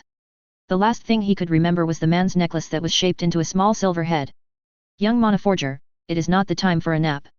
A woman's voice spoke up. Warmth. Trance realized he was lying on the carpet. What happened? He was clutching his chest while sweating profusely. His eyesight was hazy and a killer headache tortured him. A goddess looked down upon him, her platinum hair framing her lovely face. He suddenly remembered where he was. He pushed off the floor and lost his balance while trying to stand up. Almost crashing into a potted plant, he eventually regained composure and stood up straight. What an embarrassing sight to show an elegant lady. He felt himself blush as he tried to fix his clothes. Think of something funny and witty to say, he ordered his brain. His knees suddenly gave way as an intense force pushed him to a kneeling position. Some kind of magic fastened his knees to the floor. Was the beautiful lady before him responsible for this? She had a playful look on her face that made Trance forget every worry he had. Well, I wouldn't expect you to know, so I forgive you for not showing respect earlier. I apologize if I have offended you, my lady, he replied. What is she talking about? Trance asked himself. This noble lady before him was probably a mage of some sort. That might explain why she was in this fortress. Either she's some sort of magic expert or the military has decided to invite the most beautiful woman in Krystfallen to boost the morale of the men guarding the West system. Quite a feisty lady to force him to kneel and glue his knees to the ground. He tried to get up, but he ended up just falling over again. She giggled at Trance's mishaps, the most beautiful sound Trance had heard in his life. Every bit of pain left his body, even his head seemed lighter. He could have just listened to the sound of her laughter for the rest of his life. Trance shook his head and said, My lady's beauty has me falling over and over. Could I please ask for my lady's name? Jaguar. Crockett. His knees were still immobile. What did this lady do to him? He tried to get angry at her, but a flutter of her long eyelashes evaporated every bit of annoyance inside him. He forgot to get angry at her for making him kneel down, even the hardships he went through in Liftersville seemed to be a long-distant memory. Jaguar. Trance said. What kind of name was that for a noble lady? Was that a new trend among nobles? He never understood how the elite rich thought. Yes. Jaguar. A large headless metal giant appeared behind her as she spoke. I am Lord Devastator Knight Jaguar. Bulletin but, I thought. Lordship, Trance stared at the Devastator Knight that appeared. Was that there before? It probably was in the center of the room all along. It felt like it was there, but he just didn't pay attention to it rather than it suddenly appearing before him. It was a breathtaking sight, the soft features of the lady contrasted with the frightening and imposing figure of the knight behind her. Did she say she was a Devastator Knight? How could that be? Oh, that. Lord, or Lady Jaguar, Trance did not really know how to refer to her, laughed once more. It was as if a string of small bells jingled away all the questions in his head. He then looked at the armor behind her. It was the same person that caught him while he tried to hide in Liftersville to evade the Griffin squad from West System. Or was it? He did not know what the other Devastator Knights looked like. Devastator Knights are referred to as lords, traditionally. Male or female, all who wear the armor are called lords. Do you know why, young forger? Trance slowly shook his head. Was this a trick question? Isaac J. Omant, the creator of the Devastator Golem Legion, controlled all of them using his mind. It can be said that all of the golems were an extension of him. In his honor, the Devastator Knights are referred to as males, Jaguar explained. She shrugged her shoulders and went on. A bit sexist? Yes, I think so, yes. But we won't have these legendary armors without him. Trance did not know what to say. An actual Devastator Knight was in front of him. Was it because he encountered the Blight? Did she suspect that he was tainted? But the healers have checked him and they said there wasn't anything wrong with him. Forger Trance, Lord Jaguar, thank you on behalf of the kingdom for delivering this dire message. What dire message? The Blight, he asked. What is the Empire doing about it? We have a Blight creature walking around. Indignation caused his voice to rise. He had a right to be angry. If these people at the West System did their job properly, then all of those people in Liftersville wouldn't have died. The frown forming on his face was swept away by the sight of her angelic smile. No. The Blight is a concern, of course, she said like she was just discussing the weather. What's more terrible is that a creature of the Blight was controlled by the man you saw. Trance's face was struggling between forming a smile and a frown. He feels like he should feel angry, but he feels happy when he sees her face. What should he be feeling again? That man. It is actually hard to read minds and sift through memories. I do not want to do such a menial task as that. Memories are often changed by one's perception. Trauma and shock can greatly alter what a person remembers. Jaguar walked around the room, her long hair fluttered like gossamer wings on her back. She's explaining something to him, but Trance can't keep his concentration straight. In your case, I doubt if you could describe the person on top of the Blight creature if I asked you about him. You only saw him momentarily, while you were shaking in fear. I know that you mentioned that you saw such a person to the officers who were questioning you. But that is not enough. For me, anyway. I share your concern regarding this matter. A Blight in Krystfallen. Concern is somewhat an understatement. We should be more concerned that there was someone that appears to have the power to control the Blight. Trance was still kneeling on the floor while the fairy-like beauty twirled around the room, explaining nonchalantly to him the crisis the Empire was facing. It felt like she was rattling off the latest gossip that she has heard from her circle of noble lady friends. Gliding over the floor, Jaguar drew near him and bent down, their eyes almost level with each other. This is a critical piece of information which, I feel, justified my using my power to make you relieve the part where you saw him. Illusions to make your mind reconstruct the memory in the most accurate way possible. If I just dove into your mind and picked on that specific memory, doubtless it would be not so precise. Fear gripping your heart, your conscience nagging you while your instinct to survive fights back. He was sinking in a stupor. Trance knew it, although he couldn't do anything about it. Yet, his eyes went wide when Jaguar mentioned what he felt that night. Yes, I can feel your emotions as well, Jaguar said, as if she could read the questions on his mind. She probably could. Why can't he feel angry? He should get angry at this person in front of him. She made him go through that night again. What was he getting angry about? It was just there a moment ago. What was he thinking? This woman was doing something to him. He was sure of it. This woman was toying with. I am not judging your actions. In fact, I am praising you for surviving. Without you, who would deliver this information to us? Jaguar said. Her golden eyes seemed to peer straight into his soul. She looked at him, smiling the sweetest smile he had seen. One coherent thought. He pleaded his brain with all his might. She was the most stunning woman in the entire continent, he'll bet his most prized shield on that. But it was not her beauty that affects his mind, it was something magic related. She probably did something to him. Wait, he already thought about that. A slight disappointment showed on her face. She looked like she was waiting for him to ask something.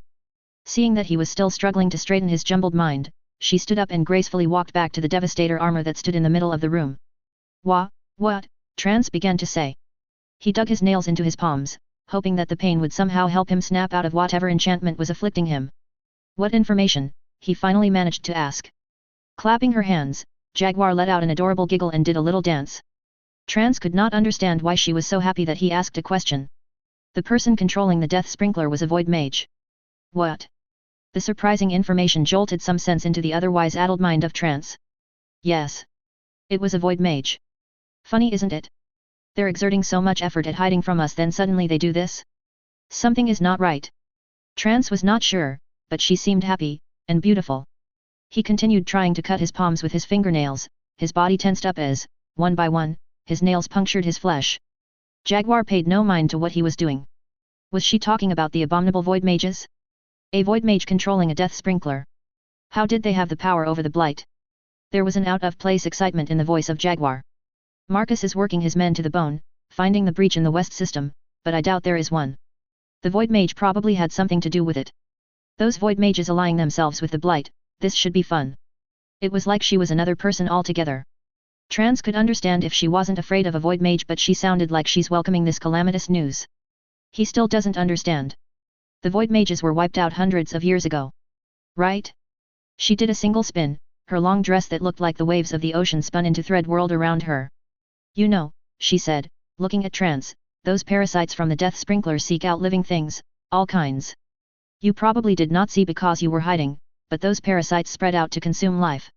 Animals, livestock, even vermin. Plants as well. The parasites consumed their lives.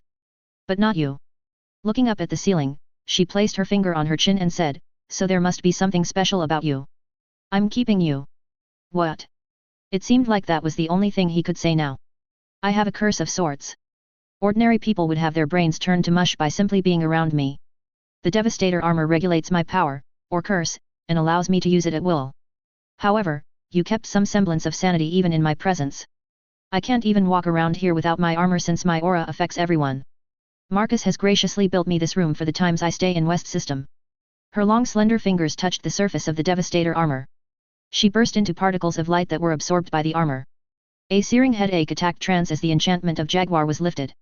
His feelings and thoughts that were suppressed came running back to him. Young forger, you will be part of my retinue. From now on, I am your lord, the thought boomed inside Trance's head. He keeled over and laid on the floor. I can't believe I was using that much stamina just to stay sane. He decided to have a rest on the floor. Looking up, he saw that he was alone inside the room. The devastator knight was already gone. The soldiers of Lord Jaguar went inside the room and dragged him out. A grin formed on his face while the soldiers were carrying him. It looks like his dream was back on track. Someone powerful actually hired him, although the terms of employment are yet to be seen. He originally hoped to be hired as a professional armorer by a noble officer. This was over and above his dreams. He was now part of the retinue of Lord Devastator Knight Jaguar. It was a nice day to be prancing around the wide garden of the villa. evading sinkholes and quagmire spells while a concentrated fireball was chasing him. Yes, quite a nice day, Aya thought to himself sarcastically. It would not have turned out so bad if he could eat something while doing this. But he had the dragon's heart inside his stomach. It was kind of gross to pile up food on top of it. A hiding place. That's what he needs. Teacher. I'm running out of mana potions. I'll just get some inside. Arvin called out while panting. Aya stopped dodging and was about to land on the ground when a sinkhole, big enough to swallow him, opened up. He quickly tucked his upper body and knees to do a spectacular front flip, steering away from the hole.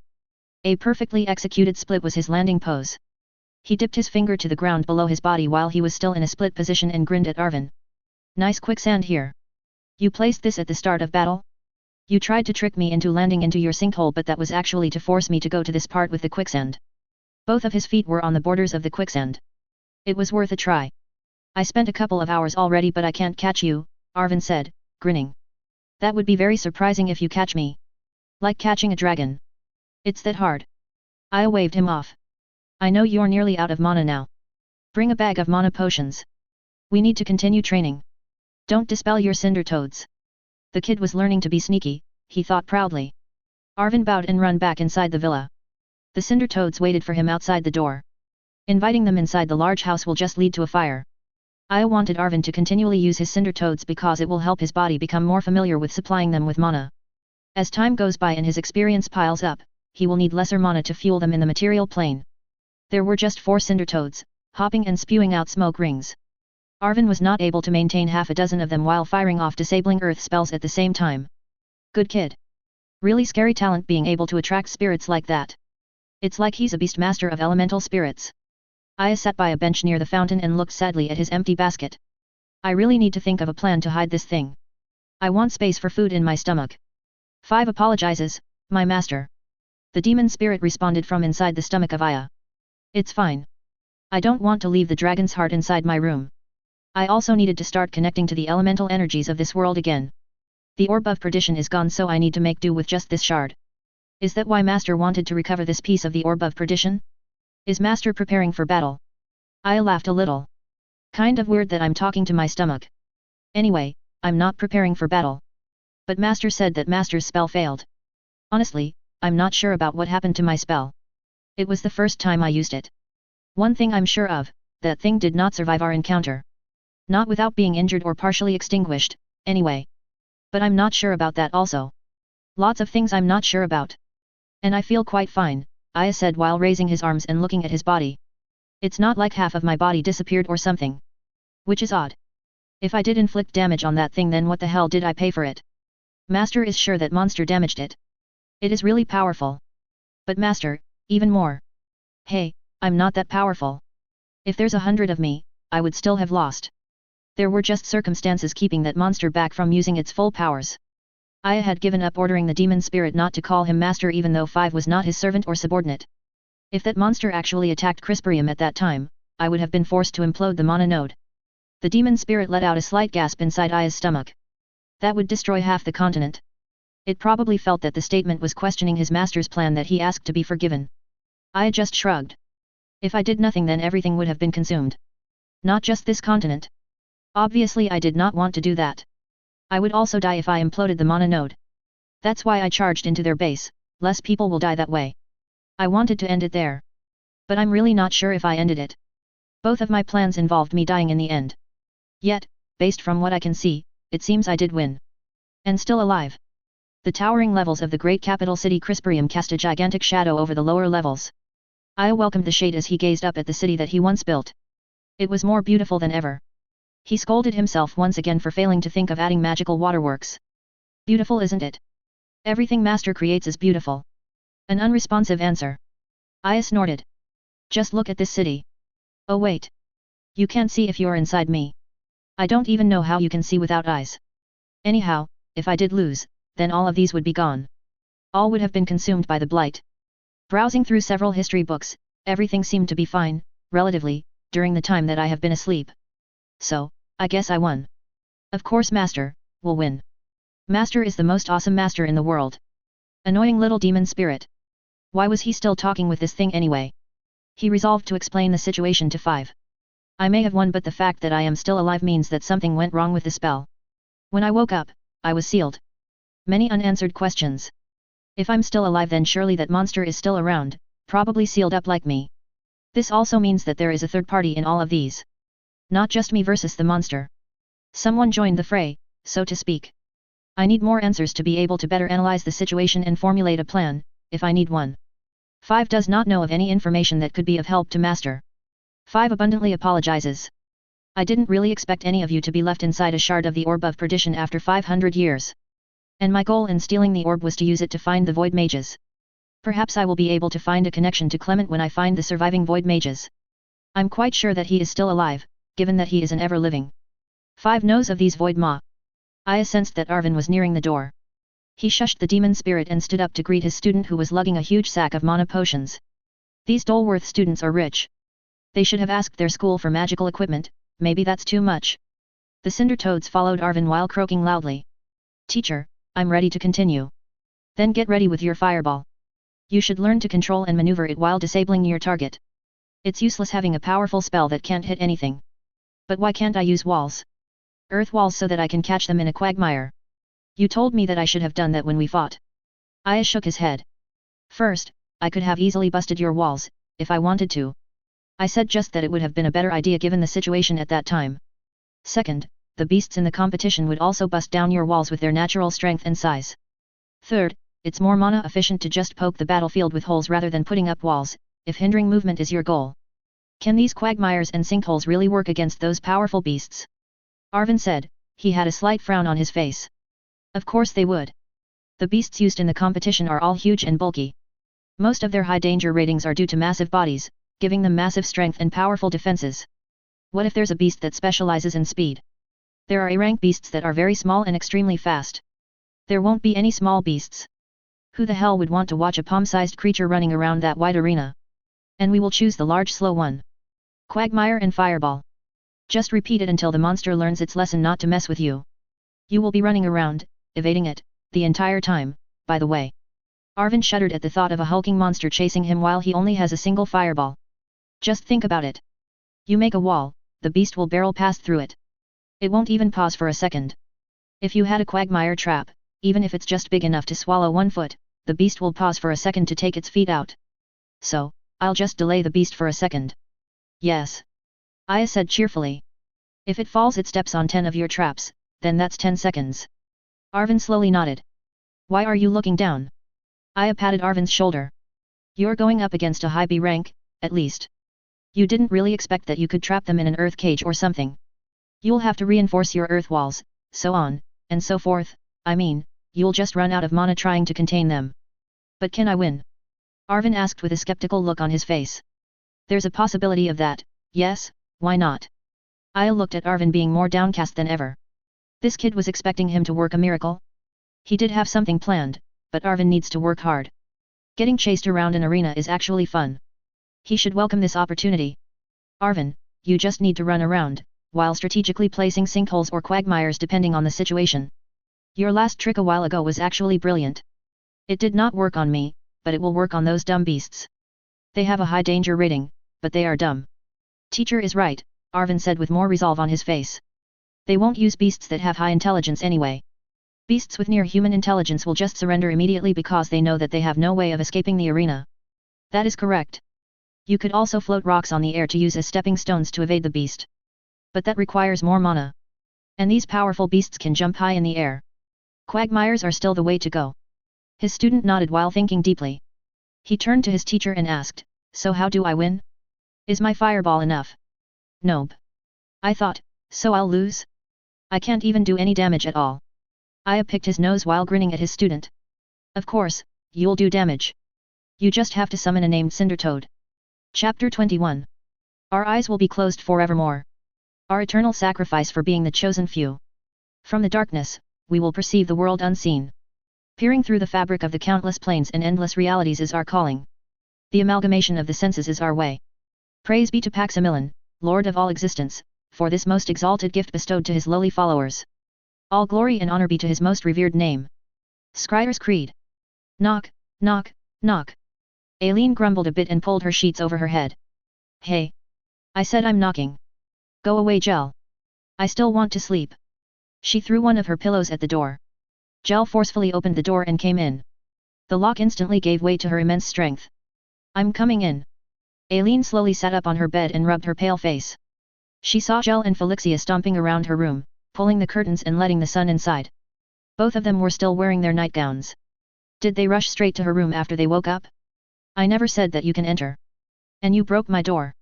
Good morning to you too. I'll have someone fix the door, Gel said.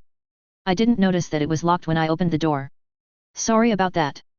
Aileen just grunted. Even if she placed enchantments on her door, Gel would still open it anyway.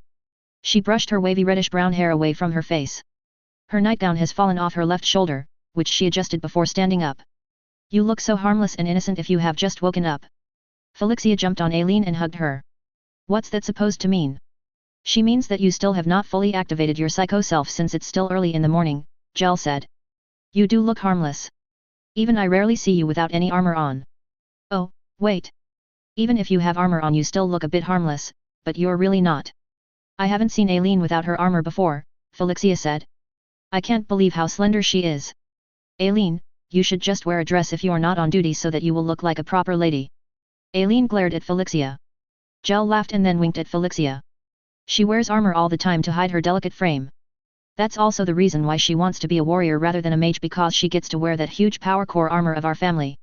She just pursed her lips in response while Felixia laughed her head off. AI, you're more suited as a mage. Her ultimate goal is to be a devastator knight, so that she can just hide inside the armor and no one will see her real body. No matter what she does, she really can't get buffed. Why do you want a large body anyway? To look tough? You're plenty tough already. Ah, why would you want that? Felixia pouted. You're really pretty if you're like this. So gentle and tantalizing, I'm sure many men would court you if you just wear a dress. Gel sniggered. She will kill anyone who tries to court her. All right, you guys had your fun. Please go out of my room now. Hey. How about her boyfriend? He's strong. Felixia hugged Aileen even more. You're just so cute.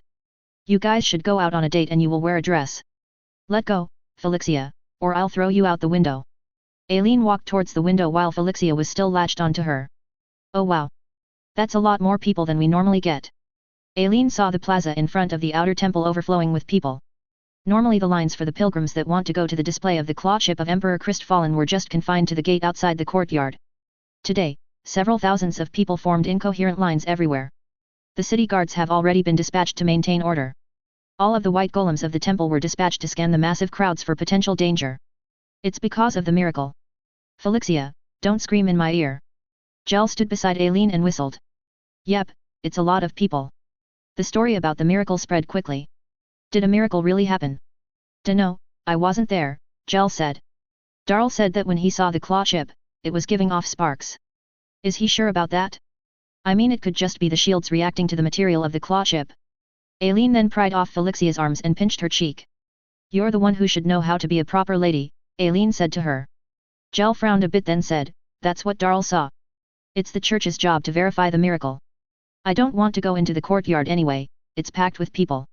I pity the ones assigned there today. The priests are also going insane. It's probably just the claw chip giving off some dormant leftover energy. That thing is technically a magical item.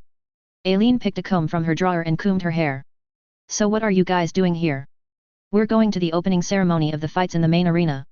The participants who have qualified will be there. Your boyfriend included. He's not my boyfriend. And I know that we're supposed to go there since the princess is going to open it, but why are you here this early? We're just making sure that you wear a dress, Gel said. The princess is going to be there plus a few people from other martial noble families. Just wear a dress, please.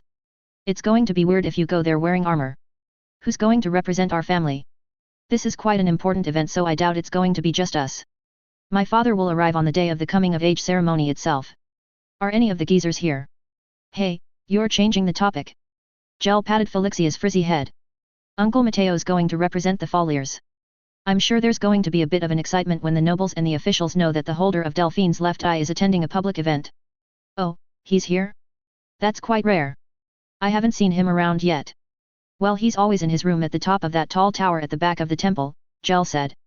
And going back to the topic of wearing a dress, I'm not saying that you should wear an extravagant gown. It's fine even if you wear a simple dress. Aileen sighed and shrugged her thin shoulders. I'll wear a dress.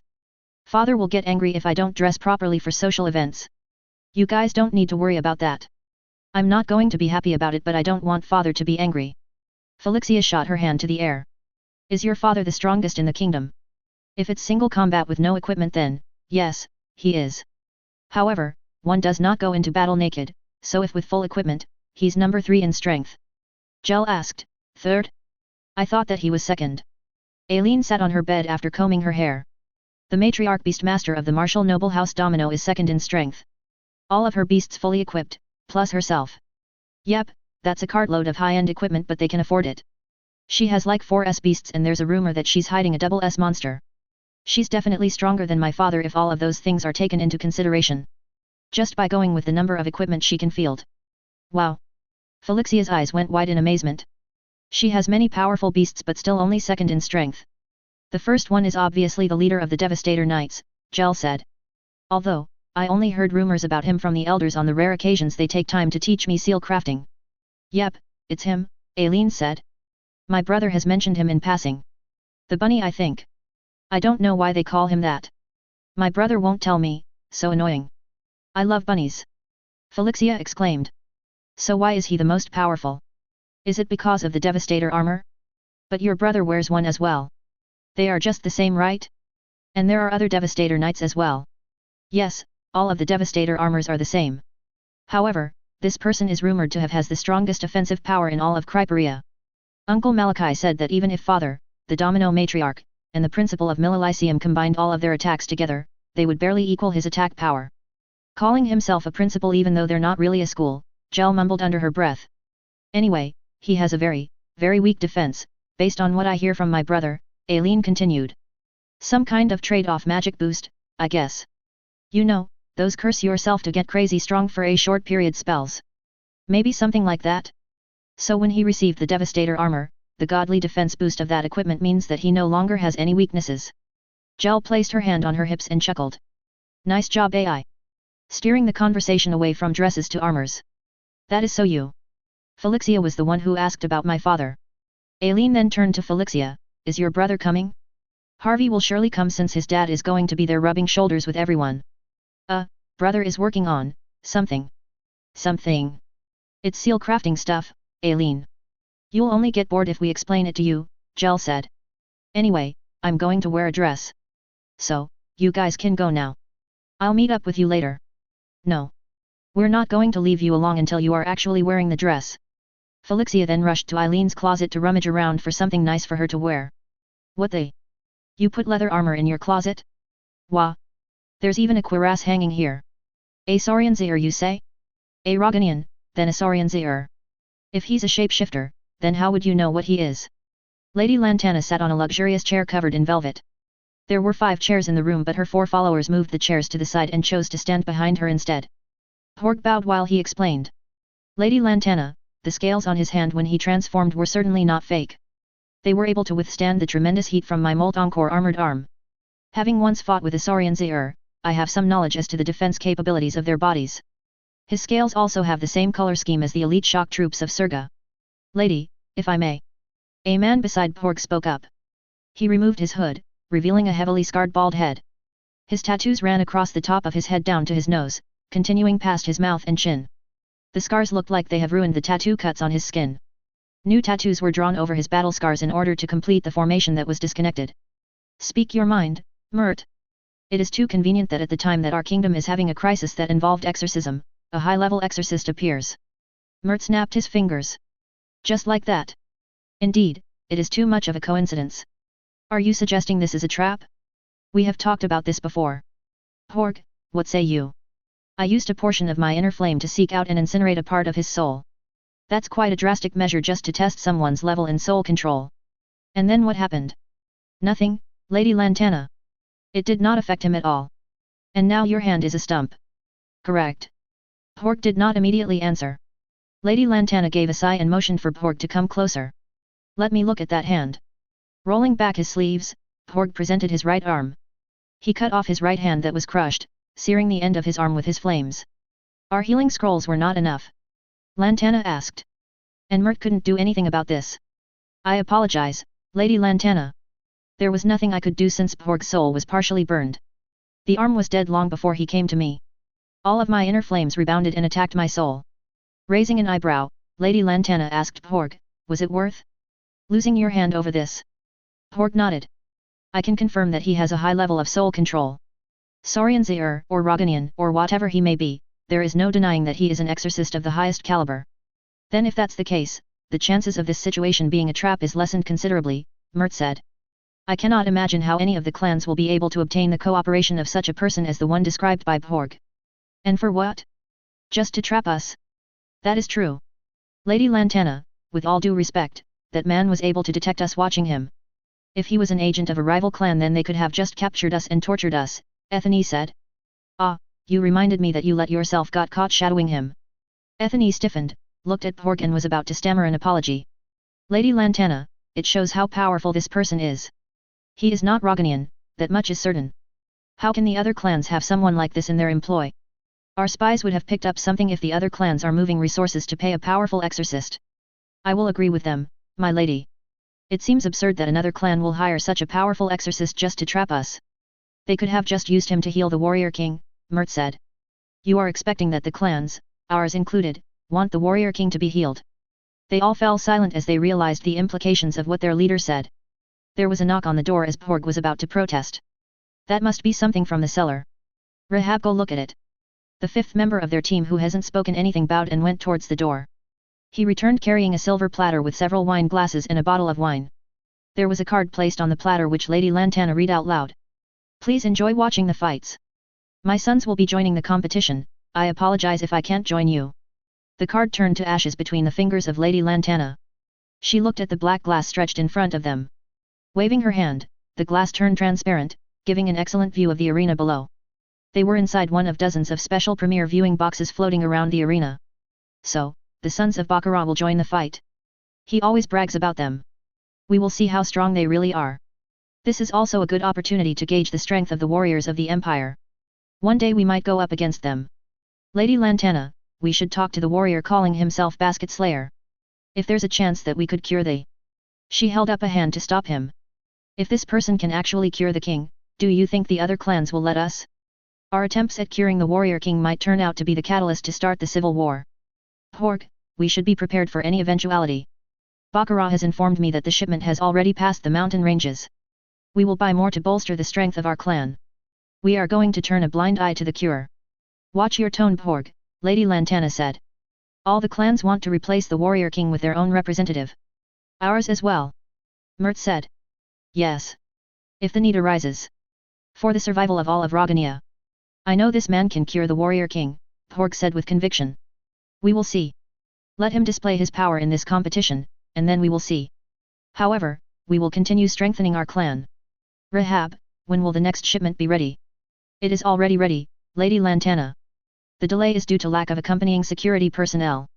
My understanding is that the adventurer team of Baccarat's sons accompanied the first shipment. And now they are unavailable, Lady Lantana said while massaging her temples. I will find another team to accompany the shipment. I understand that we can't use our own troops. Lady Lantana, Porg started to say. Porg, if it turns out that this man has the power to combat the ancient demon lord, then what? Lady Lantana continued before Porg could answer. We need to get him to the warrior king. Do you think the clan where the warrior king formerly belonged to will let us? No. They want someone else from their clan to take over the throne. Do you think the other clans will let us? No. They also want someone else to take over the throne. Right now, the clans are, more or less, against the clan of the warrior king. If we present someone that could turn the warrior king back to the way he was before, all of the clans will rise up. Why? Because this is the chance for them to take the throne. Do you think the royal sword will choose another warrior king while HTE current one is still alive? The royal sword doesn't care that his brains were addled. It just chooses the strongest one among us. Porg bowed deeply and said, I follow Lady Lantana. Porg, I'm just one council member. I'll say this now. There are many in the council of our clan that wants to take the throne. Her 4 followers stood in silence, their faces grim as they realized that there might come the time that not only will they be up against the other clans but they may as well fight against their own. We should wait and see for now, Lady Lantana said. Everything that I do is for the Venom clan. Place your trust in me. We trust Lady Lantana, the 4 replied in unison. I'm getting a headache from the noise of all these people. Aileen slouched down on her chair with a grumpy expression. She had her hair done, large auburn curls bunched up to one side, a fiery bouquet of elegance. Her promise of wearing a dress was kept, a simple long dress with trimmings on the front. She sighed and said, "We should just come when the fights begin. It's all just formalities and stuff now." Boring. Jel was grinning to her side. "Look at you. Dress and all. So, are you going to tease me all throughout the ceremony? That would be tiring. It would have been fun if Felixia sat here with us. The martial noble houses get the viewing boxes at the top. We have a nice view of the whole arena," Aileen said.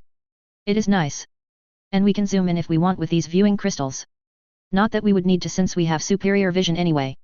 Look, Felixia's having fun with her family. She's with us most of the time but she rarely has the chance to come home from the temple," Aileen said while pointing at a lower floating box. "And you should be having a good time here as well. Your brother's going to be here later. Let's wave at him." "No. He will be guarding the princess, we should not bother him. I know you miss your brother. You should let him see you in a dress," Jel said while poking Aileen. "And stop slouching. You should take care of how you bear yourself. Let's display your beauty for all to see. Who knows, you might get a suitor here. Your current boyfriend doesn't meet with you at all. I'm going to find you another one. Ugh, how I wish we're inside those closed viewing boxes. I don't want people looking at me, but I'm fine with people looking at me if I'm wearing an armor. Doing something heroic, maybe." Jel looked at the other floating boxes. Other than the boxes occupied by the nobles, the merchants, the officials, and other important people, there were closed rooms flying around with tinted glass. Those are the rooms for gamblers mostly. Some of them are people shy, like you. But I'm sure most of them are gamblers. Aileen sat straight up and exhaled. Plenty of money to be made in betting. I think it was actually a good decision that they legalized gambling during arena competitions. And I'm not shy, just uncomfortable. Without your armor, Jel finished. Aileen was thinking of some witty retort when she picked up a sudden movement in her peripheral vision. She quickly gathered her dress around her, jumped back and landed on the headrest of a chair on the next row. Wind essences were rapidly gathering in her left while her right hand was poised to rip her skirt for mobility. "Hey, AI. Just relax," Jel called out to her. She never left her seat and was looking at Aileen with a stern face. "And don't even think of ripping that dress." "You call that a dress?" said the newcomer. She was standing on Aileen's recently vacated seat, wearing a haughty expression on her face. "What should I call what I'm wearing?" Aileen replied. "A blanket? You should probably get your eyes examined by a healer." "Nice comeback," she congratulated herself in her head. The person who landed on Aileen's chair was a young lady roughly the same age as her, wearing a haughty expression on her face. She placed her hands on her hips and sneered at Aileen. "Calling it a blanket is an insult to all blankets. I wouldn't even call it a tablecloth. I'm sure any tablecloth would choose to burn and then be struck by lightning rather than be worn by you," Aileen shot back. "Great. Two psychos meet each other." Jel gave them a slow clap. "It's really entertaining to see the two of you together. I don't even understand what you're talking about." "Lady Jel." The girl standing beside Jel turned to her, gave her a brimming smile and curtsied. "Such a pleasure to see you this fine day. My regret is that we're in the company of someone who has less refined tastes in clothing." "Nice hair," Jel said, referring to the girl's towering hairstyle, as if someone built an elaborate fortress made out of brownish blonde hair on top of her head. "Hey, Diana. Want to go at it in the arena?" Aileen was fuming. She still hasn't dispelled the magic ball on her left hand while conjuring another one in her right. "I doubt your beautiful dress will save you. Are you sure you're a part of the martial noble family Asta?" Liquid silver poured out the fingertip of the Diana. It congealed and solidified into a spear. She charged her spear with blue energy and pointed it at Aileen. "All right, that's enough, both of you." Jel jumped between the two girls on the verge of war. They both looked down and noticed that they were each stepping on a pentagrammic seal. "Diana, nice dress." "There. I complimented your hair and your dress. What else do you want here? It's annoying that the two always fight when you meet." "Thank you for the compliment. It's made from the fur of the Red Emperor boar bear. They're exceedingly rare, nearly extinct actually. This dress is one of a kind, blending both beauty and elegance befitting a warrior lady like myself while having tremendous combat benefits. Of course, it is imbued with all the durability of the red-crested bear, and it has retained its magical resistance properties. I plan to wear this under my battle armor dress. It's sewn from the iron threads of the iron spinner spider." "You're going to wear a dress made out of metal to battle?" Aileen asked with an incredulous look. "Ladies wear dresses, Aileen," Diana said. "And I'm wearing both of them at the same time when I do serious battle. One for magic and the other for physical defense. You're going to look like a tent. A metallic tent." Let's see what you wear in battle then. Bulky unfashionable armor. Jel just looked at the both of them with a deadpan expression. She then looked at a floating square slab high above the arena, even higher than the special boxes of the nobles. It was starting to glow in pulses and slowly descended. She held up a finger at each of the bickering girls and said, "Shut up now both of you. The princess is coming. It's just a short ceremony. Fight each other afterward." Aileen and Diana dissolved their spells and straightened their dresses after shifting out of fighting stance. There was a slight rumble as the heavy stone gates leading to the arena slowly opened. Trumpets sounded and the people stood up and cheered as the fighters who have qualified in the preliminaries walked into the vast arena. The cheering was deafening as people waved their banners and streamers supporting their favorites. Aileen noticed something peculiar. Some of them were waving baskets. She felt that most likely she knows who these people were supporting. "Ah, we arrived just in time." Aileen, Jel, and Diana turned and saw a group of people stepping out of the portal of their box. The group was headed by a wizened stooped old man who had his left eye closed. The three girls acknowledged the presence of the old man. Adept seal crafter, Lord Matteo Follier. They curtsied in turn. The old seal crafter walked to the front row and sat on the middle chair. The people who followed him were also members of the Follier family, from the branch families, some of them brought their children. "Hey, Diana," Jel said in hushed tones. "Go back to your own family." Diana bowed to the elder Follier and jumped out of the floating box. All of them took a seat and watched the parade of the fighters. Jel nudged Aileen while stifling a laugh and said, "Hey, look. It's your boyfriend." "Shut up." Nevertheless, Aileen still looked. She spotted a familiar black-robed figure amongst the throng of scary-looking combatants. His ever-present basket still hanging by his side. She should never have given him that basket, Aileen thought to herself. She felt a bit of concern for him since he will be up against ferocious fighters who are staking their lives to win the competition.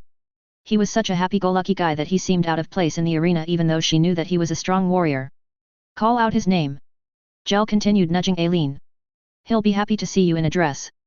"I'm not going to do that," Aileen tried to discreetly push Jel back, but the elder Follier noticed. "You know that man?" Lord Matteo asked, looking at Aileen with one eye. Yes, Aileen answered sheepishly. She covered Jel's mouth before she could utter some boyfriend nonsense. "Where do you know him from?" "He got lost in the temple and I found him. He's an annoying guy." "I imagine so," said Lord Matteo, nodding. Jel was able to momentarily remove Aileen's fingers from her mouth. Aileen watches his fights. She also gave him food. "I think it's true. Aileen used both her hands to cover Jel's mouth. "He's actually a good fighter. When I first saw him, I thought he was an idiot tourist. But he's actually a fighter. One of the tons of fighters that flock to the city during this time of the year for the festival. Still an idiot though. You watch his fights." Lord Matteo chuckled while nodding his head. "It's not like that. I was just curious about him since he doesn't seem to fight seriously but still wins. How do you think he will fare in this competition?" "I'm not sure. He fights well, but the contestants are the best fighters of the Empire outside the military. I don't really think he has a chance. There are also many who come from countries abroad," Jel said. "I'm not going to tease you, Aileen. Stop covering my mouth." "Well, many people are desperate to win this. I wonder what the prize is this time." "It's the 500th year celebration of the sacrifice of the first emperor, the princess is doing her coming of age thing," Aileen said, ticking off her fingers. "Oh. It's also the upsurge of the Mana node. Lots of important events. I'm sure the prize will be huge." Lord Matteo stroked his chin and then turned to the two. "Let's have a bet. I bet that your black-robed friend will win this tournament." "Really? He's an experienced fighter. But winning this? I think that's way too much," Jel said with a frown. "There are many sponsored fighters here. Let's bet Jel. We'll never lose anyway." Aileen then asked Lord Matteo, "What do we get if he loses?" "I'll buy you both one accessory from the Mana Forges." "Any accessory?" "Any accessory. If you lose, you will clean my whole tower without using magic." Aileen and Jel looked at each other. They were free to pick any magical accessory they want and Lord Matteo will buy it for it. They can't help grinning from ear to ear. They were not listening to the consequences of losing. "We accept." The trumpets sounded once again, louder this time. Glowing brighter and brighter, the square slab continued descending to the middle of the arena. The people who qualified arranged themselves into a wide circle around the slab, that was actually a stage. With a bright flash of light, several people instantly appeared on the stone slab. 24 Imperial Knights, donned in their signature crimson and gold armor with a draconic design, fanned out and lined themselves along the perimeter of the square. A Devastator Knight stepped out from the portal. The whole arena was abuzz, talking about the Devastator Knight. It's your brother. I know. Elvrius appears to be doing well.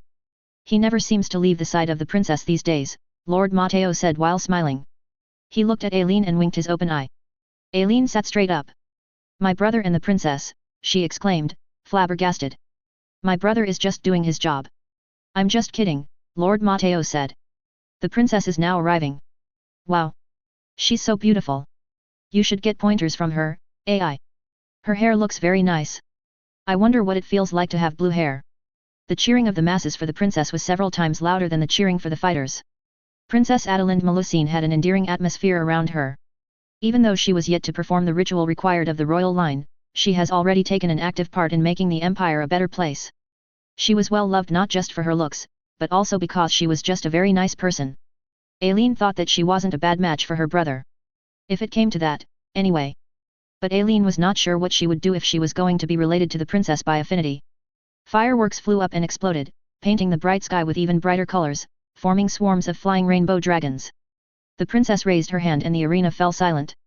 She opened her arms wide and gave everyone her most charming smile. I welcome all of you. Aileen couldn't hear the rest of the speech because the crowds erupted again. Ugh, she muttered. All these noises giving me a headache. Chapter 22. The tip of my spear will be the last thing my enemies will see before they leave this plane. All within the reach my blade will perish. Woe unto you who stands before me. My spear will never fail to pierce its target for my aim is always true. My spear will parry all attacks that come. Nary a graze will blemish my skin. I will show you why you will never reach me. But I will always reach you. High Champion Spearmeister Sealers Asta. 7th Bearer of Martial Noble House Asta. He did not know how long he was unconscious. He only had vague recollections of why he became unconscious. Basket Slayer. His last target. His first failure. The demon spirit residing in his blade took over his being. He remembered that he lost. Lost the fight. Lost control of his body. The demon spirit took complete possession of his body. Pitiful. Pathetic. A wretched mistake. He lost to his own weapon and failed to kill his target. He needed to rectify his mistake. When he regained consciousness he still couldn't move. He cannot open his eyes and had to rely on his ears to make sense of what was going on around him. His sensations were numbed and he could barely feel his body.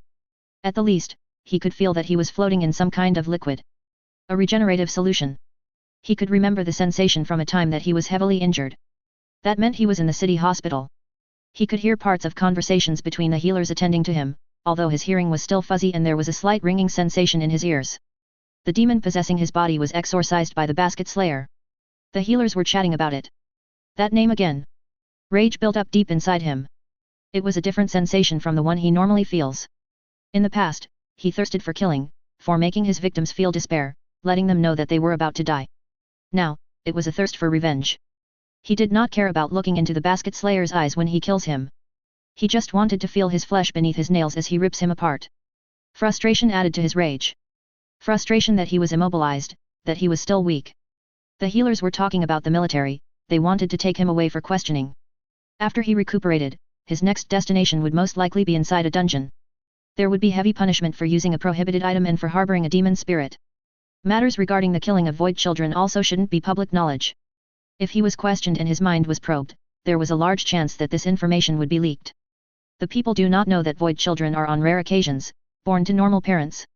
He can't have that. No. He needed to escape. He can't kill the Basket Slayer if the military imprisons him. The regenerative solution he was floating in worked wonders. High-tier healing spells continuously bathed his body.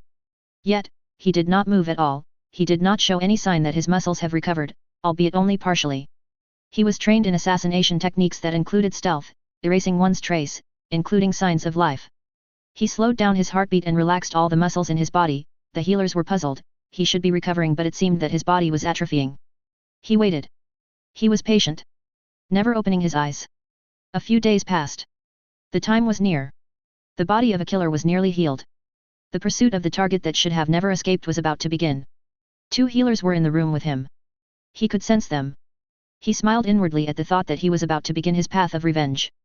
They're going to die first. He never killed indiscriminately before. Killed without toying with his victims but now, he will kill anyone that stands in his way of revenge. Basket Slayer must die. While he was silently brooding all the deaths that he will cause, 2 thumps, like heavy sacks dropped on the ground. What was that? Should he open his eyes? Yo. Loud footsteps walked away from the two healers. They're knocked out, he assumed. Getting cozy in here, huh? Wow, these facilities are really top of the line. We didn't have this stuff back then. This voice. It was familiar. It's about time that you should be awake. I thought that I could visit you. Sorry, I didn't bring flowers. He let out a small growl inside his breathing mask. Slowly, he flexed the muscles all over his body, his fingers clawed in anticipation. He was grinning beneath his mask. There were several clangs and clinks as the person who entered the room tinkered with the various medical equipment inside, seemingly amazed at their designs. Whoa, just look at all of these. I don't even know what this thing does. There was the sound of something being rattled vigorously. Oh, I broke it. Grok, hey, don't tell them that I broke this. The rattling metal sounded again. Why was this man here? A blessing from Paximilian, he thought. Such a fortunate occurrence. Now, he no longer needed to search the city for this man. The footsteps drew near him. He began drawing in deep breaths, circulating the mana in his body in a rhythm. Come, nearer, he urged silently in his mind. Although his eyes were still closed, all his other senses were focused on the movements of his target. Basket Slayer. Many thanks to this man for coming willingly to die. Hey! Is this how you greet me? By pretending to be asleep. Sicarius opened his eyes, full of fury, he looked at the black-robed men. His prey. His fists, tightly clenched, swung out towards the glass barrier of the vat. While his fists were in mid-swing, he cast several ability-boosting spells simultaneously, turning his skin into a layer of black armor, imbuing his body with enough strength to tear apart steel like a piece of wet paper, and greatly increasing his speed. Basket Slayer will not escape. Sicarius' mind was racing, formulating the onslaught of attacks that he would unleash upon his prey.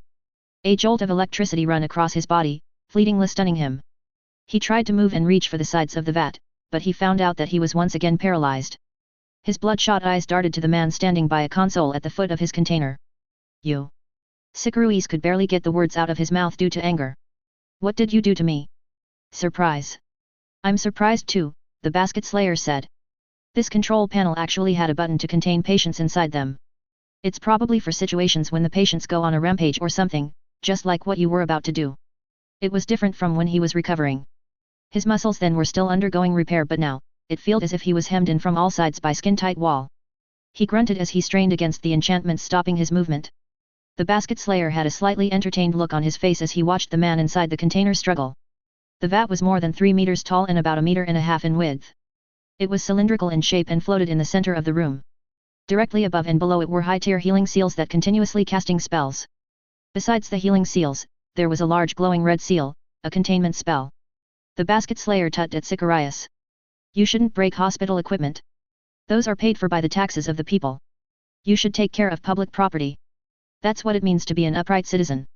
Then he added in hushed tones, don't tell them I broke something here. Do you think this containment spell will stop me? Sicarius then roared through the glass with all his might, his anger rising from deep within his bowels. Of course, it will stop you. That's powered by the mana node. And that's a high-class containment spell, mind you. I think, in the past there were pretty bad incidents of patients going wild that they had to place that. Really nifty. For me. Sicarius continued straining with all his might, his body was covered with a red aura. The vat began to rattle and shake, the liquid inside started bubbling. When I get out of here, I will make you wish that you were never born. I will pick your muscles from your bones, sinew by sinew. I will pluck out your eyes and feed them to you. I will kill you slowly, healing you and torturing you, again and again. Ah, you wanted to kill me, Basket Slayer said with a mocking expression on his face. I wanted to let you out of there, but since you just want to kill me, then I think I won't let you out anymore. I'll turn up the energy of the containment spell since you don't want to be friends. He pushed buttons on the control panel while whistling a tune. Veins began popping out of Sicarius' head. I'll strangle you with your innards. I'll skin you alive and bathe you with acid. I'll cut wounds all over your body and pour maggots over you. You're a seriously sick man. The Basket Slayer walked near the vat, stepping over the seals below it. He tapped on the glass separating him from the madman and sneered. You expect to get out of this vat alive? I always feel sad when dashing people's dreams, but I have to give it to you straight. You will be dying inside there. Release me. You will die by my hands. Sicarius wasn't listening to his intended prey anymore. His mind clouded with anger. He was so fixated on killing the man in front of him. Foam was starting to come out of his mouth. The Basket Slayer just smiled while the madman raged on. He picked up something inside his basket and showed it to Sicarius. It was broken medical equipment. What should I do with this? I was thinking of just taking it so no one will know I broke it. Or do I leave it here? I really don't know how to fix this thing. I'm afraid the hospital staff will get angry at me. I can't pay for this thing. I'm really poor and this looks really expensive. He wiggled the thing before Sicarius. How dare you make fun of me? You're nothing but my prey. I am the hunter and I kill my prey. I will not be denied of my rightful kill. Sicarius' eyes glowed red. His monolines were already visible running all over his body. The vat shook some more as the assassin gathered more and more of his power. Oh, yet. I almost forgot to ask. Who sent you? To kill me, I mean. I'm so lovable that I'm surprised that someone wants to kill me. Sicarius answered him with a string of threats about the most heinous tortures that he could think of. The basket slayer sighed and rolled his eyes. I guess I'm not getting any straight answers from you.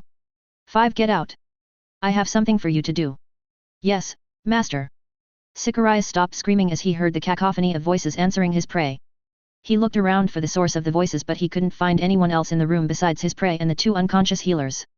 He noticed something rising up the throat of the basket slayer.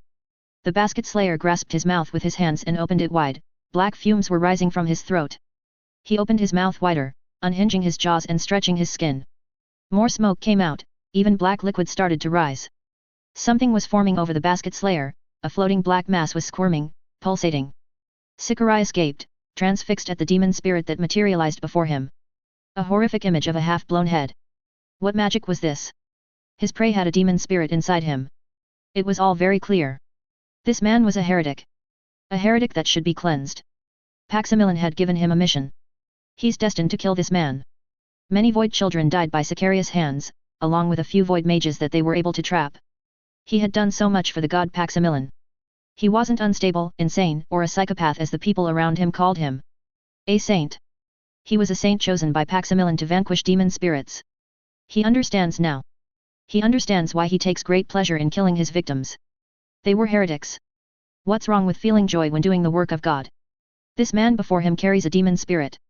There were probably more inside of him. It was Paximilian's will that he should die. Master, the man is smiling, 5 said. Hey! The basket slayer transformed his hand into feathered claws. Don't mind him. I don't know what's wrong with him. He reached out for the corrupted spirit with his draconic hand. 5 wriggled between his ethereal claws as he slowly held it close to the glass of the vat. With a smile on his face, he pushed the demon spirit into the vat. Sicarius tried to pull his outstretched fists that were near the edge of the vat. His face contorted as he realized what the basket slayer was doing. No. Stop. Get that thing away from me. Damn it, his head is far away, I can't transform the rest of my arm into ethereal material. Basket slayer pushed the demon spirit into the right fist of Sicarius. 5. You'll have to settle with this. Devour his soul starting from his arm. I obey your command, master. The half-head was slowly diving into Sicarius' fists. There, I deposited you directly into his body. That makes your job easier. Don't fail me. Master, I will not fail you. Basket slayer withdrew his hand from inside the vat. I'm ordering you around. Guess that makes me your master for real. He turned and walked around the room while his servant started his meal. Paximilian, save your follower. Sicarius prayed with his lungs. Not again. I will not be possessed by a demon. What do you mean by not again? You were possessed the last time. This time, your soul is being eaten. Corrupted spirits don't normally immediately eat the host's soul since the body will wither and die. You won't be possessed if that's what you're worried about. Sicarius closed his eyes and started stealing his mind as the demon spirit started nibbling the edges of his soul. He was destined to cleanse the world of heretics. This couldn't be happening to him.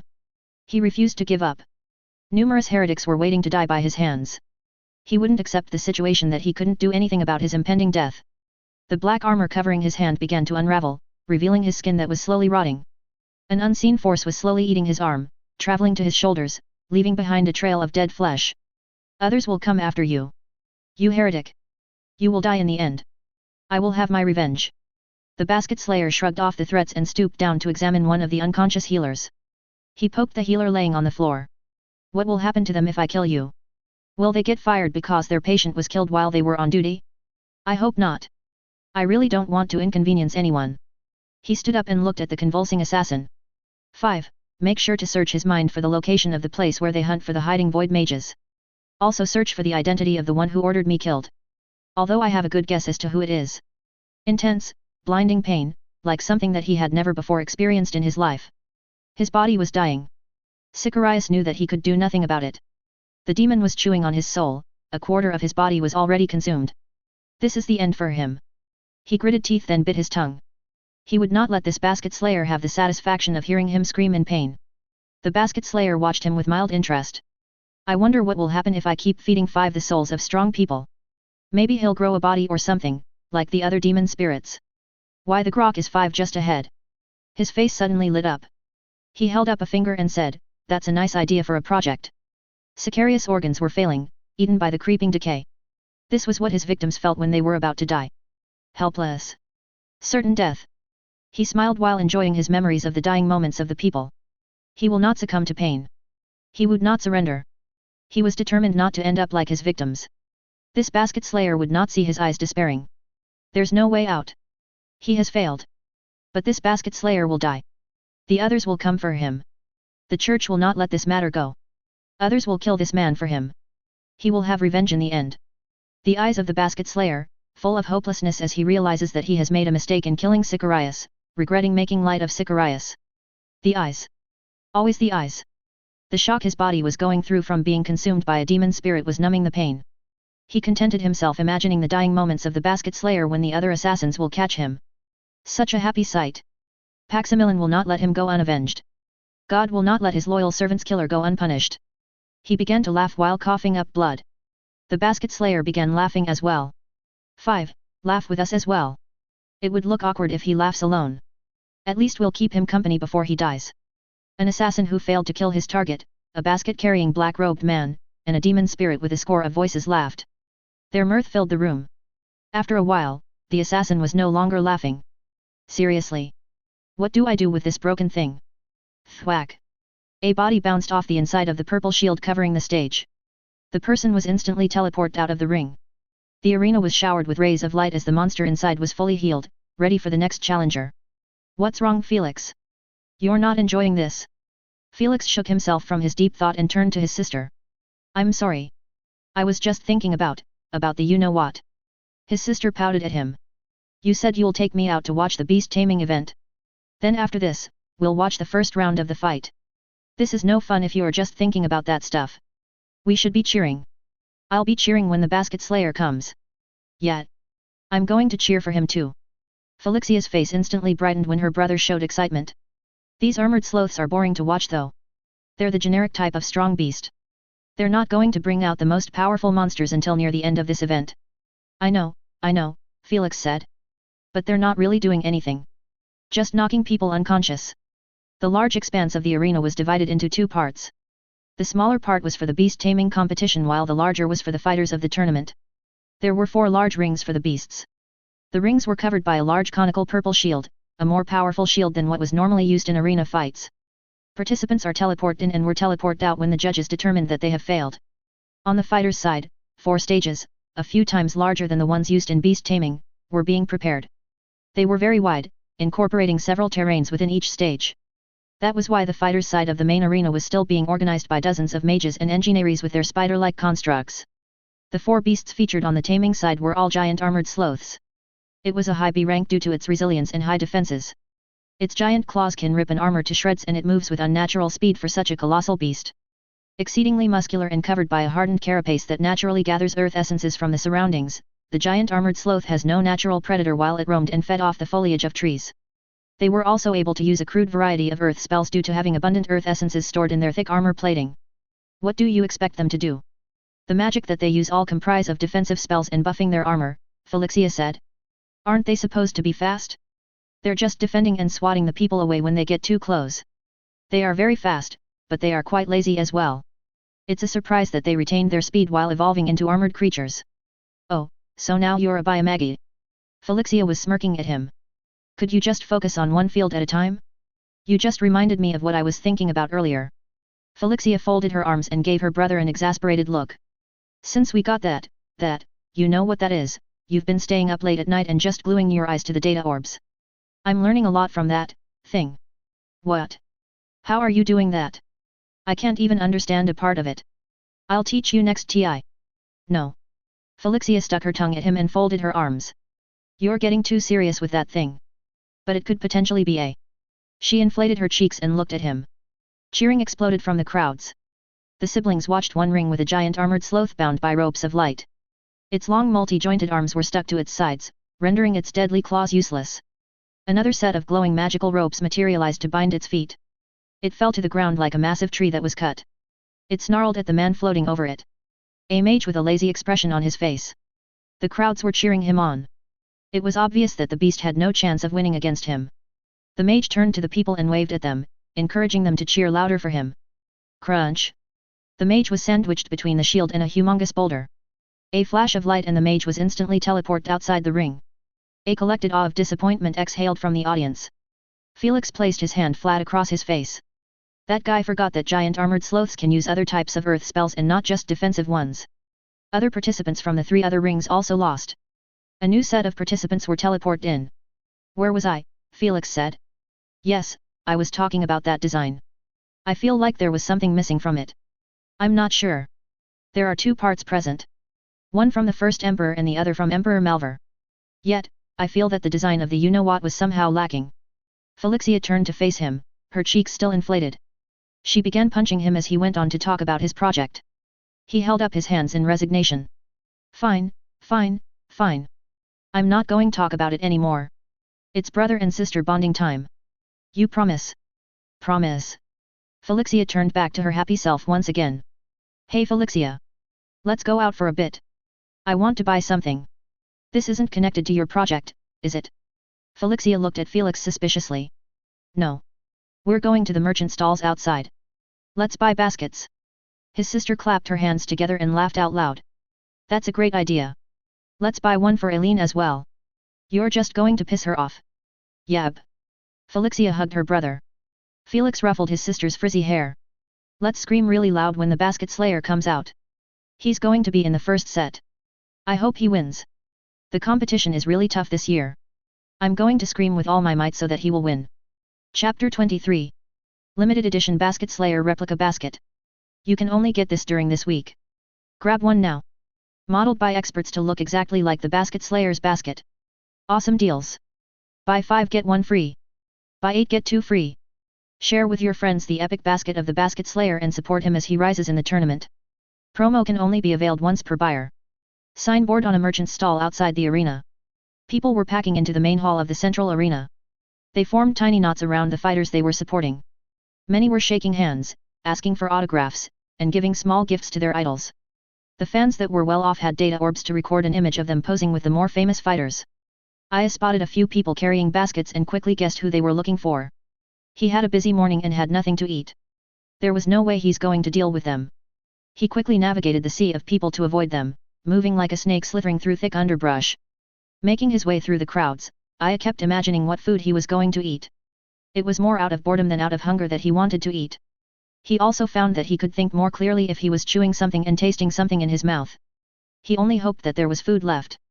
He was late for lunch since he had some errands inside the city hospital and, afterward, he stopped by the villa of the Dalsworth students to drop off the dragon's heart. He had to leave it somewhere because he wanted to eat in the arena before his first match. He was sure that 5 would not attempt to do anything stupid while he was away. The safest place for a demon spirit inside the city of Krystfallen would be inside the orb. If 5 dared to go out and possess someone, it would be exorcised and promptly exterminated, especially since Krystfallen had the greatest concentration of priests in the empire. It was actually quite ironic that demon spirits were living inside the orb while it was kept inside the church's sacred vault. Denouncing corrupted spirits while they were housing a few of them, these priests were quite funny, Aya thought. The one that possessed the crazy assassin surely came from the orb. It probably escaped while they were using the orb to go avoid children hunting. The crazy assassin, having an unstable mind, was an easy target. The demon spirit most likely chose to hide itself in the assassin's blade to avoid outright detection while slowly influencing its target and nipping away at the edges of his sanity.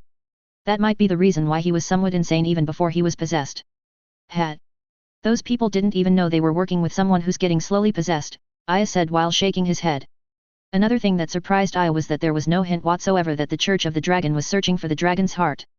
He ratiocinated that the church does not want to be embarrassed by having a relic stolen right from under their noses while a miracle was happening.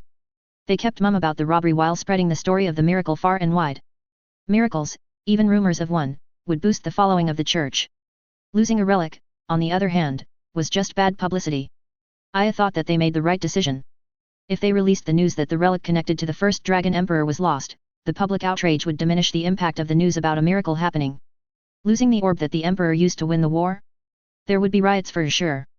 It might be the case that the public would even doubt the authenticity of the miracle if a robbery occurred on the same day.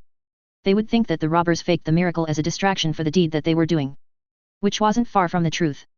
He did use the miracle as a distraction. The miracle was also real. It's just that it wasn't really a miracle. But the people thought it was. So that's that. Aya shrugged while thinking that he certainly made a lot of the pilgrims happy with the miracle. That's a good thing. I guess. He finally arrived at the mess hall. But his face fell at what he saw. There was barely any food left on the long tables inside. Nearly a couple of hundred fighters were inside, finishing the scraps of what appears to have been a sumptuous feast. The kitchens of the arena gave their best efforts in supplying food for the few hundred fighters that were participating, as evidenced by the towering piles of empty plates, but the massive appetites of the warriors ensured the demolition of any amount of feast that they could have prepared. He punched himself inside his head for being late. Normally, he was already inside the mess hall before the food was served. It was a truly sad sight to behold. Aya strode over the long tables and reached out for the few pieces of bread that were left on a large platter. He voraciously devoured them and moved on. There were a couple of small fish sticks left on the next plate. He plopped them in his mouth. A couple of muffins. A cinnamon roll. 3 tiny triangle sandwiches. He was systematically cleaning the last pieces of food on the plates that he could find. Some of the warriors noticed what he was doing and began to talk amongst themselves. An old mage twisted his nose in disgust and went out of the hall. A beastmaster sitting atop her tall round snickered behind her flagon of ale. Beside her was a lady mage carrying an expensive-looking staff. She just gave Aya a look of pity. A group of young men in dashing high-quality armor sneered at him as they passed him. Aya just went on foraging, paying them no mind at all. Free food was free food. No riches in the world could buy free food. He came upon a platter of roasted vegetables. He paused while reaching out to try one. Only half of the platter was consumed. Obviously, it wasn't a popular dish among the participants, a majority of which was composed by burly and tough-looking warriors. I doubt I'll get sick, so I think it's fine if I skip out on my veggies, Aya said while withdrawing his hand. Are there any pieces of meat left?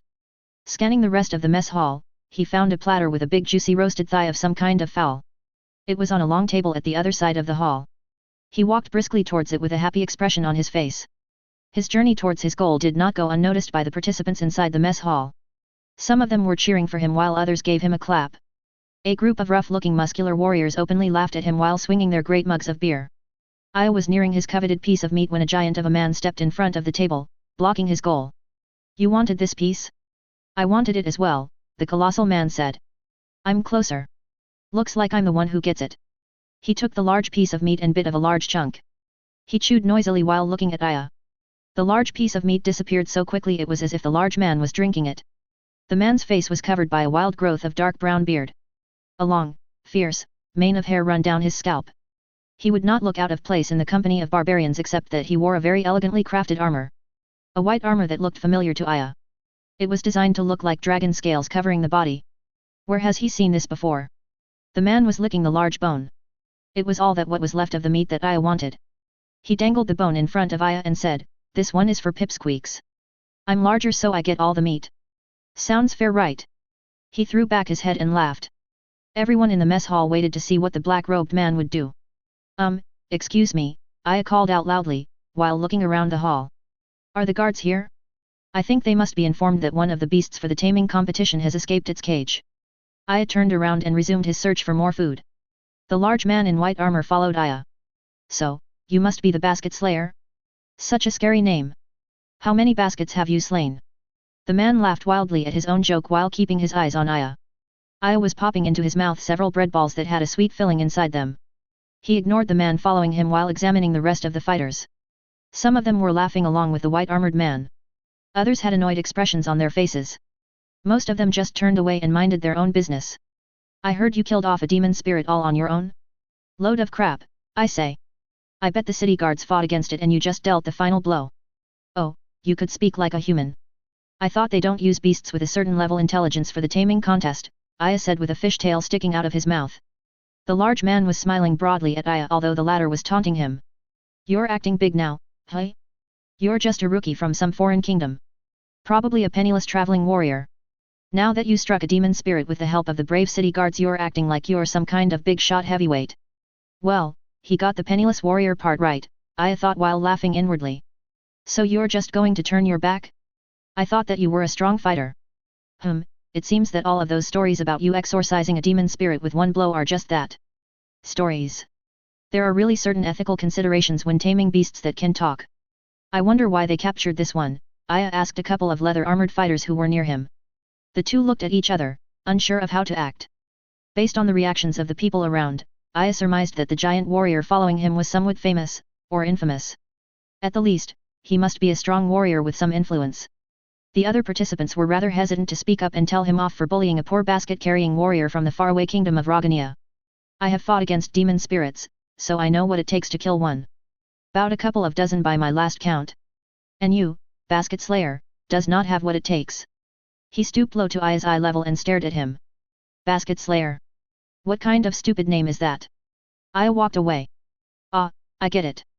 It's because this one is more intelligent than the other beasts that he was able to escape his cage, he exclaimed for the entire hall to hear. The silence of the hall was peppered by a few nervous laughter. The white-armored man's eye twitched slightly but he maintained his broad smile. He went over to the next long table where I was eating the last 2 sticks of pigmanime barbecue. He slammed his fist down on the platter, imprinting the form of his massive knuckles on the silverware. Do you know who I am? The man snarled menacingly at Aya. Aya was smiling while eating the pigmanime meat. Thank goodness there were 2 left. It barely satisfied his craving for meat. He could use the meager allowance that Emily gives him to buy some meat after his fight. Wait. If he won the next fight then he will be rewarded with some money. He almost forgot about that. The remaining food was fine anyway. He had no qualms about eating what was left. The problem was there was an entity of annoyance that was following him. Aya faced the large armored man behind him. No. I do not know your name. Are you a named beast? You should carry a name tag around. I see you like to tell jokes. Is that why you carry around a stupid basket? He looked down on Aya and said, Maurice is my name. Maurice Clayton. Remember it well, foreigner. I'm a member of the Draconix Discus Pulus. Zealots of the Dragon Emperor Krystfallen. Fervent warriors of the church. Hi, Maurice. Kind of weird name for a beast. Be honored for knowing my name. Do I get an award for knowing your name? Maurice picked up the deformed platter, easily folded it in half, then folded it again, and again. He threw the thrice folded platter on the table. People like you who don't even know honor does not deserve to know my name. Aya picked up the piece of metal that was once a platter and unfolded it slowly. The creaking metal echoed through the hall. All of the people were watching them. He set down the platter that he fixed and dusted it off a bit. Looking up at the menacing man, he asked, So why did you tell me your name? The barbarian lookalike seemed like he was stopping himself from exploding. He deeply inhaled and said, The extermination of corrupted spirits is one of my duties. I made a vow to the first emperor that I will cleanse his empire of such anomalies. I fight them to show my devotion to Paximilon. Every vanquished demon spirit is my offering to his most holy name. Now, you on the other hand, hey. Come back here. Aya had already moved on to the next table and came upon another platter with roasted vegetables.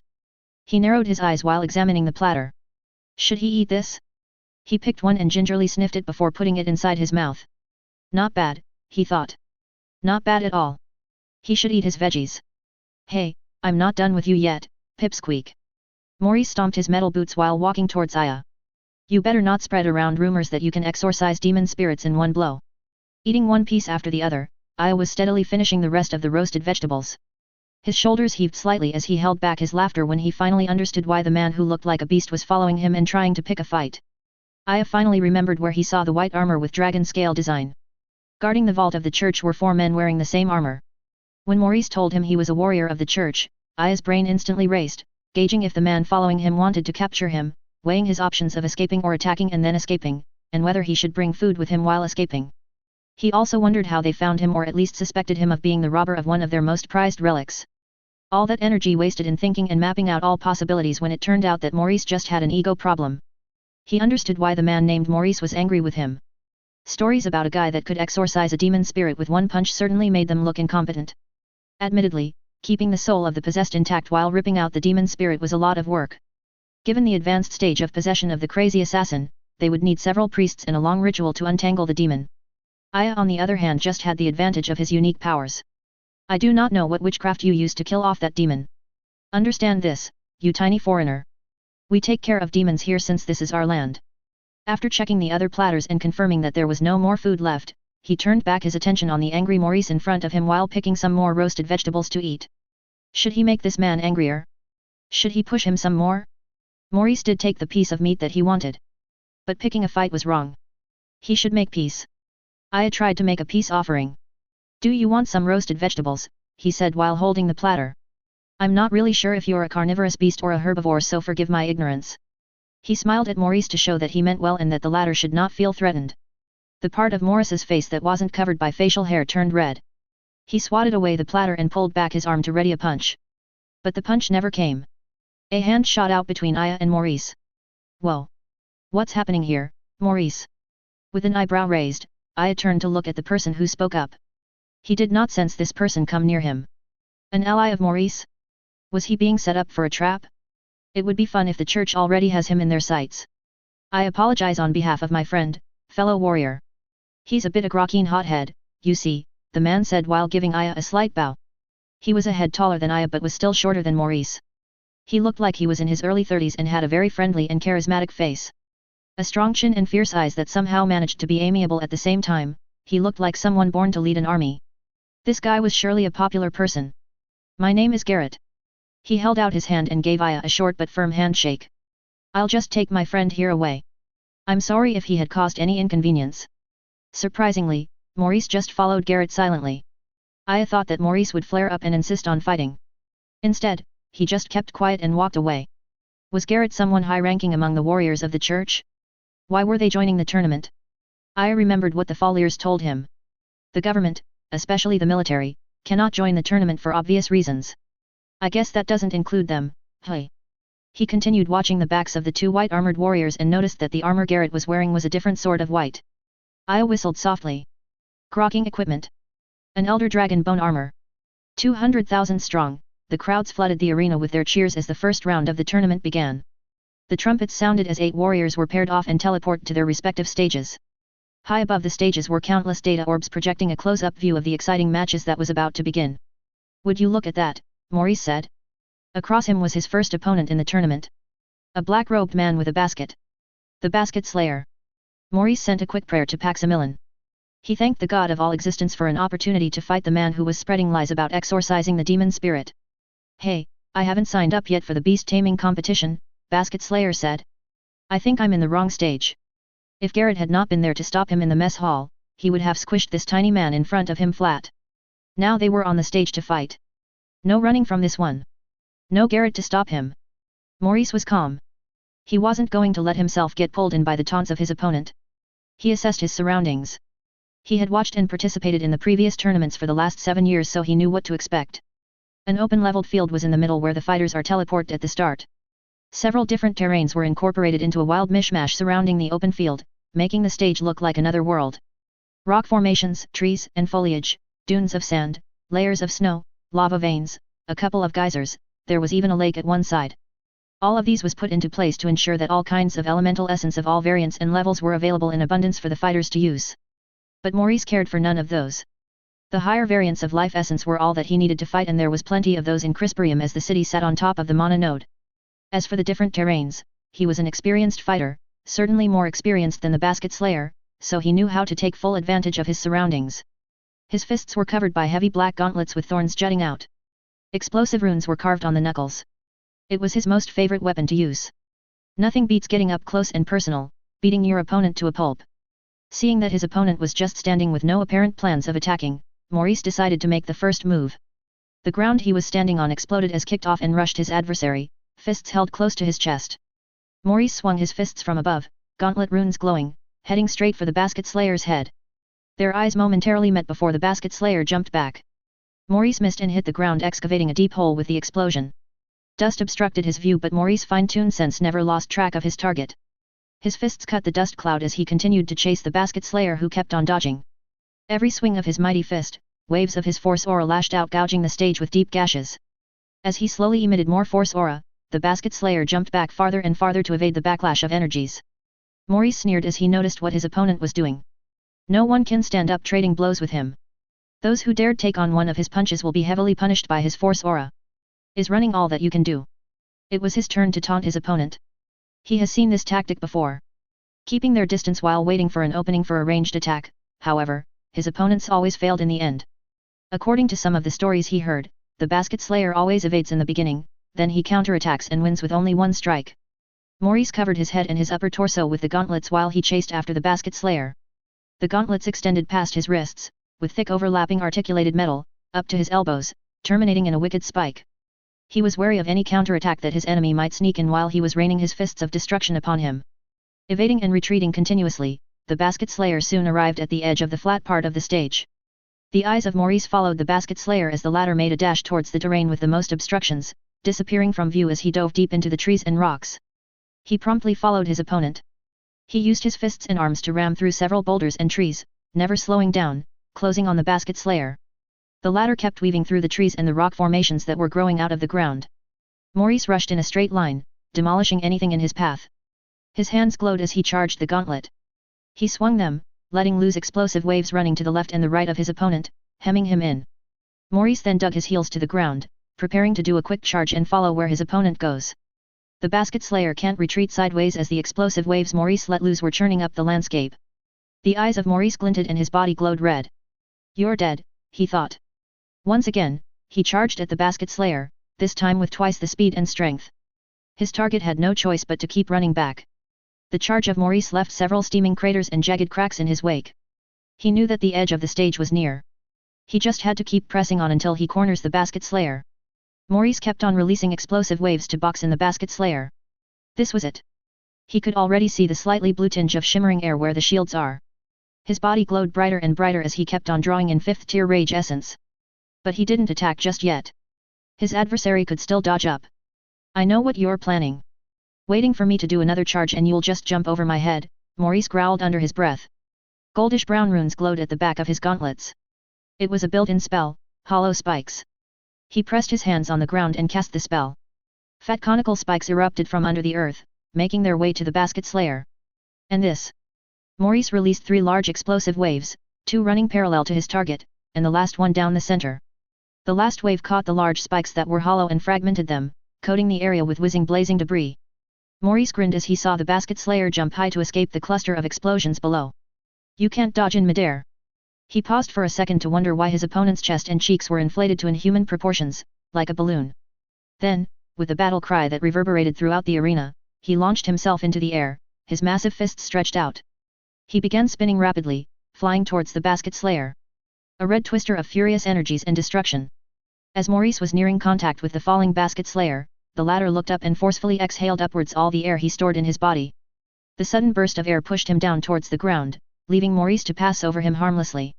Maurice collided with the shields, shaking the stage. The crowds gasped and tensed up as Maurice drilled the side of the shield. Fortunately, the shields held, and Maurice dropped back to the ground. Grokking rat. Always running away. Maurice saw something small coming straight for him. He caught it and examined it. A pebble. The basket slayer was a few meters away, standing with an amused expression on his face and a handful of pebbles. He threw some more pebbles at Maurice.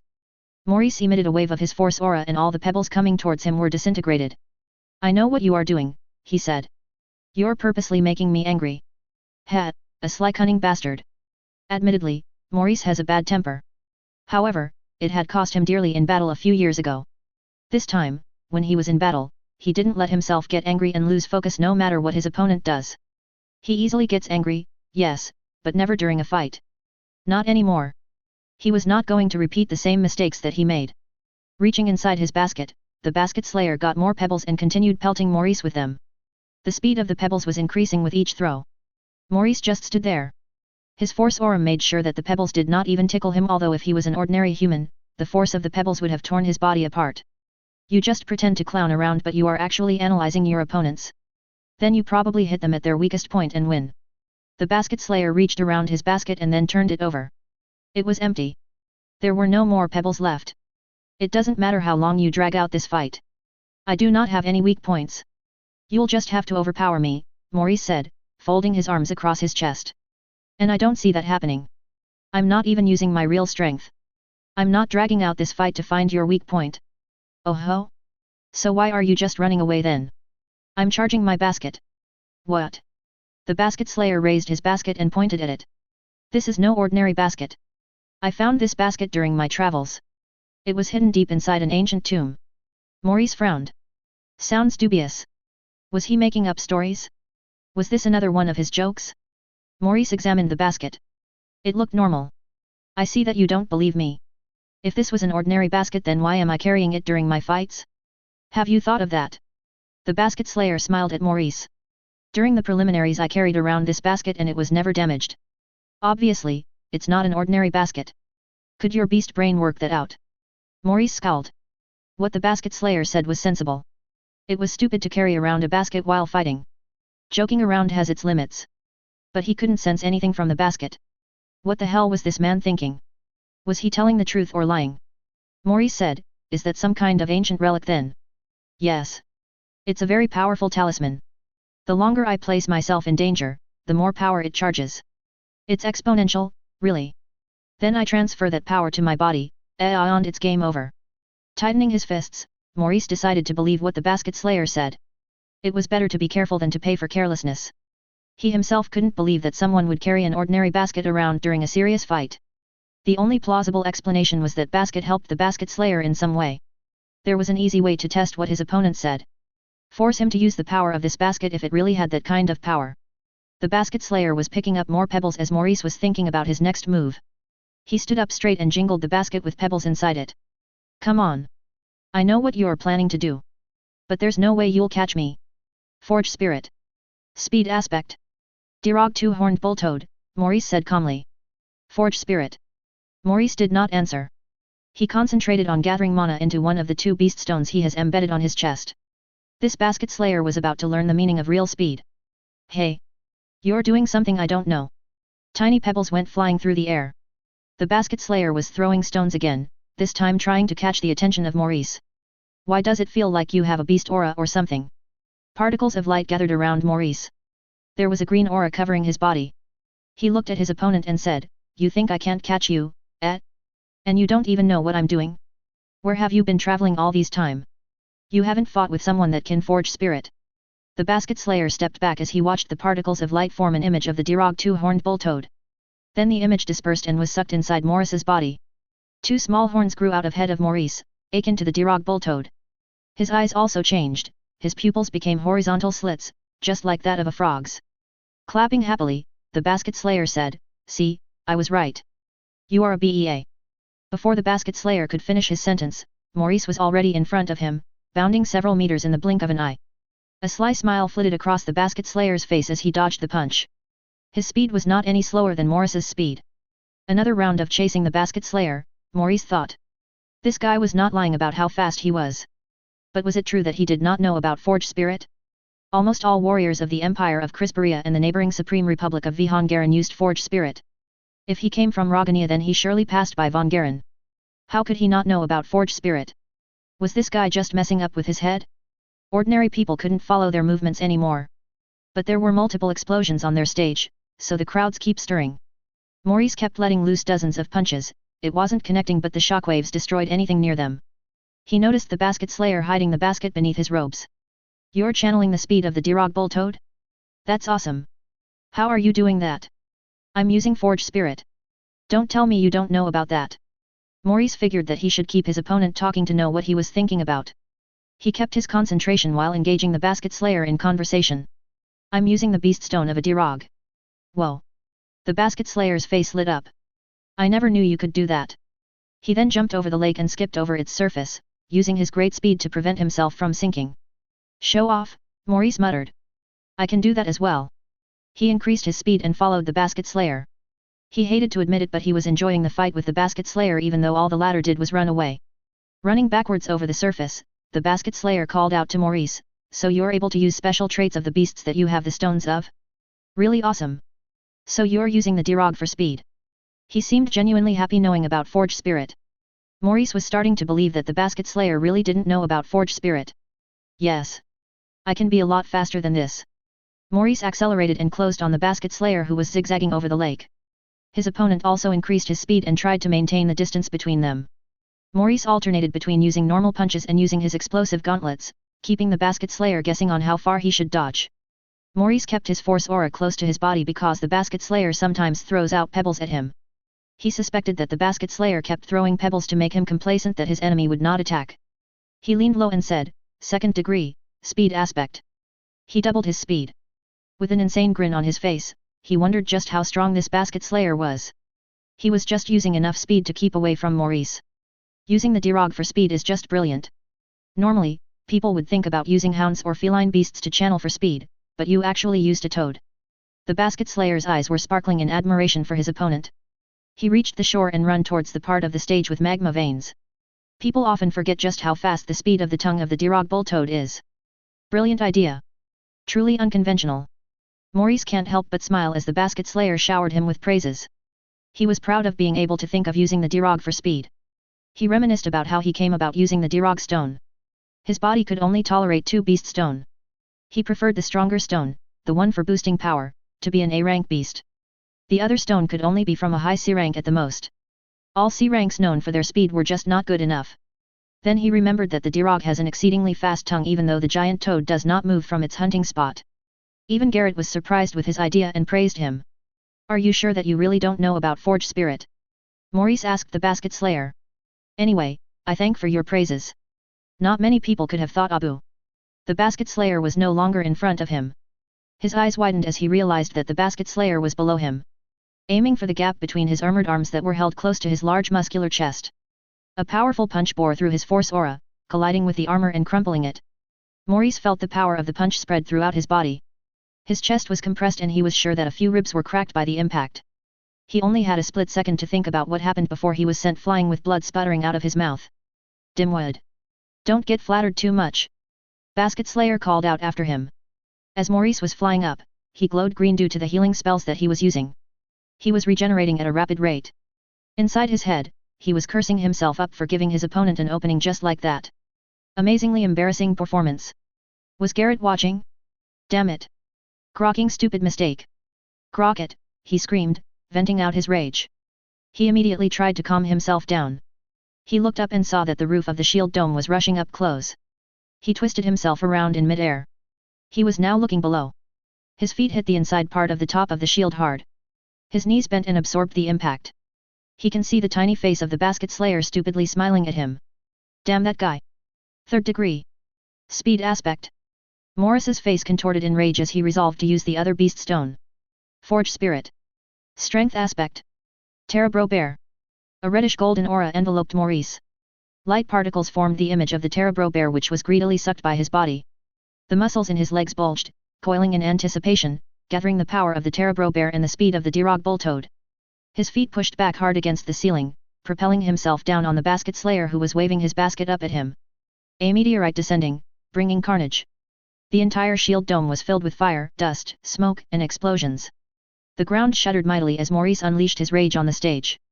Trees were incinerated, boulders pulverized, magma veins broke upon and spewed out molten rocks, the lake was emptied by the shockwaves. Mages flew closer toward their stage, checking the shield for damage, preparing to block explosions that could potentially spill out if the shield failed. A third of the stage was eaten by a smoldering crater. Debris was raining down all over the stage. Maurice stood at the center of the deep crater that he created. His gauntlets were glowing hot red. Cracks marred the surface of his favorite weapon. The explosive runes collapsed upon themselves and disappeared. He shouldn't have pushed his weapon too hard, he thought while regretting his actions. He wondered if it was still possible to fix it. He slowly removed them with a smile on his face. He suddenly began to laugh. He laughed and laughed. Tears were coming out of his eyes. He never laughed like this before. Seems like I underestimated you, little man. Someone joined Maurice in laughing. Behind Maurice stood the basket slayer. Back to back, the two combatants stood laughing, while stage crumbled around them. The basket slayer said, "That was quite fun." "Fun? You took on my attack as if it was nothing," Maurice replied. "But yes, it was fun. And I admit that I underestimated you. You now believe that this basket is an ancient talisman. Was that the pure raging elemental energy that I sensed from you?" Maurice did not quite see what the basket slayer did before their attacks collided. But he did sense a fearsome energy gather around his opponent's fist. For a split second before their collision, Maurice saw a large hand, glowing exceedingly bright, reached out to cover his descending fist. His attack was greatly reduced by whatever it was that reached out towards him. He overloaded his prized gauntlets and used both of his beast stones at the same time. He used the highest degree that he could squeeze out of the Dirog stone while he used the first degree of the Terebro stone. Should he have gone full Terebro? If he did that, Could he have at least forced his opponent use his full strength? Yes, I was transferring the energy from my basket. It will wear off after a while, but I can charge it again. Both of them turned to face each other. You are more powerful than I initially thought. Forgive me for insulting you earlier.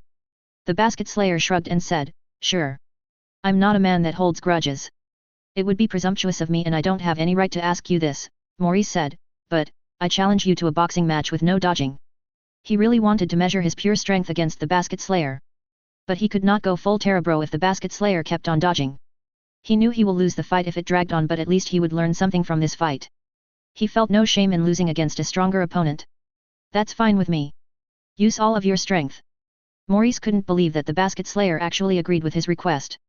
Release Forge Spirit Dirog 2 Horned Bull Toad. 3rd degree. Strength aspect. Terabro Bear. He could feel the rush and adrenaline as his muscles borrowed the strength of the Terabro. He was glowing a fierce red with golden lightning spiking around him. His offense and defense was significantly enhanced. He walked towards the basket slayer. You have until this basket reaches the ground. The basket slayer threw his basket upwards. Maurice raised a brow. The basket slayer probably thought that he was going to drag on their fist fight until the energy that was transferred to him by the basket has worn off and then knock him out. Maurice was not that kind of fighter, but the basket slayer had the right to be suspicious. As soon as the basket left the fingertips of his opponent, Maurice swung his right fist. It collided with the head of the basket slayer. His fist was larger than basket slayer's head, but it couldn't wipe the grin off the latter's face. The basket slayer punched both of his sides. His armor cracked but held. The muscles inside his body were strengthened by the Terabro spirit, minimizing the shock. Maurice, having the height advantage, kept on hammering at the basket slayer's head, whipping it back and forth, straining his neck muscles. The basket slayer kept on grinning as he punched the stomach of Maurice continuously, tearing up the armor. Without the speed boost of the Dirog, the basket slayer was able to unleash punches in double, even triple, the amount that Maurice could. His armor was torn away. He thanked Paximilin for that. The defense aura of the Terabro bear was keeping his body together. He also activated a few healing spells with the mana that he could spare. He noticed that his opponent was not using any spells at all. But he could feel that the basket slayer was very strong. He couldn't quite explain it. The basket gently tapped the ceiling of the shield and started falling down. Seeing this, Maurice roared and used all of his strength to dish out as much damage as possible. He punched the chest of the basket slayer, but it was barely able to budge his target. There was a mad look in Maurice's eyes, his mouth formed a wild grin to match the basket slayer's. They were two madmen punching each other in the middle of a crater. The basket slayer suddenly jumped back to catch his basket. Panting, Maurice held up his fists. I can still go on. I still haven't seen your true strength. That's already enough, I think. Surprising that you're still standing. Oh, there we go, the basket slayer said as Maurice collapsed. You entertained me, so I forgive you for taking that piece of meat. I should get my reward money so that I can buy some food. Both of them were teleported off as the crowds cheered. Come on. Wave your baskets higher.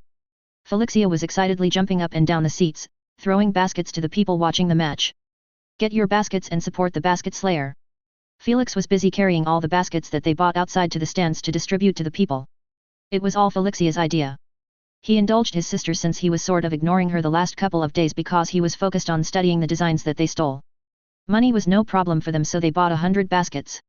Felix was happy seeing his sister enjoying the task of giving out baskets. All the people were watching the projections above the arena. All of the data orbs were projecting different angles of the fight between Maurice and the basket slayer. Because the basket slayer was just running away from Maurice in the beginning, their fight got prolonged. The other 3 matches were already over. The people watched with bated breath as 2 powerful warriors stood their ground in the center of a blazing crater and exchanged blows with each other that made the ground quake with each impact. The 2 fighters disengaged as the basket slayer caught the basket that he threw upwards. Maurice was saying something, then the basket slayer just walked away. The people watching did not quite understand what has happened. Maurice dropped down on his knees and fell on his face. One of the fighters that was predicted to rank high was defeated on the first round. Felix shook his head in disbelief at the scene. He turned to look at Felixia, who was also stunned. They knew that Eileen's boyfriend was strong while being a bit touched in the head, but they didn't know that he was this strong. Felixia. You're supposed to do your job. Wow, yet. Felixia, with a basket in each hand, turned to the people behind her. Come on, people. Let's do a basket wave. Go to basket slayer.